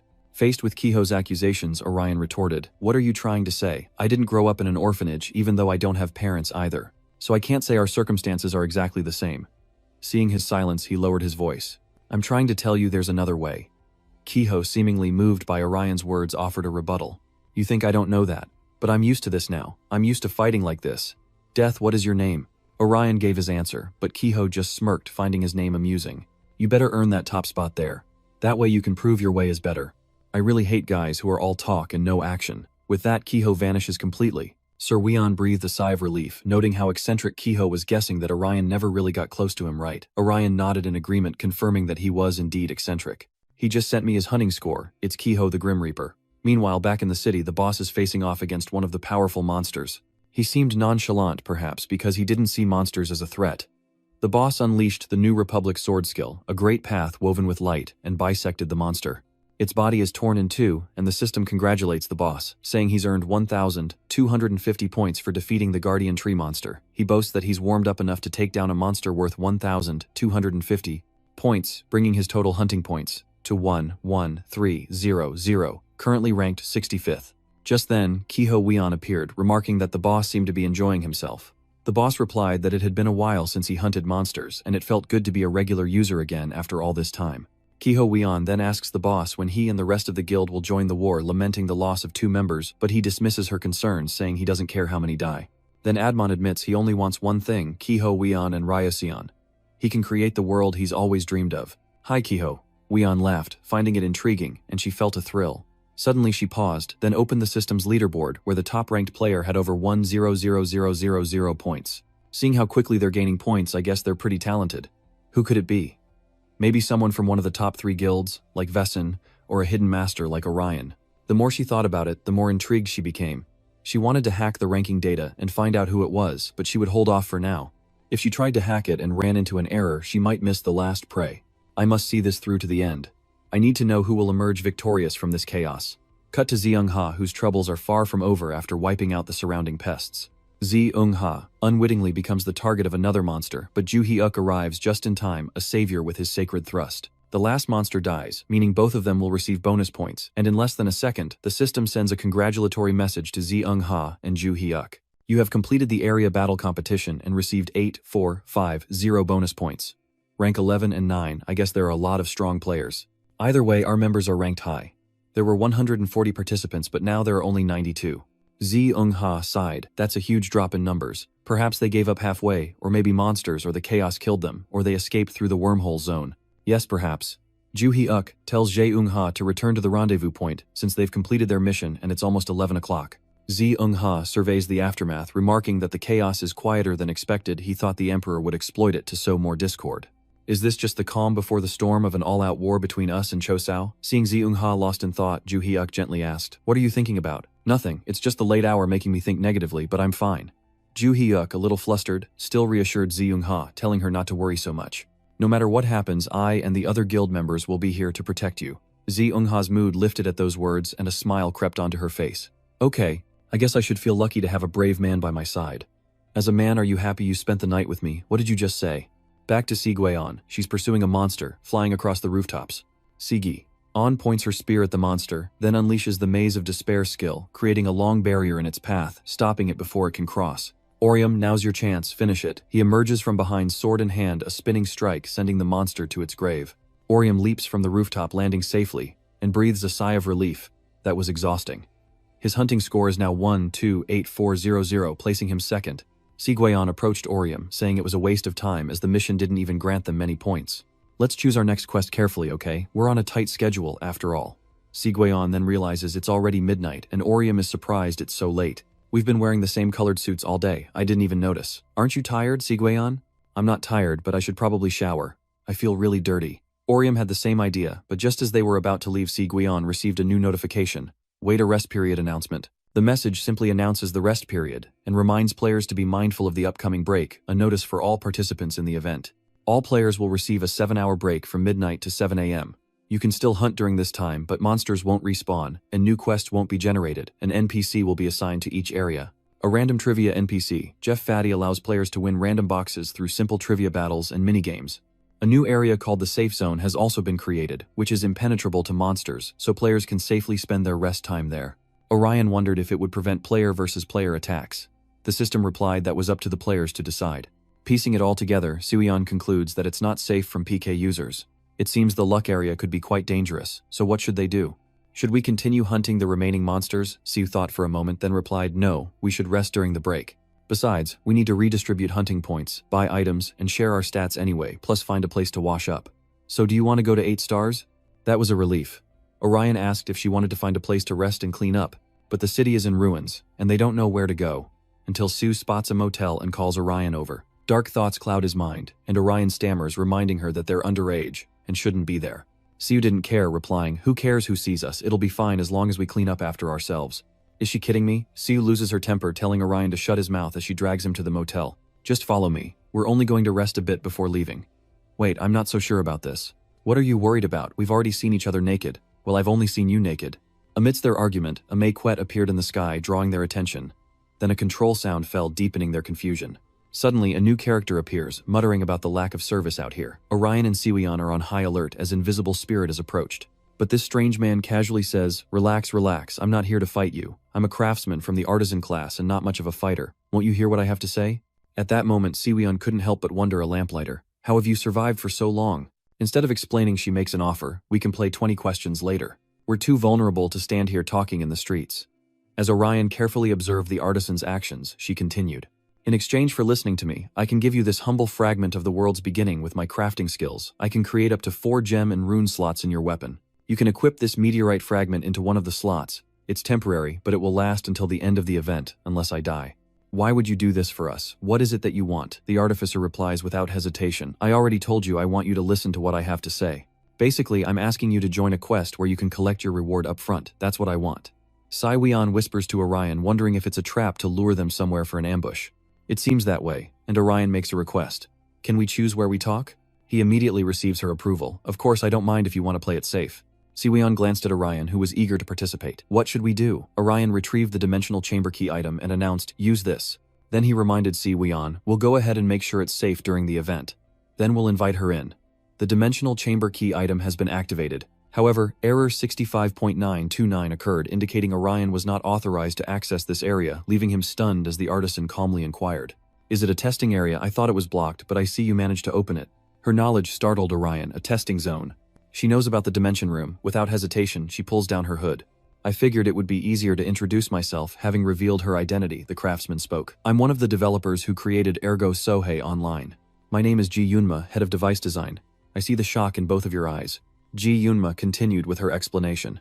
Of course, you might not believe me, looking as I do. Still finding it hard to believe, Ji Yunma decided to press further. Wait, if you're really a developer, do you know someone named Maria?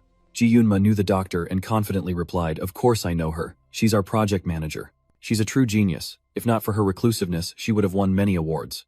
It's a pity, but Ji Yunma is beginning to trust Ji Yun's confession. She then took the initiative to ask Orion how he felt about listening to what she had to say. He should decide quickly. His respite will end sooner than he thinks.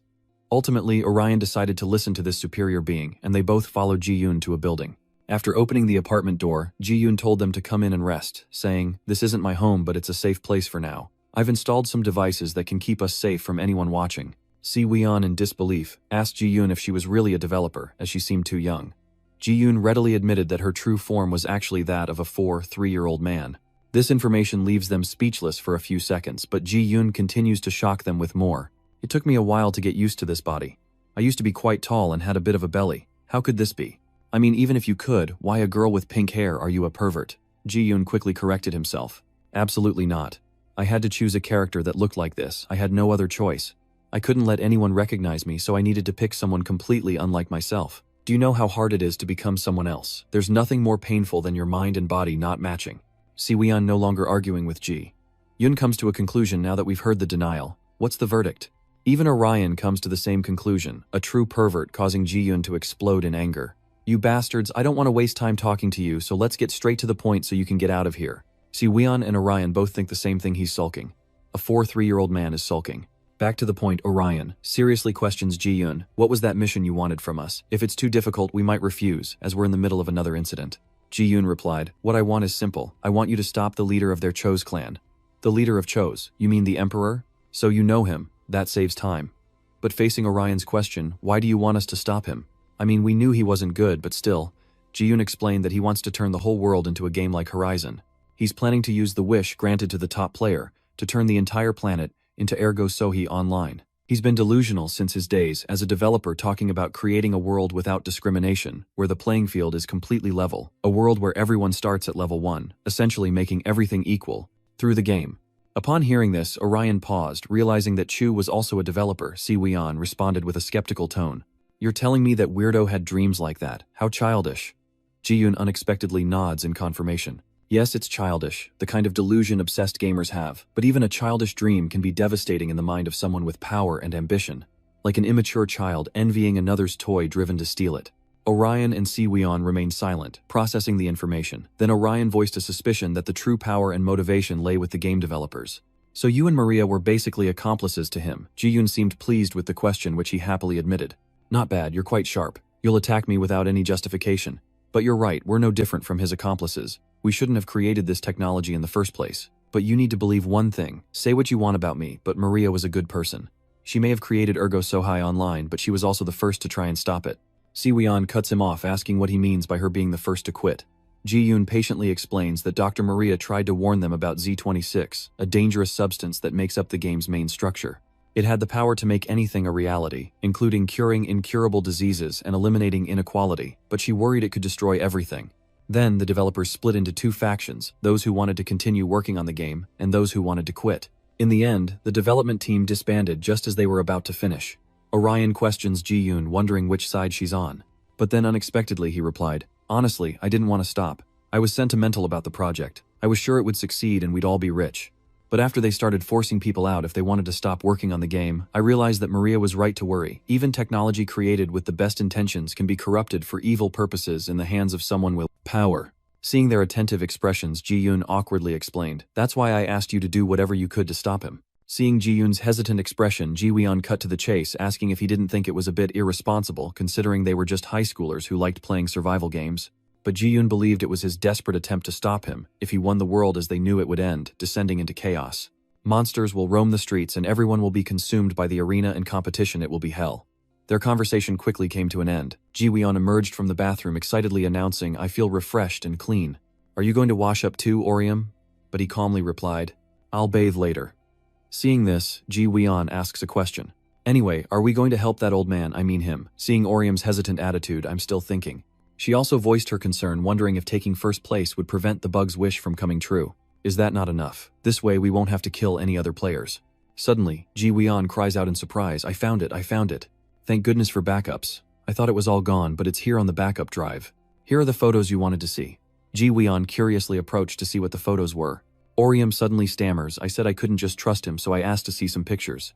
But after observing for a moment, Ji-weon quickly noticed, wait, that photo looks like a selfie. Is that you in a fake beard? Ji-weon proudly blurts out that it's him.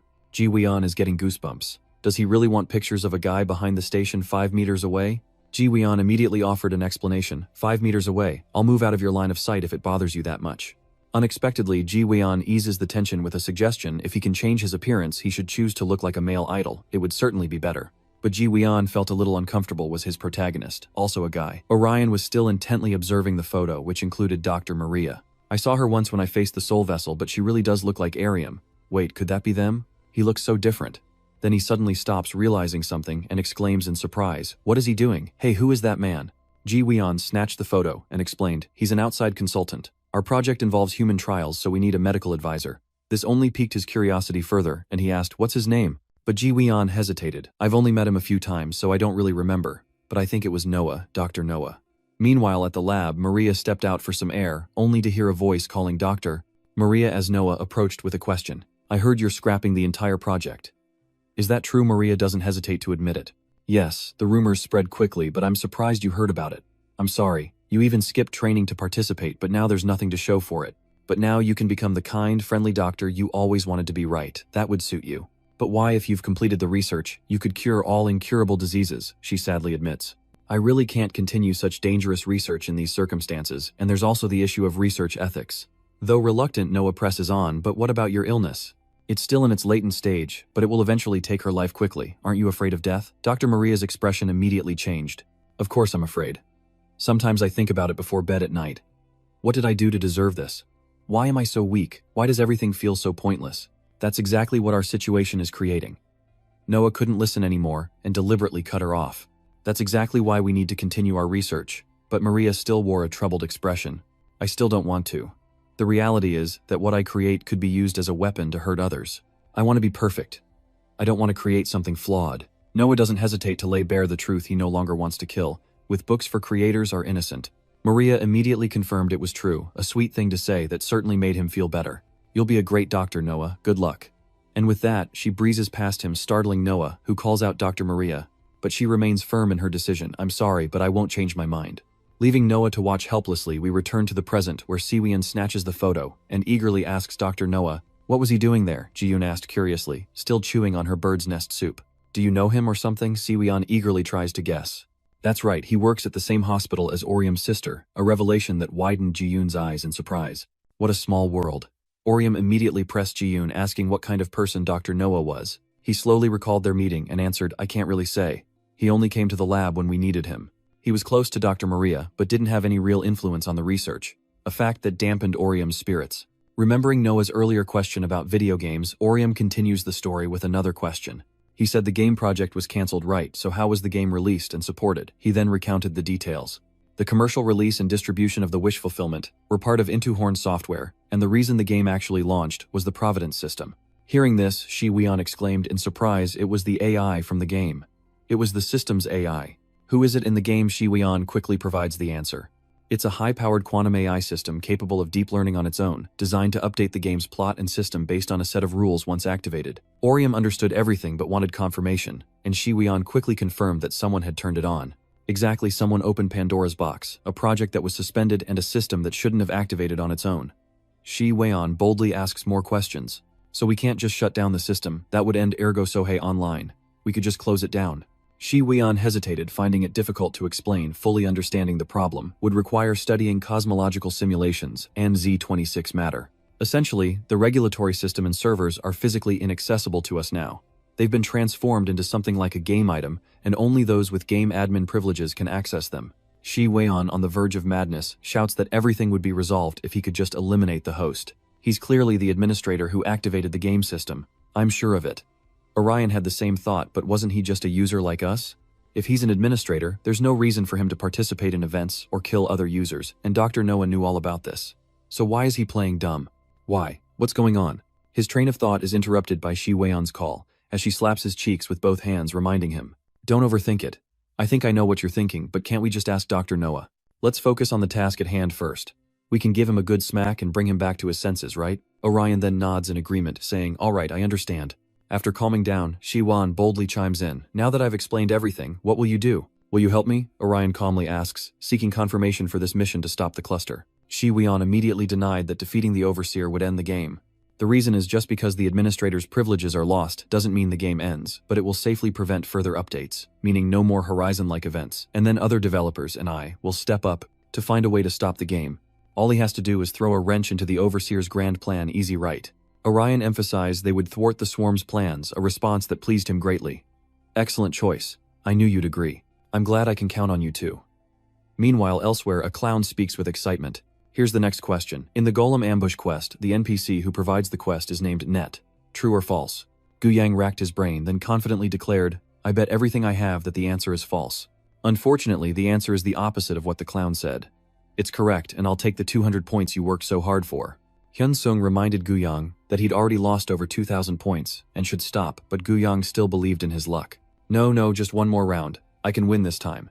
Still, Hyun-sung calmly explains, if he wins, he'll only get a random box. He doesn't know what's inside, so it's a loss either way.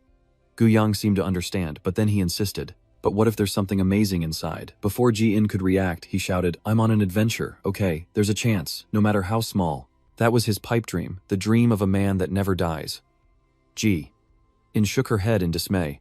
All right, even Jamie said it's a common symptom of gambling addiction. We're heading to bed. You two have fun.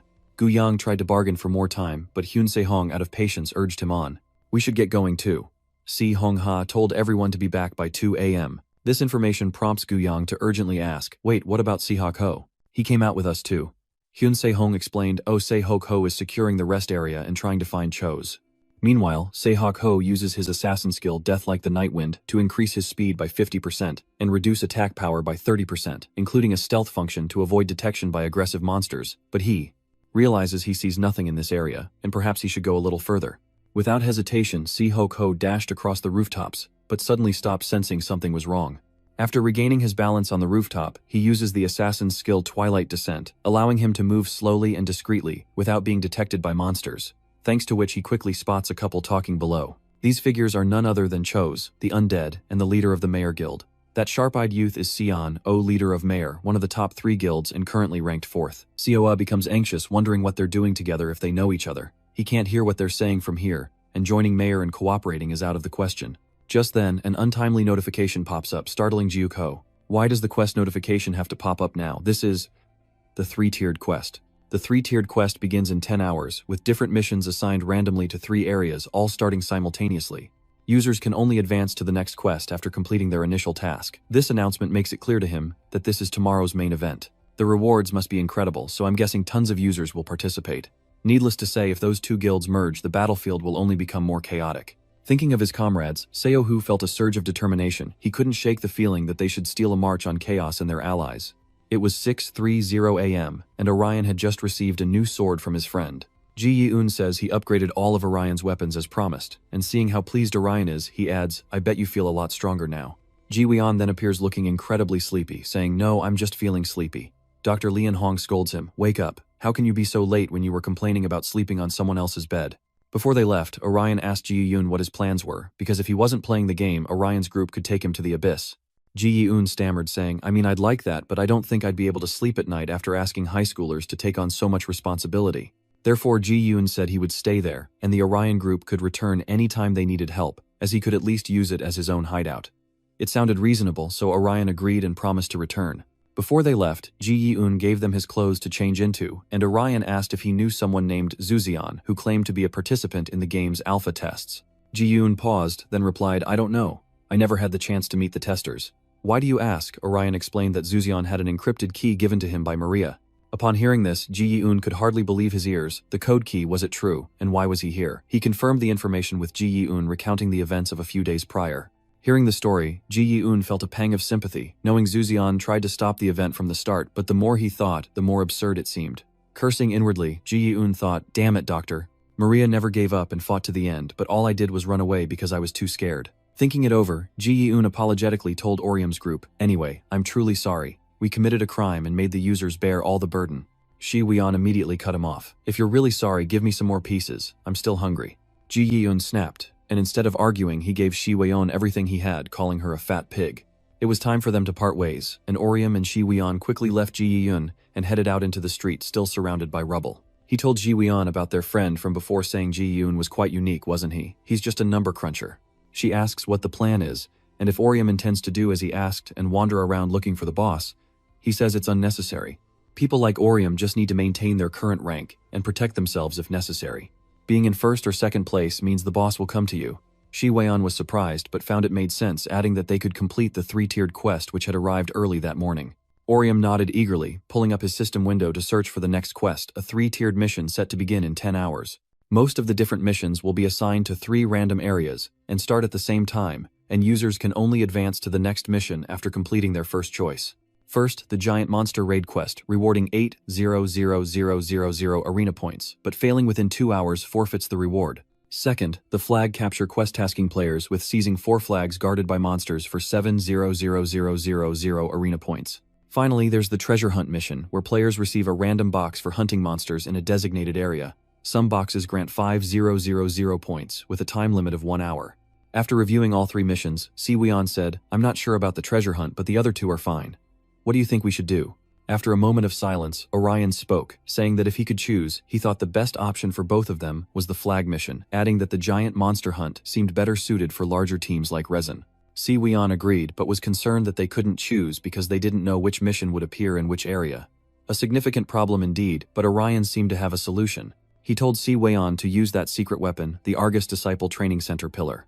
Si Weian understood his intention. That's right, he can ask 2 questions about the game, which means they still have 1 question left, right? That's right, we can get a hint about the quest. Let's try it, good idea. The two then embarked on this daring plan with Si Weian opening her closet and taking out Argus's disciple summoning bell. Next, she activates the item's special ability opening a portal, and the goddess appears saying, I am here to share the knowledge of the wise and noble Argus's 3rd disciple with the unenlightened. Orion, still captivated by the goddess's beauty, blurts out a thought only to be silenced by a startled Si Weian. No, I mean, it's a really cool item, that's all. Si Weian, ignoring him, returns to the main task, shaking the staff and telling the goddess, 3rd-rate reward, it's your turn to ask questions. We wish to undertake Tier 3 quests, but we're unsure which quests will appear in which areas, so please tell us. The goddess replied, Fate plays small tricks. I see you don't wish to be swept away by such a cruel flood. The goddess then raised her staff to the sky. The alchemic energy appears illuminating everything, and she hopes the light of the great sage will guide her, saying, I will be your guide. As soon as the 3rd eye opens, a divine light tree appears beside Si Weian. Orion immediately recognized it as the ancient tree of knowledge. Even more importantly, Si Weian's system had reactivated, meaning they could see the quest locations. First, the giant monster raid is located at the sports stadium, the capture the flag mission is at Jisong Metro Station, and the final mission is at the art museum. They were overjoyed and cheered loudly, but the goddess's time was limited, and before she left, she told Si Weian, Now that I've answered your call, I must depart. May your journey be peaceful. Soon after, the compass faded away as her power waned, followed by a sigh. Si Weian says, I guess we'll never see her again. Farewell, Tier 3 mode.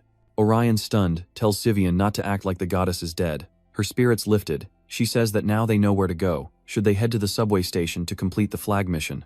But just as they were about to leave, an ominous purple aftershock forced them to shield their eyes. 2 Maimon monsters appeared, creatures of the 6th path capable of paralysis and burning attacks. Si Weian clicked her tongue. Damn it, in the end, we're still in a survival game, aren't we? We can't just run around all excited even if we know the roads well. These monsters are such a pain. Orion, however, saw this as a golden opportunity, saying, We can see how much stronger these weapons have made me. He immediately rushed towards the monster, tattooing its body with permanent marks, adding, I wanted to test them out anyway. Si Weian, understanding Orion's intent, drew her staff and replied, I knew it, but do you really love this game that much? Still, I'm curious to see what's changed, so I'll test them out. Meanwhile, in the city, Jian Huen was using his trickery to search for something. After a while, Ada noticed something quite strange.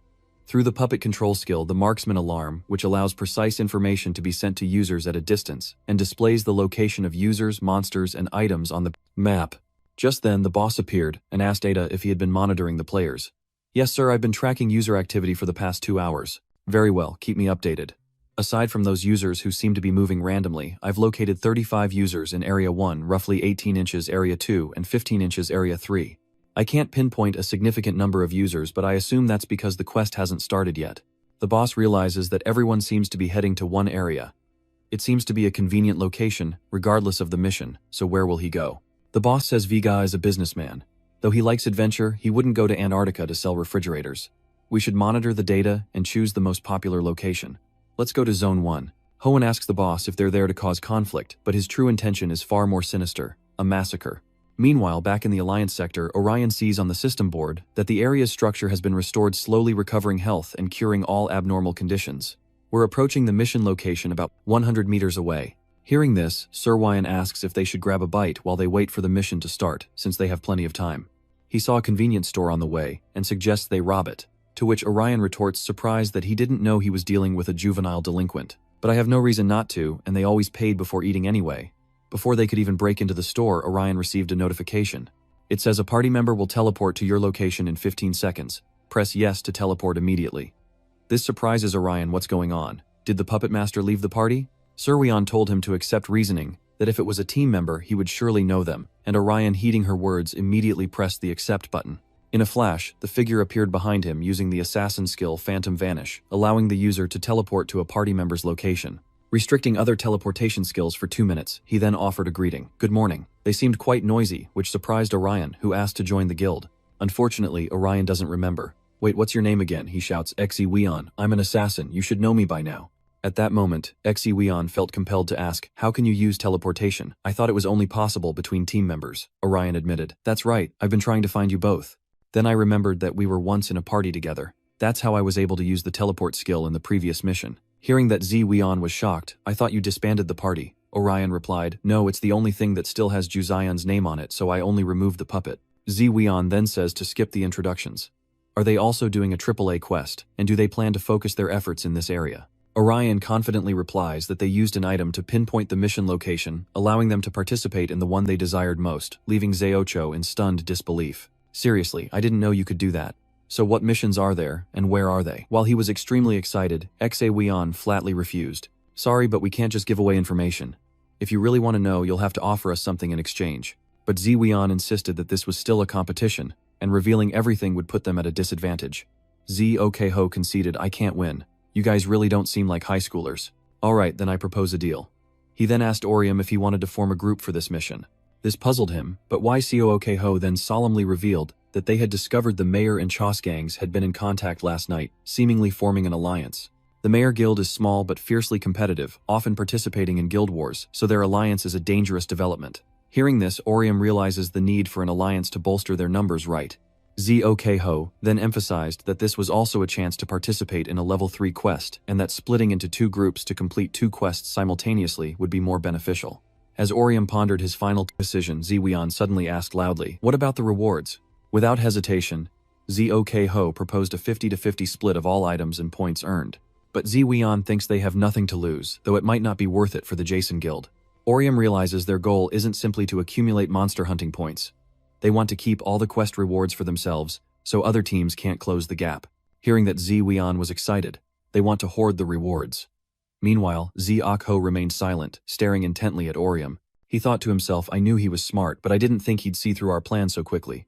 After signing the contract, Xaewion felt that the terms weren't bad. Orium quickly urged, we can gather information about the Mason Society together too, let's do it. Zewion immediately agreed, great, let's cooperate. Team Zewion, Orium, and Raison. Zewion happily agrees, sealing their alliance as a team. Elsewhere, a young man roars into action, take this. And battling the monster, he shouts accusations. Hey Archer, what are you doing? They're pushing us back because you can't hold them. Enraged, the young man retorted, don't blame me. Focus on fighting, you jerk. Our defense line crumbled because you didn't hold the front. He then focused on attacking, only to realize in shock that a monster was about to strike from behind. Just then, a stranger appeared and cleaved the monster in two. It shrieked in agony. Narrowly escaping, the young man stammered, thanking him for the rescue. But he suddenly stared, then gave a sinister smile, saying, no need to thank me. He then unleashed a flurry of attacks, wiping out the monsters, and mercilessly slaughtering the 2 young men as well, leaving a scene of utter devastation. He licked his lips, stating he'd decided to change his monster hunting strategy, and that the level 3 mission would begin in 10 minutes. Back in Orion's area at the train station, he stood before the doors, a clear worry on his face. Seeing this, Seungha asked, why do you look so tense? Are you worried or just thinking about Sigwyon since you two were split up? Orion chuckled, saying, no, I'm just observing the terrain.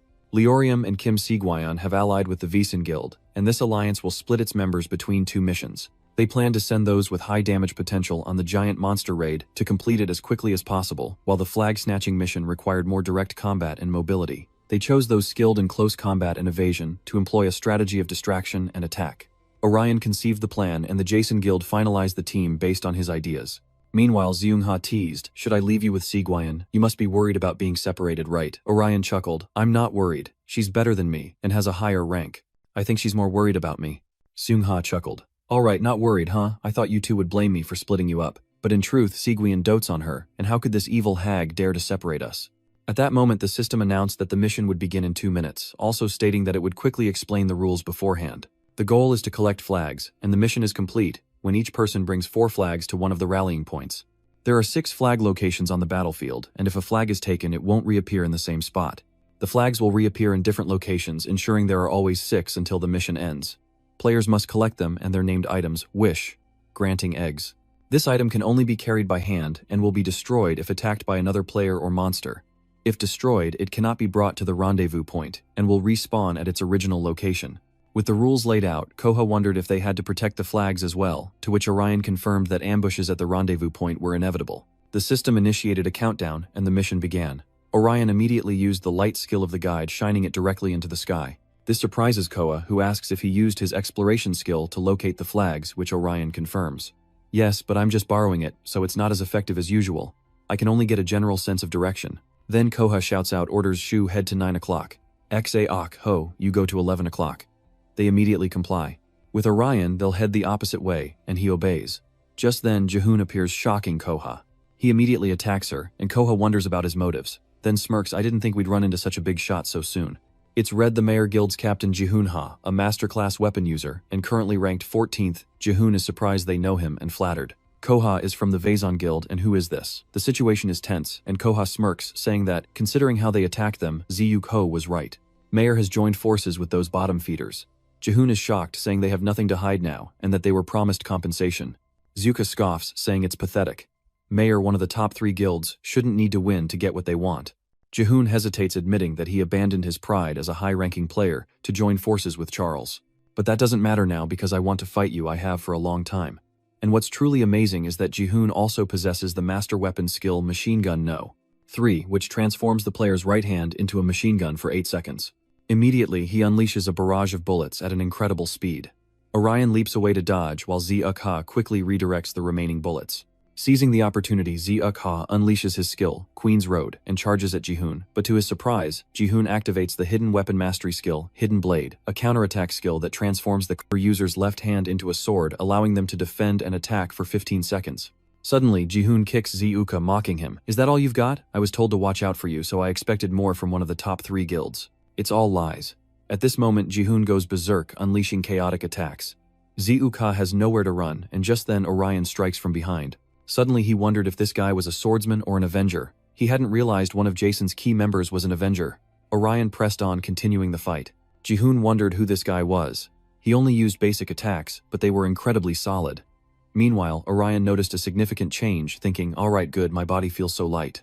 Orion realizes that thanks to the mana-breaking orb Jihoon added to his weapon, all of his stats have increased, accelerating his speed and attack power, allowing him to overcome this guy. Outmatched, Orion unleashed a furious attack, detonating everything around them. Jihoon clicked his tongue, thinking he's strong.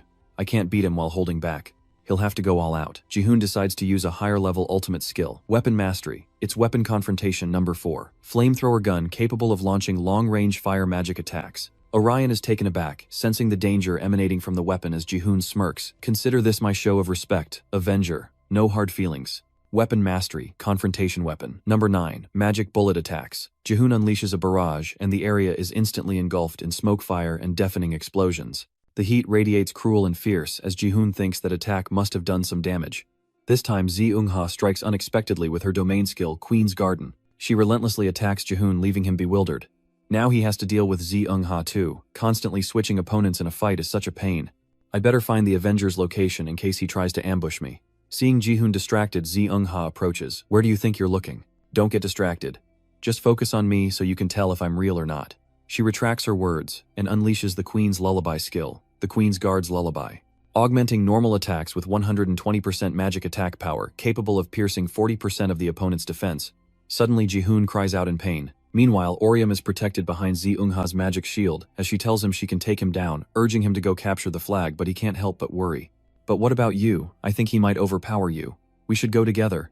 But Ziyuk-ha insisted. No, it might be childish, but he really got under my skin. He provoked me and insulted our guild. I have to stay and teach him a lesson, show him who I am and what the Jason Guild is all about. Then Ziyuk-ha takes the initiative with fierce attacks. And just as expected, without missing a beat, Jihoon complimented her, saying she was strong, completely different from before, and that he guessed this was her playstyle. Furthermore, she didn't try to take down her opponents with a single blow, but instead she built up her skills gradually, eventually bringing them to their knees. I shouldn't have underestimated her based on that one skill she used at the beginning. Alright, I admit it. Ziyuk-ha Jihoon finally says. You're quite impressive. He then unleashed his Weapon Mastery skill, Weapon Confrontation, number 13, Chainsaw, allowing him to attack with both hands, increasing attack power by 188% and speed by 40%. This time, Jihoon aimed directly at Ziyuk-ha, who braced herself for the impact. Encountering Ziyuk-ha suddenly declares, I knew that, whether you said it or not. Jihoon is stunned. Impossible. She countered my Chainsaw Massacre with a normal combo. How is that even possible? Next, Ziyuk-ha uses the Iron Handguard skill, increasing attack power by 150% and defense by 200% while reducing movement and attack speed by 60%. Before finishing, Ziyuk-ha declares, come to think of it, there aren't just 3 top guilds. With Ryzen as her only target, Ziyuk-ha delivers the decisive blow with a single strike. His entire body paralyzed, he screamed in agony and finally collapsed to the ground. Ziyuk-ha mocked, but I like your attitude, seeing and judging for yourself. I'll show you. I have to see it to believe it. Meanwhile, at the mall, a crowd gathers for XQ's street battle, where Gyeong Zeok, a mayor-class drunken tank gladiator, ranked 15th, steps forward and asks, You're XQ, the leader of Ryzen's raiding party, right? However, before he could answer, Gyong-o chimed in saying he'd wanted to fight him for a long time, as Ryzen rarely participated in guild battles with other wealthy groups, leading to suspicions that they didn't deserve their top 3 spot and were just a bunch of cowards. XQ remained silent, leaving Gyeong-sok perplexed. Silence is fine, I guess. It's not like I want to hear your excuses. We'll find out how strong you really are when we fight. You all agree, don't you? XQ has no choice but to fight back and eliminate them one by one. Then XQ finally spoke. There's only one reason why we don't like participating in guild battles. We always win no matter the opponent, so it's nothing more than a waste of time. This is Kang, XQ, Ryzen Guild, currently ranked 3rd. Meanwhile, Orion Royway searches for answers, pondering how Charles and Mayer could target Ryzen so quickly. I wonder if the others are alright. Suddenly, a loud noise echoes through the sky. Orion realizes a massive creature is approaching. It's the Serpent of the Sky, the main quest monster. However, he could still wound it in brief moments.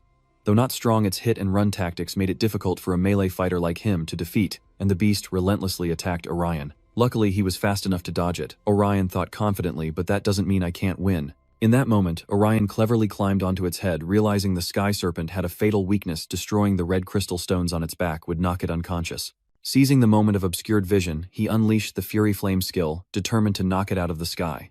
The serpent was quickly slammed to the ground, yet it remained aggressive, oblivious to its own limitations. Now that Orion has the upper hand, he just needs to land a powerful combo before it wakes up. Orion furiously attacked, landing thousands of strikes before finally unleashing his twin dragon's ultimate, successfully destroying it. In this moment, Orion is overjoyed. He won. He's quite surprised by his new weapon, saying this upgraded weapon is amazing. The Sky Serpent has a huge health pool, so I usually have to use it 2 or 3 times, but I'm confident I can fight the boss with this weapon. After walking for a while, Orion finally discovers the Wish Egg.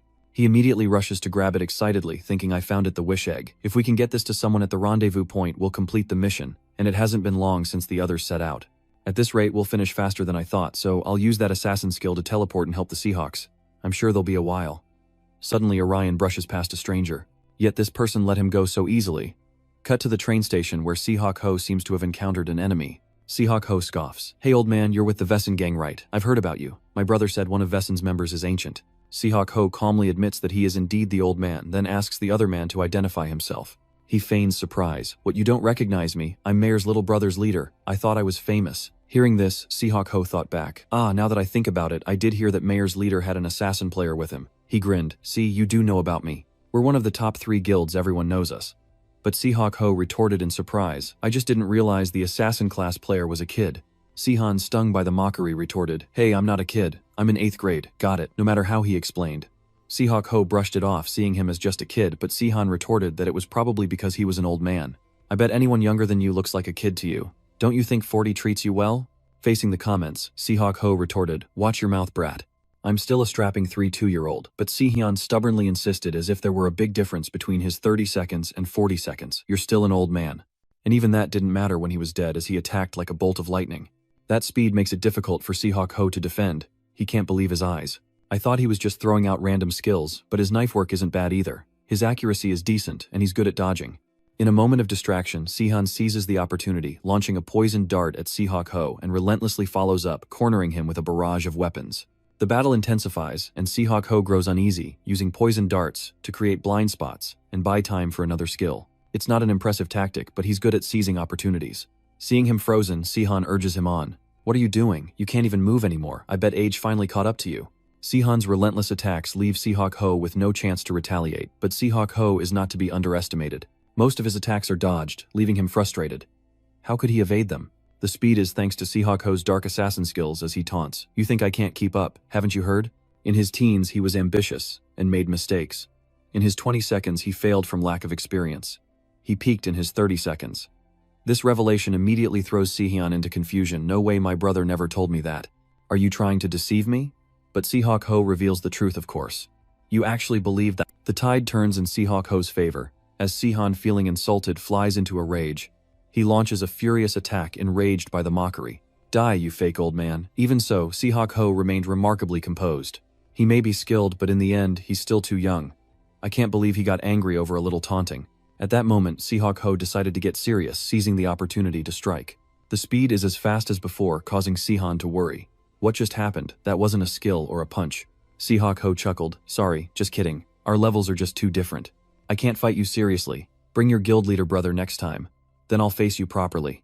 Humiliated Sihan flies into a rage, vowing to kill him, but Seahawk Ho has already made his escape. This only fuels Sihan's rage. He vows to tell his brother who will kill him. Seahawk Ho hid in a corner, shaken, knowing he couldn't fight Sihan at full strength. They were no match for each other. More importantly, Sihan reminds me of my little brother back home. As expected, another group has found a wish amulet. Let's go.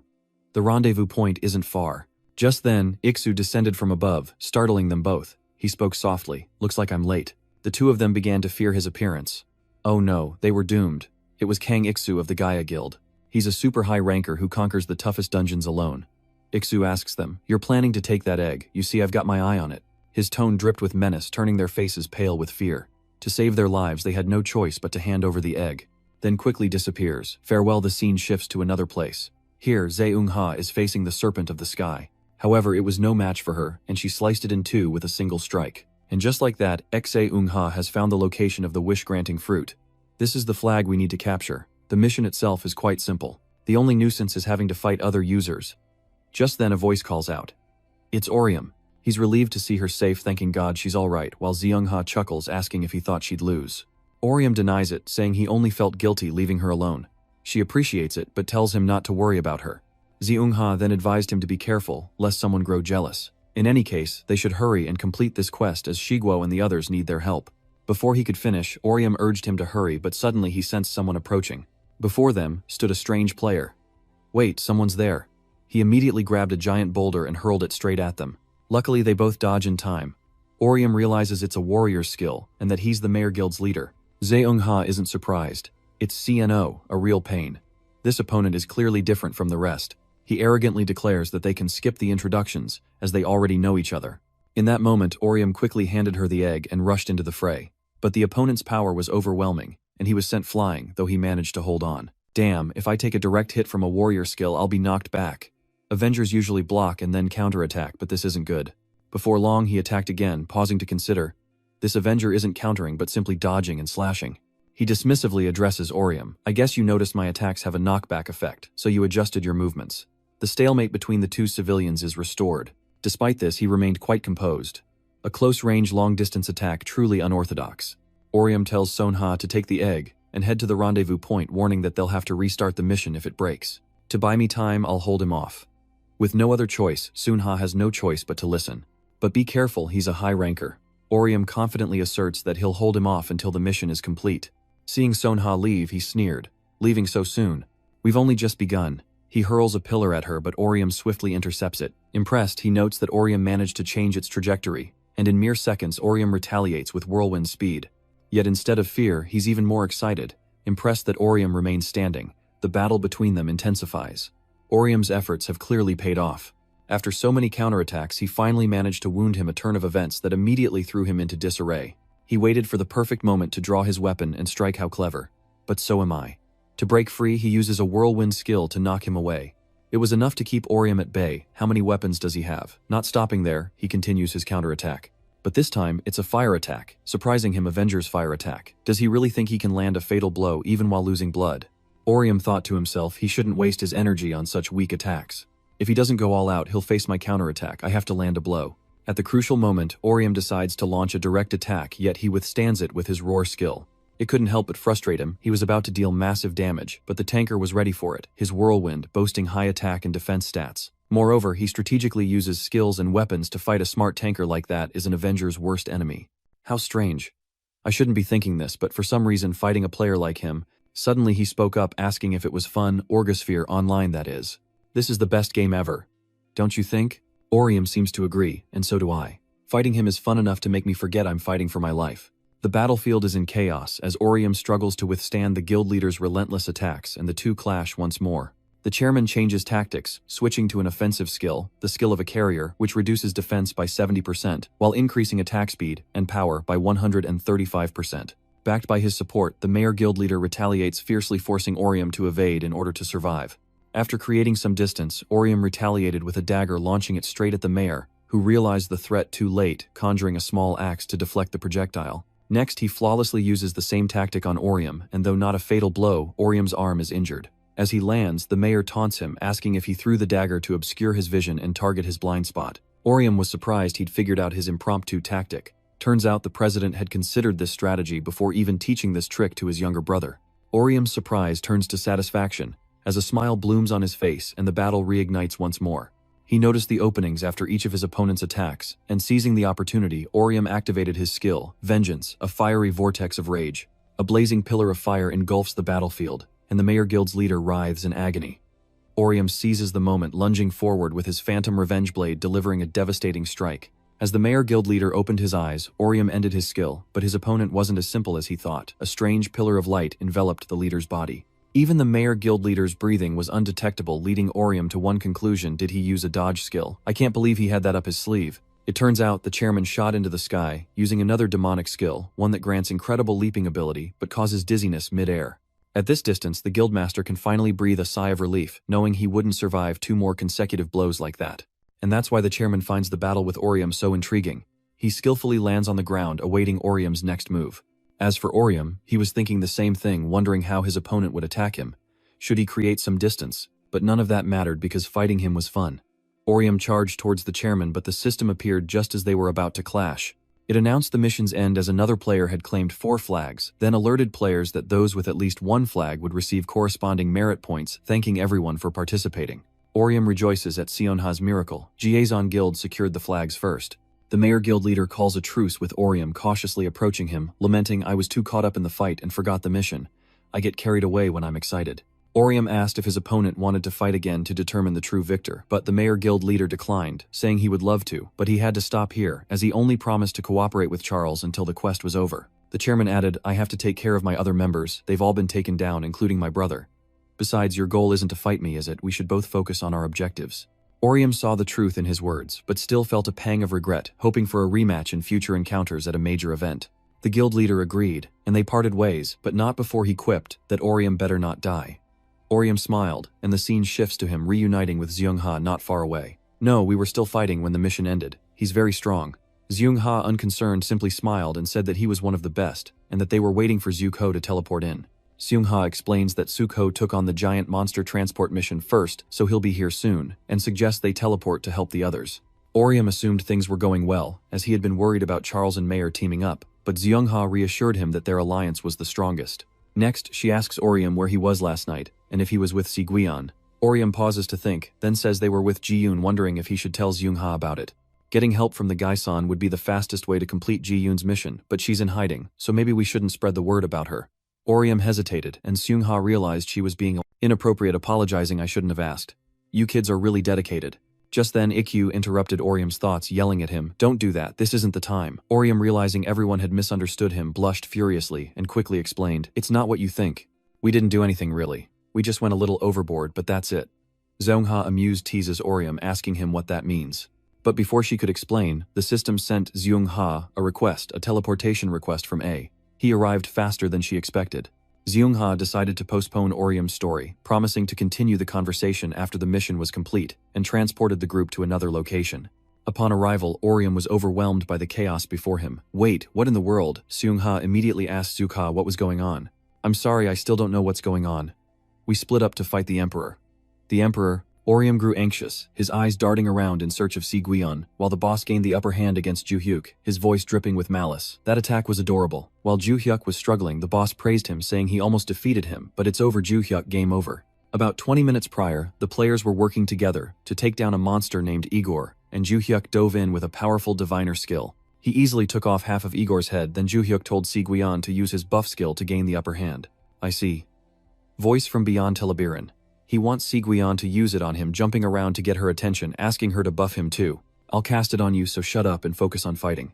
That cheerful guy whined, saying he just wanted to fight with a new member of the team. Remy observes that things are going better than expected. The monster isn't too difficult, and they don't have to worry about fighting other players, so they should be able to complete the quest quickly. Si-Gwion agrees, but the ease of it all makes her uneasy. She saw no other players, not even Cho's. Had they all gone on different quests? Just then, the monster launched an attack towards Si-Gwion. Oh no, it was coming. Ujan immediately told everyone to fall back behind him. It was time for them to defend themselves.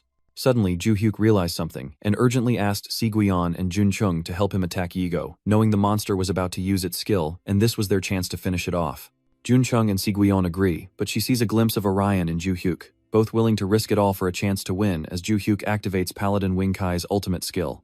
This allows the player to fly for 8 seconds and unleash 2 attacks with the magic spear at 300% power.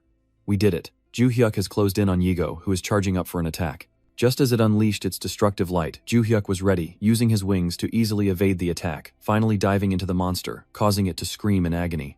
Orion couldn't contain his joy, it was dead, but just as Ju Hyuk was about to celebrate, he suddenly saw the boss not far away. In his hand, he wields a weapon and a twisted smile as he unleashes the Overlord power skill, engulfing Ju Hyuk in a devastating explosion. This skill is a long-range attack that targets a specific direction, enhancing both destructive power and magical damage.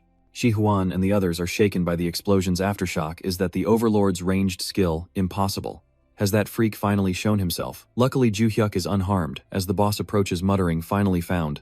You traitorous Dawn. I thought I wouldn't see you until the event ended."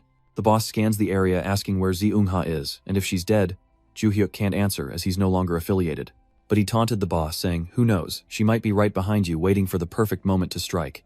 After striking the target, the boss loses balance and stumbles forward, leaving him vulnerable to a pincer attack from the other players.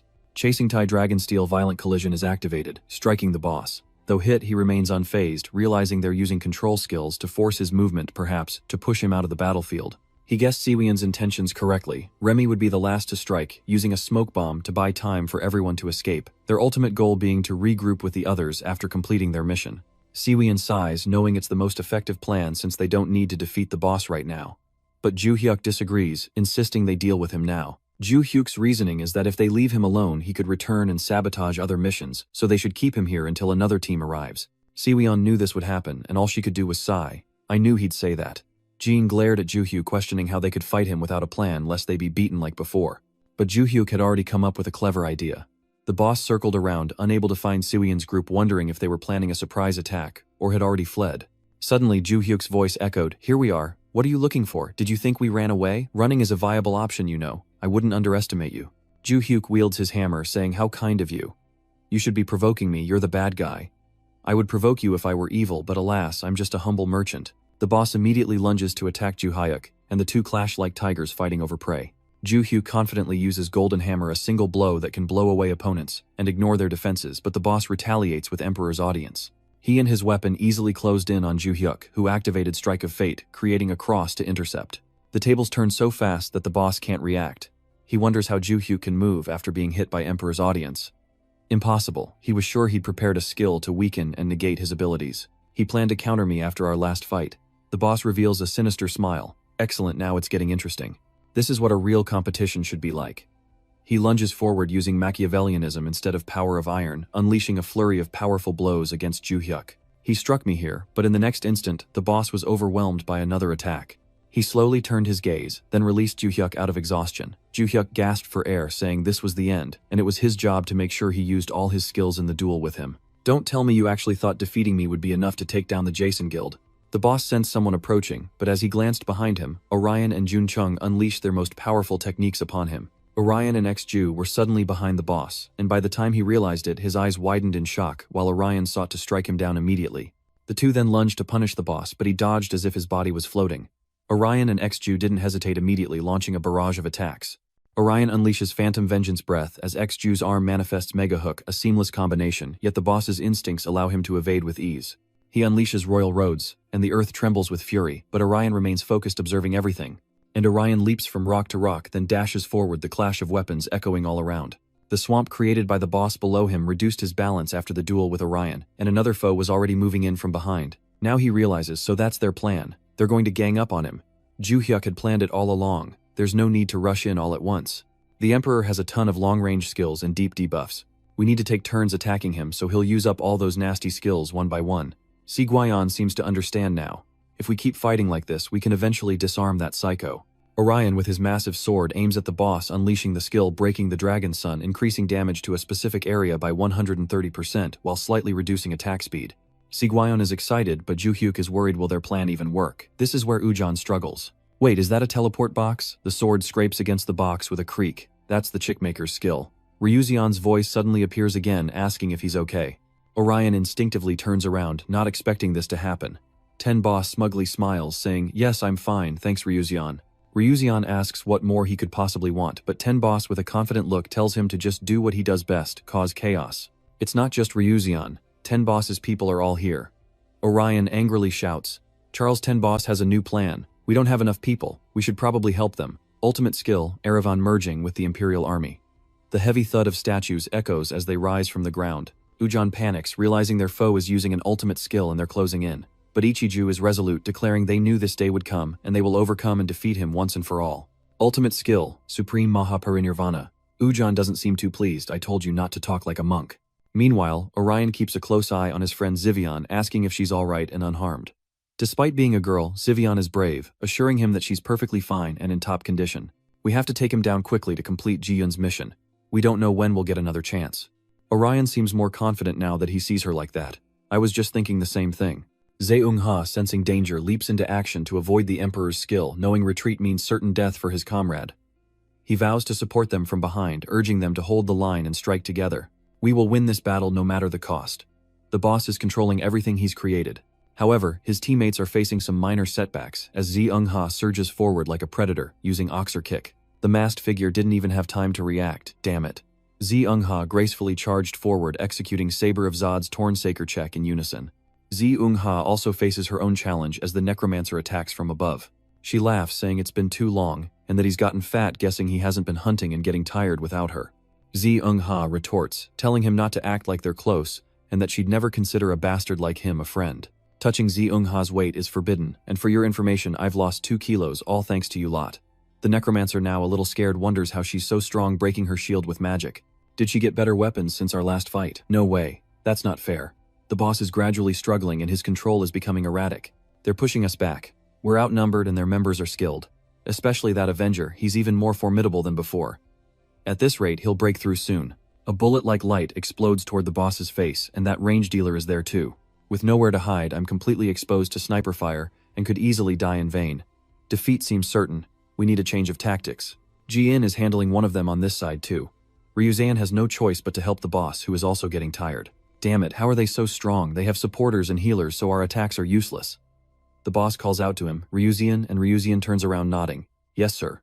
Ryuzian realized they'd underestimated their opponents, and things weren't looking good. He hesitated. Well, to be honest, we're a little outnumbered and getting pushed back. Don't worry, I'll turn the tables once I recover. The boss nodded. I know, understood. Ryuzian, you were the only one I truly trusted, the boss said before abruptly striking him down. He couldn't believe what was happening.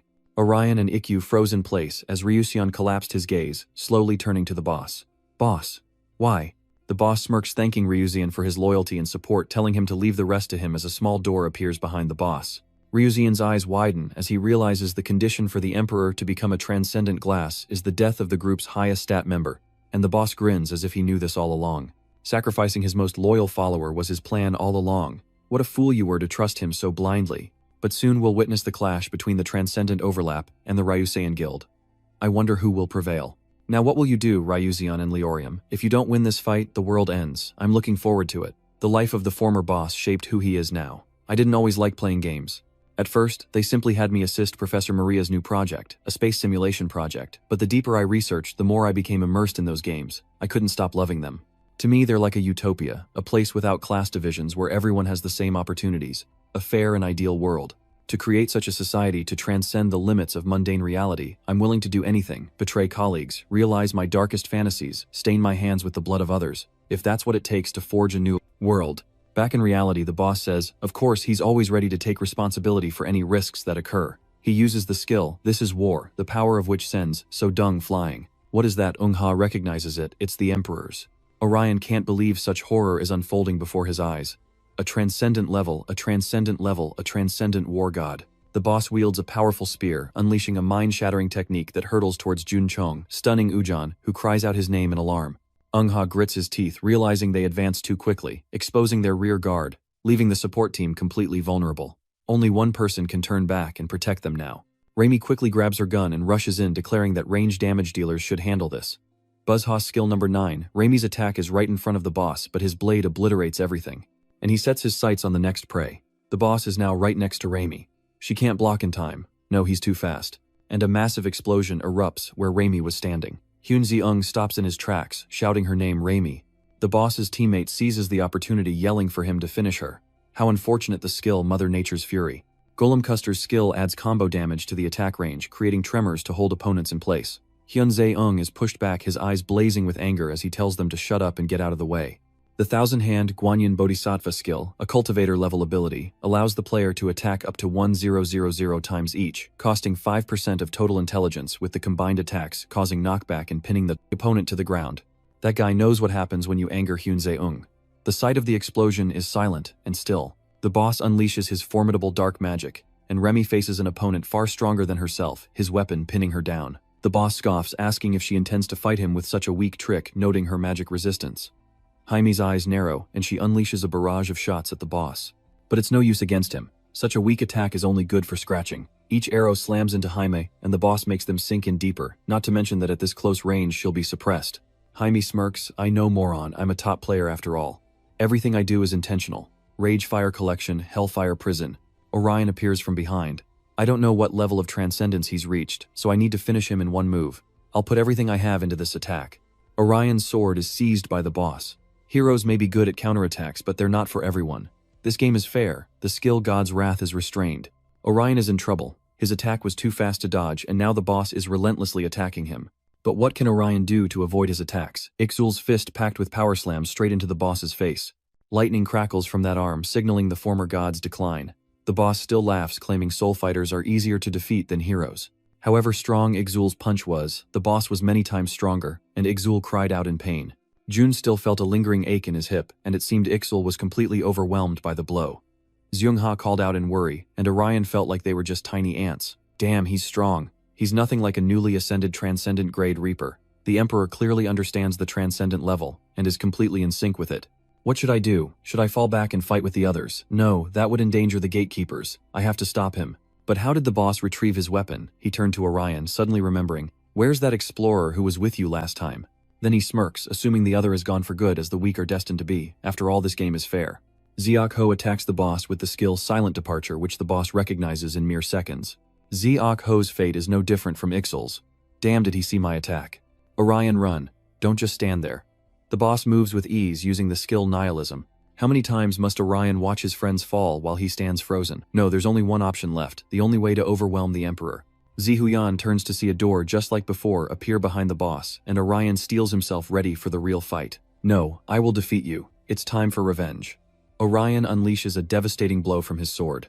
The boss below effortlessly parries with a single sword, a sinister smile spreading as he asks revenge. For whom? Don't tell me you're talking about those players I offed. The boss swung his arm, sending Orion flying backward. The boss's madness intensifies as he screams at Orion, "If you can't play, you die. Isn't that right?" He then unleashes the Death Scythe skill. He unleashed a skillful strike, but Orion was no pushover, deflecting the attack with his sword. As he fought, he declared that they were still flesh and blood. And with that, he unleashed a devastating strike, forcing the boss into a difficult position. As soon as he landed safely, he retorted to Orion, "Don't try to sway me with emotions. You're still enjoying this game, aren't you? What a fake. I hate pretentious fakes who hide their ambition." And the two clash once more in a dramatic battle. The boss retorts that if he's in the game, he plays by the rules. How long will he pretend to be ignorant? You're a player too. You chose to join this game. The boss unleashes a barrage of attacks. The battle between the two began to affect the world around them, unleashing an earth-shattering explosion, and the overwhelming attack sent Orion sliding across the ground. He glares at the boss and replies, "You're right, I was happy, but for different reasons in different ways. That's why I'm so angry." Unable to bear it any longer, Orion summons the 100 Shadows skill, and the sword in his hand transforms into a bizarre shape.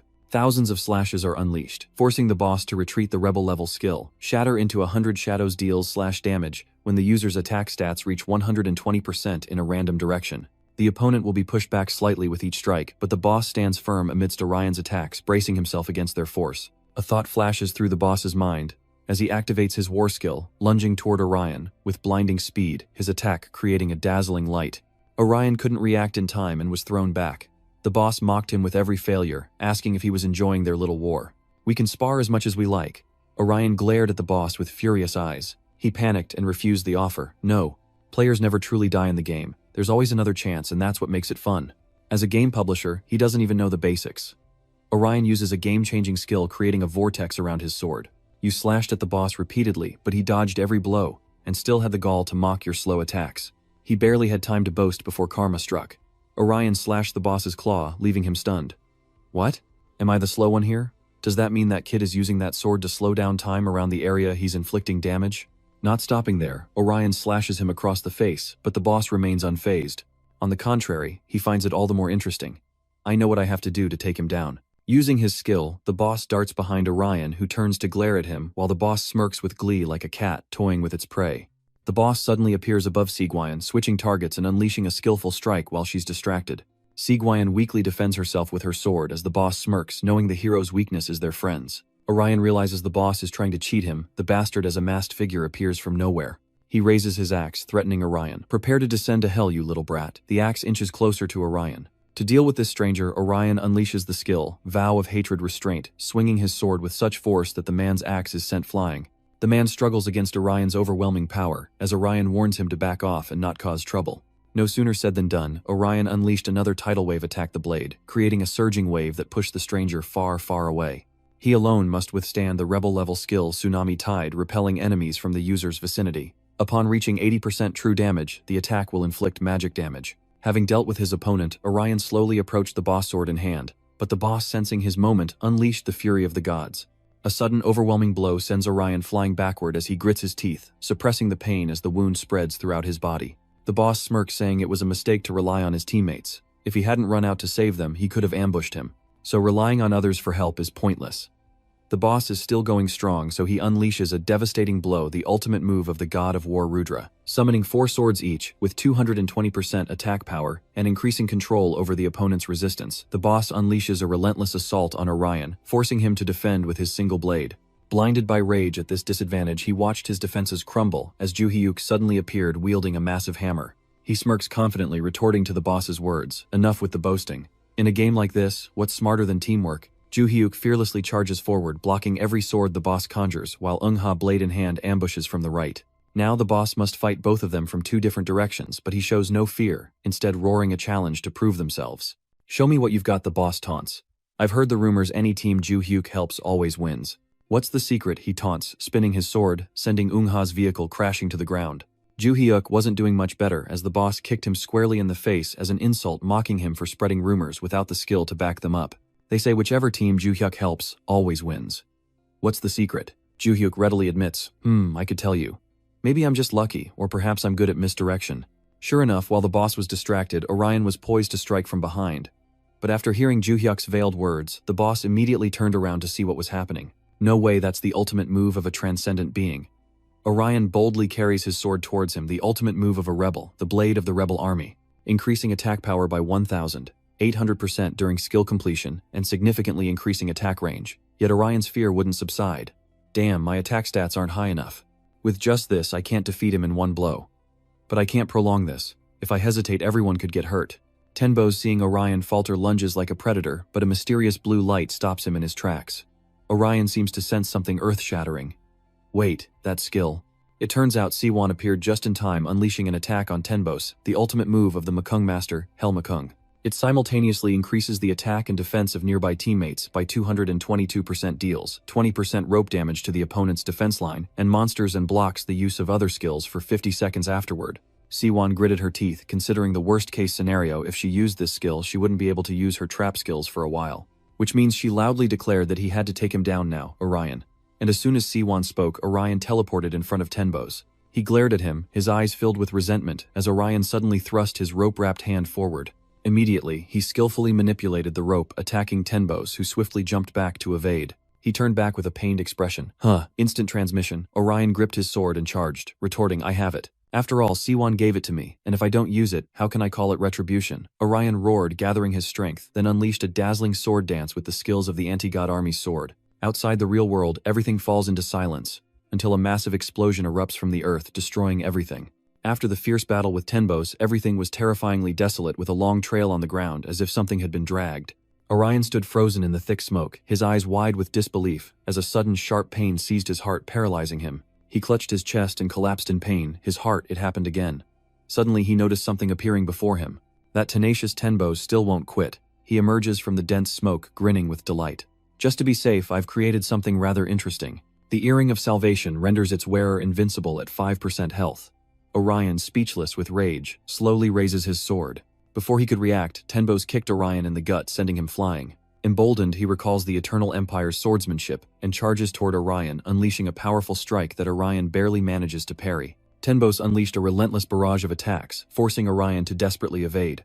Seeing Orion struggle, Tenbos laughed with glee, finding the game far too amusing. Keep attacking with all your might. Let's see how far you can go. But more importantly, in the end, I'll still be the victor. As his fighting spirit surged, he drew his blade back, then unleashed a decisive strike toward Orion. After the battle, he stood laughing, arrogantly believing Orion would fall by his blade, but Orion's voice rang out, shocking him. No, that's wrong. Orion appeared right beneath Tenbos' blade. He confidently declares that he is the victor, that he is invincible. While Tenbos is still stunned, Orion strikes him in the face with his iron fist. His celestial fist sends Tenbos flying backward, forcing him to swallow the bitter pill of defeat, the invincible passive skill of a hero. Other players rarely use hero mode, so its existence is not well known. I can't believe I was defeated by its sole purpose. Suddenly a sword pierces through Tenbos' chest. He realizes Zeongha has ambushed him from behind, but it's too late. She whispered mockingly in his ear, "Thank you. Thank you for living long enough for me to finally end you. Otherwise, how could I face the others in the team?" Tenbos screamed in bitter resentment, "Zeongha." She spun her sword decisively, and after the attack, Tenbos weakened, collapsing forward in agony. He gritted his teeth in humiliation, his eyes wide with panic as he watched his body disintegrate. It couldn't be. I lost. I worked so hard to make my dream a reality, and now you're telling me it's all over. Orion urged Tenbos to accept it. This is the end of the world you dreamed of, and the result of this battle. Tenbos still can't seem to accept this harsh reality. Orion didn't hesitate to confide in him. "I really like Agasphere Online. You created an amazing game, but not for fighting or competition. I loved it because no matter what I chose, I could create my own adventure. Agasphere Online is a whole new world to me. It's not a place to hunt other users." Orion's words sparked a realization in Tenbos, a new horizon. He remembered now he once wanted to create a world better than reality. He questioned his own foolishness, wondering why he had done these things. But just as the moment turned sentimental, Sunha coldly pointed her sword at Tenbos and said, "Enough, say no more. No one wants to hear your excuses. You deserve to die in agony. Don't leave behind any more resentment or regret." Tenbos looked up at Sonaha, then laughed, eerily accepting his fate. "All right. This is probably the ending I deserve." Those were Tenbos' final words, his body fading into nothingness. Despite her tough words, Sonha couldn't hide the sadness in her eyes as she watched him go. She turned to Han, asking about Udon and the others. He replied that Juhyuk was pulling everyone from the chaos. "The others are treating Jun, but it may be too late for Sonha." Sonha puts on her coat and replies, "Okay, I understand." Meanwhile, Orion held the vial in his hand, when suddenly sharp pains shot through his body. Orion collapses, wondering what's happening to him. Is this another heart attack or a side effect of transcendence? "Am I done for Sonha?" Seeing him like this, rushes over, asking Orion what's wrong. "Is it your heart again?" Orion denies it, not wanting Suneha to worry, saying he's fine. "It's okay, I just need to handle this like before." But things only get worse, the pain growing more intense with each passing moment.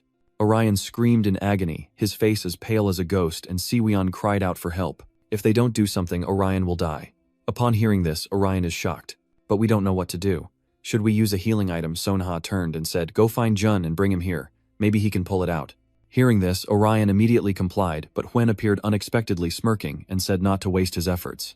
"I told you this, Bung can't be fixed." Sonha, drawing her sword, threatened Mr. Hwen, demanding he help Orion. He simply replies that he may know a thing or two, but he can't help. Hacking and fixing a bug are two very different things, and so it ends. No one can help him now. Meanwhile, Siwon desperately calls out to Orion in fear. "No, Orion, don't go. You can't die meaninglessly like this. Please, you're not going to leave me alone again, are you? The event still has a whole day left. Don't do this." Siwon recalls their happy times together. He wouldn't leave her, would he? "Orion, don't go. Just a little longer, please," she pleaded, burying her face in anguish as Orion's body began to fade away like the boss. Tears welled in Siwon's eyes as she cried out in despair. Orion, Zeongha, and Jeonghwen stood in stunned silence as Orion faded away before them. Jeongha can't believe his eyes, wondering what just happened, while Jeonghwen laughs, asking if there are games or prizes. Udon stammered, Wait, what is that, Orion?" "He just shrunk," Siwon replied absently. "No, he didn't shrink. This is Orion's true form. He's returned to his original self," Siwon thought, gently stroking his head. Cut to a dark apartment in a downtown area, where Siwon anxiously checks Orion's forehead. Seeing him struggle to breathe at her feet, she worriedly thought his fever has broken, and his breathing is more even. Perhaps he's all right. After confirming he was stable, Siwon quietly left the room. Worried, Sunaha asks if she's sure she can stay there, offering to take her to Feda's shelter, though it's a bit far. Siwon replies nonchalantly that she's fine, and since she's already there and the surrounding buildings are still intact, there probably aren't many monsters left. Hearing this, Sunha grew even more worried and offered, "Let me leave some team members here. Charles hasn't attacked yet, but who knows?" Siwon quietly replied with concern, "Thank you, but Orion and I don't want that."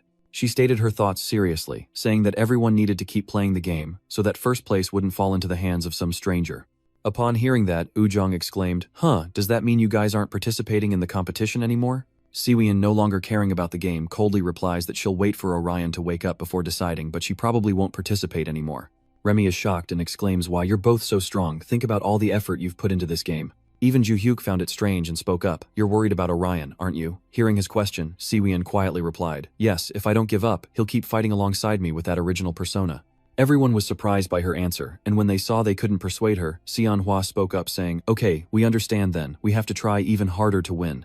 Hearing her plan, Siwon exclaimed in surprise, "Are you going all in? You're kidding me." Seonhwa answered without hesitation, "No, I'm thanking you. Taking first place is how we'll repay you all." She continued softly, "Thinking of our team and their efforts, I know we have to fight to the end." She recalled the image of Seonhwa injured, but still offering a reassuring smile.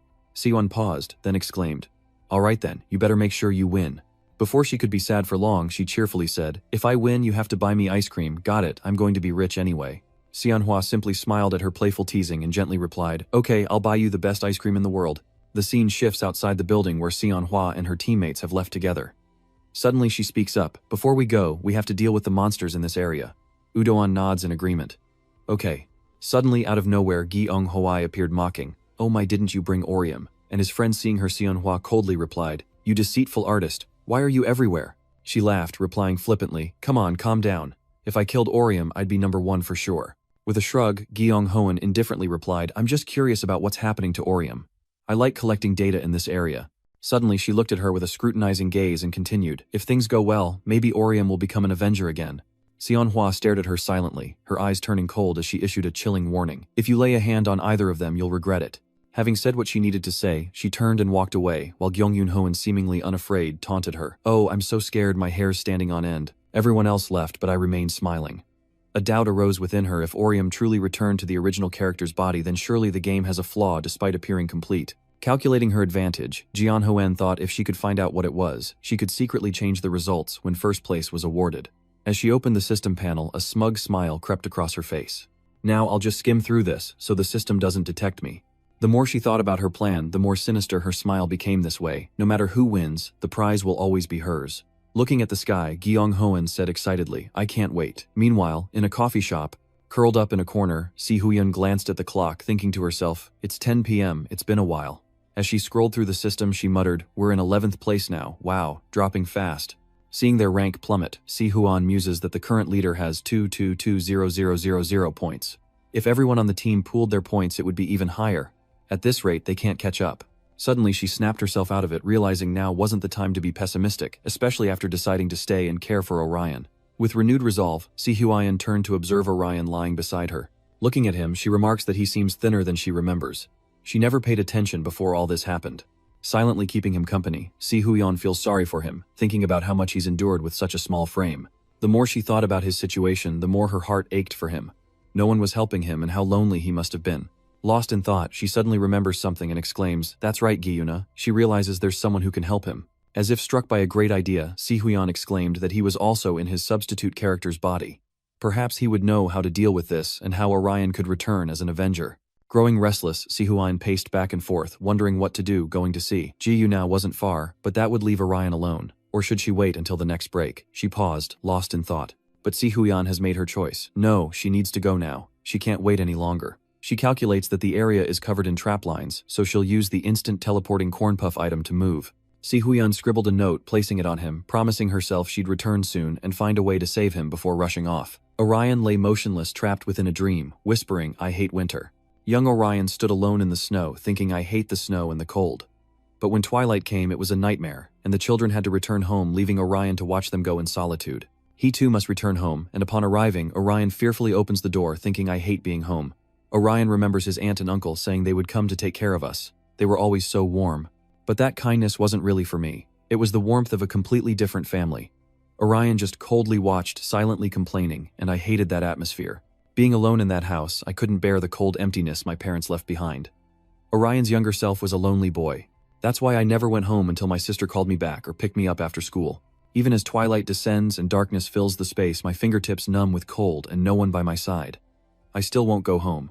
I'll wait until I hear her voice. Suddenly a voice calls from behind, "Hey, Orion."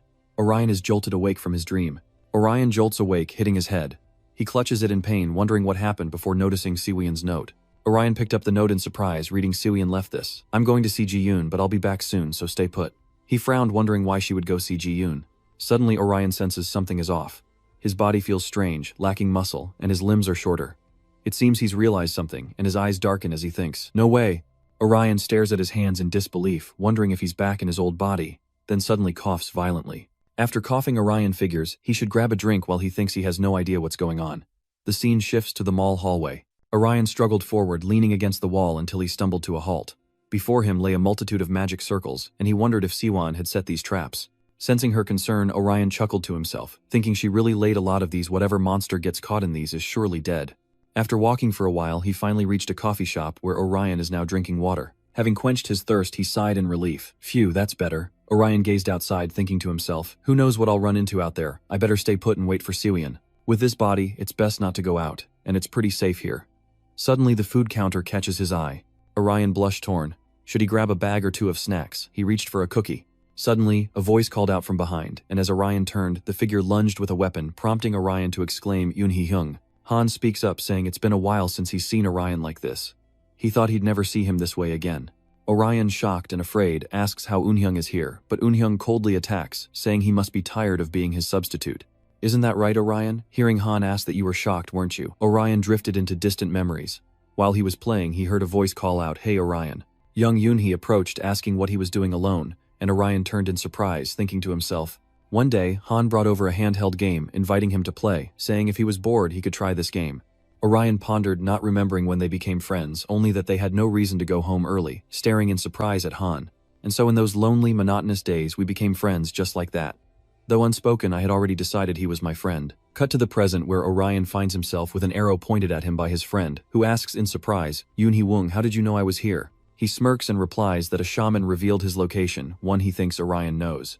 Orion asks about the shaman, already knowing the answer, and curses under his breath, realizing she's been following them. Eun-hee-young coldly says, enough small talk. His eyes sharpen as he demands, hand over all your essence points or I'll take you out right here. Orion recoils in shock, asking about his hunting points, inwardly wondering what to do, then realizing he's too weak to fight. Seeing his defiance, the man fires a warning shot into the sky, and Yoon-hee coldly states, don't overthink this, Orion. I'm offering you the best solution. Orion, on guard, pauses at his words. Just do as I say, like you always do. Hearing this, he furrows his brow in anger. Suddenly, Orion retorted defiantly, no, I won't give you my points. His voice rising with anger, he continued, I won't do as you say. I can defeat you. Unbelieving, he scoffs illusions of power. Without another word, he unleashes a barrage, making it nearly impossible to dodge. Unwilling to yield, Orion summons his own weapon. He retaliated fiercely with his weapon, but Orion was shocked. After just one blow, his weapon was damaged. He couldn't believe his eyes, wondering, wait, what? A low-grade Heller weapon. Now panicked, Orion realizes that not only his body has changed, but his rank as well. With no other choice, he flees. Orion desperately tries to block the attack using the Light of Life skill, but the system reveals it's only a Heller-level ability. When used against enemies, it deals 80% magic damage based on total attack, and when used on allies or ordinary people, it heals their wounds. Yoon-hee-ung cried out, pathetically weak. He shows no mercy, unleashing the pentagram arrow skill. A massive pentagon appears and attacks Orion. He braces for impact, thinking, damn it, I hope I can withstand this, but to be safe, he activates the skill, Breath of the Virgin Mary. Orion braced for the attack, and the system displayed information. The Heller class skill, Breath of the Virgin Mary, increased the chance to nullify ranged attacks by 20%. Yoon-hee's attack was too strong, severely injuring Orion, who thought to himself, even with my defense, it still hurts. It's not about levels or skills anymore, but the sheer difference in our stats. As Orion dodged, he calculated, what now, Hellers aren't attack-oriented, so they can't do anything. I need to find a way to fight him on equal footing. While fleeing, Orion suddenly had an idea. He'd figured it out. As he ran, an arrow hurtled down from above and Orion stared in shock. But luckily, Orion narrowly dodged the attack. Clutching the item in his hand, he rejoiced it worked. His rank was gone, but his items remained. Eun-hyung was shocked that he dodged the attack, wondering if he had just used teleportation. Orion turned and ran, and as he gave chase, Eun-hyung cursed, saying he was a goner, as it was a dead end. Orion turns back in a panic, coldly uttering a word as a force erupts from below, catching his opponent off guard. He realizes with pain, wait, is this the Labyrinth Lord's trap skill? Orion calculated that if he used Sigwion's traps, he might be able to take him down. Then he pulled out a bomb, thinking not only that. Without a second thought, he hurls the bomb towards Yoon-hyung. The explosion rocks him and he struggles to maintain his footing. With that, many traps are triggered and Orion silently calculates that he can increase the accuracy of his items along the traps. After being thoroughly humiliated, Yoon-hyung angrily cursed Orion, "You rat." His eyes turned vicious as he asked, "You think you can mess with me?" Eun-hyung then attacks Orion with his crossbow, leaving him stammering in disbelief. No, it can't be. He watched him wondering if he intended to blow them both up, traps and all. Eun-hyung coldly activated his skill, Spear of the Heart. The attack is devastating, and a massive explosion erupts. Eun-hyung struggles to his feet, coughing in the dust, and glares ahead. Before him was only empty space, and he could see nothing. Yoon-hyung asked, "Is Orion trying to run again?" But ahead there's only emptiness, no one at all. The scene shifts to a movie theater. Orion has now fled inside, wondering what to do, as Sigwin's traps have been blown away, leaving him unable to withstand any direct attacks. After careful consideration, he makes a decision. His best bet is to break out and run. But Halo can't move that fast. He'll be here soon. He'll use an item and... Suddenly an explosion rings out, and Orion turns back in surprise, a predator's aura. He coldly says, "I knew you were here," as Orion glances around in fear. He was completely lost, wondering what to do once the cooldown ended. The hunter would blow this place to smithereens. He worriedly wondered, what about Sigwin? When would he be back? If he were here, they could figure something out. Overwhelmed, he strikes his head, demanding a solution. He can't just wait around. Orion's eyes harden with resolve. He'll use everything he has to defeat him.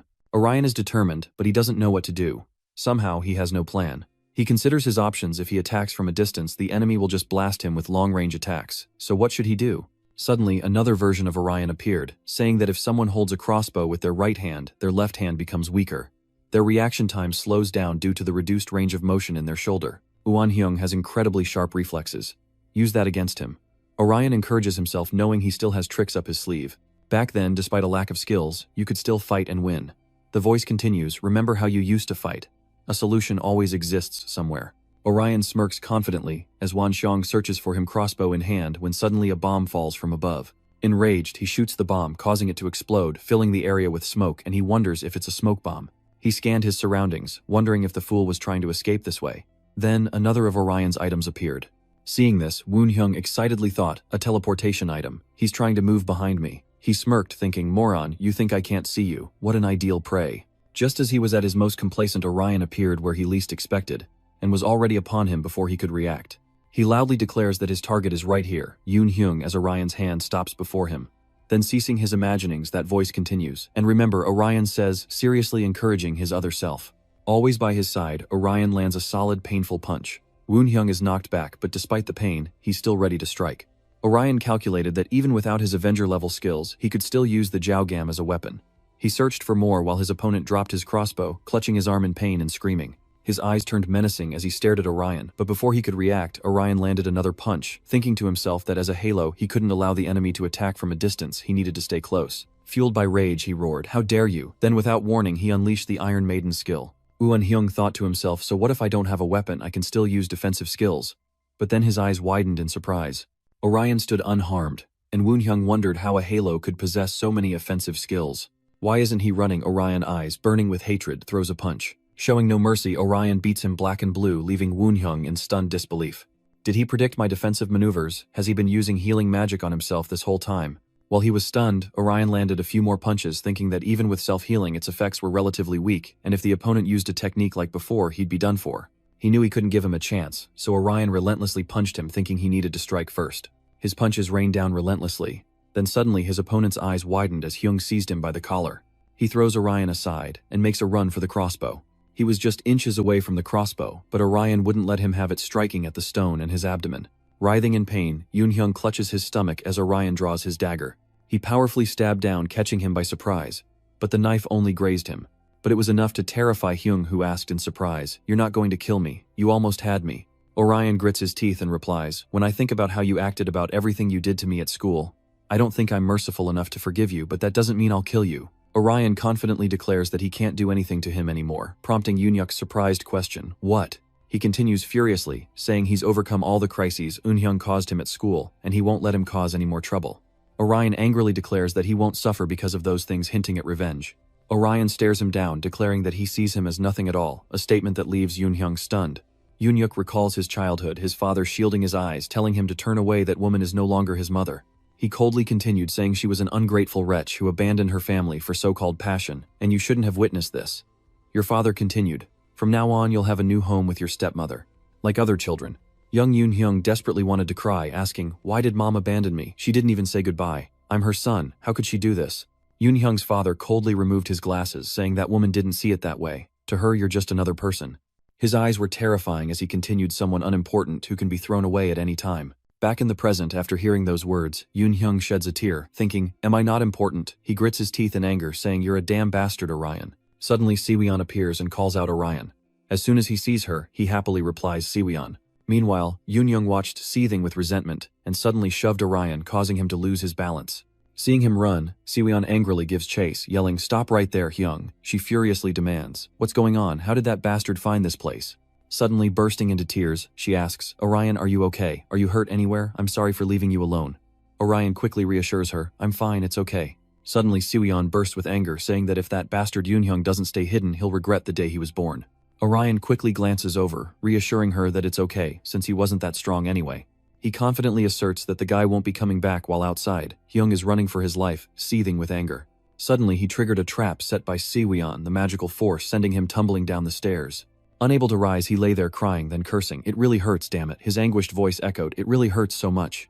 Suddenly, remembering his mother Hyung called out Mom, he hurriedly asked Orion, are you okay, before unexpectedly calling out Jiyun. He exclaimed in astonishment, wow, your body really changed. Are you really, Orion? Orion scratched his head sheepishly, replying, if not me, then who? I'm a little embarrassed. It's been a while since I've been in this form. Siwon looked at them, clearly worried, and Jiyun turned to ask, surprised, what's wrong? Only to follow up with, it's just, you look so small like that. Orion, surprised, asks, she continues, I think I've switched mains. He stammers. Switched what? Siwon, unable to bear it any longer, turns to Jiyun and asks, hey, do you know how to transfer someone from their original body to their alternate character form? Jiyun, you said you'd think on the way, but as for that, I think you two are playing a game, right? Siwon nods, agreeing that it's a survival game, prompting the man to ask why he doesn't just log out of his original body and log back in as his alternate character. They were stunned by the suggestion, and Siwon exclaimed in surprise, wait, is it really that simple? Orion chimed in, let's try it. I think it might work. He loudly called out, system, log me out of my main account, Halo, and log me into my alternate account, Avenger. The system began processing, but suddenly alarms blared and a notification appeared. Error 345, unable to log in as alternate. KRN. Orion whines that it's not working, and Siwon comforts him, saying he knew it wouldn't be that easy. Suddenly, Zayun says that error 345 means his account is locked and his CHR will be blocked until the bug is fixed. Worried, Siwon asks what they should do if there's no other way. Chewing, he replies that theoretically they could hack the system and unlock it, but he's not a programmer, so it's difficult. Suddenly, a voice from behind them offered, want me to lend a hand? It was none other than Jian Wen, and the three exclaimed in unison, a forger! Jian Wen speaks up, saying she overheard their conversation and it seems they need a hacker. Siwon, visibly annoyed, grits her teeth and asks where she crawled out from, but Jian Wen ignores her and continues, saying that as Orion knows, she's a hacker, even if it's not her main job. Jian Wen loudly offers her help, promising not to stab them in the back. Siwon, enraged, demands to know what she's doing there, asking if she wants to fight. Jian Wen smirks, saying she just wants to help, boasting of her hacking skills, even breaking Avenger's lock, but with a catch for her to control. Orion questions her motives, saying they have nothing to offer, while Siwon accuses her of ulterior motives and calls her a bitch. Jian Wen's composure is unnerving. She states matter-of-factly that she has a reason to help. Siwon interjects, I knew it. Jian Wen probed further. When someone sells something, don't they usually ask what the buyer intends to use it for? Whether they're buying a hammer to hang pictures or rob a bank, the seller just needs to get paid. This is called a transaction. I'll lend you my hacking skills, and after that, things will be up to me. Jian Wen continued, stating that she doesn't do charity work, and someone with her skills deserves to be compensated for their efforts. Orion still wanted to know her purpose. What did she want from them? Jian Wen held up her hands, stating the price 1 billion won in cash with a 10% student discount if needed. 1 billion won. Had she lost her mind? Where would they get that kind of money? Orion's words shocked everyone. It was actually less than he thought, and Siwon couldn't believe it. Are you kidding me? You have that much saved up? That sum is substantial for Orion, but there's something even greater at stake. Of course, compared to the first place prize, it's nothing. The winner gets 29.9 billion won, and she's asking for less than 10% of that. Siwon nods in agreement, saying that sounds reasonable, but what if they don't win first place? Orion simply chuckles, saying they'll be ruined. Huyen was waiting for their answer, threatening to leave if they didn't want the deal, leaving Siwon and Orion hesitant. And then Orion spoke up, alright, we agree, but with one condition: until the event ends, you must join our team with Siwon as the leader, and you will support us. Siwon felt like he'd been had. Why he didn't want to be associated with her. Orion reassured him, saying they'd simply add her to the team roster and monitor her plans. Besides, she could control a passive skill usable only with voodoo doll teammates, allowing them to indirectly share damage with the puppeteer even when separated. After a moment's thought, Siwian saw the logic in it and thought it might be okay. Gi Huyen said, "Whatever, we're all going to die anyway, there probably won't be any customers, so I might as well play with you kids." Ji-yoon uses her intelligence, saying, "Orion, it sounds good, but don't forget that haze is a dangerous virus. It corrupts the system's circuits, and if something goes wrong, it could explode and wipe us out, got it?" Of course, Orion knew, but he didn't like being passive. Siwian anxiously called out, "Hey Orion, I wanted to ask, is the reason you're doing all this because you like me?" Orion's face flushes red as he asks what she's talking about. Siwian admits it was hard to say, and that she only thought it was the reason he was going so far because he'd said he liked her before. "I almost quit if you hadn't woken up sooner. You didn't have to do this for me." Orion relaxed a bit, explaining to Siwian that if he said he wasn't doing this for her, that wouldn't be the only reason. "There's something I must accomplish. I want to win first place at any cost."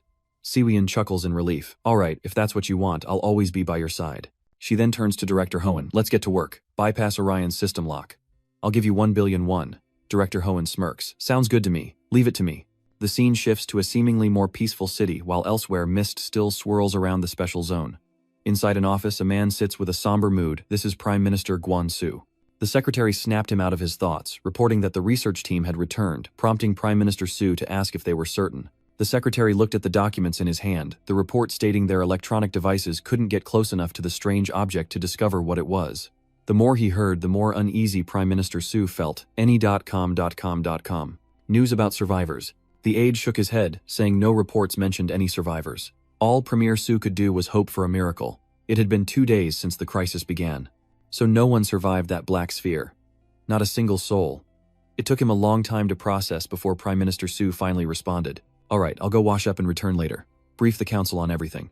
Afterward, Prime Minister Soo remained in the restroom for quite some time, emerging with heavy breaths.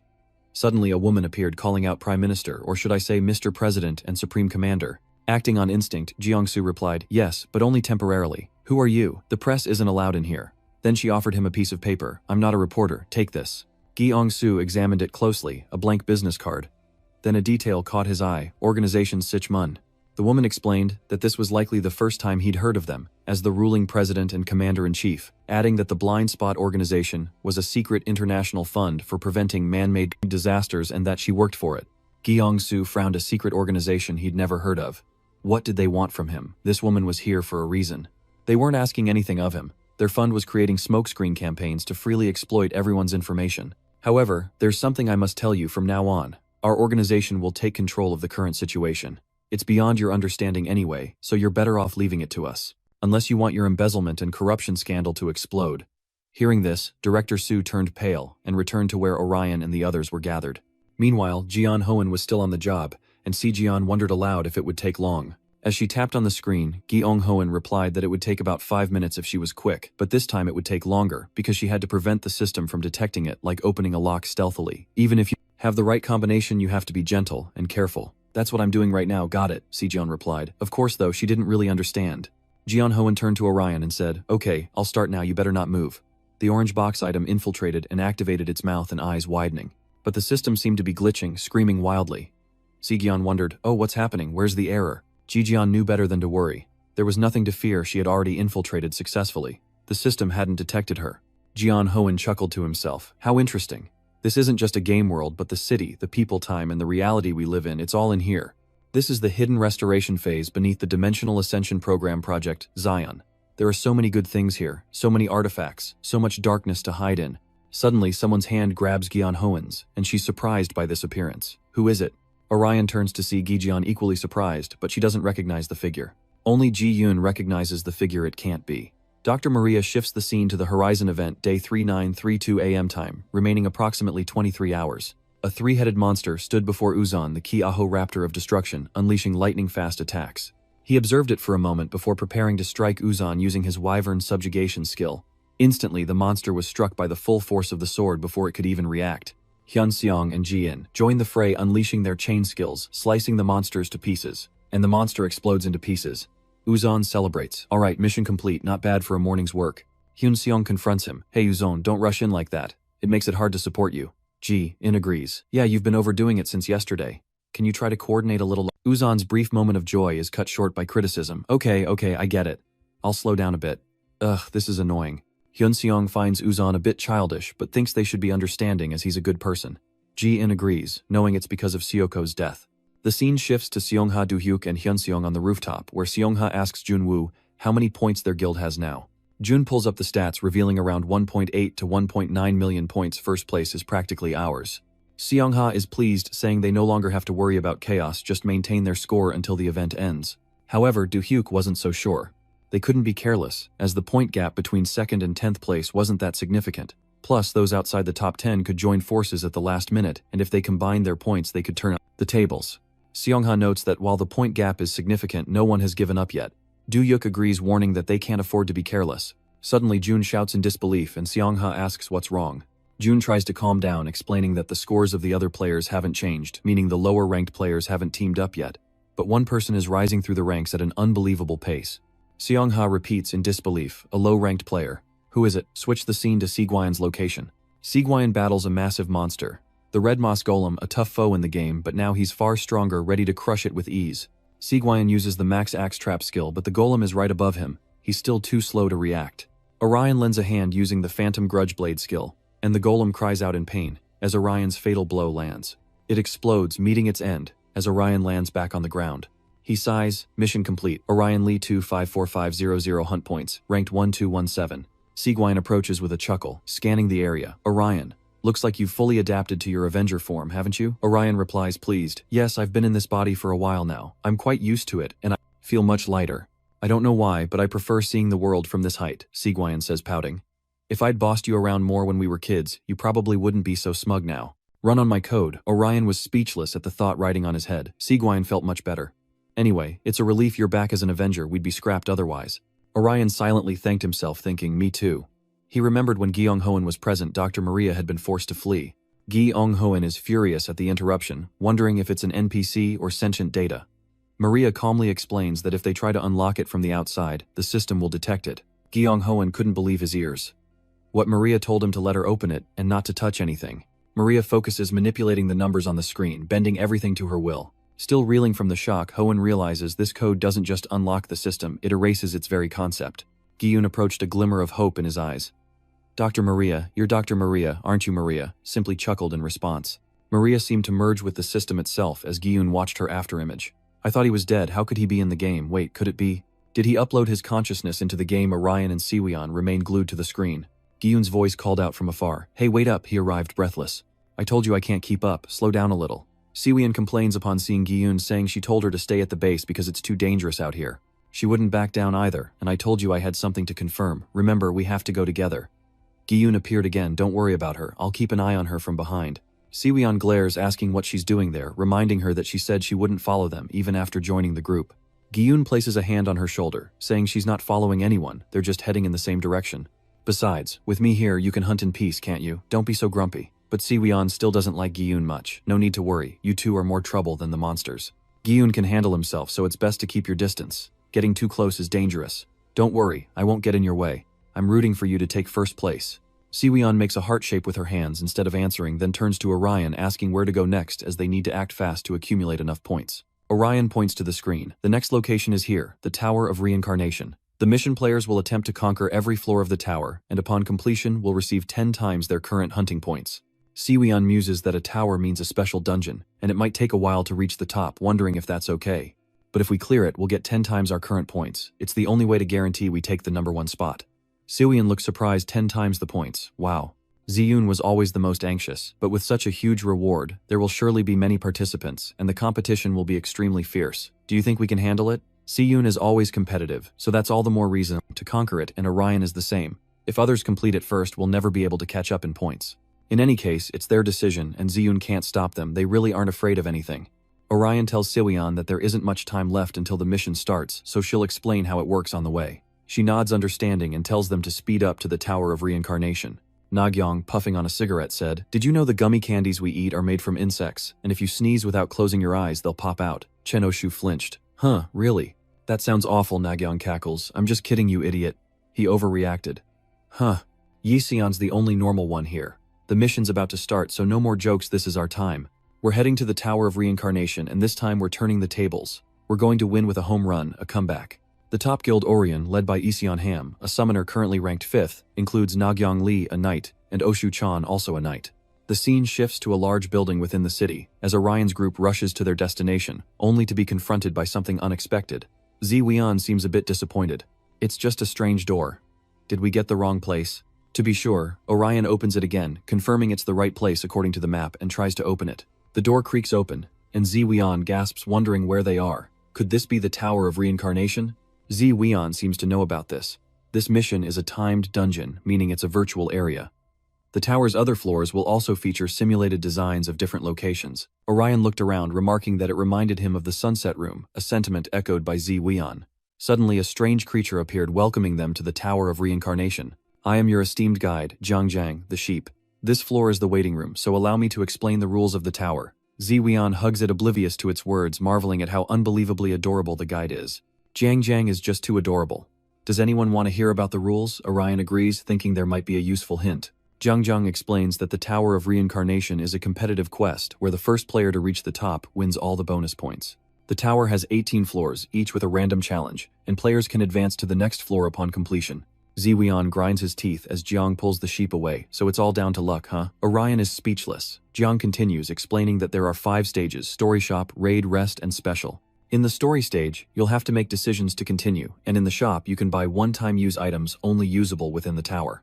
In the raid stage, players hunt monsters to collect gold for use in the tower, and they can recover stamina in the rest stage. Finally, the special stage will have a minigame for the players. Note that hunting points cannot be used in the tower's shop. Only gold earned from the raid floor can be used. Also, items like recovery potions bought from outside cannot be used inside the tower, so keep these rules in mind when entering. Zi Weian struggles to grasp it all, realizing they can't use recovery items and could die on the first floor if they're not careful, but Jiang calmly assures him that death doesn't exist in the tower. If a player dies during any challenge, they'll be revived in the lobby, and can retry or leave the quest. Also, the gold earned from the raid stage won't disappear when a player dies, so it can be used to retry or exchange for hunting points. Zi Weian crosses his arms, asking if the game is like a roguelike. Orion's never heard of it. What is a roguelike? Zi Weian put his knowledge to use, explaining that it's a genre based on the classic game, rogue meaning if you die, you start over without save points. Initially it just meant permadeath, but over time the genre expanded with more rules. Orion sees the situation as bleak, no save points, and starting over from scratch.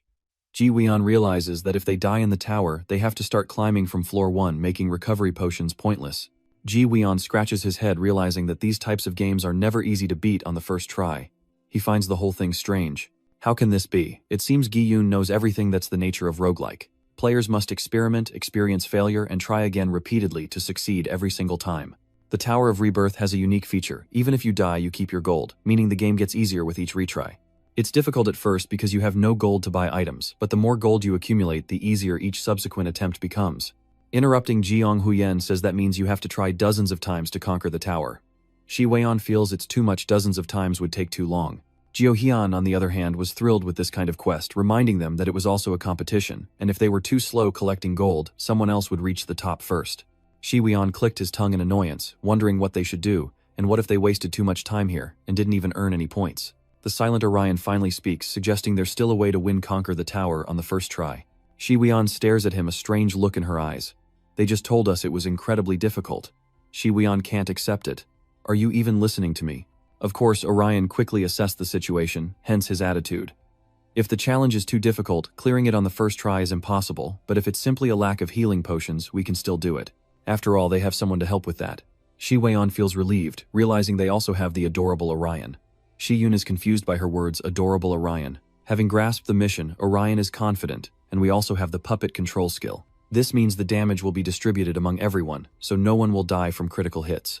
Gi-on Hoen chuckles, indeed happy to be of service. And Orion trusts the red-haired man, plus they have Shi Yun who can repair broken weapons. He blankly nods, huh? Oh right, the weapon repair kit is a one-time use item, so I'll have to buy one. Orion lays out the plan, and it seems all that's left is to give it our all. No need to spell it out, right? Shi Yun trusts Orion implicitly, and now it's Zhang's turn. It seems you're ready to face the tower. Shall we begin the journey to the top? Orion eagerly agrees. Of course, take us up. Zhang seems to smirk. All right, let the arduous climb to the top begin. Zhang gleefully conjures a quest list revealing numerous options. He says, you can choose your desired stage first. Where do you want to go? Shi Yun peers at the screen. Oh, so we can choose her. We have no gold, so the shop is useless. Let's choose the story mode. Shiyun agreed makes sense. We can get items from the story mode so. Before she could finish, Orion chose for them and they began to teleport. Zhang announces their arrival on the first floor of the Tower of Reincarnation, chosen as their starting raid stage, prompting Shiyun to tearfully scold Orion for his foolish decision to jump straight into a raid instead of progressing. Through the story, Orion aims high, and so do I, but we need to gather gold as soon as possible. As he spoke, Orion drew his sword and struck the monster. Who knows how many raids lie between us and the summit? Shiyun is feeling the pressure. I see. Orion is incredible. I knew he was good at fighting, but this is different. To grasp the rules, devise a strategy, and have the courage to execute it on his first roguelike attempt. Investing everything in Orion was the right call. The odds are in my favor, Shiyun boasts. Don't just stand there, Shiyun, get back here. And so the group officially faces the challenge. Switching to another player's lobby, Shiyun has just been sent back to square one. Han angrily curses, damn it, I got hit with that weird poison again. Mayor asks how far he got this time, and Shiyun replies that he reached the 9th floor and earned 22 gold, asking about Mayor's progress. The Mayor Guild leader is pleased having reached the 15th floor with 84 gold. They'll surely surpass their limits this time, and once everyone returns to the lobby, they'll try again as a full team. Mayor Guild's highest record floor 15 with a total of 219 gold. Cut to the Tower of Reincarnation floor 8, story mode where Izion screams in terror. Something's eating him alive. What is that monster? Izion can only watch helplessly. It was just a treasure chest a moment ago. Chen Oshu panics, but Leader A notes that Nagong is the calmest. What an idiot, all the treasure chests in this game are traps. Izion sits up defeated. See you in the lobby, teammates, Nagong said pouting. You're such an idiot. Then came Chen Oshu's scream. Team A of the Orion Guild, highest record of floor 8, total gold of 30. There are still about 14 hours left until the Horizon event ends, and in the Tower of Reincarnation raid, Orion charges forward. He unleashes a flurry of ultimate moves backed by Siwion Fandon, who uses the Meikung's Lament skill, a master-level Meikung skill that unleashes a hail of ice, inflicting dizziness on enemies. His sudden attack caught the monster off guard, and Orion seized the opportunity to retaliate with Phantom Sword Revenge. With a single strike of his ice katana, the monster's head is severed, and Orion slowly descends. He praises himself. Good, I took it down. At that moment, the system displayed Orion and Siwion's party floor 12 total gold, 43, after defeating the monster. Siwion felt it wasn't bad this time, and Orion agreed, saying it was easier than the poisonous swamp on floor 4. Suddenly, she turned away, enviously muttering that those two had it way too easy and could at least spare them some crumbs. Hearing that Yiyun flew into a rage, yelling, "Hey, I'm a mage. Fighting isn't my forte, I told you," that Siwion angrily shouted at Wen. "Okay, but what about you? You know how to fight." With a smirk, she says she could help but wasn't sure if they wanted her to, so she didn't. Siwion explodes in anger, calling her a disgusting perverted leech, while Orion thinks to himself that his nicknames are getting longer. Just then, Zhang appears congratulating them on clearing the stage and offering them a reward selection. Reward A isn't the reward for clearing double gate stages, just gold. Zhang continued saying that after clearing floor 10 they could choose at certain levels, and he thought they'd like these options, so choose away. The rewards were gold 36 SU and an item, the Ancient Dagger, which increases attack by 20% but reduces attack speed by 20% when used. Siwion knows it's a crit buff item, not bad, but they don't need it, not with such a powerful support already. Gold seems the obvious choice. However, he couldn't help but wonder, why would the tower offer such an unexpected choice? The Ancient Thistle is good for critical hits, but we don't need it. I'm sure everyone will choose gold. It's too obvious. So why even offer this choice? Orion was tense, and Jiyun asked him what he was thinking, urging him to choose quickly and move on. Orion clicked his tongue in response.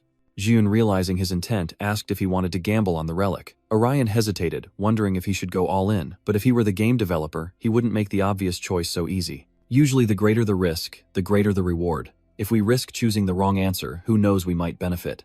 Hearing that, Jiyun asked to confirm, "You mean they're trying to trick us?" and he replied roughly. Just then she chimed in. The road to life is narrow, and the gate is constricted. Perhaps he had a point. Choosing the risky option might be the right choice after all. You can't win without taking risks. Jiyun agreed, and after a moment of consideration, Orion declared his decision.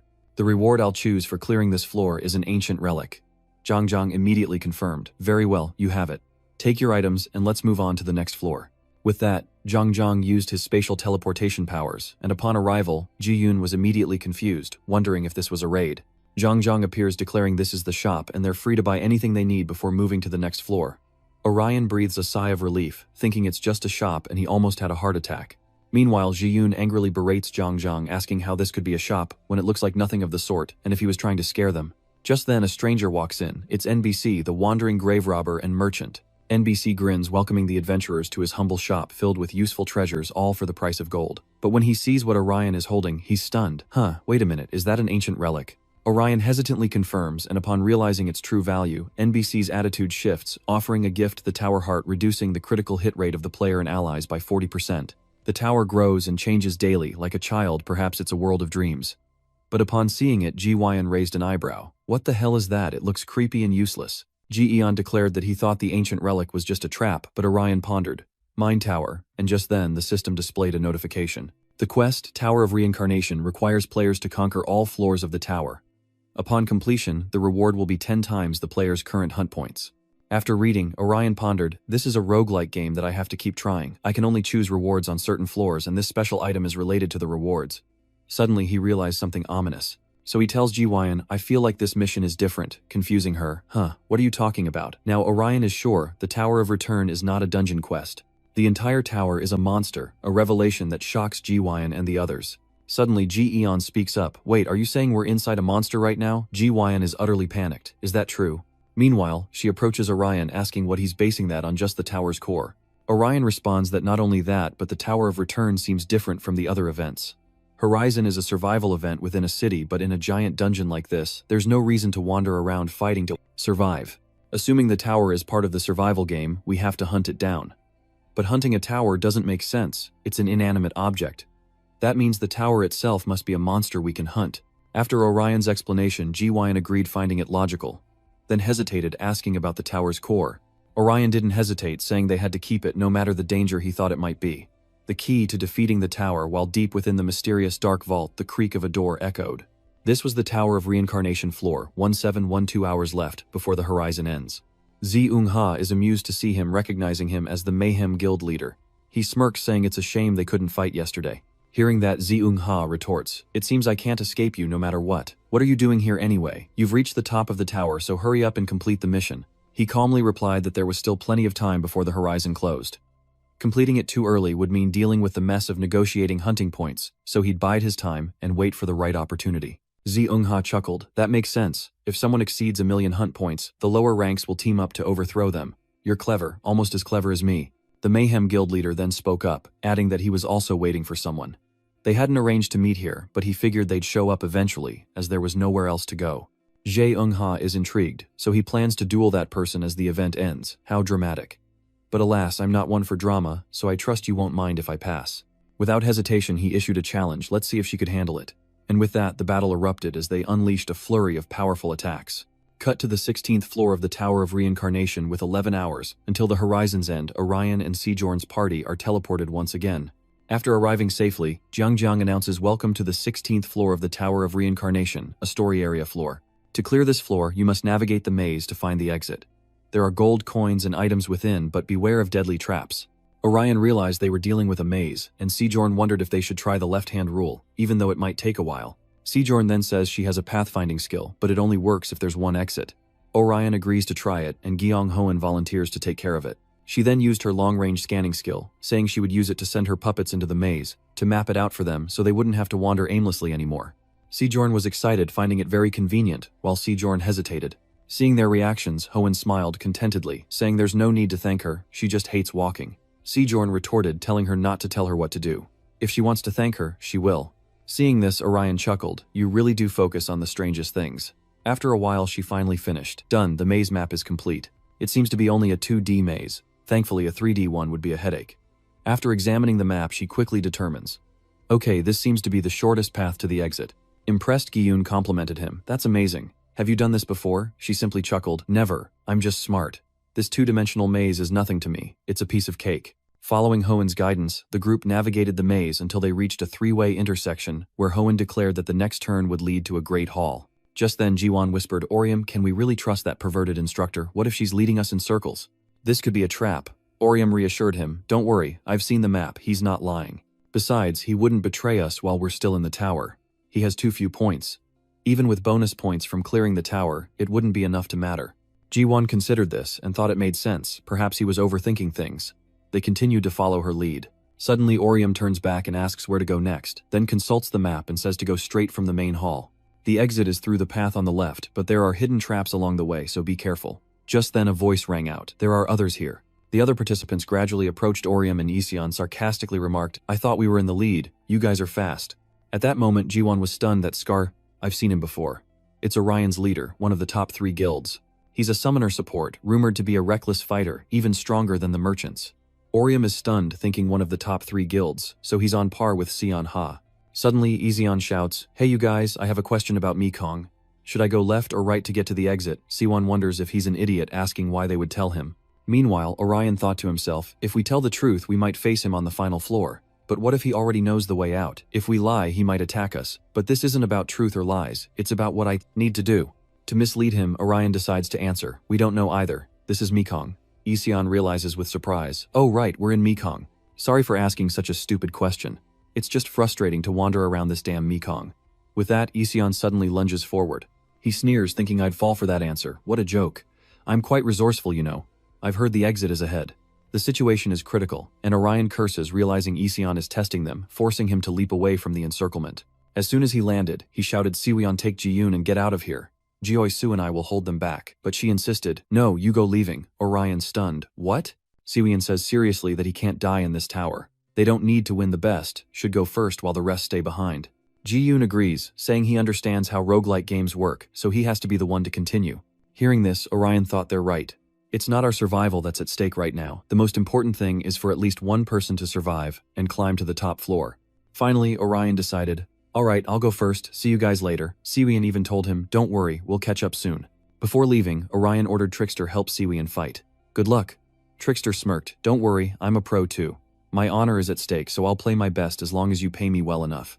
With that, Orion immediately left, but Ezion wasn't about to let him escape so easily. "Where do you think you're going? This game isn't over yet." He immediately summoned Sebarat, but unfortunately, Ezion's ultimate move was blocked. He couldn't help but get angry, damn it. She then issues a challenge. Why not play against another summoner? No matter the match, I'll drag it into overtime. How's that sound? Meanwhile, Siwon battles the remaining 2, as Nagong chimes in saying a support can't beat 2 damage dealers. John Osu shouts in agreement, "Yes, that's the norm. Only our leader can do that, or a true legend." Ignoring the taunts, Siwon focuses on unleashing the Minotaur skill, the Mekong Beast. Aiming straight for the 2, they cried out in pain. Not stopping there, Siwon retorted, "A true legend, how cliché, the Mekong class is supreme. I'm not some one-trick pony knight, got it." Meanwhile, before a mysterious gate, Zhang successfully teleported Orion just in time. "Welcome to the 17th floor of the Tower of Reincarnation, a special floor where reaching the end allows you to ascend." Orion is bewildered, thinking to himself that he's never encountered a floor like this before.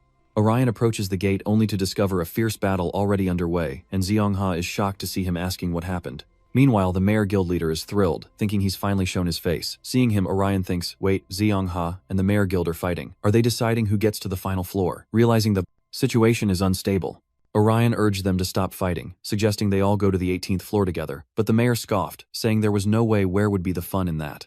Even Zeong-ha says he's glad to see him, but refuses, stating, "Allies are allies and enemies are enemies." Unable to stop the fight, Orion continues, "Fine if that's what you both want. So I'll join this blockade and see who emerges victorious in this mission." With about 11 hours left until Horizon ends, the blockade on the 16th floor continues fiercely. In a critical moment, John Osu warns Na Zong about traps, saying they'll be vulnerable to a combo attack if caught, to which she retorts, "I know, you idiot." Then John Osu advances, unleashing the Meteor Sword skill, a knight skill that reduces the enemy's magic defense by 20% and increases the chance of a critical hit. Without hesitation, he swung his sword at Sir Guyan, only to be met with a shield. Surprisingly, Sir Guyan was one step ahead, flanking them and preparing to strike. Sir Guyan smirked, "You can hardly call it a trap if you see it coming." She struck, leaving them both in shock. Sir Guyan locks onto his treasure, taunting him with a collection of intricate traps, daring him to evade them if he can before unleashing a devastating surprise, intensifying the battle. In another corner, Zhuasu remains focused on her match, directing her puppets to continue battling the ferocious monsters. Things are getting interesting, so Ezion says, "Not bad, she's good enough to make me a little worried, like I am before eating a bowl of spicy noodles." Suddenly, Ezion moved awkwardly backward, and Jiang Hoen noticed a moving object. Wait, he used a skill to resurrect himself. Before she could process it, Ezion kicked her with full force, sending her head flying. Ezion realized it was a puppet, assuming she was too scared to fight. But then he was shocked to see the puppet's arms holding his legs and the puppeteer standing right before him. Without a hint of fear, Ezion smirks, "I didn't expect you to wait for an opening to set a trap. I suppose I should apologize, I underestimated you." Jiang Hoen retorts, "No need to apologize, just die." In response, she uses the Kuka Mantis skill, a master-level mantis skill, summoning countless mantises to attack a single opponent. But facing this dire situation, Ezion smirks, confidently unleashing his ultimate move with the Vanta, Black Summoning Quill. Surprising Jiang Hoen, she wondered what's going on. "I can't see anything." so Siwon used her torch skill. But alas, Siwon laments, the sky is no brighter, this isn't ordinary darkness, he must be using a skill to absorb light.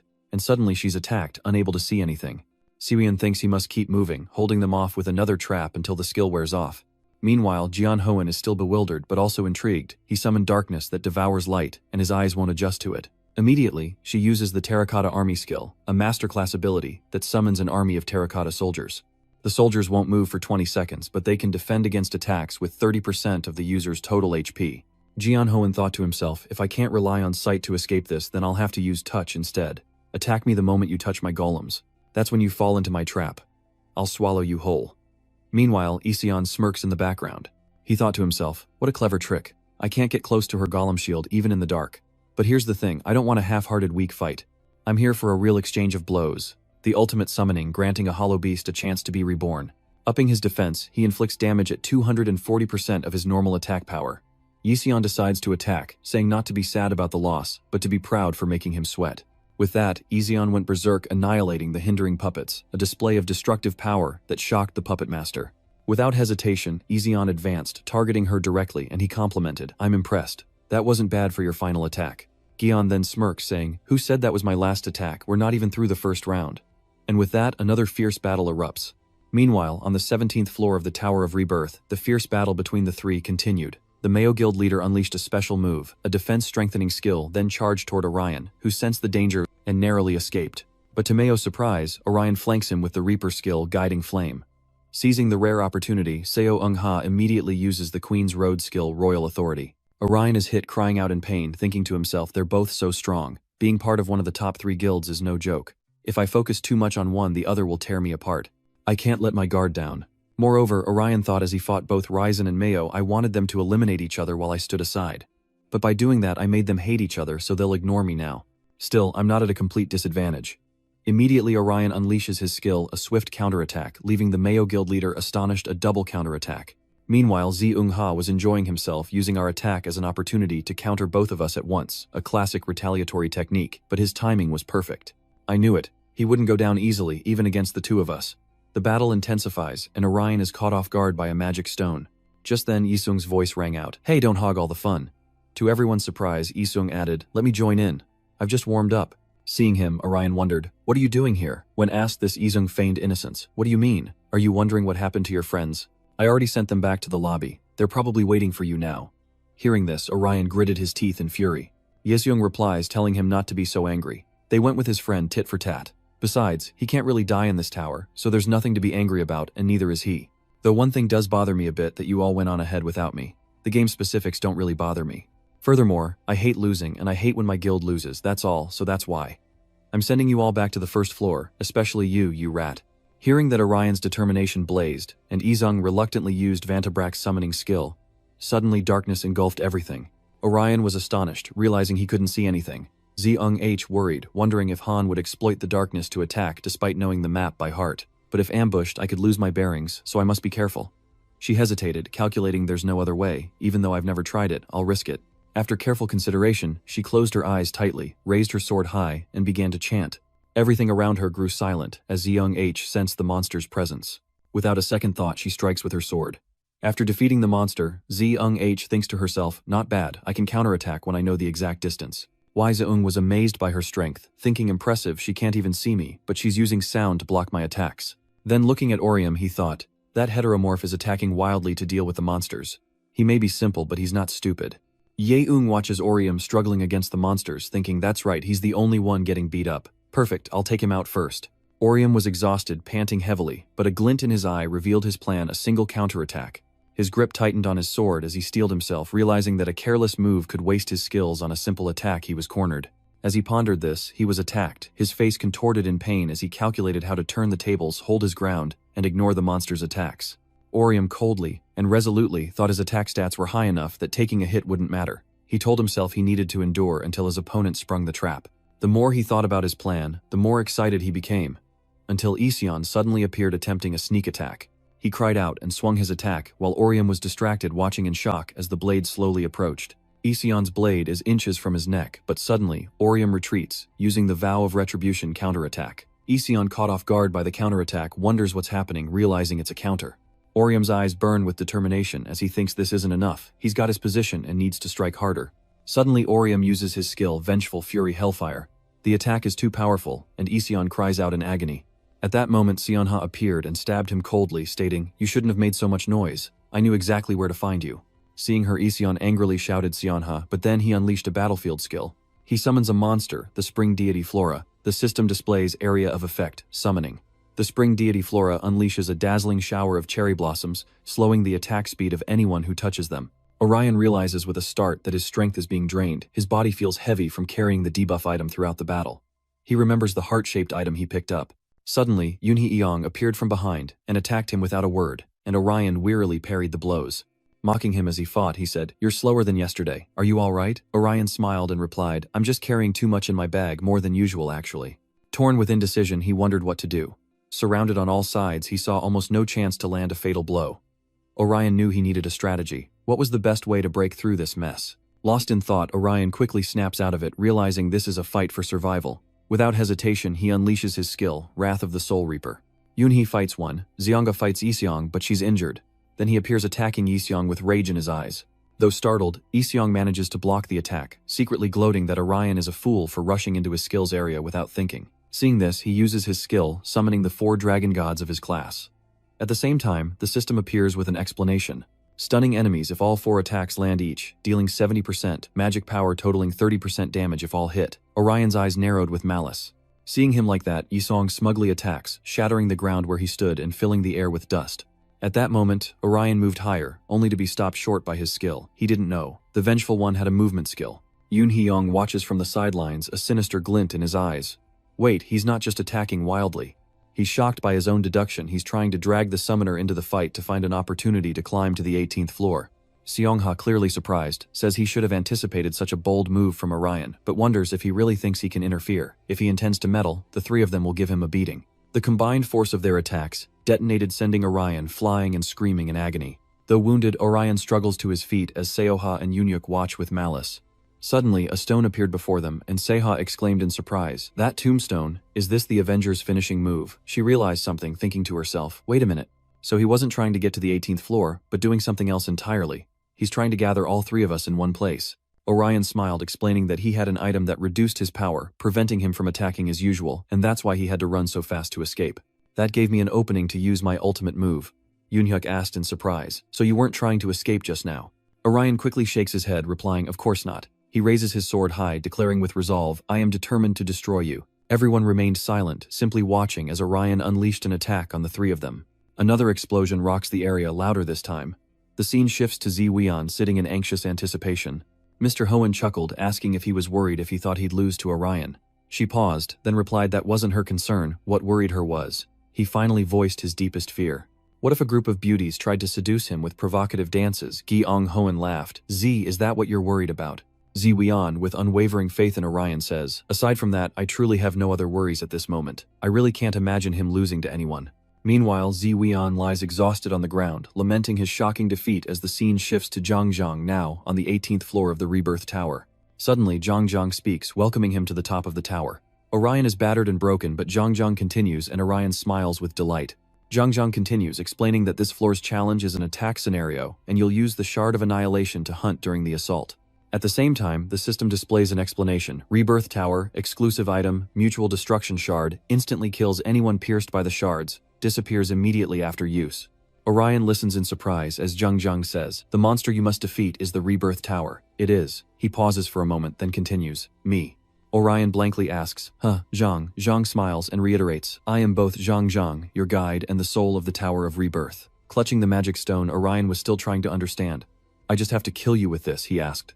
Zhang Zhang nodded, confirming that if Orion killed him, he would clear floor 18, receive his reward, and return to the first floor, leaving Orion to wonder what was happening. "I don't want to kill Zhang Zhang. Something's not right. What have I missed?" Seeing him hesitate, Zhang Zhang reassured him, "Don't overthink it. It's all an illusion anyway." Orion asked, bewildered. "An illusion?" Zhang Zhang smiled, explaining, "That's right. Everything you've experienced in this tower is my dream, or rather, the tower's dream." Zhang Zhang continued, explaining that she was cursed by the Magicians Association, forced to relive the same dream, forever trapped here between life and death. Even if he ended her life, she wouldn't truly die. "It's just a dream coming to an end, so don't torture yourself, just kill me." Orion couldn't believe what he was hearing. Suddenly he spoke up, saying, even if it's all an illusion, things won't go back to the way they were, will they? Clutching the stone in his hand, he smiled and continued. I mean, even though it's just a dream or some kind of illusion, I can still see and feel everything. Orion voices his doubts, explaining his hesitation and helplessness. Emotions are real too, Orion says with a smile. Zhang, stunned for a moment, replies, I understand, but you still have to kill me to pass this stage. Orion could only laugh helplessly, saying that was the problem. He wanted to clear this stage quickly, but Zhang was too adorable, and he wasn't sure he could do it. But still doubtful, he thought to himself, something doesn't feel right about this. Seeing him lost in thought, Zhang announced, time is limited. You have to act fast. This is a competitive game, so other players can appear at any time if someone else clears this level, sending you back to level 16. Orion indifferently replies, other players, I don't care about that. I've already taken the lives of everyone on level 17. He confidently affirmed, before I came here. But then a blade pierced through him. Orion was stunned, unable to believe what was happening as Zioha appeared, saying sorry to interrupt, but I must continue. While Orion was stunned, she used her skill, Queen's Domination. A system notification appeared, Queen's Protection. Queen's Domination temporarily immobilizes the opponent with attacks from behind. Orion groaned in pain and Mr. Ha's car said, sorry Orion, you just needed to act a little faster to take first place.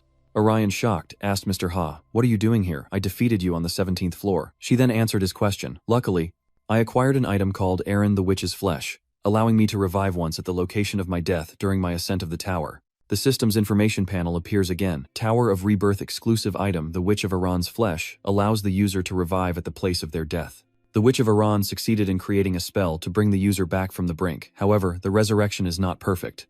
Orion, in agony, managed to ask about a revival item, inwardly cursing himself for not knowing such things existed. Xiongha shrugged, saying, anyway, don't get in my way. It hurt when you hit me with those maxed-out reverberations physically and emotionally, so please. She coldly approached, drew a stone tablet, and said, now to reach the goal, I just need to kill this adorable creature, right? Orion frantically shouted, wait, Miss Ha, please let me explain.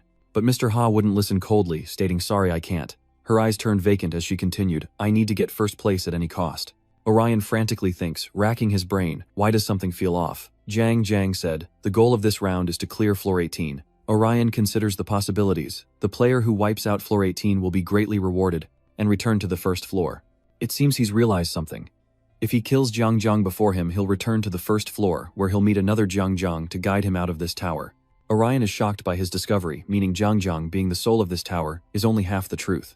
Even if Zhang dies, the tower will still exist if he wants to end it all. He looks at the item in his hand, determined, and thinks he has to use this. Suddenly, an explosion erupts behind COH, and she turns in surprise, asking, what was that?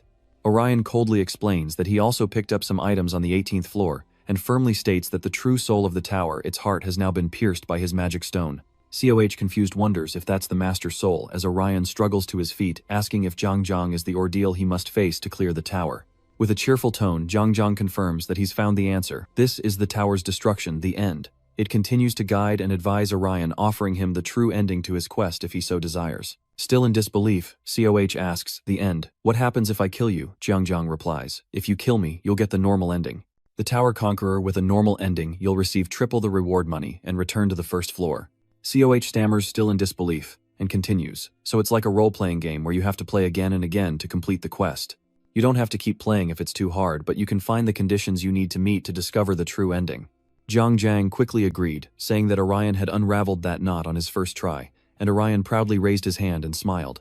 It was only then that Suungha accepted it, sighing as she said, looks like I lost. I was too focused on climbing the tower quickly. Then she suddenly said, Orion, I'm truly surprised. Suungha approached him, patted him lightly, and said she should have eliminated him the first time she saw his face. He could only laugh, replying that it was the best compliment she'd ever given him. Suungha gazes at him, a peaceful smile gracing her lips as she prepares to leave, saying, anyway, congratulations on taking first place. Live well once you escape this place.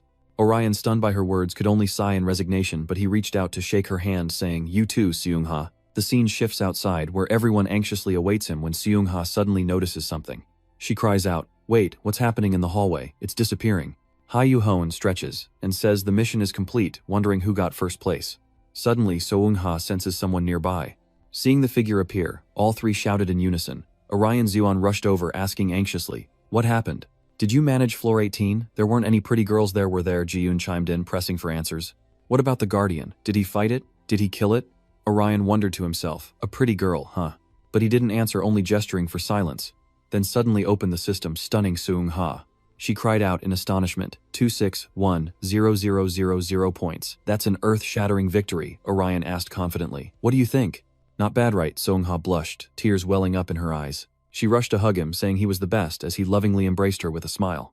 The system announced Orion Lee ranking 12th, then first. The scene shifts outside where Nagyong stares at the leaderboard and exclaims. This updated leaderboard shows the top player with a staggering 261,000 pursuit points. She turns to her teammate in surprise, asking if he knows what that means. Even all their points combined wouldn't reach that number. John Osu exclaims, in shock. I know. Nagyong chimes in with a disappointed sigh. How pathetic. Hearing that, John Osu turned and anxiously asked team leader, what should we do? We'll lose if we don't act. Issei nonchalantly replied, no doubt, Avenger will take first place at this rate. We have to hunt him down. John Osu frantically asks, what a BK? Seriously, Nagyong agrees. Isn't that a bit much? Annoyed by his teammates' resistance, he retorts, I'm not saying we'll kill him ourselves. We just need to get the other players to do it.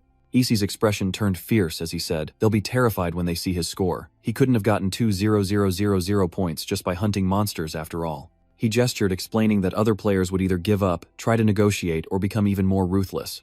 After a pause, Issei continued, suggesting they use their three-person advantage, starting by telling others that Avenger was in first place, inciting them to attack. Issei carefully lays out his plan, saying that while the Avenger may be talented, he can't possibly take on a dozen people at once.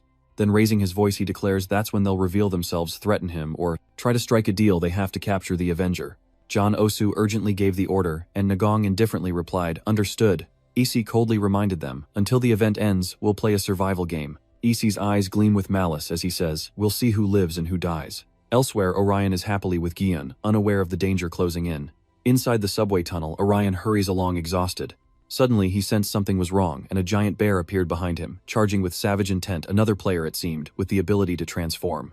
He lunges toward Orion, asking where he thinks he's going, but Orion uses his Red Thorn skill to keep him at bay, then retaliates with a devastating counterattack. But it doesn't end there, as an archer suddenly appears behind him, firing a sky-splitting arrow at Orion. But he manages to block it by channeling the haunting power of revenge. Rewind to 2 hours earlier, Sigwo considers Orion with about 8 hours left will be fine as long as we maintain our current ranking. He calmly replied that they just needed to stay alert and play it safe until the event ended. But Ngiyong Huen suddenly chuckled, asking if they were sure it would be that easy. You're winning by a landslide. A score difference, this huge, will make people desperate. Other players will start changing their behavior when they see the score of the person in first place, got it. Sigwo grimaces, asking what she means if she thinks they'll try to turn the tables, but Ji-yoon cuts him off, saying they might target Orion. Yet Sigwo still couldn't understand why attacking him wouldn't yield any points. Ji-yoon confidently stated, that's precisely why it's so extreme. Theoretically, no one can win anymore, so they'll either give up or try to drag everyone down with them. In the event's remaining hours, those players might forego the quest and focus on hunting Orion. Sigwo understands, just like Josh would do. Orion hesitates, then agrees to try something. Back in reality, he faces two enemies at once, but he refuses to be overwhelmed. In that moment, he unleashed his fire skill, overwhelming them both. His chance had come. Yet they stubbornly pursued, determined to catch him as he tried to escape.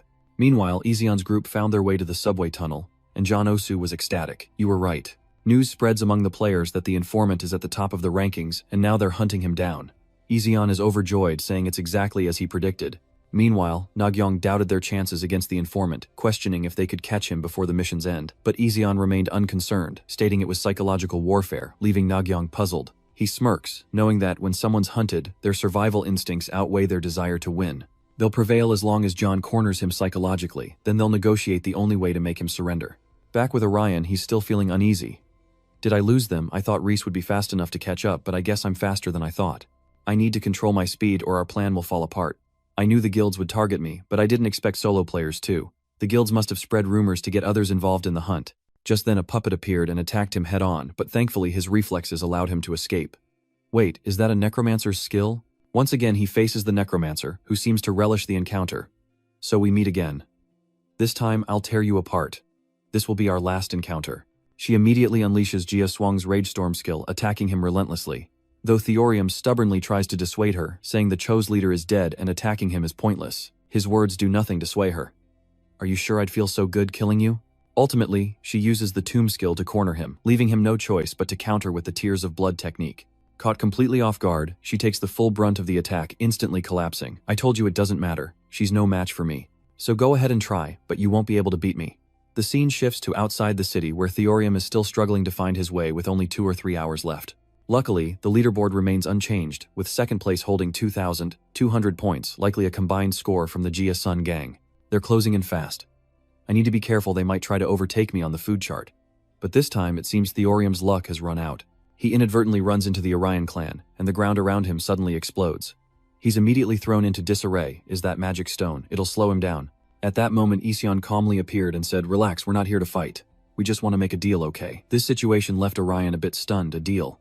Ision frankly admits that he's observed other players hunting him in a circle, so if he gives them what they want, they'll protect him until the end of the event. Orion began to understand they were the ones who spread the rumor that he was in first place. So he asked, "Alright, what do you want?" Ision immediately makes his offer: half of your hunting points. In exchange, we'll give you temporary allies and protect you until the end of the event. What do you say? This proposal gives Orion pause. Half of my hunting points. Just then a voice rings out, "Look, I found the snitch." Faced with this, Ision pressed him, saying that even with his skill, he couldn't win against them all. After some deliberation, Orion agreed, accepting the alliance, and admitting he was tired of being hunted. His decision clearly pleases him. "You've chosen wisely." "Hooray," Orion bargains. "We'll be allies as soon as I send the points right. We'll sing and dance together as soon as I receive them." But little did he know it was all a ruse. "Fool, I don't need allies when I have your points. I'll sell them out to the others the moment I get the chance. Don't feel too bad, kid. You're still young, and adults always use cheap tricks to get ahead." A moment later, Orion completed the transaction. "I just sent it." "Okay, let me check." However, he became flustered when he only received 5,000 points. Orion flew into a rage. "What the hell, I told you I didn't need small change. You should have sent at least 1,000,000 points. Can't you do math?" Orion retorted, "I know. I only have 1,000,000 points." Tricked, he flew into a rage. "How did you know, you bastard? Did you change your score?" Meanwhile, Sigur and the others remain unconcerned. Nothing beats strawberry milk after a tense battle. Even Ji-yoon is stunned as he filming a commercial. With her current score, she's taken the top spot. Orion faces IC's team as Na-jong remarks that there's no reason to take down the revenge seeker now, to which John Osu cautiously whispers, "Even I know that, chief." Meanwhile, Isong questions his existence, wondering if it's all over, if they've truly lost. He grits his teeth in anger, refusing to accept it. Overcome with rage, Isong explodes, questioning how their perfect plan could fail. He angrily blames Orion, asking why he's so smart and why he didn't fall. "You're just a lowly high schooler, yet you dare stand in my way after all my efforts." Still, seething as Seok berates him, saying that planning is his specialty, even if it doesn't seem like it, and he can't believe Orion took everything from him. Suddenly, his tone shifts and he calmly states that he has one last question for him. But his question was strange. "Did you kill any other players during the event?" Without hesitation or denial, Orion indifferently replied, "Yes, once." Hearing this, Izzy's two teammates went on high alert, and Iz himself turned serious, asking, "Who was it? Tell me everything they said, their last words, everything about them." Orion paused, then coldly recounted. "It was a Grim Reaper, named Ji Ho-hong, from Cho's tall lanky, and wearing a baseball cap." Isong quietly pressed, "Are you sure that's the only one?" Confused by the question, Orion coldly replied that if he didn't believe him, he could show him his combat logs, which listed everyone he'd fought. He seriously observed them, and ISE also looked back at him thoughtfully. But before long, he spoke up, saying, "Forget about that. I just wanted to check." Suddenly, he turned and praised him, saying, "You're a good kid. You even used yourself as bait to save the others in your group." Orion looked at him blankly, as he continued to ramble, "I have a sixth sense for these things. I can tell who's good." Without waiting for an answer, Ice turned and walked away, saying, "We don't want to waste any more time anyway. Goodbye, we won't bother you until the event is over. Consider that our promise. We really have no reason to help you. You'll have to figure it out yourself." Orion watched them leave, sighing in frustration. Just as he turned to leave, ISE spoke up, saying he had one more question. What would he wish for if he won first place? Orion turned to him in surprise, pausing for a long moment before answering. The scene shifts to a high-rise building, the atmosphere eerily silent. As Ice and his teammates sprinted forward, John Osu wondered aloud if the Avengers' wish would come true, a true miracle if it did. Nagong, with a stoic expression, admitted she was curious to see if such a wish could ever be granted. Ordinary people would wish for something like a once-in-a-lifetime opportunity for themselves. Hearing his teammates chatter, ISE just remained silent. Suddenly, Nagong muses that if she had a wish, she'd make the Avenger her personal servant, shocking John Osu. He asks if she's serious, and she nonchalantly confirms, prompting him to ask again in disbelief, to which she laughs and says, "Of course not." A system notification appears. The Horizon event will end in 1 hour 36 minutes and 26 seconds. Everyone is focused. Jason Guild splits into two teams, led by Jebun Kang and Suhee Ok, scoring a combined 6,000,000 points. The Jason Guild skillfully racked up points, closing the gap to just 2,000,000 behind Seagriel, while the Mayor Guild exploited their unique offensive abilities to surpass the Orion Guild and seize third place.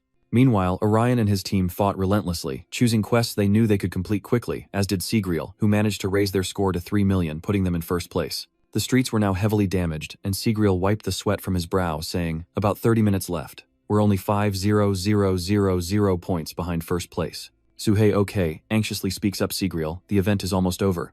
Sigriel asks confused, "What are you giving up?" Suhei okay smiles and quickly explains, "No, we need to kill as many as possible before it ends. This is our last chance." Sigriel agrees, "Yeah, let's do it." She looks around and says, "I'll always need a strong teammate like you by my side." The scene shifts to a ruined city with rubble everywhere. Sigriel sat on the tiled floor eating as she looked at the system board. She frowned, thinking 10 minutes left. Only 9,000 points between us and second place. If we slip up, they could catch up. Suddenly, Orion came running from afar, calling out to Sigriel, who looked up in surprise. Seeing him, Sigriel anxiously asked Orion, "Are you okay? What's wrong?" He hastily reassured her, "I'm fine. I defeated Orion, but we did it together." Seeing her alone, Orion asked where Zion and the controller were, and Sigriel replied that they were in the bathroom and would be back soon. Orion happily said, "Let me send you the points I earned on the way here. We shouldn't waste time maintaining our position." As he spoke, he operated the system. Suddenly, Sigriel anxiously interjected, "Wait, you should take these points back. I can only protect your back for so long." Orion dismissed her concerns, saying, "No, you keep them. Anything can happen in these last few minutes." He voiced his concerns, saying if he were sniped at the last minute, all their points would be lost. Suddenly, Sigriel spoke up, "Wait, this was your plan all along, wasn't it? You want me to come in first?" Orion scratched his head, sheepishly admitting it just turned out that way, but he always knew he wanted to repay her somehow, recounting how he'd probably still be bullied if not for her. Sigriel is surprised he remembers so clearly, but tells him not to worry about it. Then she suddenly asks if she can use her wish to hire a harem of her favorite idols. Orion, alarmed, quickly asked again, "Seriously?" Seeing his reaction, Sigriel said, "I'm just kidding you, idiot," as a terrified Orion paled. "Just kidding." Suddenly serious, she says that for her wish, she'll wish for whatever he wants. Orion is surprised and asks what his wish is. She hesitated, embarrassed. "As for your wish, but I realized it's pointless anyway." Sigriel drifted into a distant memory, beginning to open her heart. "Even if I forget what happened between my parents, the same thing will just repeat itself." Orion stares blankly, unsure how to respond, when Sigriel smiles and says, "That's why I'll accept whatever comes. Maybe my family can get along better even if it's not the same." Her eyes steeled as she continued, "If that doesn't work out, then so be it. I'll create my own family, a family 100 times happier than the one I grew up in." Orion smiled brightly and said, "All right, I'll root for you." Sigriel, exasperated by his naivete, exclaimed, "You're going to cheer me on, you're such an idiot sometimes." She then opened her system panel to observe as the system announced 30 seconds remaining.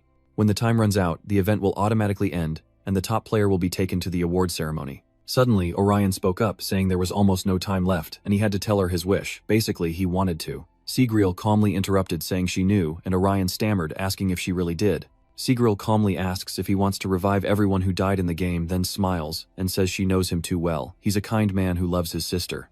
As Orion stared, Sigriel continued explaining why he didn't need to tell her what he'd been fighting for. Suddenly, a building collapsed, and the surrounding structures were affected. While Orion hesitated, Sigriel outsmarted him and was teleported away by the system. Before leaving, she smiled and said, "See you later. When you return, we can pop champagne and raid my dad's liquor cabinet."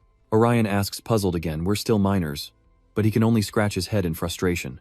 Orion sighs, "Yeah, sure, just this once can't hurt." Immediately after, Sigriel is teleported away. Orion looked up and sighed, "It's over." He watched the sky turn blue again and exclaimed with joy, "The horizon is gone." Orion turned back in surprise, calling out Ji-yoon. In shock, Ji-yoon pointed to the sky, saying, "Look at the sky behind you." Orion stares in disbelief, as a starry sky and a strange cube with an eye appear, whispering, "What is that?" A strange entity suddenly appears in the sky, instantly shocking. "Orion, what is that? It seems this event isn't over yet." At the same time, a system message appears, announcing an immediate update. He still can't understand what's happening. Did his wish revive the boss? Is he the reason this is happening? After all, he's just an administrator. Wait, Zuzion and Seoko are still dead, so I guess my wish didn't come true. What's going on? At the same time, Ji-yoon warns Orion that the boss isn't the administrator. Ji-yoon grows fearful, realizing only Dr. Maria and the boss are authorized to use AI. Suddenly uneasy, Orion demands to know where the operator has gone. However, he calmly notes that she was behind him a second ago, but when he turned back, she was gone. This immediately makes Orion pensive just as a stranger approaches them. Luckily, Orion manages to dodge in time, but looking at his face, he suspects that he's a member of Chosao. She immediately summons her weapon, attacking him relentlessly, but in mere seconds, Orion regains his composure and counters. His attack seems to have hurt him. Even the Z-24 emulator couldn't defeat an ascended being. Suddenly, Ji-yoon shouts for them to stop asking who she is and why she's doing this, saying the event is over. But she remains cold, stating the event may be over but the game isn't, and that she should know. Ji-yun. Her words immediately fill him with dread. How could she recognize him after he changed his body and face? She seems to know everything about them. It was then she quietly said to Orion, "I'm not here to fight you. You don't need to be so excited." Still, he had no idea what her purpose was. "What do you mean by that? Are you the one who subdued me?" But she denies it, saying it was a step to confirm your strength and she'll forgo an apology. Orion grew increasingly agitated, demanding to know who she was and what she wanted, but the assassin calmly retorted that she would explain everything, just not here. "This area is on the shores of Lake Hoi Sup. I want you to come with me, and we haven't planned for your refusal." Just then, countless lasers target Ji-yun instantly, creating chaos for him. Orion, now consumed by jealousy, thinks, "Damn it, I can block the bullets, but Ji-yun can't." The assassin remains steadfast. "I don't intend to kill you. I'm merely demonstrating our organization's capabilities. In a real fight, we wouldn't hesitate to use lasers. You're better off cooperating and coming with us. We won't deceive you. Don't start a pointless fight. Neither of us benefits from conflict." Elsewhere, Siguo is suddenly transported to a vast mansion.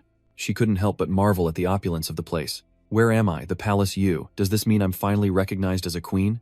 Moments later, a boy greeted her, explaining that this was the Palace of Light where rewards were given. "My name is Kwai, and I'm responsible for distributing the awards." As for Siguo, she was a little surprised by him. This voice is like the Kwai T system. The system became NBC. "Okay, give me my award." Kwai then announces that the highest-ranked player receives $29 billion in cash and a wish, before explaining the details of the cash payment. With all those procedures, her head was spinning. It was more detailed than she expected. Kwai then asked about the rest of the prize. What was her wish? Siguo seems hesitant about this wish. Are there limitations? And can it take me to another world? He reminds her that the more detailed the wish, the better. For example, it would be difficult to send her to another world if she simply asked, as they don't have enough information. Information on unobserved universes is restricted, and she suddenly looks tense. What about bringing back the dead? Kwai immediately responds that they can do that. However, such a process would include restoring the data of players and civilians on the safe room server, so we can't revive those not recorded by the game, including players who died of illness or other causes. His attitude throws her into confusion. Is this something to laugh about? Siguo sighs in relief, saying that it works for him. It's his wish. To bring back all the players who died in the game, both players and civilians. As she finished speaking, Kuei Lian cast her spell. "As you wish. Please wait while we compile the data. Just a moment." In that moment, Siguo thought to himself, "Wait, now that I think about it, this means the boss and the members of Chaos will be revived. Either way, it doesn't matter now. There's no other way to bring back everyone we couldn't save during the event, even if it causes problems. Orion can handle it. I shouldn't worry so much. So what should I do with the reward money anyway? I'll have Orion wear whatever I choose for him." "Is that really how you want to use your wish, Siguo? This is a once-in-a-lifetime opportunity. Don't you want to use it for yourself? No one would blame you for being selfish. Anyone would do the same. Do you want to reconsider?" Yet Siguo flatly stated, "No, actually, there's something I want to ask you right away." When he turned, he was shocked to find it was Dr. Noah. "What are you doing here? What have you done with Orion?" He slowly approaches him. Unbeknownst to Siguo, Miss Huang was also present, a sly smile spreading across her face as she thought, "I've done it. Reach's game is a success. I was worried about getting caught by the system's security frame, but with Orion's backup data stream, I was able to infiltrate it. I always had another way in. Now all that's left is to use my administrator privileges easy, since they don't suspect I'm here. Soon I'll finally become the god of this new world and I'll have the butterfly." Dr. Noah gently advises Siguo not to worry about Orion or the others. They've been transported to the wormhole, or somewhere else, to a virtual space called the Cocoon Room. Siguo is immediately skeptical, questioning his claims that everyone who passed through the wormhole was transported out of the event area, as he denies it, stating that everyone who escaped entered the virtual world. It's better for them to be gone. There they won't feel hunger or be threatened and invaded. That's what I do if you want. Siguo is increasingly shocked, so that's why we couldn't enter the nurturing room back then. She suddenly shouts, "But why did you need to do all that? It would have been safer to get them out of the event area." But Dr. Noah calmly replies that he's already told her it's his decision. The apocalypse is coming, and he needs to prepare. As she suspected, the world she knew wouldn't last much longer. It would be reborn as a new world free of sadness and pain. Siguo gritted her teeth, glaring at Noah. Sweating profusely, she asks, "Wait, what's going to happen to the world?" He replies, "It will be destroyed and rebuilt like an update." Siguo frowned. "An update? How could you do this?" Noah adjusted his glasses, saying simply, "I want to create a better world. A world like a game where a single potion can cure any disease, even revive the dead." She smirks. "It sounds ideal, but games are full of dangers, monsters, and all sorts of things. What are you going to do about them?" Noah smiled, saying they had her meaning there were high-level players, so he believed everything would be fine.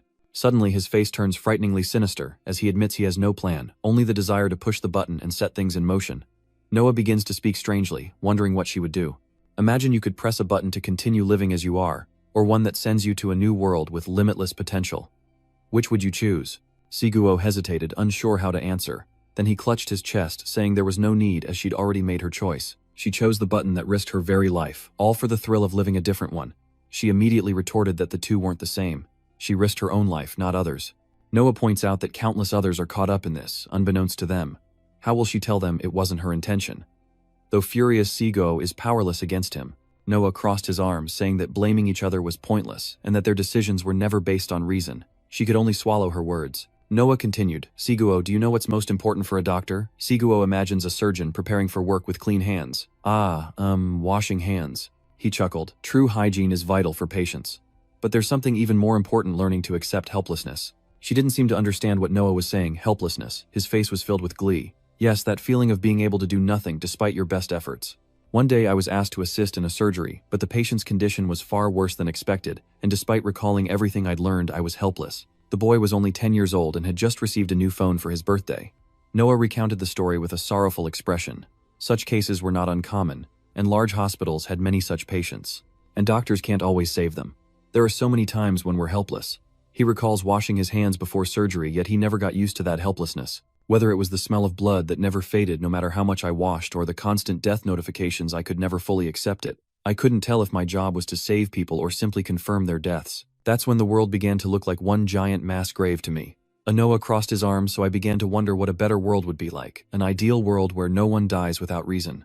And that's when I found that magical button, a giant button that could turn this world into paradise. Saiweon suspects, so he used the System Q power button to open Pandora's box. He admits yes, he opened Pandora's box, believing it would bring hope. Noah recalls her deal with the stranger, realizing even to others, she was likely just a fool who'd been conned. He glances at her, saying he has no regrets, and that the world will be better. Saiweon scratches his head, saying his words sound like a cheesy rap, and that the world is about to end.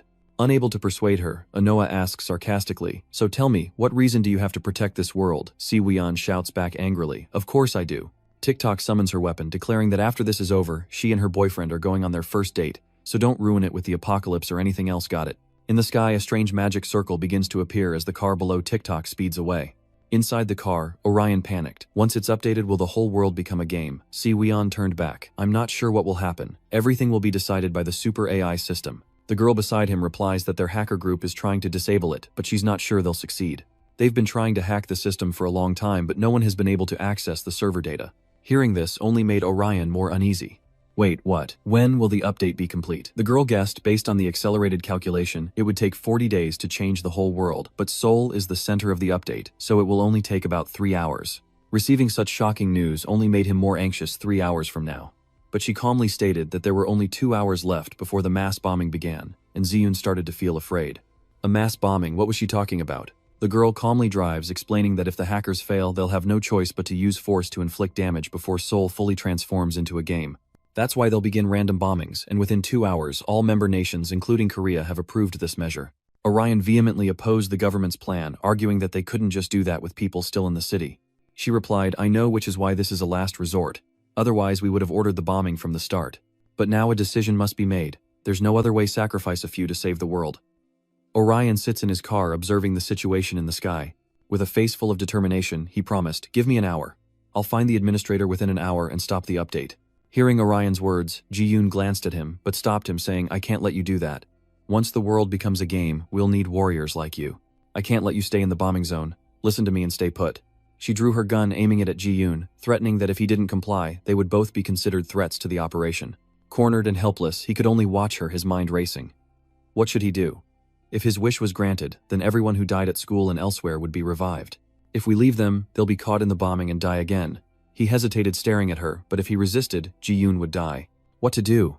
He couldn't think of anything. He was out of options. Think. Suddenly an idea sparked in Orion's mind, and the system window appeared before his eyes. Orion read the words carefully. A party member has requested a transfer. Do you accept? Faced with such an opportunity, he hesitated. Wait, this skill. Suddenly Ji-yoon shouts out Orion, drawing his attention, and speculates, I don't know who the administrator is, but I bet he's in that floating CPU 4 over there. If the world undergoes update 2, this will be the only unchanged and safe place. Please stop the administrator. I believe in you. He shouts with conviction, surprised that Ji-yoon trusts him so much.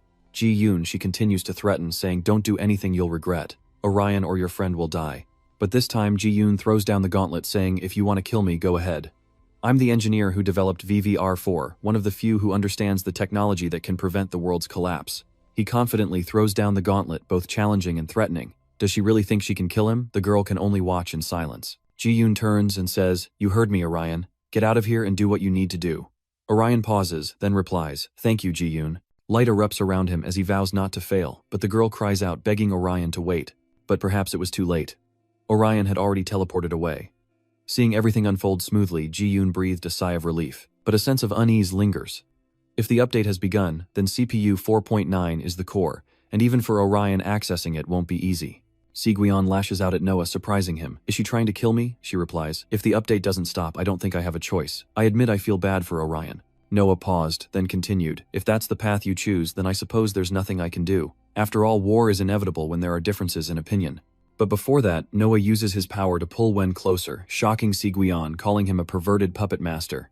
Wen couldn't control his own body. What was happening? He couldn't control himself. Dr. Noah then speaks. Sorry, but uninvited guests aren't allowed here. Next he pulls out a box familiar to Si-gyeon, his infiltration tool. Holding it in his hand, Noah reveals that the intrusion program was hidden within the game. It was truly difficult for him to obtain. It's unfair to use such tricks. After destroying the box, Noah turns to her, saying others are working hard for this, and she won't be able to eavesdrop anymore. He warns Si-gyeon that next time she can enter through the front door by going the right way. Withdrawing his words, Si-gyeon disappears completely. While Si-gyeon is still wondering where she went, Noah informs her. I erased her with my admin privileges. I can do that here. Admin privileges. Si-gyeon realizes her skills are useless against Noah, and she's now in an ironic predicament, thoughts racing through her mind she could fight him if he were normal or a killer. Thinking about it now, Wen's admin powers are basically godlike to other users. Does that mean there's really no way to win? Cut to Orion transported to a different location in the city. He looks around resourceful but unsure of his whereabouts. Where am I? I thought I'd be teleported to the stadium. Orion spotted Seong-ha and the other Jiashin guild members, including some unfamiliar faces. Seong-ho introduced them as guild members he had saved. Seeing Orion recognize him, Exeok-ho was overjoyed. So you remember my name, right? Anyway, I heard the news. I heard you won first place and used your wish to revive everyone who died in the game. I'm impressed. I'm glad it came true. Just then, Seong-ha interrupted searching for Se-gyeon and asked Orion about her whereabouts. What about Se-gyeon? Seok-ho must have resurrected her. Orion, realizing the situation, yelled at everyone that now was not the time for this. The crowd was confused by Orion's actions as he moved them to another location, revealing the impending event, a bombing in 2 hours and an update. If all that's true, we only have about an hour and a half left. That's why we have to get the 4D CPU. We have no time to waste. If we take down the administrator, we can stop the update. I mean, we don't even know if the administrator is there. That's just a guess. If the administrator is hiding somewhere else, we're doomed. Heng has returned to the group bearing many wounds, she continued Orion's thought. Orion is right. The administrator is in the CPU pulling the strings. I know because I just used a glitch to check it a while ago. The administrator is here, and so is the lead bridge, Se-gyeon. Seong-ha is immediately alarmed to hear that Se-gyeon has also appeared. Remy interrupts, questioning how they can trust a hacker and backstabber like him. Heng retorts, telling them not to then. I've told you what I know. Believe it or not, it's up to you, right? Seong-ha thought carefully, then approached Orion saying, it's up to you, Orion. We'll follow your lead. Her reasoning was that your idiot brought their gang members back, and we trust your judgment. Orion was about to refuse, but seeing the look in everyone's eyes, he reconsidered and finally agreed. Alright, here's the plan. We'll split into 3 teams. The first team, including myself, will head to the 4D CPU by going beneath the CPU. We can enter using the Arc of Destiny. Seong-ha will lead the second team tasked with rescuing the civilians saved in the city. Shi-yuan and I tried to help as many people as we could when the event began, but I'm sure we missed some, including their high school. Some students died there a while ago. Please save them too. Understood, we'll save them. Next, Orion says he has another idea for CEO Ho's group. Finally, Orion's group encountered the monsters, and Du Xiao wondered why they hadn't disappeared after the event ended. Only Orion knew exactly what was happening, just as Shi-yuan had said. The entire world is being gamified, and the CPU is the core. Orion motivates everyone to fight, shouting that they'll grind until they reach the area beneath the CPU. However, don't push yourselves if things get dangerous. We can't bring anyone back if they die now. Yui Yang quickly embraced the spirit, saying, alright, let's do this, but don't get too excited this time. The group engaged the monsters, each member unleashing their most powerful skills. But the monsters Orion is fighting are a bit different. They aren't too strong, but there are too many of them. Statistically, we shouldn't be pushed back or killed, but it will take a long time to break through. What should we do? Should we ignore them and move on? No, we can't. They'll surround us, and it'll be even harder to advance. So how can they turn the tide? Lost in thought, Orion is caught off guard by the monsters disrupting their formation. A new character arrives to save the day. The Mayor Guild's leader takes a blow for Orion, saying, "I'm not sure what's going on here, but it looks like fun. Do you mind if I join in with my guild?" Of course, hordes of monsters appear with their fury, but to the Mayor Guild leader, they're just harmless ants as he activates his whirlwind skill. Orion ignites his hatred skill like a blazing inferno, and together they unleash a wave that obliterates everything in their path. One after another, monsters fall, and the guildmaster suggests to Orion that they simply descend beneath the strange structure floating in the sky. Right, yes, there's no time to explain. That's what they're looking for. He says it's no problem. Essentially, this mission is just about wiping out monsters, and no one's better at that than his guild. One of the Mayor Guild members challenged the monster with challenge weapon number 4, while the others expertly used mobile assassin skills. Everything was quickly falling into place, just as the guildmaster had said. Orion was clearly delighted, never imagining the Mayor Guild could accomplish this so easily. At this rate, the group will reach the 4th layer's core in no time. But before they can celebrate, a terrifying tremor shakes the ground and a monster unlike any other appears. It had a massive body and 5 glaring red eyes, Beleth, the king of the abyss. Orion wondered why a boss from the event was appearing now. Beleth retaliates, slamming its staff into the ground, creating powerful shockwaves. Orion laments that a long-range shooter would be useful, but the magic archer is with Xianga's team.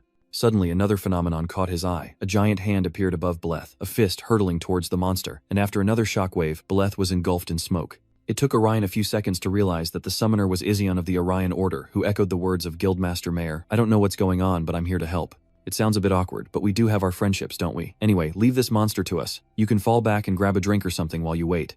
It took Orion a few seconds to realize he had another ally, and he couldn't help but sigh in relief. Great, now we have some high-level players on our side. Defeating these monsters is only a matter of time. We can stop the apocalypse. Ju-hyuk has returned, and reports to Orion that there is a passage nearby that he wants him to check out first. "We can't enter the passage anyway. We'll do our best to hold off the monsters and keep them from noticing you." Orion immediately understood Ju-hyuk's meaning, instructing them not to let the monsters swallow them whole, as Ju-hyuk smirked and unleashed his power with his warhammer. "The Holy Sanctuary skill has been formed. I will protect the others and ensure no one dies." As for Orion, he is rushing to where Ju-hyuk discovered just a little further. "I'm almost there. Even with 2 shots from the Arc of Destiny, I can't hit it from here. I need to get closer." Suddenly, Orion senses Ki-ho behind him, and as he turns, Ki-ho intervenes, as a monster appears before Orion. Landing, Ki-ho recounts his resurrection, admitting confusion, but asks if Orion truly achieved first place as he'd claimed. Orion stammered, embarrassed, "Not me, but my girlfriend did." Ki-ho immediately swung his sword, saying Orion was full of it. Orion explains that he merged his points with Si-gwion, so they both came in first, adding that his wish wasn't just for Ki-ho, but for all the players who died in the game to be revived. If you just think for a second, Ki-ho laments, "I wouldn't have to listen to some blowhard who doesn't do anything. I'll think about how I'm going to live my life after all this is over." With that, he returned to his battle stance, much to Orion's relief. Elsewhere, Si-gwion began to duel Noah with his arrow trap skill, but when the arrows hit, they had no effect on him. Noah chuckled, "Sorry, an admin can adjust the game settings to allow attacks, but I'm terrible at fighting, so I don't think I'll be returning your taunts, that's why." Si-gwion's staff vanishes into thin air, and Noah is the cause. He points his finger at her. "I'll use my admin privileges to defeat you, since I can't possibly beat a high-ranking player otherwise." Just then, a system window appeared with an archive entry, and Si-gwion realized her assets were inexplicably vanishing. So what does she think? It's not too late to stop fighting. Why don't we have a cup of tea until this is all over? Si-gwion's eyes narrowed, realizing this was bad. She couldn't attack the administrator as a player. What could she do? Should she try to escape? No, she couldn't risk not being able to return. She had to think of something, anything to stop him with the mine. Finally, Si-gwion hatched a plan using a thorn trap that actually hit Noah. He clutched his pain, not understanding why he was taking damage. At that moment, Dr. Maria appeared, saying, "The administrator is hidden in the data space, so I'm not sure, but I have a feeling you're behind this." Noah fell into an abyss of guilt, wondering what was happening. "I thought Dr. Maria was dead. What is she doing here?" Maria returned the staff to Si-gwion, "But I'm not familiar with this game, so I won't be able to fight well. However, I can reclaim his system administration rights in the data space, allowing you to attack the administrator as well."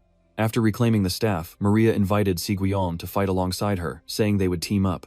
Though complex, Si-gwion understands the situation, and Maria's intentions as she replies, "I think you know what I'm about to say. Even if you can't play well, you've been watching from afar this whole time." Noah summons a proxy through a spatial gate, and the 2-on-2 battle begins.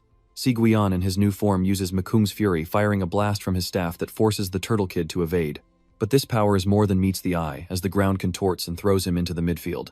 Kwai instinctively regains his balance, retaliating with a surprisingly agile slash. Si-gwion retreated, then retaliated with a set, unleashing a tempest of ultimate lightning around him. The attack seemed effective, but it only made Kwai more excited, transforming him into an even more terrifying monster.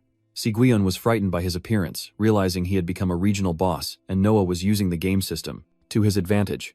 But in the nick of time, Maria, using her acquired knowledge, guides Siguion, revealing that Kwai is a mimic NPC based on the administrator's mental state, and advises her to ignore Kwai and focus on attacking the administrator.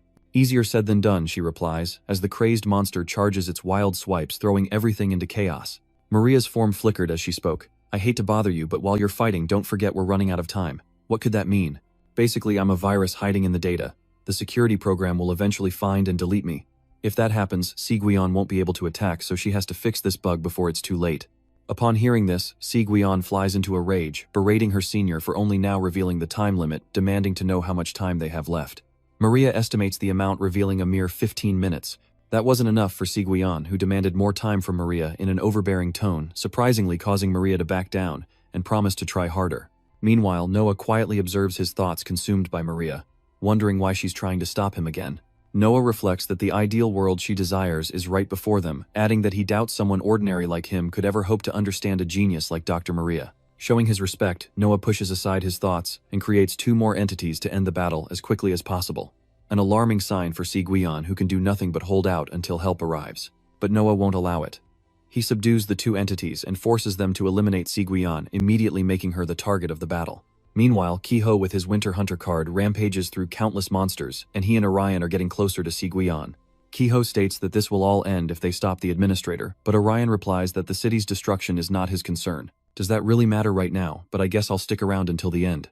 Anyway, I have my own role to play. Another giant monster appears and blocks the 2 players' path, unaware that it's about to become mincemeat. Kiho and Orion speed toward the monster, cleaving it in 2. Then Miguion's teammate appears and attacks Orion. Luckily, Kiho kept him at bay. The teammate, seeing Kiho, grew excited and mocked. What's going on here? Kiho, are you teaming up with the Revenge Society? He asks. Kiho responds with a mighty swing of his staff. Don't make me sick. Do you really think I'd cooperate with someone so pathetic? Orion, within earshot, overhears the demeaning remark, feeling a sting of shame. I can hear you, you know. His opponent draws out tokens, his voice growing savage. Whatever, I really don't care. In any case, my world has already crumbled, so I'm just glad to find another prey to vent on. Knowing they'd run out of time fighting him together, Kiho stepped forward, telling Orion to go on ahead. He would hold him back. Do what you have to do. Though confused, Orion is grateful to Kiho and quickly flees the battle, much to his opponent's amusement, who wonders where he's running off to. A Stage 3 magic cut skill manifests as tentacles erupting from a magic circle, targeting Orion, but Kiho thwarts the attack, infuriating their opponent. Kiho urges his former comrade to stop this, as he's sick of these meaningless PK battles. Braving the storm, Orion finally catches up, and seeing the core grow larger, he knows he's close enough to reach them. Orion activates the Arc of Destiny, but before he can attack, a strange light strikes him. Scrambling away, he wonders what the hell that was. Just then, a massive dragon swooped in from behind the ancient sand dune monster, a cunning sand dune dragon. This wasn't part of Orion's plan, and he began to panic, thinking, damn it, why now? What should I do? It would take too long to kill a raid monster like Kai Cat on my own. But if I try to use the Arc of Destiny, and that dragon blocks my attack, I have to wait until it cools down. What should I do? I wish I had a party member with me. Just as darkness was about to consume Orion, a flash of light erupted from the tip of a sword, jolting him awake. As he fell backward, he realized it was Zuzian. So he'd been following Orion's journey all along, and this sudden appearance was to create an opportunity for Orion to move forward. With light in his hand, Zuzian said, "Now's your chance. We'll distract it while you enter the 4-dimensional core." "What are you doing here, Zuzian?" As Zio and the others revealed themselves, he told Orion, "Sorry, I tried to evacuate the Explorer as you asked, but he insisted on helping after he understood what was happening. I used an assassination skill so we could sneak in here undetected. You should go now. We'll distract the monsters and make our escape." With the support of his allies, Orion felt empowered, agreeing and promising to return. But before he left, Zuzian tossed him a small pouch. Taking the pouch, Orion realized. According to Zuzian, it was recovered after his revival, and something was still inside. He had to use it at the right time. "Don't forget," Orion replies. "Understood, I'll use it when I need to." Orion reactivates his skill, knowing that hesitation could lead to failure. It's time to boldly move forward and soar through the sky higher than anyone thought possible. Orion and his weapons soared into the promising central district while Siwian struggled against formidable foes, a meat grinder trap only worsening the situation. Another monster appears beside Siwian, intent on tearing her to shreds, but she's too weak to fight back. Just when things looked bleak, Orion burst through the window, shattering the glass, and asked Siwian for help. Together, they defeated the monster, shocking Dr. Noah. After slaying the grotesque monster, Noah was the most surprised of all. Orion and Noah came face to face, and he was likely shocked to learn that Noah was behind everything. Noah speaks, saying he's not sure why, but it feels like it's been a long time since they last met, and something is different about his face. Orion confesses that much has happened in the last 2 days, and Noah doesn't seem surprised to see him already knowing he's the administrator. I suspected as much, though I hoped I was wrong. Noah complimented Orion, saying he was quite perceptive. He says he hit it quite well.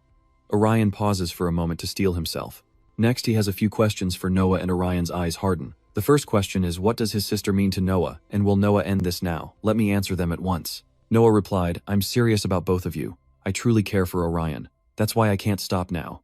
I want to give her a miracle, a world where everyone can live happily with the ones they love. But just as the atmosphere turns peaceful, Siwian interrupts, saying there's no time for this. Since it was difficult to explain, she summarized that if they waited too long, they definitely wouldn't be able to fight Noah. Orion gripped his sword tightly. Perhaps he had found his own answer, and now was the time for them to fight Noah together. Orion asked Siwian for support, and with his sword he charged straight toward him as more of those entities appeared than before. The imps circled Orion like hounds, then giggled in unison, one launching into the air and firing a blinding light toward him. The attack quickly closes in, but Orion's will refuses to yield an eye for an eye. Though the blow deals top-tier damage, it only staggers the creatures, who continue to use their eerie laughter to create monsters that attack Orion.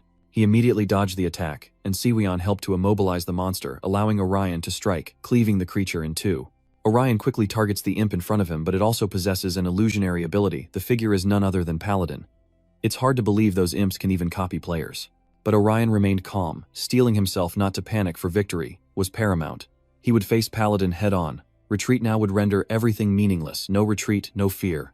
After slicing through the imposter, Paladin's weapon, Orion is targeted by 3 more fiends who relentlessly attack, engulfing him in a cloud of smoke. When it clears, Orion is revealed, impaled with stakes in his back. After that attack, he had no time to dodge and suffered serious consequences, but Orion vowed to fight on, his resolute gaze shining through his eyes. In a final move, Orion activated the Dead Man's Pavane, summoning death blades in a formation that fired upon the demons, including Noah. Next, Orion targets Noah with nothing more than a small knife, leaving Noah to realize that at this speed his only option is to reboot the administrator system. Guion had set this up in advance, hoping to keep me at bay. Now Noah has no escape from Orion's slash. He brutally attacks Noah, then takes out an item and slams it into him. A magic circle appears behind Noah. Wait, Noah cautiously examines the cylindrical shape, and memories flood back. As a youth, Noah encountered a strange man approaching him. What's more, he gave Noah a mysterious tool, and as soon as the bag was torn, the tool broke in two in Noah's hands. The bag was also returned to Orion. Back in reality, Noah realizes it's the encryption key. Noah collapses to the ground, muttering, I always knew you were good at this game, Orion, just like Ariam once told me. Exhausted, Orion drops his weapon and confesses to Noah, I used to think, I was so lucky to have met you. You comforted me when I failed to protect the children at the school. I thought you were a gift from God, not just to me, but to everyone who ever sat in that chair. Siwian silently approached Orion as a word of encouragement, and Noah replied, I appreciate the kind words, but there are still people who can't be saved with just a few words or a helping hand. All I wanted was to help them, even if it meant stealing the power of a god. Before fading away, Maria asked Noah to give her the administrative rights he possessed. She will remain in the data space and control the AI system, only using Z24's power to help people when necessary, though not as much as you might think. I won't become a god. Humanity must save itself. That's the only way any of this will mean anything. My job is simply to give people the motivation they need to not give up. After all, the game's ending still depends on the players, right? Noah accepted his fate, having lost the battle, but Orion countered his resignation. He claims Noah isn't a loser, but this is a new beginning, like how they heal and recover from injuries. Noah seems to understand the meaning in Orion's words, a new beginning. I wish I were strong enough to do that. The core began absorbing everything, including living beings like Orion and Sigwian, because the update was paused.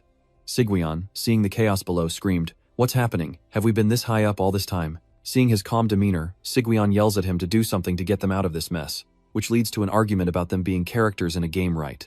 That means we'll be injured if we fall but not die. But we'll still die falling from this height in the game. There's no escape without injury, even with my skill activated. You were right. It stings that you're taking the lead, but hold on tight, so I don't fall. Sigwian proactively grabs Orion, knowing she'll use her skill to escape this dire situation. And as Orion embraces Sigwian, she activates the wings of Icarus. Meanwhile, Zeungha and the others were not pulled in, and outsiders everywhere were unaffected by the core. A mysterious girl contacted someone saying, We can forget the BD plan. We don't need the bomb. It's time for an emergency meeting. Keeping the public from seeing Z24 rebuilding the city will be difficult. Elsewhere, Orion awakens disturbed by the nearby tremors and is filled with suspicion. Wait, where am I? The sky is so clear. One by one the others awaken from their comas and together they seek a safe haven. Orion lies in bed thinking of her brother. But what about Orion herself? No, I don't need to worry. After all, I know he's stronger than anyone. After Horizon ended, news of the unprecedented event in Korea quickly spread globally, with netizens dubbing it the video game raid, and people never stopped discussing its origins and causes. However, the only entity that could have provided clues to these speculations, Into Horn Software, the game's development company, suddenly went bankrupt and disappeared. The company president donated all of his assets and vanished without a trace. It was as if all information about what had happened was blocked, as if an invisible wall was in the way. No further information or results of any investigation were released to the media. So there was almost no way for people to know the cause of Horizon, leading them to simply assume it was a bizarre phenomenon or an act of God. A month later, Siwon, while cleaning her room, gathered a pile of junk and threw it all into cardboard boxes, with Orion helping her carry them out. Looks like we're all done here. Is this the last one? Yep, I'll take care of the rest tonight. As they continued, Siwon remarked that she thought he'd have more belongings. I mean, you're moving after all. All you have are textbooks. That's why I said I didn't need your help. I haven't even bought furniture yet. Siwon calls Orion boring, expecting a full day of work, and asks if he's excited to move into a big house with his own room. Orion, unsure how to respond, changed the subject, saying it would be a lot of cleaning. Not getting the answer she wanted, Siwon threw a tantrum and flopped onto the bed, complaining that it wasn't fun at all. I'm here to help you. You should be thrilled. Orion, you're so boring. Suddenly, Orion stares intently at Siwon and even gets close, making her quite embarrassed. What are you doing? Only you are out there, Orion replies. Weren't you trying to cheer me up? You started this. Don't blame me. Are you crazy? Still now. The two drew closer, as if something more exciting was about to happen. Unaware, Orion opened the door, reminding them that she had ordered food. But then a scene of men and women in bed seared into her mind, and Orion slammed the door shut, apologizing profusely. She said she needed to buy something, and would be back in 50 minutes. Wait, Orion. Her screams echo as she insists they were just fooling around. Siwon suggests they apologize to Orion for the situation, but it's too late now, so she decides to pack everything up before Orion returns. Partly because Siwon promised to go with her parents tonight. You've been seeing them a lot lately. Are things getting better? Siwon nodded, saying that although it wasn't like before, she could see they were trying, which is why she was going with them, even if it felt a little awkward. One day my family will get used to this again. That's why we have to keep trying. After all, nothing gets better on its own. Orion felt a pang of sympathy, but the sound of the doorbell drew both their attention. Siwon rushed to the door, thinking Orion's sister had returned, but he recognized the scarred woman at the entrance. It's you, the woman said. Long time no see, Orion. It seems Siwon is here as well. At this moment, perhaps the most surprised was Siwon, who couldn't believe this woman and Orion knew each other. Ignoring Siwon, the woman asked Orion to take a walk with her, saying she had something to discuss. She added that she wouldn't take no for an answer, though she guessed threats like that didn't work anymore. In the end, Orion agreed to listen to the woman, and the three of them took a walk around the park. After listening for a while, Siwon asks if she's saying that Sigmund is essentially a global spy network, to which the woman replies, not exactly a spy network. We operate secretly in many roles to protect humanity's future, often investing in people or supporting new research. She's really revealing these secrets, no matter even if people knew they couldn't do anything with this information. The woman then revealed another shocking piece of information about Dr. Maria. Maria was one of the promising scientists we sponsored, but ultimately our views diverged, so she sought independent funding and cut off contact. We were actually working on the online Genesis area. It was called Project Z back then, though the end result was completely different from what we initially planned. Orion then asked the woman why her organization was after him, as nothing had happened after the event concluded. Getting straight to the point, our organization wants you to join us as an agent. Orion flatly refused, leaving the recruiter speechless. He refused so easily. Orion said being a spy seemed shady and dangerous, and Sijin completely agreed. I see I was too hasty, let me explain. Recently, similar anomalies have been appearing all over the world. Anomalies? Indeed, the woman plays the video showing them both the object from the dog toy. Orion wonders why it appeared on the building. It doesn't seem to pose an immediate threat, but we can't be sure what will happen. It could be a simple error, or something far more dangerous, even as catastrophic as Horizon. Orion tenses up as the woman reveals that Ji-Yoon Ma is now working for them as a researcher, along with some members from Ryzen, including Zeong Ha. Ki-ho also accepted our offer, and is currently in training. News that shocked Si-gyeon, who couldn't hide her surprise that Zeong Ha would take orders from anyone. The woman continued, saying she joined after they agreed to share classified information with her. There was no other way, as she was curious and rarely trusted others. The woman added that Orion could also request certain conditions in his contract, and she would try to negotiate those with her superiors. At this, Sigwyon interjected rather impatiently. Wait, why are you only asking Orion? I was here first. Are you ignoring me? I don't want to be a spy, but I regret being ignored. The woman calmly replied, you were initially a candidate, but your background didn't meet the requirements. She's the daughter of a famous pharmaceutical executive, making it difficult to keep her a secret. Si-gyeon is not pleased, believing she wouldn't be recognized on the street. So, this is the downside of fame, the woman quietly asks. I didn't say that. I didn't use the word fame. Orion remained silent, lost in thought, perhaps realizing something. Cut to a month later as Zeong-ha strolled along Si-gyeon and Orion approached. Seeing them after so long, Zeong-ha was excited, feeling like it had been ages since they last met. 3 months, maybe. It's been 4 months. Your hair grows fast. I've been so busy with work I haven't had time for a cut. Next, Zeong-ha asks when the basic agent training course starts. The day after tomorrow, and where does it begin? First Germany, then a secret sounds like a spy movie. Orion asks if she's going with Ju-hyuk since they're always together. Zeong-ha explains that Ju-hyuk won't be joining her this time because he's not training to be a spy and he has an old dog to take care of, making it difficult to go abroad. That's why she kept him behind. Then Zeong-ha proudly shows off her wedding ring with Ju-hyuk to Orion. Zeong-ha's words and actions stunned them both. This was a lifelong bond, and destroying it meant death. A call interrupted, and Zeong-ha excused herself, saying Ik-ju and the others were lost and she needed to find them. You two wait here for a bit. Orion and Si-gyeon were more interested in the wedding ring than the current situation, so shocked they forgot to congratulate her.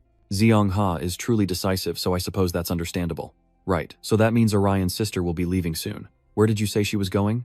Orion reveals her sister is going to Peru with a medical volunteer team, having heard someone who looks just like Dr. Noah is volunteering there. Recalling their earlier conversation, the two discuss Sickmoon's investigation. Apparently that was the only condition I set for helping them if things got dangerous. So you also had a request in exchange, right? Without missing a beat, Si-gyeon asks Orion a question that's half serious, half joking. We're bored, should we get married? So sudden, how absurd. Si-gyeon flared up, even using magic this time, but there's nothing absurd about it. So you've been deceiving me all this time because we're not old enough to be married as demons. Besides, we can't just get married out of boredom. And speaking of which, there's something I need to say too. You always give me more than I can ever return. Si-gyeon laughed his anger, vanishing, and I knew it. Am I your exception? Of course, and stop groping me. But honestly, you're the only one for me, the only one who knows how hard I've fought. I'm the only one who knows the real you. Together they exchange sweet words and happily approach their former comrades.